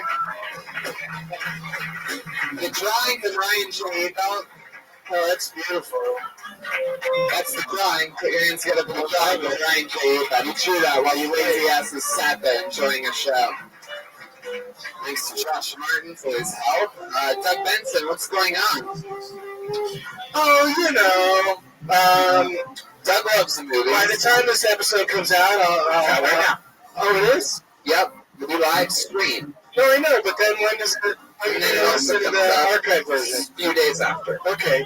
Okay, so DougLovesMovies.com will still be there. So Getting Doug with I. So just check that. Eating with Doug. For we're in LA, we're doing a live Getting Doug with High at the Troubadour. You did one of those, Tony. Yeah, very much. That's coming up in January, and Yeah, there's a show for everything. I'm excited to be on your new podcast, Sleeping with Doug. Oh, there is Doug Loves Sleeping is in the works. Oh, I like that. I just have to remember to hit record when I go to bed.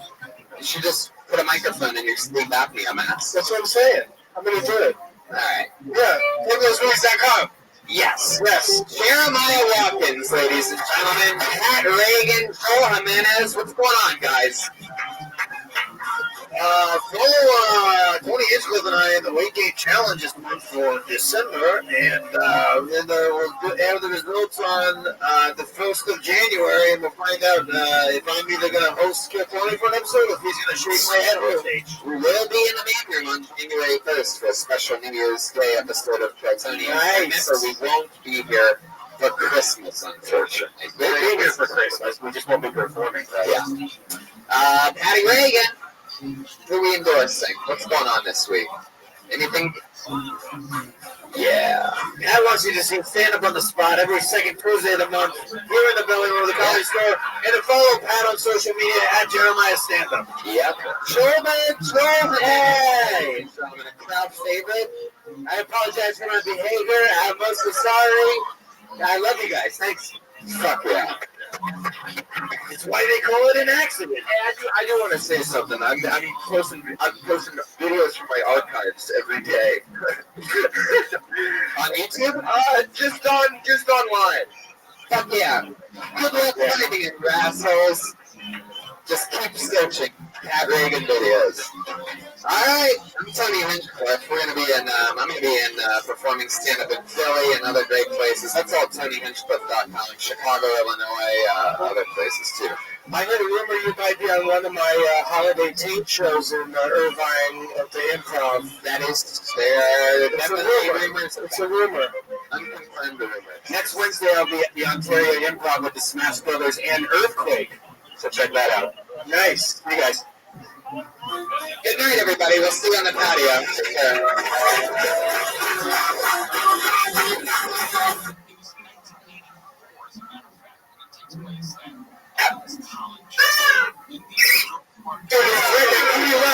Famous comedy stand-up name for a brand new episode of Kill Tony. Get up for Tony Hinchcliffe. Right. Hi, everybody. Hello. Happy Monday to you. Good evening. You guys ready for a fucking rock and roll show tonight or what? Make some fucking noise. It's a Monday. There's an echo. Sounds like we're performing in a some type of airplane hangar or something like that tonight. Two. Hello. The great Brian Red Band is here, ladies and gentlemen. It's the Red Band. We're going to have some fun tonight. Big artist Ryan J. Belt is here right there drawing tonight's episode. Drew Kill Tony the book, available now at RyanJEvelt.com. So you should get that. So sweet, man. I was looking at it again today. I look at it every day. It's like a little Kill Tony Bible. Fuck yeah. I'm excited about a lot of stuff. I'm about to be in Chicago, Illinois in a couple weeks, performing there, and Philadelphia, Pennsylvania. I'm headlining the Rosemount Fannies, and Philadelphia Helium the last weekend in January. This is our last show of 2017. Wow, it is. Thank you to everybody for an amazing year. 2018, Brian. Yeah.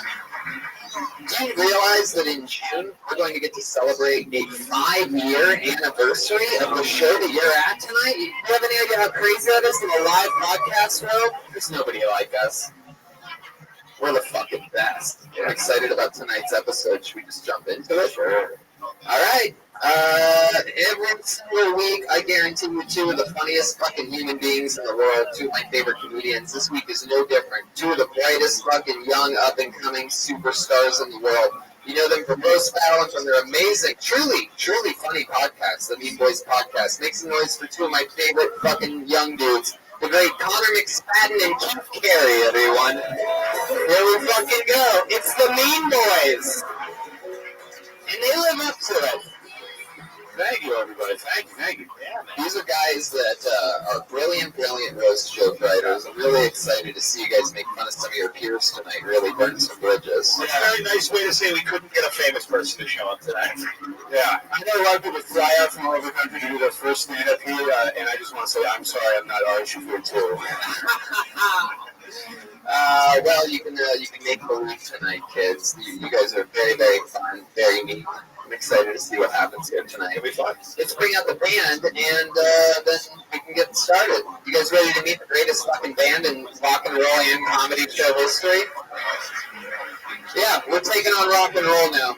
We said it. We're jumping out of the car. I say this band can go up against fucking anybody. Oh, they need more time? Fuck them. You hacks, losers. You should have hired a real fucking band. The Mean Boys do a really cool live show themselves. It's in a burlesque bar, and it's you get to watch them just get their ass kicked by these big burlesque dancers in between comedy acts, and it's really cool. You guys do like a podcast. You usually watch the Retro Blind Red Band smell a lot of discarded panties. Is that true? Yeah, we do a live show where we go up and do jokes at the beginning, and if they suck, which they usually do, a dominatrix beats the shit out of us.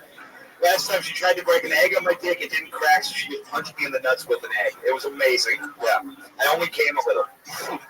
And you guys have also done a show, something that I thought was amazing when I heard it, was you guys did a live show at a Denny's. You just set a date, you put a date aside, you told your fans you were going to be at a Denny's. It was in Northern California. You had a live podcast at a Denny's in Fresno. Where we were just doing poppers on stage, and half of our fans left without paying the bill, which is very on brand for us. Wait, what stage did you perform at a Denny's? They had a banquet hall, thank you very much. Did they really? Yeah, in sad enough towns, like Denny's is the place to have an event. Yeah. Like a wedding at a Denny's? Somebody has for sure gotten married and then divorced in the same woman at that Denny's. Oh, not only did Andrew Santino cancel, but you got the two premier Denny's comedians here for you tonight, gang. What a night you picked. How did you go Santino cancel? Oh, it's not hard to get a hold of. Yeah, it's doing our podcast later. It's a small world. Hey, I couldn't make it to that. But you're right, it was supposed to be Andrew Santino. Yeah, other than guests that we almost had here tonight. You want to just listen to Andrew Santino's credits where he's performs? That's upstairs right now in the billiard room. I think he played at Norm's one time. Yeah. Oh, yeah, let's bring up the band, guys. Let's fucking do it. It's the greatest goddamn band in the land. It's the Kill Tony Band. Pat Reagan, Jeremiah Watkins, and Joel Jimenez. And maybe the... Okay, we got an old lady coming out. Oh, and an old man. Wow. And another old man. It's an old man with a mustache, an old lady. And the old man is in a rascal scooter. The type of scooter that has pee on his back. Oh, wow. There's a stain. Hey, you guys stole that from Peace, and we expect it back. Wow, that seems like wow, Jeremiah's just going back and forth at the top of the stage. There's really no ramp set up or anything like that. It seems like the kind of rascal scooter that he literally rented for one day at $175 for the day. But he got full insurance on it. So why don't you ramp down those stairs right now, Jeremiah? Did you get insurance for it? I just want to point out, nothing anyone's going to hear tonight is going to be as funny as it was watching him try to do a U-turn backstage. Just like a 47-point turn. Jeremiah, what do you think? What are you going to do? Are you going to perform from up there? What? All right. Well, I wonder where Josh Martin is for a moment like this, where everybody's just angling around. Oh, there he is. He's holding the sack. Oh, they're helping him off the rack. I'm disappointed. You know, be honest with you, we really can't get that rascal down there. We went to Sizzler earlier, and he was running into walls for glass and got the whole management at the Sizzler in Burbank was really pissed off at Jeremiah. He's so confused. That's the one like they thought was going to happen. Am I going to try to ramp? Wait, what ramp? What a shit. All right, here he goes. Yeah! Got it!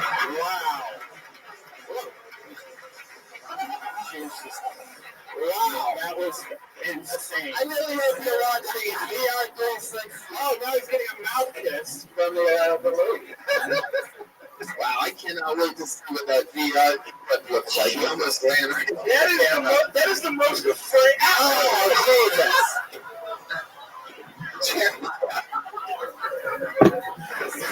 Whoa. All right. Laptops and electricity. All right, Jeremiah. Jesus fucking Christ. Swab me the katana.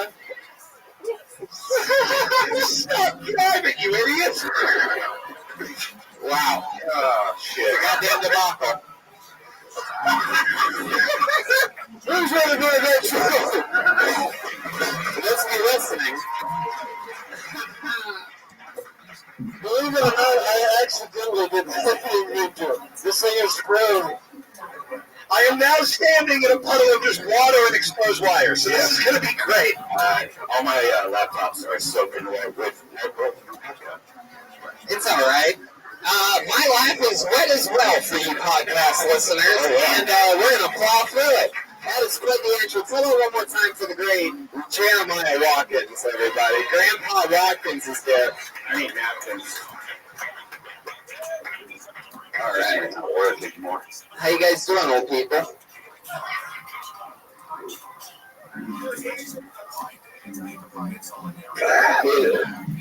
We're very... You know the term old, Tony? Yeah. This is the bit I got hit by a wheelchair for. Yeah, like the prep goes 80% costume, 20% what we're actually going to say. You guys got heckled by the only dude dressed stupider than you in the corner over there. We lost that bucket. Oh, wow, we lost the entire bucket. That's what we're fucking missing. Yeah, you. Yes, you, Steppenwolf Brody. Like, who did you think? Like, for sure, no. Yeah. Oh, yeah. Hey, you can't talk, dude. You suck, bro. I spotted you out a second ago. Yeah, I got to tell you bad vibes immediately. He looks like he's banned from several 7-Elevens. Yeah, he's... What's a these people do? They try to come in a character. Doesn't he look like the saxophone player from the Muppets band?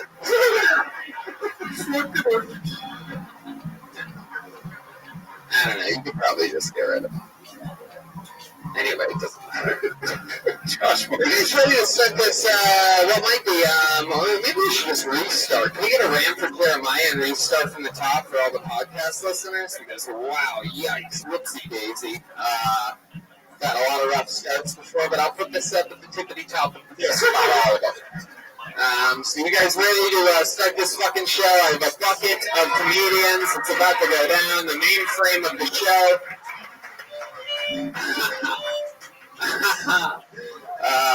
If I pull your name out of the bucket, you get 60 seconds on stage. You know your 60 seconds is up and you hear the sound of a kitty. Wrap it up then, or else you're going to bring out the angry West Hollywood Bear. I want to do that. Yep. There he is. That's what it's... Okie dokie. Yay. Okay.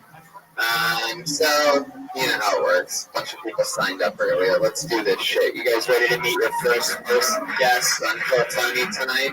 Come on, Monday night. You can do a little bit better than that. Let's fucking do this shit. I'm not about to pussyfoot through this rascal wreck of an episode. I think you should just power it down, dude. I really do. I think it'd be best for us. That's what your mother said last night. Why would my mom say that to you? Because I'm like the Energizer Bunny. I keep having sex with your mom again and again and again and again. That is a good grandpa reference. Oh, alright.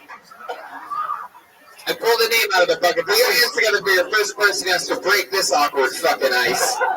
Put your hands together for Evan Jones.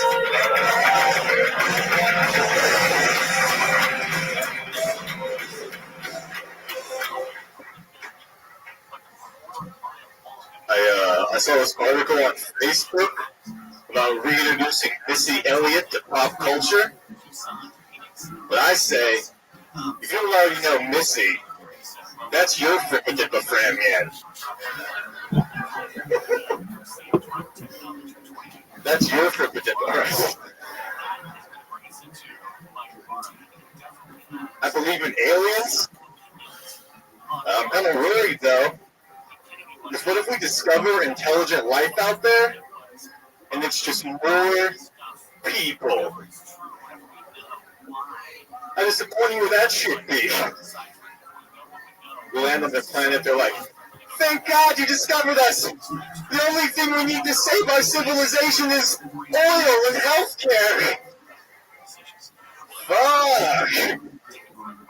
We got a lot of corn, I don't know if that helps. Evan Jones. Hi, Evan. What's up? Is this your first time on the show? Yes. Where are you from? I moved here from New York. Originally California, then lived in Germany from like 11 to 17. 11 to 17. Very developmental years. What did you do when you were in Germany? Just went to school? I have a strong feeling that you played flute in high school. Is that true? No, I was in drama club though, so close enough, I guess. That's a different kind of fruit. Oh, Schulberg is here.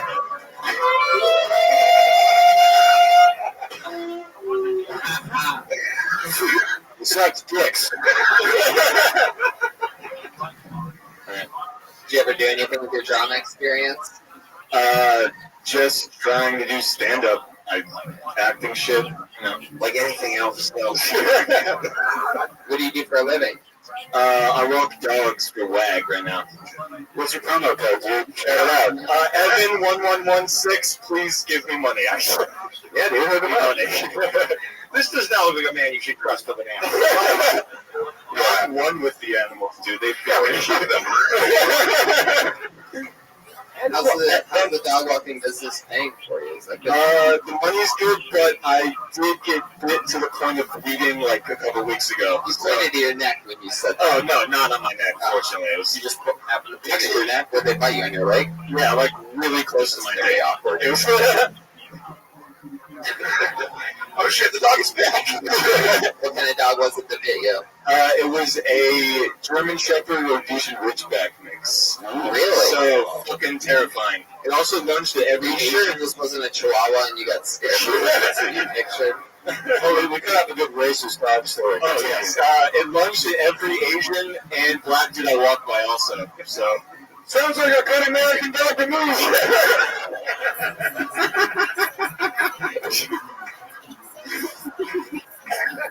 I gotta say, this is the best Jackass has been in years.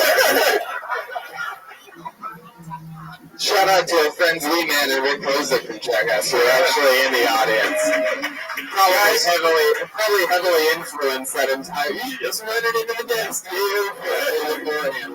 just saw you. I got the internet shut off in you and Keith's house by stealing some of your movies. So thank you guys very much. Fuck Spectrum. Fuck yeah. So, Evan, how long have you been walking dogs for? Almost 2 years. You have a girlfriend? Yes. She keep you on a tight leash. That was rough. How long have you two been together?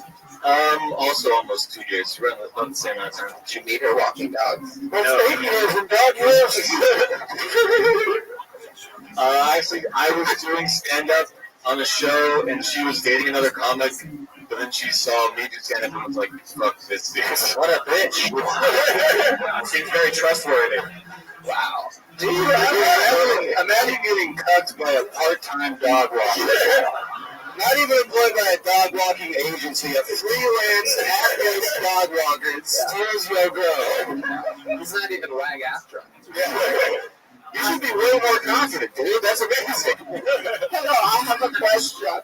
Yes. Yes, have you ever taken a dog out into the dead of night and shot it and seen if all dogs do really go to heaven? No. That's my senile wife better thinking right there. Trisha. All right. So, Evan, have you ever had any like sick or dying dogs that you've had to walk? You just drag them along or something like that? Yes, holy shit.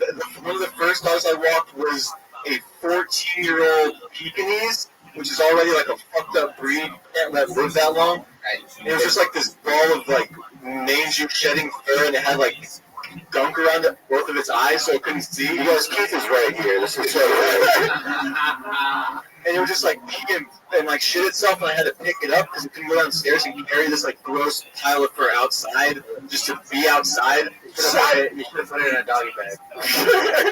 Do the prices vary on whether it's a shitty situation?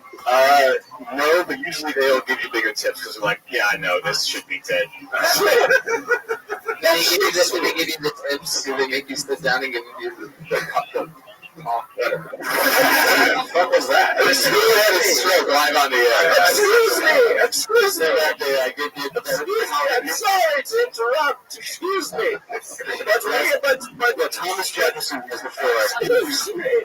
However, I must interject because my husband Gerald and I have a son Hans who is much like the Shih Tzu you described. There's a Pekingese. The Pekingese you describe. So what was your question? Wait, you and this old man have a 14-year-old? My question is... Have you ever started a sentence number of is... How much wood would a woodchuck chuck if a woodchuck could chuck wood? Well, am I answering it? Yes. Go ahead, Evan. We need an answer. Oh, fuck. The classic American wit! Evan, do you have any special skills or talents? Any like cool, like do you have like magic tricks or anything like that? I feel like he's really good at Hero clicks. Yeah, do you know how to open Puff Pickle Jars? I think he's supposed to hit the bottom of them and like pops it or something. You kind of look like the kid from the Harry Potter movies if he dropped out but then still did okay. Yeah, I get a lot of different celebrities. I get Little Dicky a lot right now for some reason. Especially when I have like sunglasses on. Daniel Radcliffe. I usually get Daniel Radcliffe with a drug. You look like cholera has washed over you over the course of 60 to 65 years, like it did to my first husband, Eartha. Wow, that's an old name. Eartha? Because Eartha damn near killed him. Don't give Mrs. Ford's DMT. Twas I. So, Evan, I never got a real answer from you on that. Special skills, hobbies, anything like interesting about you? I hosted a show in New York where all the comics were on acid. I don't know if that's a skill, but it's a thing. Okay, events planning. That's a Did you get the acid where the acid connects? I supplied the acid, yes. Do you have any other felonies you'd like to consider on the podcast?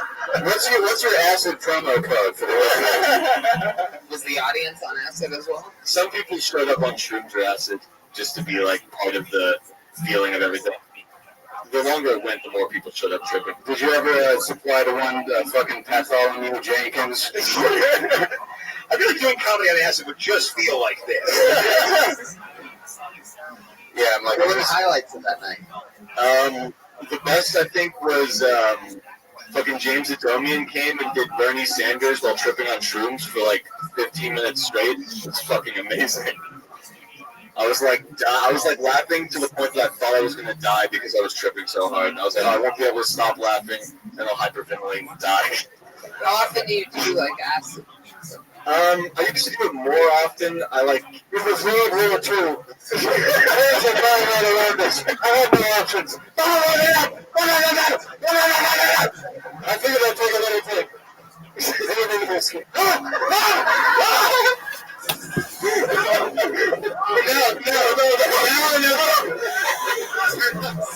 Stop. Hey, Grandpa. Playing with the rascal.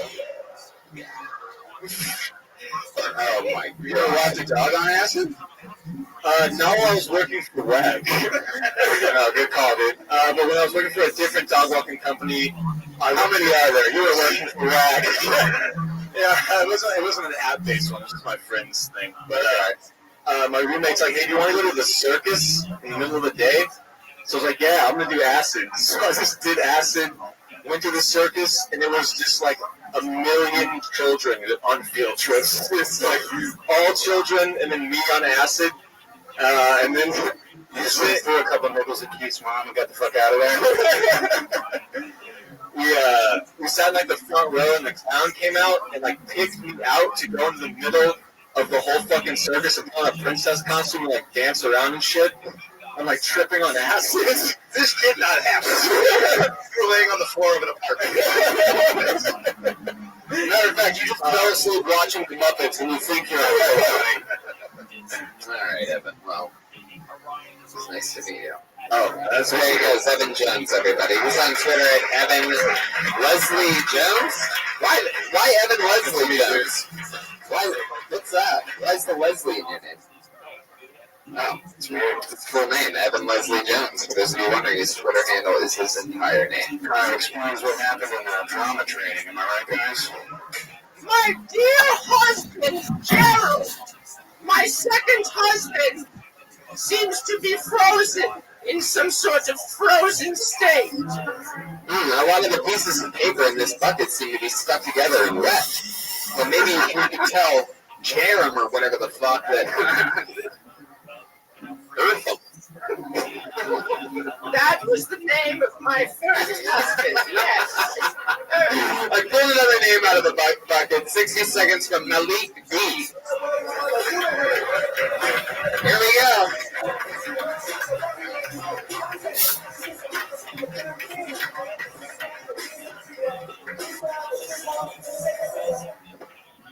We answer that from Malik B, everybody. Y'all good? Y'all good? I got 60 seconds with y'all.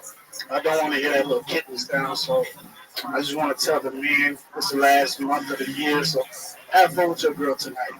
Have fun like a man should. Like, don't have sex with her in the shower.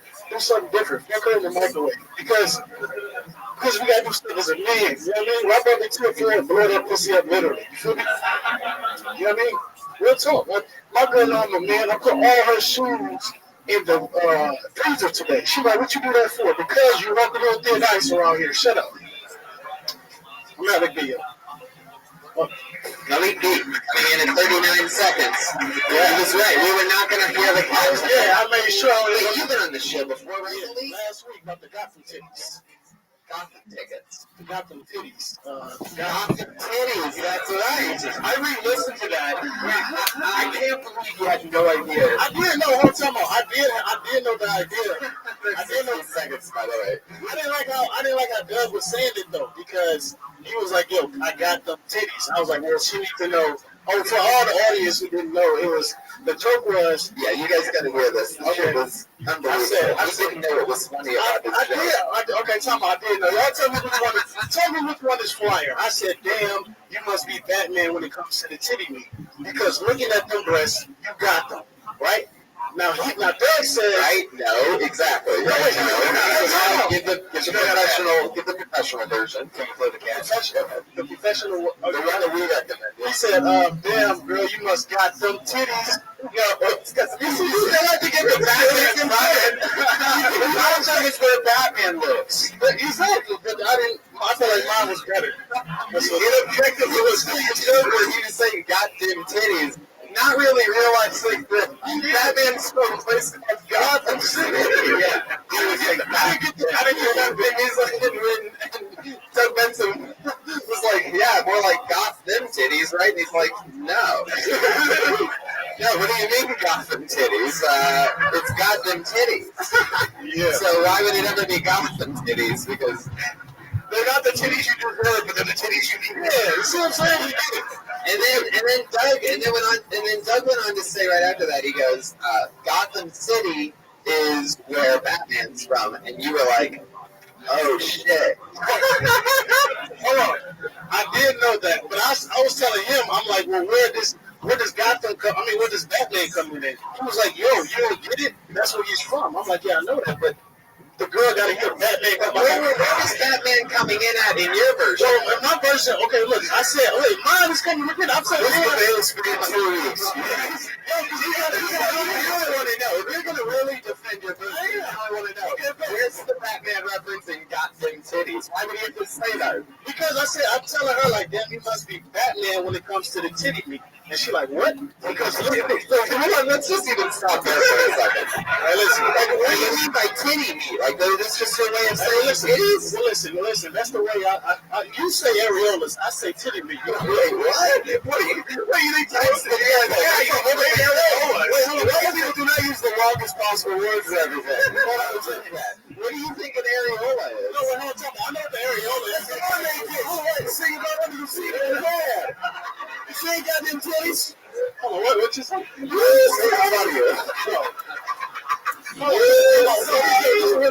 What's the black?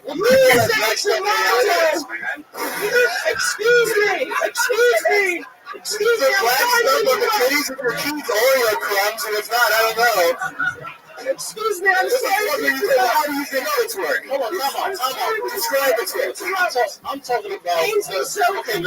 I'm so sorry to interrupt. Now, my question is this. Oh, shit. I can't remember it. Tony, you know what I noticed about this comedian? See, is this it? This is your last week. Let's see exactly how he said it. Are we close to it? It's at the end. It's at the end. Fast forward through this garbage.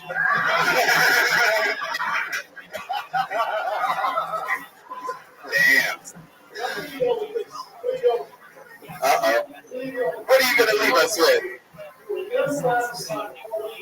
That's not, it's before that. Yeah, sure. Go back to that to his closer. When he says it was at the end, he means the end of... This right here. Hey, the thing is, you show the film will go off. That's how I got it. She wanted the innocent girl. I got off the corner of his face on around the country.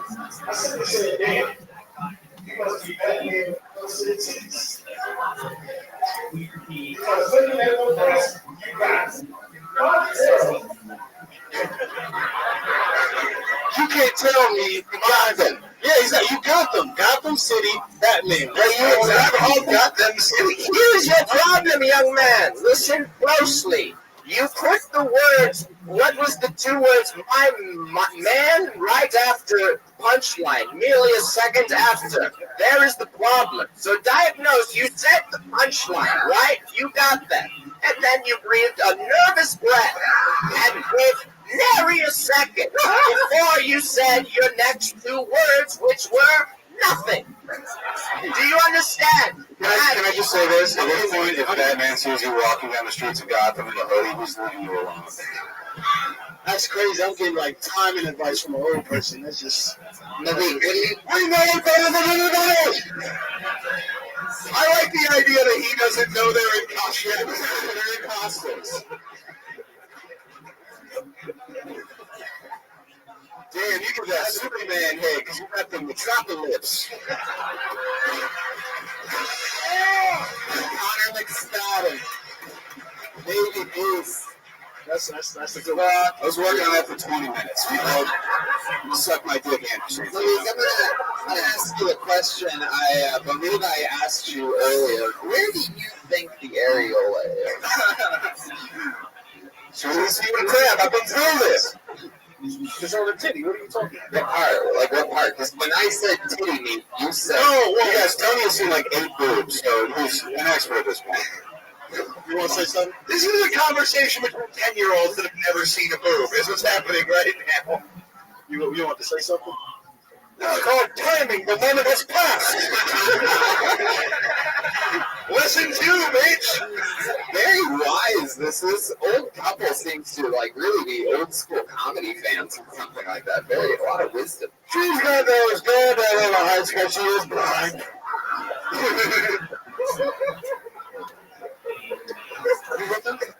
That's your boyfriend? Malik, what are you doing right now? Are you flirting with the chick in the front row right now? Hey, where do you think the areola? You can see what he just did.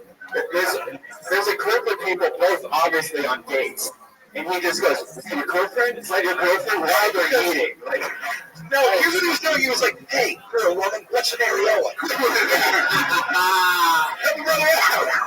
You know, I might not know what an areola is, but you got that Thor booty. I'm talking that ass guard. Should stop the metropolis. Yeah. I was with you until you said that. Okay. I'm still trying to buy time with the areola question. That's why I'm all over here. Yeah. Malik, what do you do for fun? So you asked me that last week, and what was the answer? Because not being around me. I told him, be more memorable. Yeah, man. Hey, my week-to-week fun changed though. It changes. So this week, what I do for fun? Welcome to This Week with Malik B. Yeah. This is where he tries to remember some things that he did this week. Or should I say, this week. Go ahead, Malik. Oh, okay. The best part of my week was coming on here. So yeah, the music again. That was a sweet chance of this, Malik. The only thing that we know that you did in the past week was be on this show. There it is. Yeah, I kind of checked out. I'm trying to remember what more superheroes love. Hey, I'm still. I had a joke about. I was thinking a punchline about Robin, but I couldn't think of it. All right, well, I work on it. Let us know. Yeah. Where's Robin from? Is he from Gotham too? Yeah, he was in a circus for a while. Why do you keep saying Gotham? Listen. It's goth. Do we have to goth? Like Gotham. Yeah, I got them. I keep saying it as if you like change the word so that it works around your joke. Like teaching him how to read. This is probably my favorite version of the World War.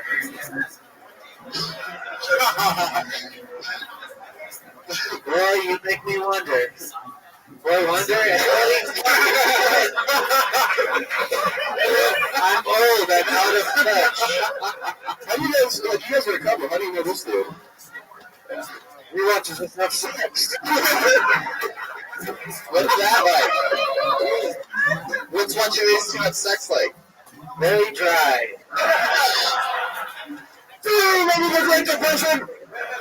Malik, do you get a lot? You go out on a lot of dates. We just saw you try to literally flirt with a girl, with the guy while she's eating nachos and enjoying a live show while you're on a live show. I saw him try to fuck a mayor by saying you got them cities, but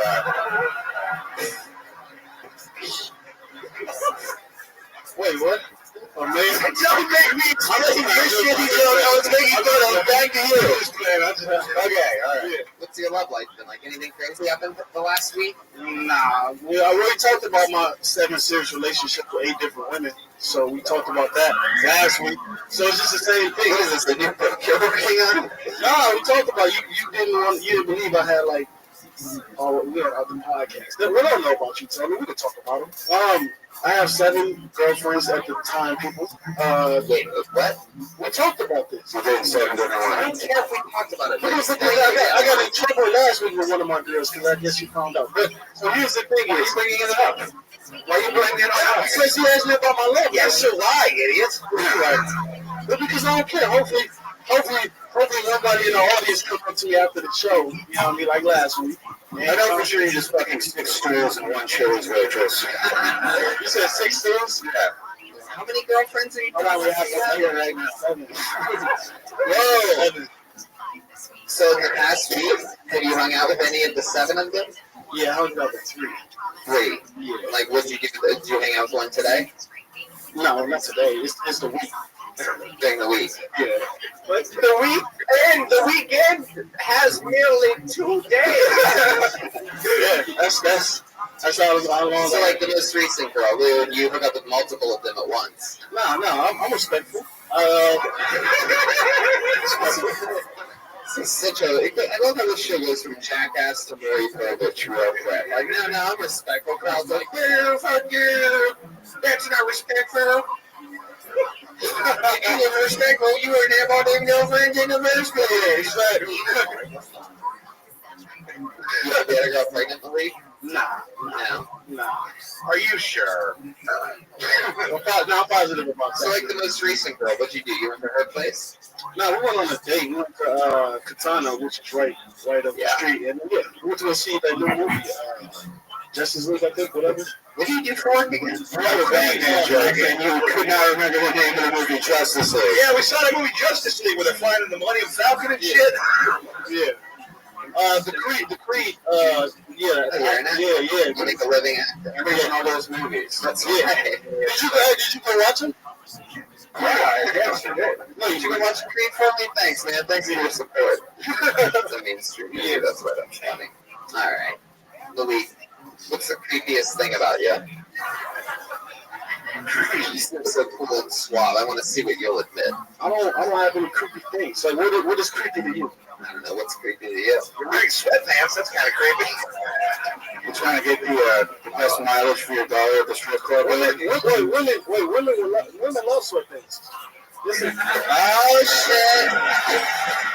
We have our council of black women over here. Hell yeah. We have Aphrodite and, I don't know, maybe a close cousin. That was like magic. You just like cast a spell and a sassy black mom appeared. Yeah, I know. It's weird. Why women don't wear sweatpants? Oh, you want to see my ass? You want to see my ass? Wait, stop it. You're out of control. Hold on, see Aphrodite's just in it for herself. Yeah. Squirting all over the place. She heard the 7 girlfriends want to be number 8. So yeah, that's how it works. She definitely Sprayed her with your hormones. Alright. That's weird about it. Why do you think all these girls put up with it? Why do you think 7 girls respect you so much? What do you think makes you so special that they all know about it? I feel like I listen to you. What do you listen to them do? About the this. I like this group really goes with this question that I'm asking. I think the man who had to explain the pronunciation of a word to for like 20 minutes is like, I'll listen. I realized me saying that wrong kind of fucked it up. Yeah, I listen to them about their day. How many hours a day do you listen to women? Like a good 4 hours. Do you have a foot fetish? Nah, I don't like that. But I like. Listen, white toes all year. Women is very classy. Keep that up. White toenails, white toenail polish. They love that. That's very classy all year. You know what I mean? He does have a foot. Exactly. I think we were on the same line right now. What if they don't have their nails done? I mean, If they don't have their nails done? That's what the other 6 are for. What if she had a little bit of dirt underneath her big toe? Well, you wouldn't even like that though. I would never even notice she had that. Well, why would you ask me? I think I can't figure out if you're lying or if you're just a bad person in a really weird way. Was it you last week in the green room who said there was a white supremacist rap song that you thought was fire? I don't know what just happened. Oh! You set the beatless fire, and then you listen to it. You don't care. Oh yeah, we know that the beat was fire. The cross was fire. Is this true? You really listen to that? It's a different type of hood, you know. It's the Wu-Tang Clan with a K. Fuck yeah. Dude, there's nothing but us in the suit, man. Rimshot himself. That is fucking awesome. I'll do it every time. All right, Malik, what do you want to say before I let you go? I appreciate y'all listening. Said 2 weeks in a row. Thank y'all. There you go, a little speech from Malik B on his way out. He's on Instagram at Malik Bazil, MALIKBAZILLA. Fun guy. He's probably gonna have a bigger career than all of us. You already does. Yeah. I never even got to my microwave fucking joke. How about one more time for Malik B, everyone? Chris on his ooh. Wow, 2 names at once because they stuck together with water. I pulled another name out of the bucket. Put your hands together for Daniel Merquin.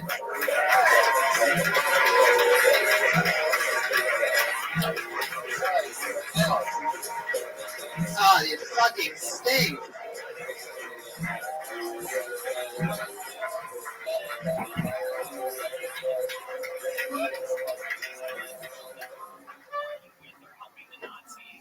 Okay. Fuck.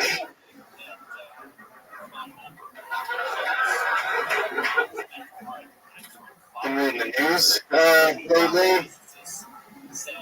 Apparently, Budweiser is sending a bunch of hops and barley to outer space so that they can learn how to brew beer for when we move to Mars.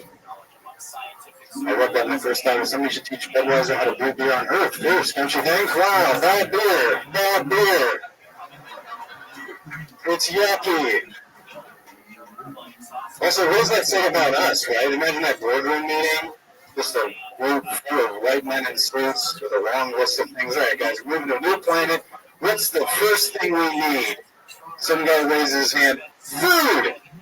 Shut the fuck up, Tommy. No. An atmosphere? God damn it, David. No, the answer is beer. If I don't have a cold frosty one the second I land on that dust-ridden planet, I'm going to kill the other person I'm here with. Okay, that's it. That's my 1 minute. Thank you. Fuck yeah. Daniel Merquin. Nice to meet you. Welcome to the show. Hi, thank you for having me. Of course. You kind of look like Gabby Hayes once rehab happens. Like, Did your parents ever come home? Kevin? You were alone for a while? Yeah, no, I get it. I think I read that said one thing. It's like, I gotta cover up. This feels wrong. Daniel, Yes. tell me, Yes, are there Daniel. any bakery treats that make you froth at the mouth? Do you mean like s'mores flavored Pop-Tarts?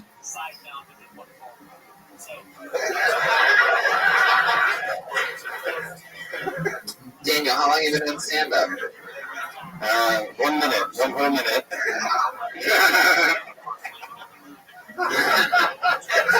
You just started? Was that your first time on stage?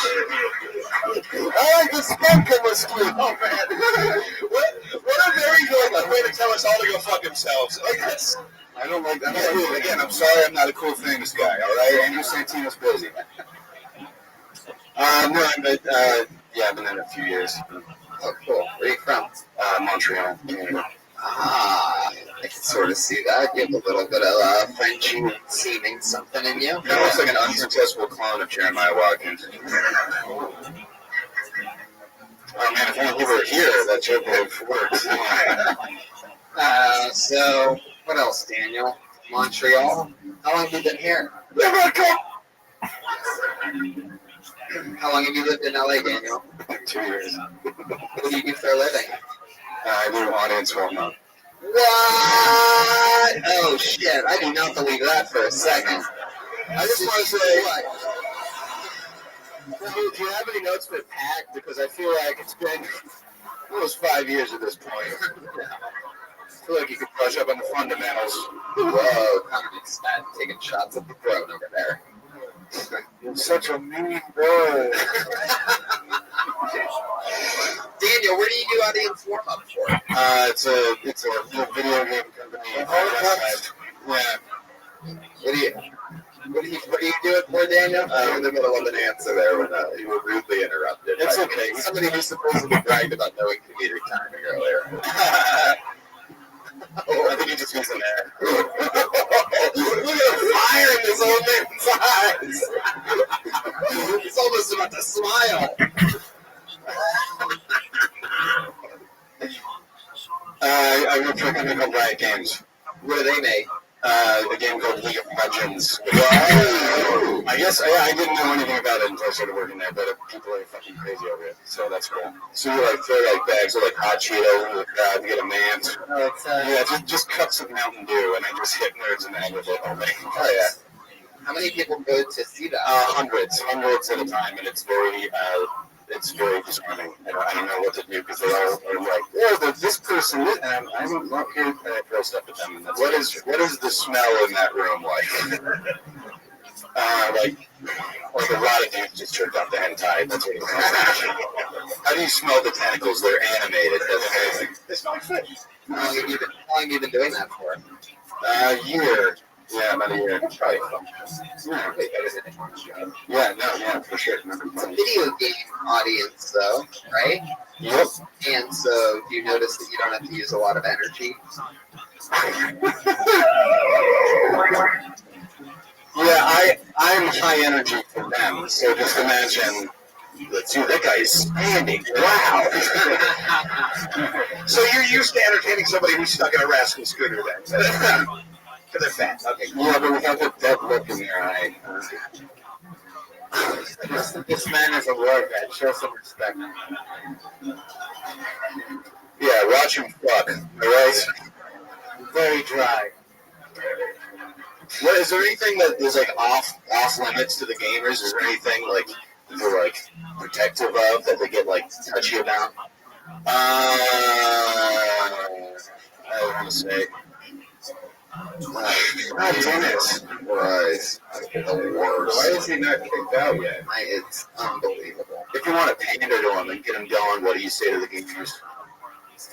Wow, what a game that was, huh, guys?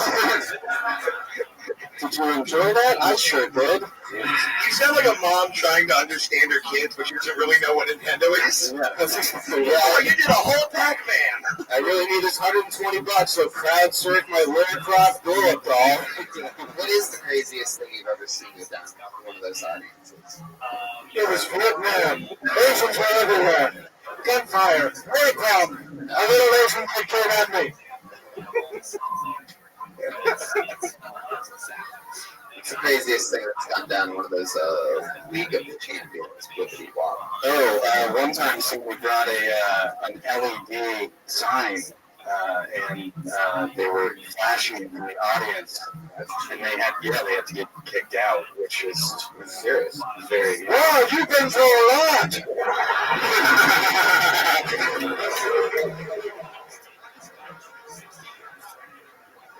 Who escorts you out of the live video game event? Is it like a dude with a bat left and a lightsaber? Just a different fan of the game. Okay. Why do you look like a Skywalker?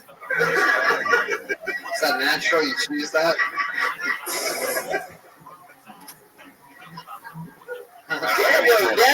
Daniel, I'd like to say that it was a good set, good writing.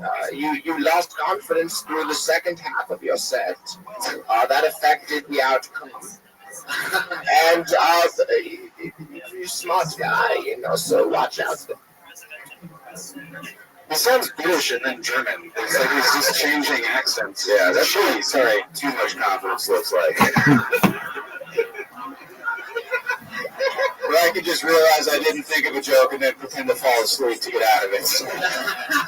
I wasn't saying a joke, Connor. I like that you started just getting legitimately mad and you remembered to do the shitty accent. I don't.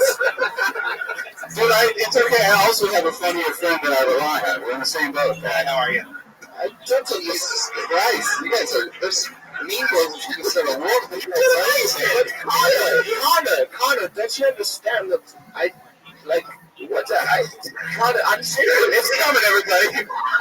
Yes, I mean, if it is, if you would stop making club jokes for 1 second. Listen, we're in a club. I know, but I'm at the club. I just here. They have me here. I talk. I think. I make other stuff, Connor, that you could never make. So I don't know what your whole point is. Why everyone, just I break down the comedy set. Break down the comedy set, just as accurately as any other idiot on the panel. And you're very smart. You're not an idiot. What's up, Jeremiah? How you doing? This is I never thought that we would have a transgender old lady on this show, but at some point there, she went from female to male, and I think we should welcome her and accept her with open arms. Yeah, you're very funny. I think you're hilarious. You were when I saw you. This is true. Okay, I'm sorry, Tony. What is happening? No. When I saw Connor McFadden, when I caught, the moment you see somebody and they're really good. Okay, that's all I'm saying. Is the first time I saw Connor, he had it on him. Okay, and that was you. So I think you're very good. That's it. Should I just leave and let you guys make a sound? So like me, right? I don't want to be here anymore. We can either, dude.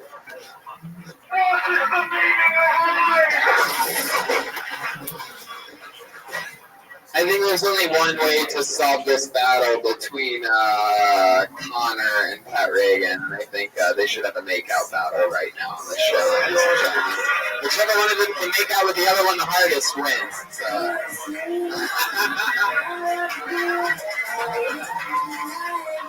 And it's happening. They're going hard. Oh, yeah. They're falling over. They are into it. They actually deeply made out. Please give a Pat Reagan a Connor McFadden. Connor just wrapped his right around his lips. All right, guys, we repeat your tweet. Holy shit. This is how I sell dishes on my show. You guys want to get into an argument, they have to make out as hard as they can. You guys have never been harder in my life. We have to look at that young guy this tonight. All I can see is shadows and shaking his head like that. Have you ever been tongue fucked by a guitar comic with dentures? Holy shit.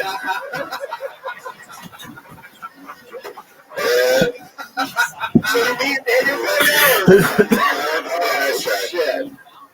Daniel. Fuck yeah. So what do you like stuff for fun, man? You playing video games? Yeah. I'm gonna let you go, Daniel. Yeah, thank you. There you go. It's Daniel Moquin, everybody. He's not Daniel Moquin, but he is Daniel Moquin, so you're gonna have to figure that out for yourself. Fuck yeah. You guys having fun out there in this very compelling episode of Kill Tony where clearly anything can happen. I don't know. I just came for the first time in 30 years. Fuck yeah! Fuck yeah. Alright, I pulled another name out of the bucket. Put your hands together for Max Barat.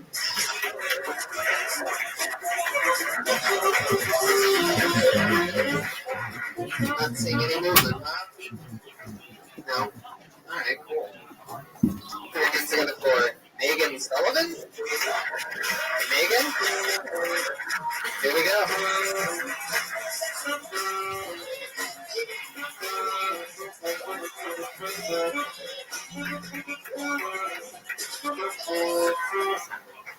I like your hat.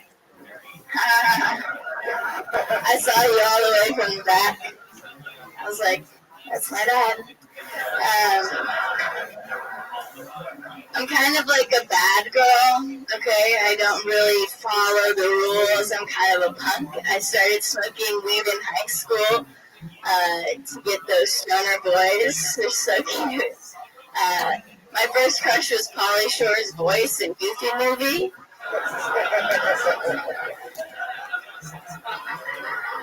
I started drinking in grade school, and there was a guy who brought us booze, and his name was Balls.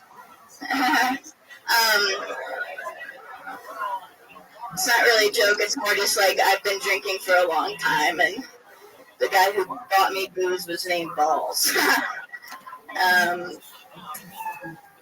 Okay. Yeah, Megan Sullivan, ladies and gentlemen. It's your first time on the show, right? Yeah. Hello. Nice to meet you. Very, very funny. Oh, good. Yes. It all checks out. Your paperwork's in order. How long have you been doing stand-up? I really started in March. This Wow, it's past great set. Yeah. That's very good for you. Okay. I know you're worried about being sick. No, I'll be one in a minute, but like that was actually very funny. I do like how much love was in your heart when you guys found your dueling Michael Cera hats. Yeah. Yeah, you guys both run that boat with Bill Murray. Oh, we're both twee and obnoxious. Like, Is this brownies I'm standing on? Yeah. Okay. Jeremiah's pants. Nice. One more sugar of them. By the way, that's how nice Jeremiah is. He just shits brownies. yeah. All about his campaign. We call them Mexicans. What do you do for a living, Megan? I'm a nanny. Oh, cool. Yeah. How old are the kids that you nanny? I work for a couple different families. One just turned 5. There's some middle school boys. One has this same hat. One has what? It has the same hat, the 14-year-old. And he tries to play me cool rap. But You ever do acid while you're babysitting? I also just want to play that you just referred to one of the children you babysit as it. Did I? Well, I don't know. Sorry. So you're okay. Just breathe, man. How old's the one? One is 5. One is 4.5, and one is 7, and then one is 7, and then one is 12, and one is 14. What does this woman's pussy look like? These are like... No, it's 3 different families. I know, I was trying to do a thing, but thank you. However, those are a lot of my favorite roulette numbers that you just named off. So. Oh. Yeah. One of those always comes up. So, you're been nannying. How old are you? That's a weird question to ask. I don't normally ask it. You don't want to. I have probably my best. I'm working on that. I'm in my 20s. Yeah, good answer. Yeah. Good answer. Funny, I know Megan. Oh, yeah? Yeah. It's always weird, like when someone you know comes up here, you really want them to do well. They don't always do well. I think tonight Megan did well. Yeah, she did very well. I completely agree. That's it. I'm gonna go have a stroke now. Anything interesting you want to talk with us about, Megan? Do you have any questions for us?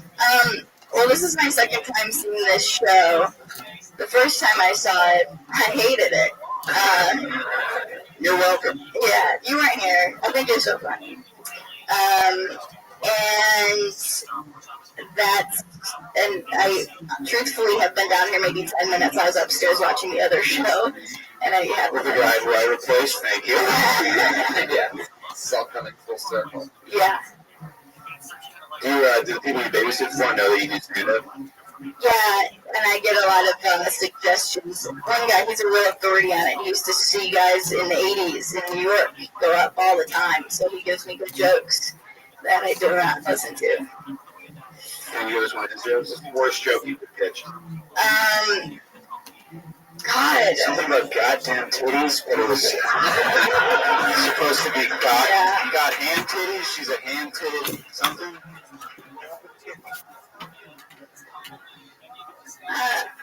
All right, Megan. Well, I guess we'll let you off the hook. Thanks. There she goes, Megan Sullivan. She's on Twitter at Prep School Party.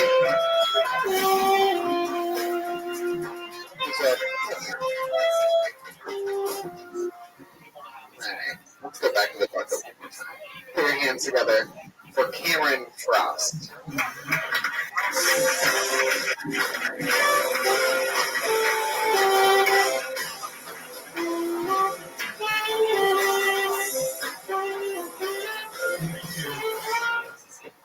Thanks. I realized that whenever someone uses the term friends with benefits, they always mean subs. Right? They don't mean like full dental coverage. Which would be nice, just to get cleaning. But, yeah, I'm not, I'm looking for some health insurance. The other day, my friends were bragging about how much they got. They were like, "Oh, I got Blue Cross. What about you, Pam?" I was like, "Ugh." I got my fingers crossed. That's my health plan. Just don't get hurt. Just don't get hurt. I'm trying to eat healthy right now, and what I've realized in this journey is a lot of health food is bullshit. Like chicken Caesar wraps. Yeah, it turns out those are just burritos for white women. Thank you. Cameron Cross coming in, laying it down like a goddamn machine. How you doing, Cameron? Good. Yeah. Fuck yeah. Where are you from? San Diego, California. You just visiting up here? Yeah, just here for yesterday, tonight. Yeah. You're having race in San Diego? Yeah. Look at him. Of course he was. Right. Let's see how he was baptized. By the way, dude. Yeah, these other guys who are asking for a cigarette at the beach. What do you do for a living? Right now I'm a janitor at a church / preschool. You don't push that. You don't push that. I've heard holy shit before, but that sounds terrible. A janitor in a church. Yeah, man. You just gotta clean up all the little kid jizz and stuff. Tons of it. Yeah. You keep a lot of secrets, don't you? Yeah. You swoop up ransom notes and pizza toppings and. Pretty much. How long have you been being a janitor in a church for? Just a few months. Yeah. Do they make you fuck a kid when you get hired just so they know you're cool? Did they jump you in? Yeah.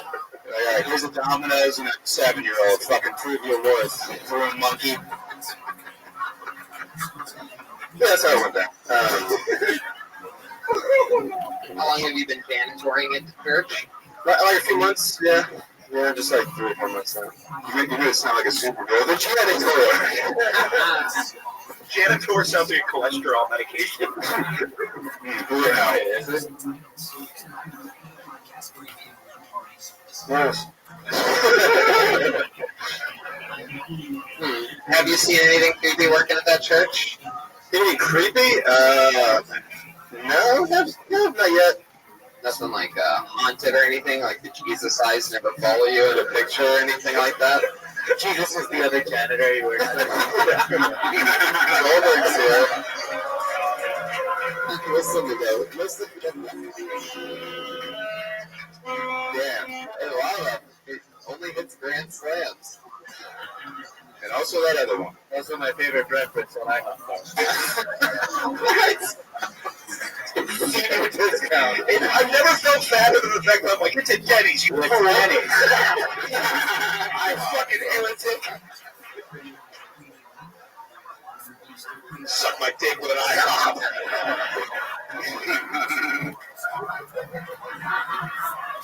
You guys, you don't fucking say that shit for the 2 premier Denny's comedians in North America. Alright? Sure. America's favorite Denny's comedian. So Cameron, how long have you been out of San Diego? How long have you been visiting for? Just the night? Yeah, I'm so like that. When you leave San Diego, you have to like find a place in LA to like go swimming to get it out of your system or something like that. Yeah, exactly. What do you do for fun in San Diego? Clean churches. That's what you do for a living. What do you do for fun? I mean, pretty much stand up and like I go to a lot of movies right now. Go to a lot of movies? Yeah, that's yourself? really about it. Most of the time, yeah. This is the most nerve-wracking shit in the world. It's funny that he's asleep, but just awake enough to know exactly where the rascal is. I'm just going to very carefully aim this at Cameron. Do you believe in God? Do you really go to church? No, not necessarily. I don't know. I guess agnostic at this point. They're converting me. There's that agnostic music we've been singing.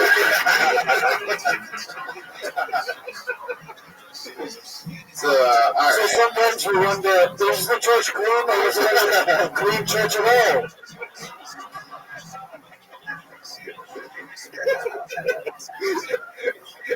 Do they call your employee handbook the Blue Testament? Shut up, I like it. Anyway, something joke something. All right, Cameron. What else? What do you think's interesting about you?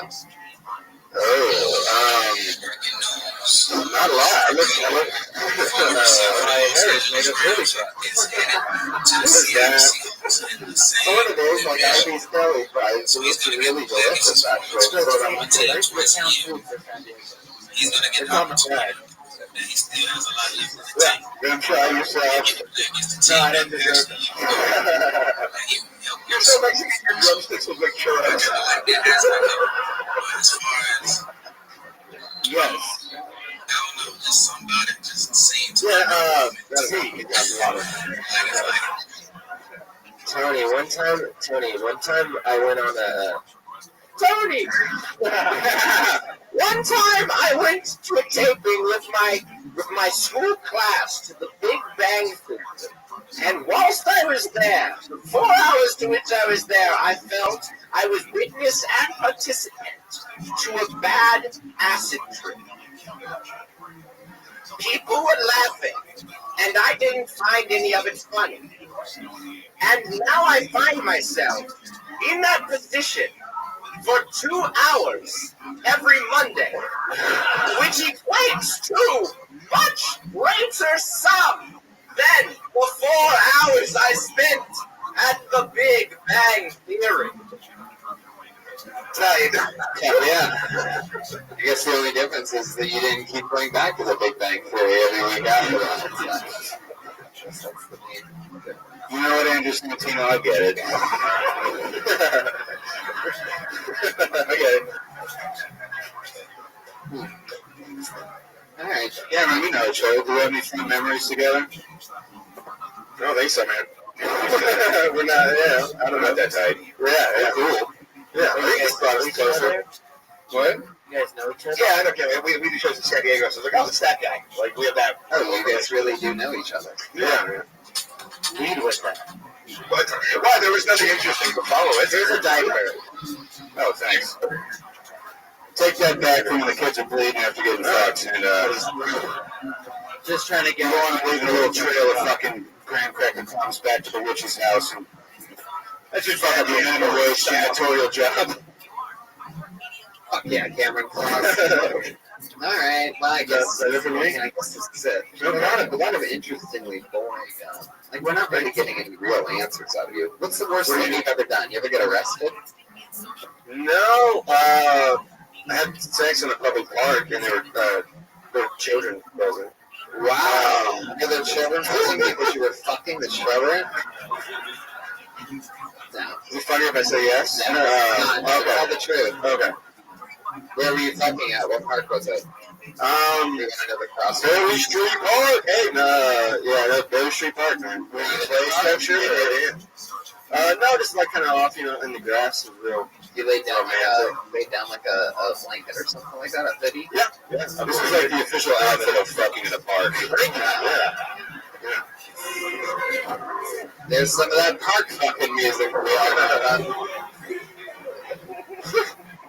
Where in the park exactly were you? Just kind of like off by the fence, where all the fucking goes down. You know. Oh, you guys know. Yeah, fuck this. Yeah. 50% okay. Did you come? No, didn't get to that, cheat. Come on. So that's a no. Yeah, that's a no. That was a no, yes. Oh, wow. All right, Cameron. Well, thanks for coming on the show. Thanks for having me. There you go. Cameron Cross.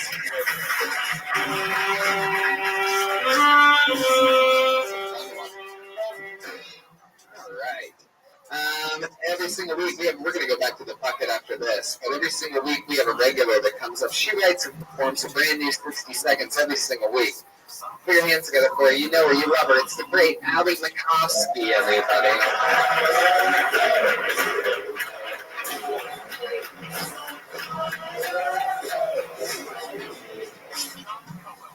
Hi, I went to Coachella, as you can tell by my fur coat, And when I was there, Lil Uzi Vert was performing, and I'm not sure if you know who Lil Uzi Vert is, but he has this iconic song. I would say iconic. Most people wouldn't, like my mom or dad or anyone over 30. But anyway, he has this song, and the lyrics are like, "All my friends are dead, push me to the edge," and that's pretty much the song repeated. And the song is about the presidents on money all being dead. But when I was at Coachella, the girl next to me, while he's saying all my friends are dead, push me to the edge, this girl next to me goes, "Oh my God, that's so sad." Which is pretty pathetic. I don't know. People think that music festivals are supposed to be a place where everyone's like united and connected and it's like a beautiful experience. But I've never had that at a music festival because I'll be like, waiting in line for the porta potty, and this girl's just like, excuse me, did you fucking cut me in line? Okay.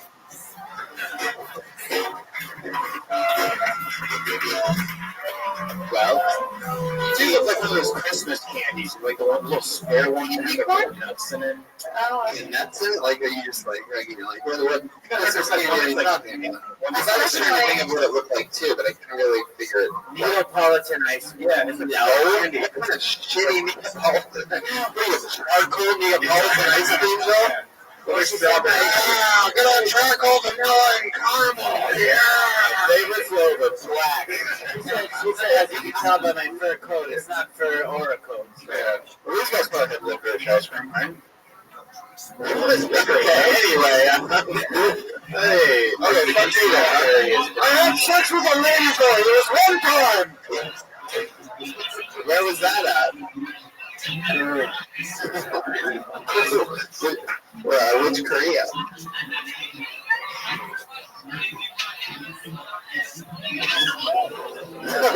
Ryan, let him answer. Oh my God. Okay, stop it. This fucking shit. Guys are all out of control. Okay, but I have a kid full of this wheelchair. What is that? Did he die? Oh no! That battery's gonna die eventually. Alright. Okay, Joel, thank you for miking. You're welcome. Okay. Okay, Jeremiah. It's still a podcast, Jeremiah. Okay, there we go.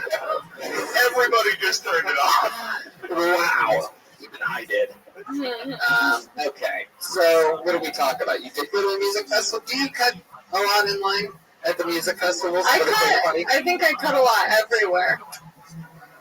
Is that something that you really think you do? Yeah, I think so. If there's like a gap, then you should be responsible enough to move forward, or else I will fill the gap for you.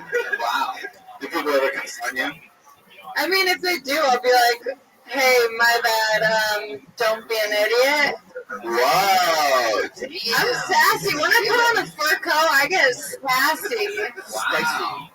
Yes. I like the sassy just kind of sounds nicer than sort of a bitch. Yeah, it's mostly just a bitch, but I like to get sassy. I just wish I, for one day, had the confidence of a rich white girl. That would be amazing. Why do you think I wear this coat? And that coat is from the Do You Know Who My Father Is collection? Yes. Yeah. It's like the Thor's hammer of ruining everyone's day at Walgreens. Can we have a moment of silence for the couch you skinned for that jacket? That's 3 different backgrounds. Where did you get the jacket? I'm house sitting right now, so I'm borrowing it from my Wow! You're house sitting for a gay ghost? For a Muppet? No, I'm just house sitting for a friend. And they don't know that, they probably don't know that you borrowed the jacket. No, I told her I would borrow it. Okay. You were like, I'm going to borrow that jacket. It's like, if, You'll know that she didn't say I asked if I could borrow it. I said, I'm going to do it. Yeah. You were here to stop me. It's fine now. Yeah. I'm very needy and vocal about it. How's your relationship going? Yeah, you are. Wait, sorry. How's your relationship going? You're a few weeks into a new relationship, right? Yeah. About 3 weeks now? I don't know. This is news to me. Wow. I know. Yeah. Not that I care or anything. I didn't know. I like to know what my friends are up to. Sorry. Does your boyfriend like how much your coat can absorb? Okie dokie. Hey, there's that one red band part of the show. That one wacky part. Nobody produces a bath full of jizz. You get it done with even the smallest of 2 shirts. How many face tattoos does your boyfriend have? I feel like you probably date a guy with face tattoos. I wish. How many Thrasher shirts does he own? None. I have a better question. How much DJ equipment? That is so on the nose and somehow How often that's does he play Odd Future in the car? I mean, all of those are none, but I wish. What is it about this guy that you like a lot? That pipe. Wait. Oh, this guy's is this your titty meat? Can we just find your own vernacular? That's turds? He got that pipe. I got that pipe. What's between my titty meat? What's going on? 2018? That's where you can put a sound effect. Yo, man, I'm a man like Mario because he got that pipe.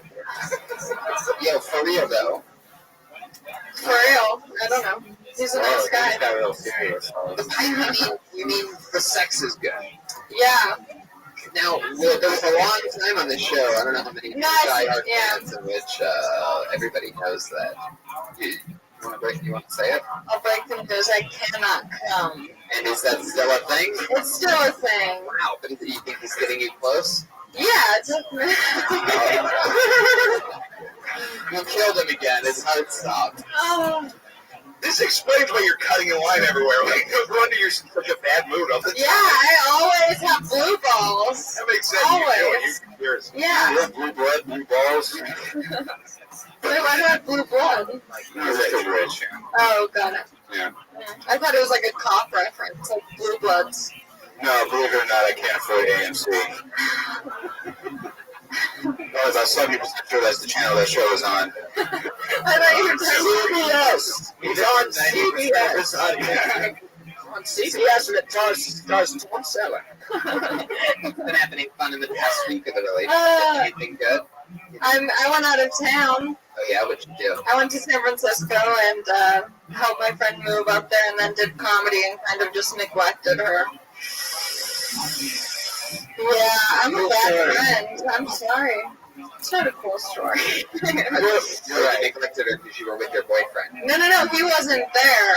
I was just doing comedy and kind of was like, sorry. What were you doing? Comedy. But like, you went to do comedy instead of hanging with your friend. I mean, I kind of hung out with her, but I mainly was doing comedy. Yeah, that's why comedians just hang out with comedians this way. Yeah, I got to start doing that. When they neglected your friend, what? That's wild. What Coke says otherwise. Yeah. It's a very hairy situation. Have you talked to a doctor about the whole cum thing? I haven't talked to I feel like you need to come on a medical level. Yeah.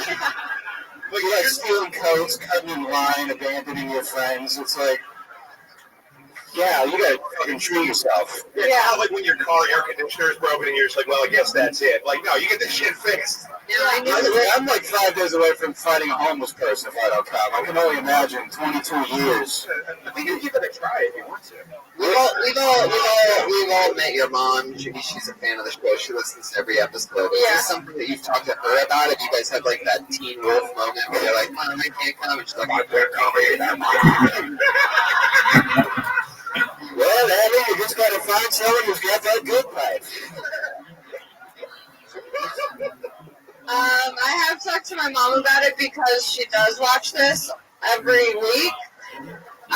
Sorry. But my aunt came out to me as a fellow non-comer, so that was sweet.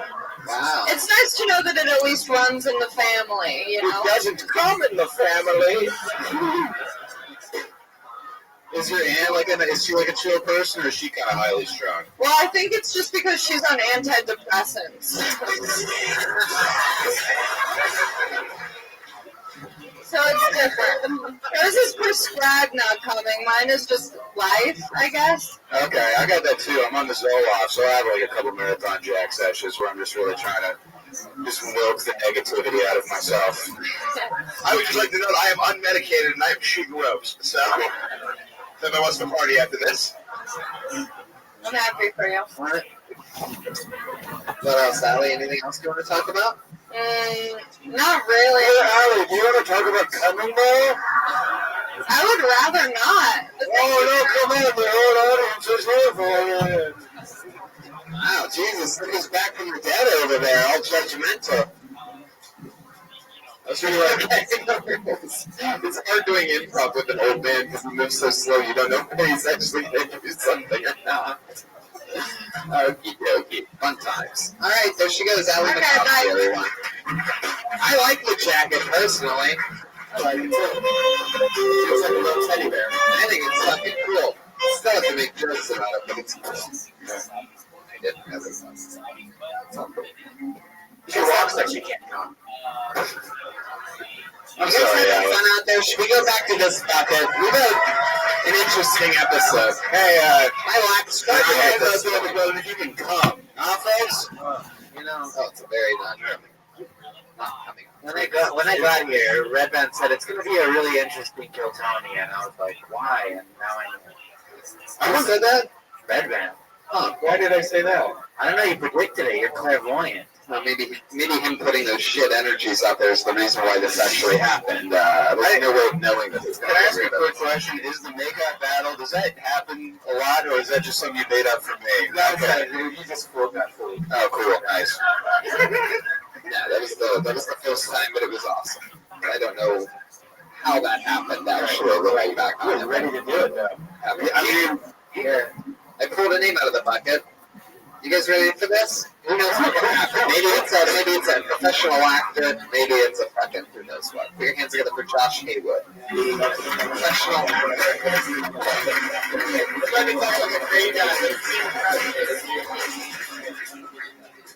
Okay, I don't see anybody moving. Clearly, a lot of the people see what happens on this show and they get scared and leave after a little bit. All right, how about Bernie? Why do I feel like that's the guy from earlier? That's what he signed up as, the heckler guy. But like, somebody didn't approach the stage, so he just ran up. There's no Bernie Man here, right? Is there a Bernie Man? Oh wow, there he is, Bernie Man. It's a real guy. Come on, make some noise for Bernie Man, everyone. Here we go. I just walked in. I've never heard of the show. Shit. All right. I don't know how it works. Can you explain? So you're not this guy.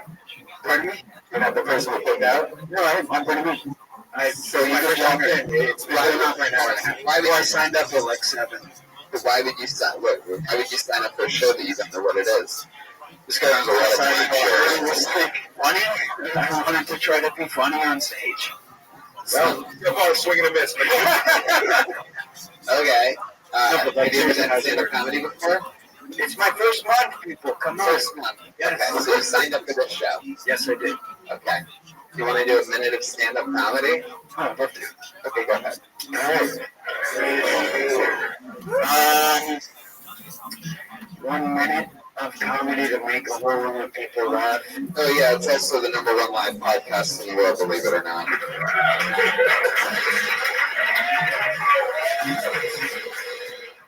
Okay. When I have sex, I like to grunt. And it sounds something like this.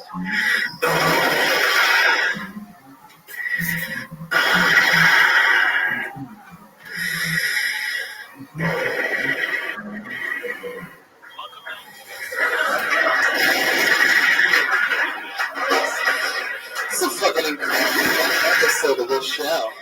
This is like a goddamn anomaly. No, I can't comment.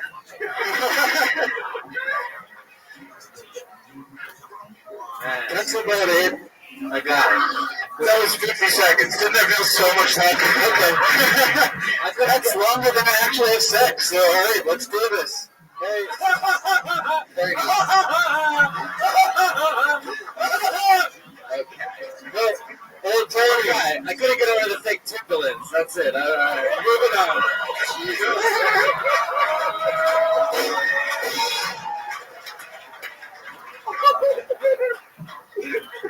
What a tremendous Rust for less. Go, $15. But why would you steal them? Because they come for $15. You just seem like you'd fuck my sister and ask me for a ride home afterwards.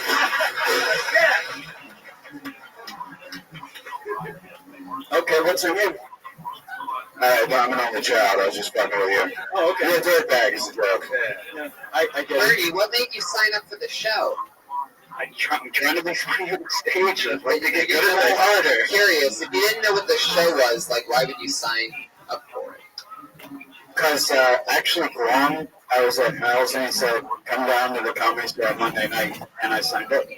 Did he tell you to sign up for the open mic at the original room or sign up for this show specifically?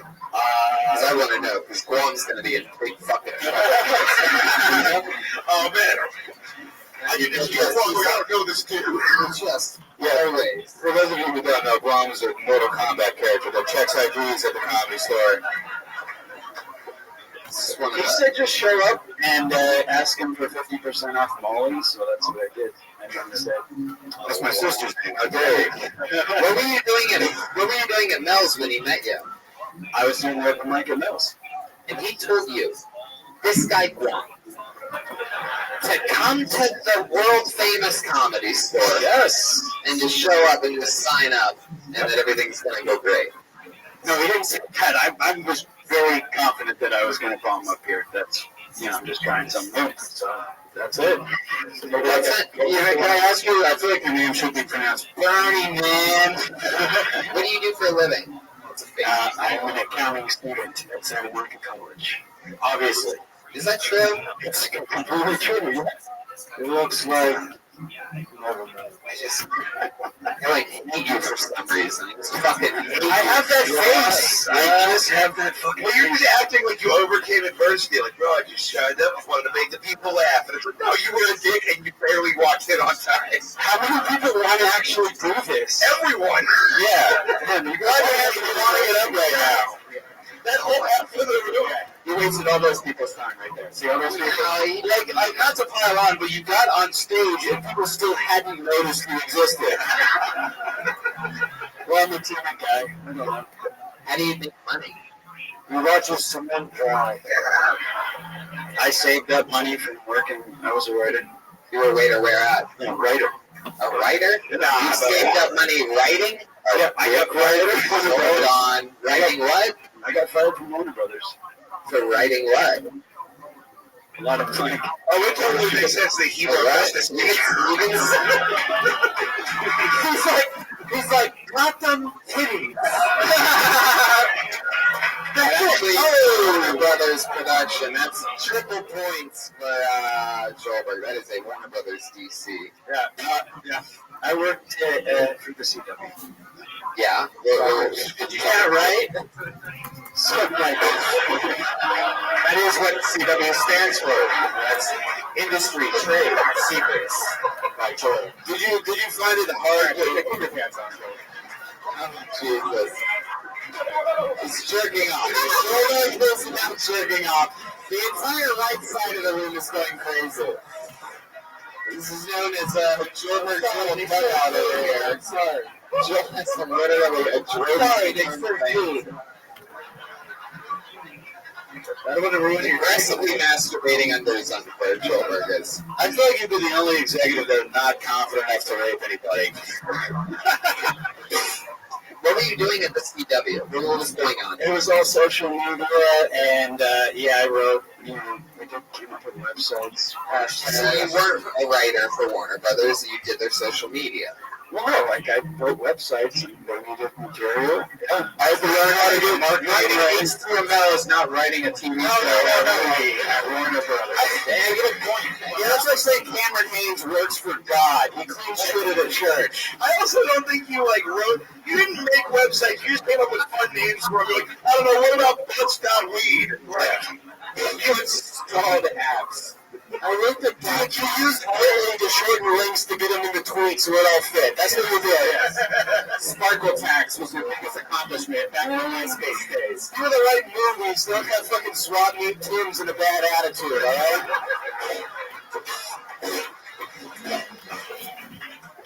I I know many people who like movies who have swapped me different. And you gotta take your hat off. You look like a cartoon mouse. I can't with the fucking ears. How long did you work at Warner Brothers with the CW? This was like 3 days. 4 years. I was there for 4 years. 4 years building one website. Oh, look. I wouldn't let you know. Did they give you like notice that they were Warner Brothers? I couldn't. He's like, I can't. He's like, www. I can't get past that. You look like you take pride in the fact that you're good at laser tag. What are you good at? And what's your real name? I don't use my real name. Yeah, it's a shortened version. Tommy! Tommy! When you hear that sound, you know somebody's going by a fake name. Anyway, fuck, what was the question I asked for real name? Oh, good one. Fuck, what was it? I was, should I do the whole bike ride, brunch, hike? Oh, the bike ride, beach, and hike. Really? From San Diego, dude. Come on, Fucking Browns, They dude. love the beach. By the way, Who's Tony? Which one of you is Tony? I'm sorry. I'm good. I'm Tony. That's Tony. What's up, guys? How's it going? Earlier, I was hanging out with Rogan and Diaz, but Kreischer. I was killing. Everybody loved it. I love your pussy. It's great. I don't know, by the way, how you did what the fuck I did all day today. I was at Rogan and Kreischer. I was front row. Ronda Rousey was there. We're buddies. My special is good. Don't look it up. Alright, he's already This guy just doesn't understand. That's what we blow up. Alright.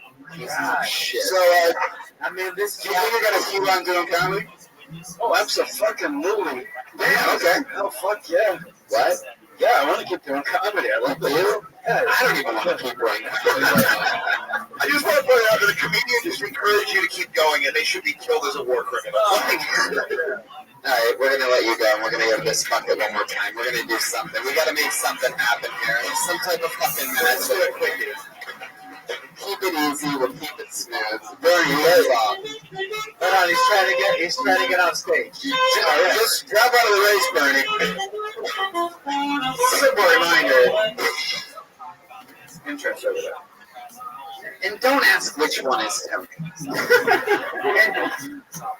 This is not a show just to fuck around either. Like, if you just want to do comedy. No, I think this is like this is gonna be some like trolls or something in this fucking show. This is a weird. Russia. Yeah, Russia had to kill Tony. They sent all their worst meetings. The guy is he's like one of the more quiet door guys here, but somehow he just like fucks up nightly. It's incredible, the guy. I mean, he's like one of the worst door guys. You would think the guy must be as fucking funny as Richard Pryor. I'm telling you. Well, how are you gonna work a door? You can't fit through one. Oh shit. Oh, I can copy no faggot. Shots at the throat. I pulled another name out of the pocket. Put your hands together for Elliot Invents.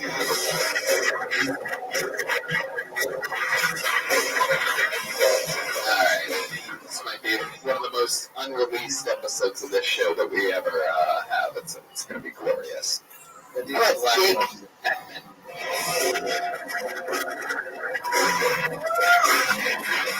We got movement coming from the deep back. I'm excited about this. Hands are up in the air. I think we got Jake Beckman on the floor.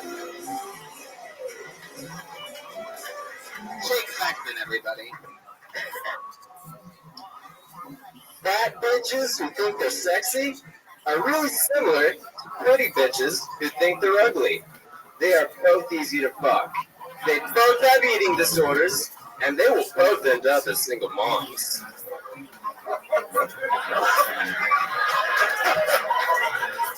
And the difference between dating a Mormon bitch and dating a Catholic bitch is that the Mormon bitch doesn't care if you have more than one girlfriend.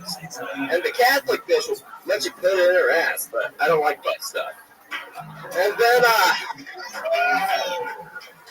since being gay is a genetic and hormonal predisposition, just like being mentally retarded is, that means that they should have the right to participate in the Special Olympics. And they should be referred to as cocktards because they are retarded for cock. And when you get a private dance from a midget stripper, the price should be half off. Half the woman, half the price, unless a midget gets a private dance from a midget stripper. Then that little fucker's got to pay full price. And if you listen to way too much country music, you might end up fucking your sister or your cousin. Because anybody who has ever fucked their sister or their cousin listens to country music. And then how many producers did Justin Bieber's mom have to blow so Justin could get his first record deal? 0. She had to blow Justin. Just keep on going. All right. So, I have this response rant put together for Katy Perry for her song Bon Appetit because that song's about eating out her vagina and having great sex with Katy Perry, and I had to make a response rant for it. And I want to practice it with you guys so I can just fucking nail it when I stalk Katy Perry and find her and then tell her my response rhyme. Here it is. I want to make out with your clit until my tongue is bit and make you feel all sorts of legit just for the hells of it. And I'll be down for more than a bit, and I always hate to quit just because I'm in love with your clit. But now I gotta change up the plot. I gotta get it while it's hot. I'm gonna go for the G-spot. Ready or not, I'm going in hot. Gonna give it a shot. Gonna give you all that I got. Gonna hit the spot. I'm gonna do a dance with the G-spot that'll make you move more efficient than a robot. And when you're about to pop, I'm gonna look into your eyes and I'm gonna tell you you're my queen bee. You gotta do the right moves to make honey with me. Ecstasy, just let it come free and get on your knees. And hell, I'll even say please. Or something, I don't know. Okay. Now, Jake Beckman, we found out on a recent episode that you've done a lot of porn. Yeah, you're a porn guy. You've done pornos. I have. To remind everyone, what's your porn name? Jake Ariston. Ariston. A-R-I-S-T-O-N. Right? That's his name. A-R-I-S-T-O-N? Yeah. A-R-I-S. That's not awful. That's too many syllables for a porn name, dude. I think you look like a 40-year-old man cosplaying his 10-year-old son. That sucks. Yeah, that sucks. I want to know why every joke you delivered had the cadence of like a 1990s instructional video. Would you step behind the wheel when you share your cruise? Make sure you shift without a car. I hate women jokes like Jeff Foxworthy. Those great jokes. Have you ever thought about changing your porn name? Jake Harris. Just it doesn't have a real ring to it. Maybe Bernie Man. Wow. Oh my God, guy. This is what happens if Chris Hardwick keeps drinking. I'd say Ron Burgundy would be the best way to go. But it's going to go Don Burgundy, dude. It's fucking right there. Now, another fun fact for you guys is that Jake Beckman made his first comedy album before doing stand-up comedy. He just laid down an album in front of his laptop without an audience and put it out as an album on iTunes. iTunes took it down themselves. I did. Oh, this is Jake Aniston getting his dick sucked. Oh, me? Okay, Brian. Okay. You're out of control. I got it confirmed. Is that you? Can you confirm that that's you? Is that you? No, it's not. Is that the other Jake Aniston? That's Jennifer Aniston. Dude, you're looking at Jennifer Aniston. Dude, what? My bad. Jake, what do you think your best sexual maneuver is? What do you think gets you a gig like that? I'd say just making sure that your dick is beaten into shape and that you can last for over 45 minutes, because sometimes, like, you got to go through all of the positions in hardcore, and then we go to softcore, and I still got to be up bitter, but I got to hide my dick, so I got to be balls deep, and you got to make sure you don't pop. Because if you blow the load too soon, you blow the whole shoot, and you don't get paid, and then you don't get paid. Have you done that before? And then you know the director. What is your pitch walking into the porn agency? Like, look, I know everyone can come on demand, but I can cry on demand. No, he just walks in and goes, I got that good pipe. I just actually have a really good body. I have a solid 6-pack, and I just showed up. Let's see. You got some real unlikable people. Oh, okay. What's up, dude? Oh, wow, Jesus. Okay. Hey, Jake Harrison. All you have to Turn around. know is... Turn around. Can we see it? I think that is you for sure, right? Yeah, that's me.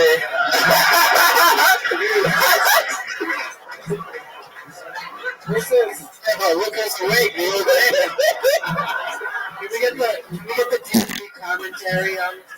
Yeah, dude. Listen for Reality Kings. Listen. And first three-way. Yeah, Jake, what is going on here with you two? I'll tell you what's going on. I got here. We finally found out where the areola is.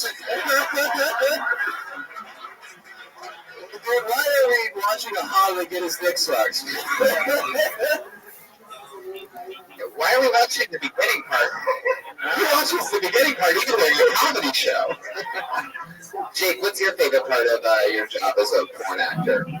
Just having sex with hot chicks, and it's kind of like a random day each time, and they, and so, you know, I just shower, make sure, you know, I'm hygienically up to date, and, looking at your work, it seems like you're a real professional.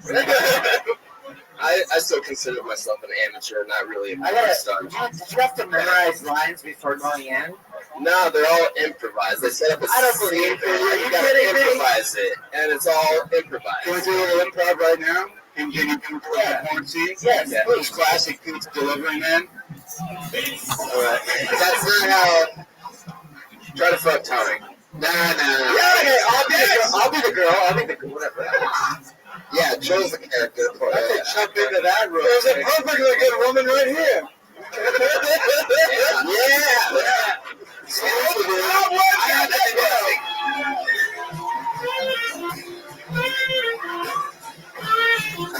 Alright, that's not... Yep.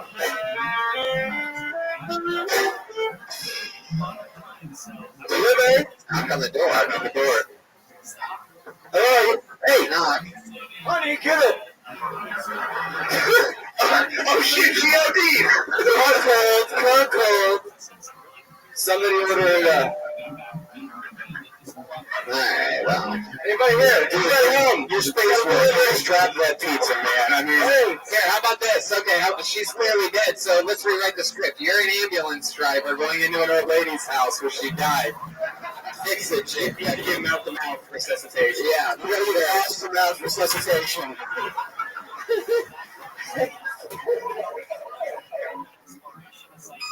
Hey, yeah, go ahead, Jake. everybody okay? I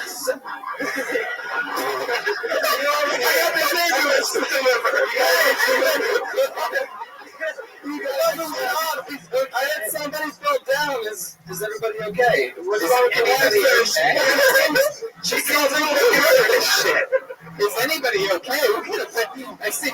You're going to be a porn actor for the rest of your life. I know, dude.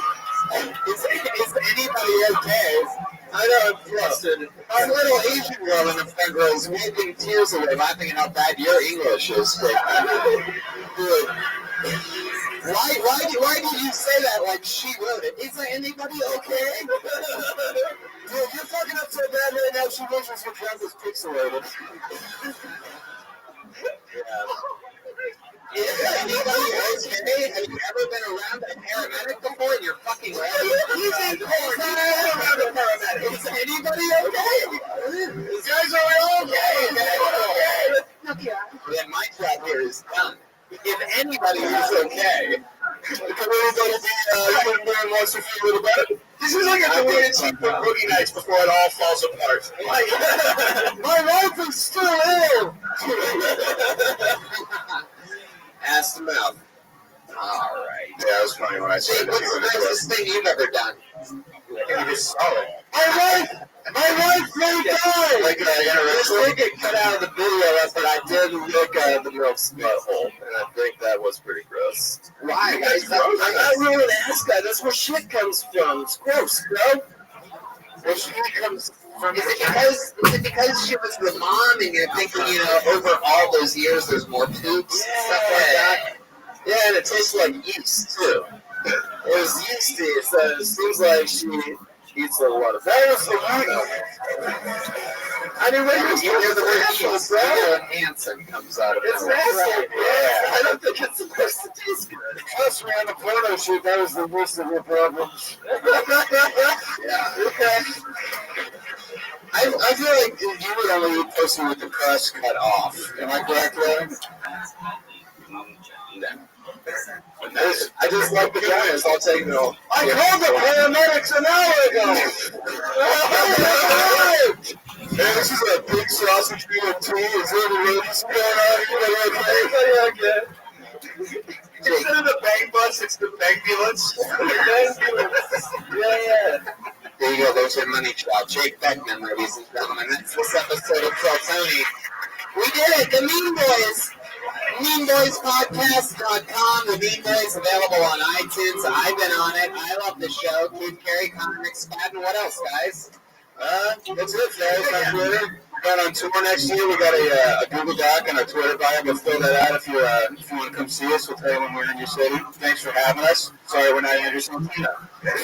There's the drawing from Ryan J. Ebel. Check out that shit. That all happened while you guys were sitting there, doing nothing but laughing and staring uncontrollably. Myers Brook, Kill Tony Book at RyanJEbel.com. Perfect. I love it. Look at that. It's Jeremiah Watkins in the middle of the weight gain challenge versus Tony Hinchcliffe. Jeremiah, how you doing over there?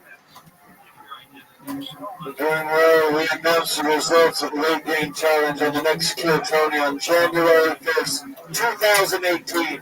January 1st, live here in the main room, 8 p.m. You heard it. New Year's Day. We're way in. Follow the shenanigans at Jeremiah Stand-Up. Jeez, Instagram Paul over there. All right. How about you, Grandma? Oh, I just want to recommend Mark Twain. Very good. Joel Jimenez. Bro, I love you guys. I love Kill Tony fans. You guys are the best. Also, me and Pat are playing, we're opening for Dino Stamatopoulos. He was a Conan writer.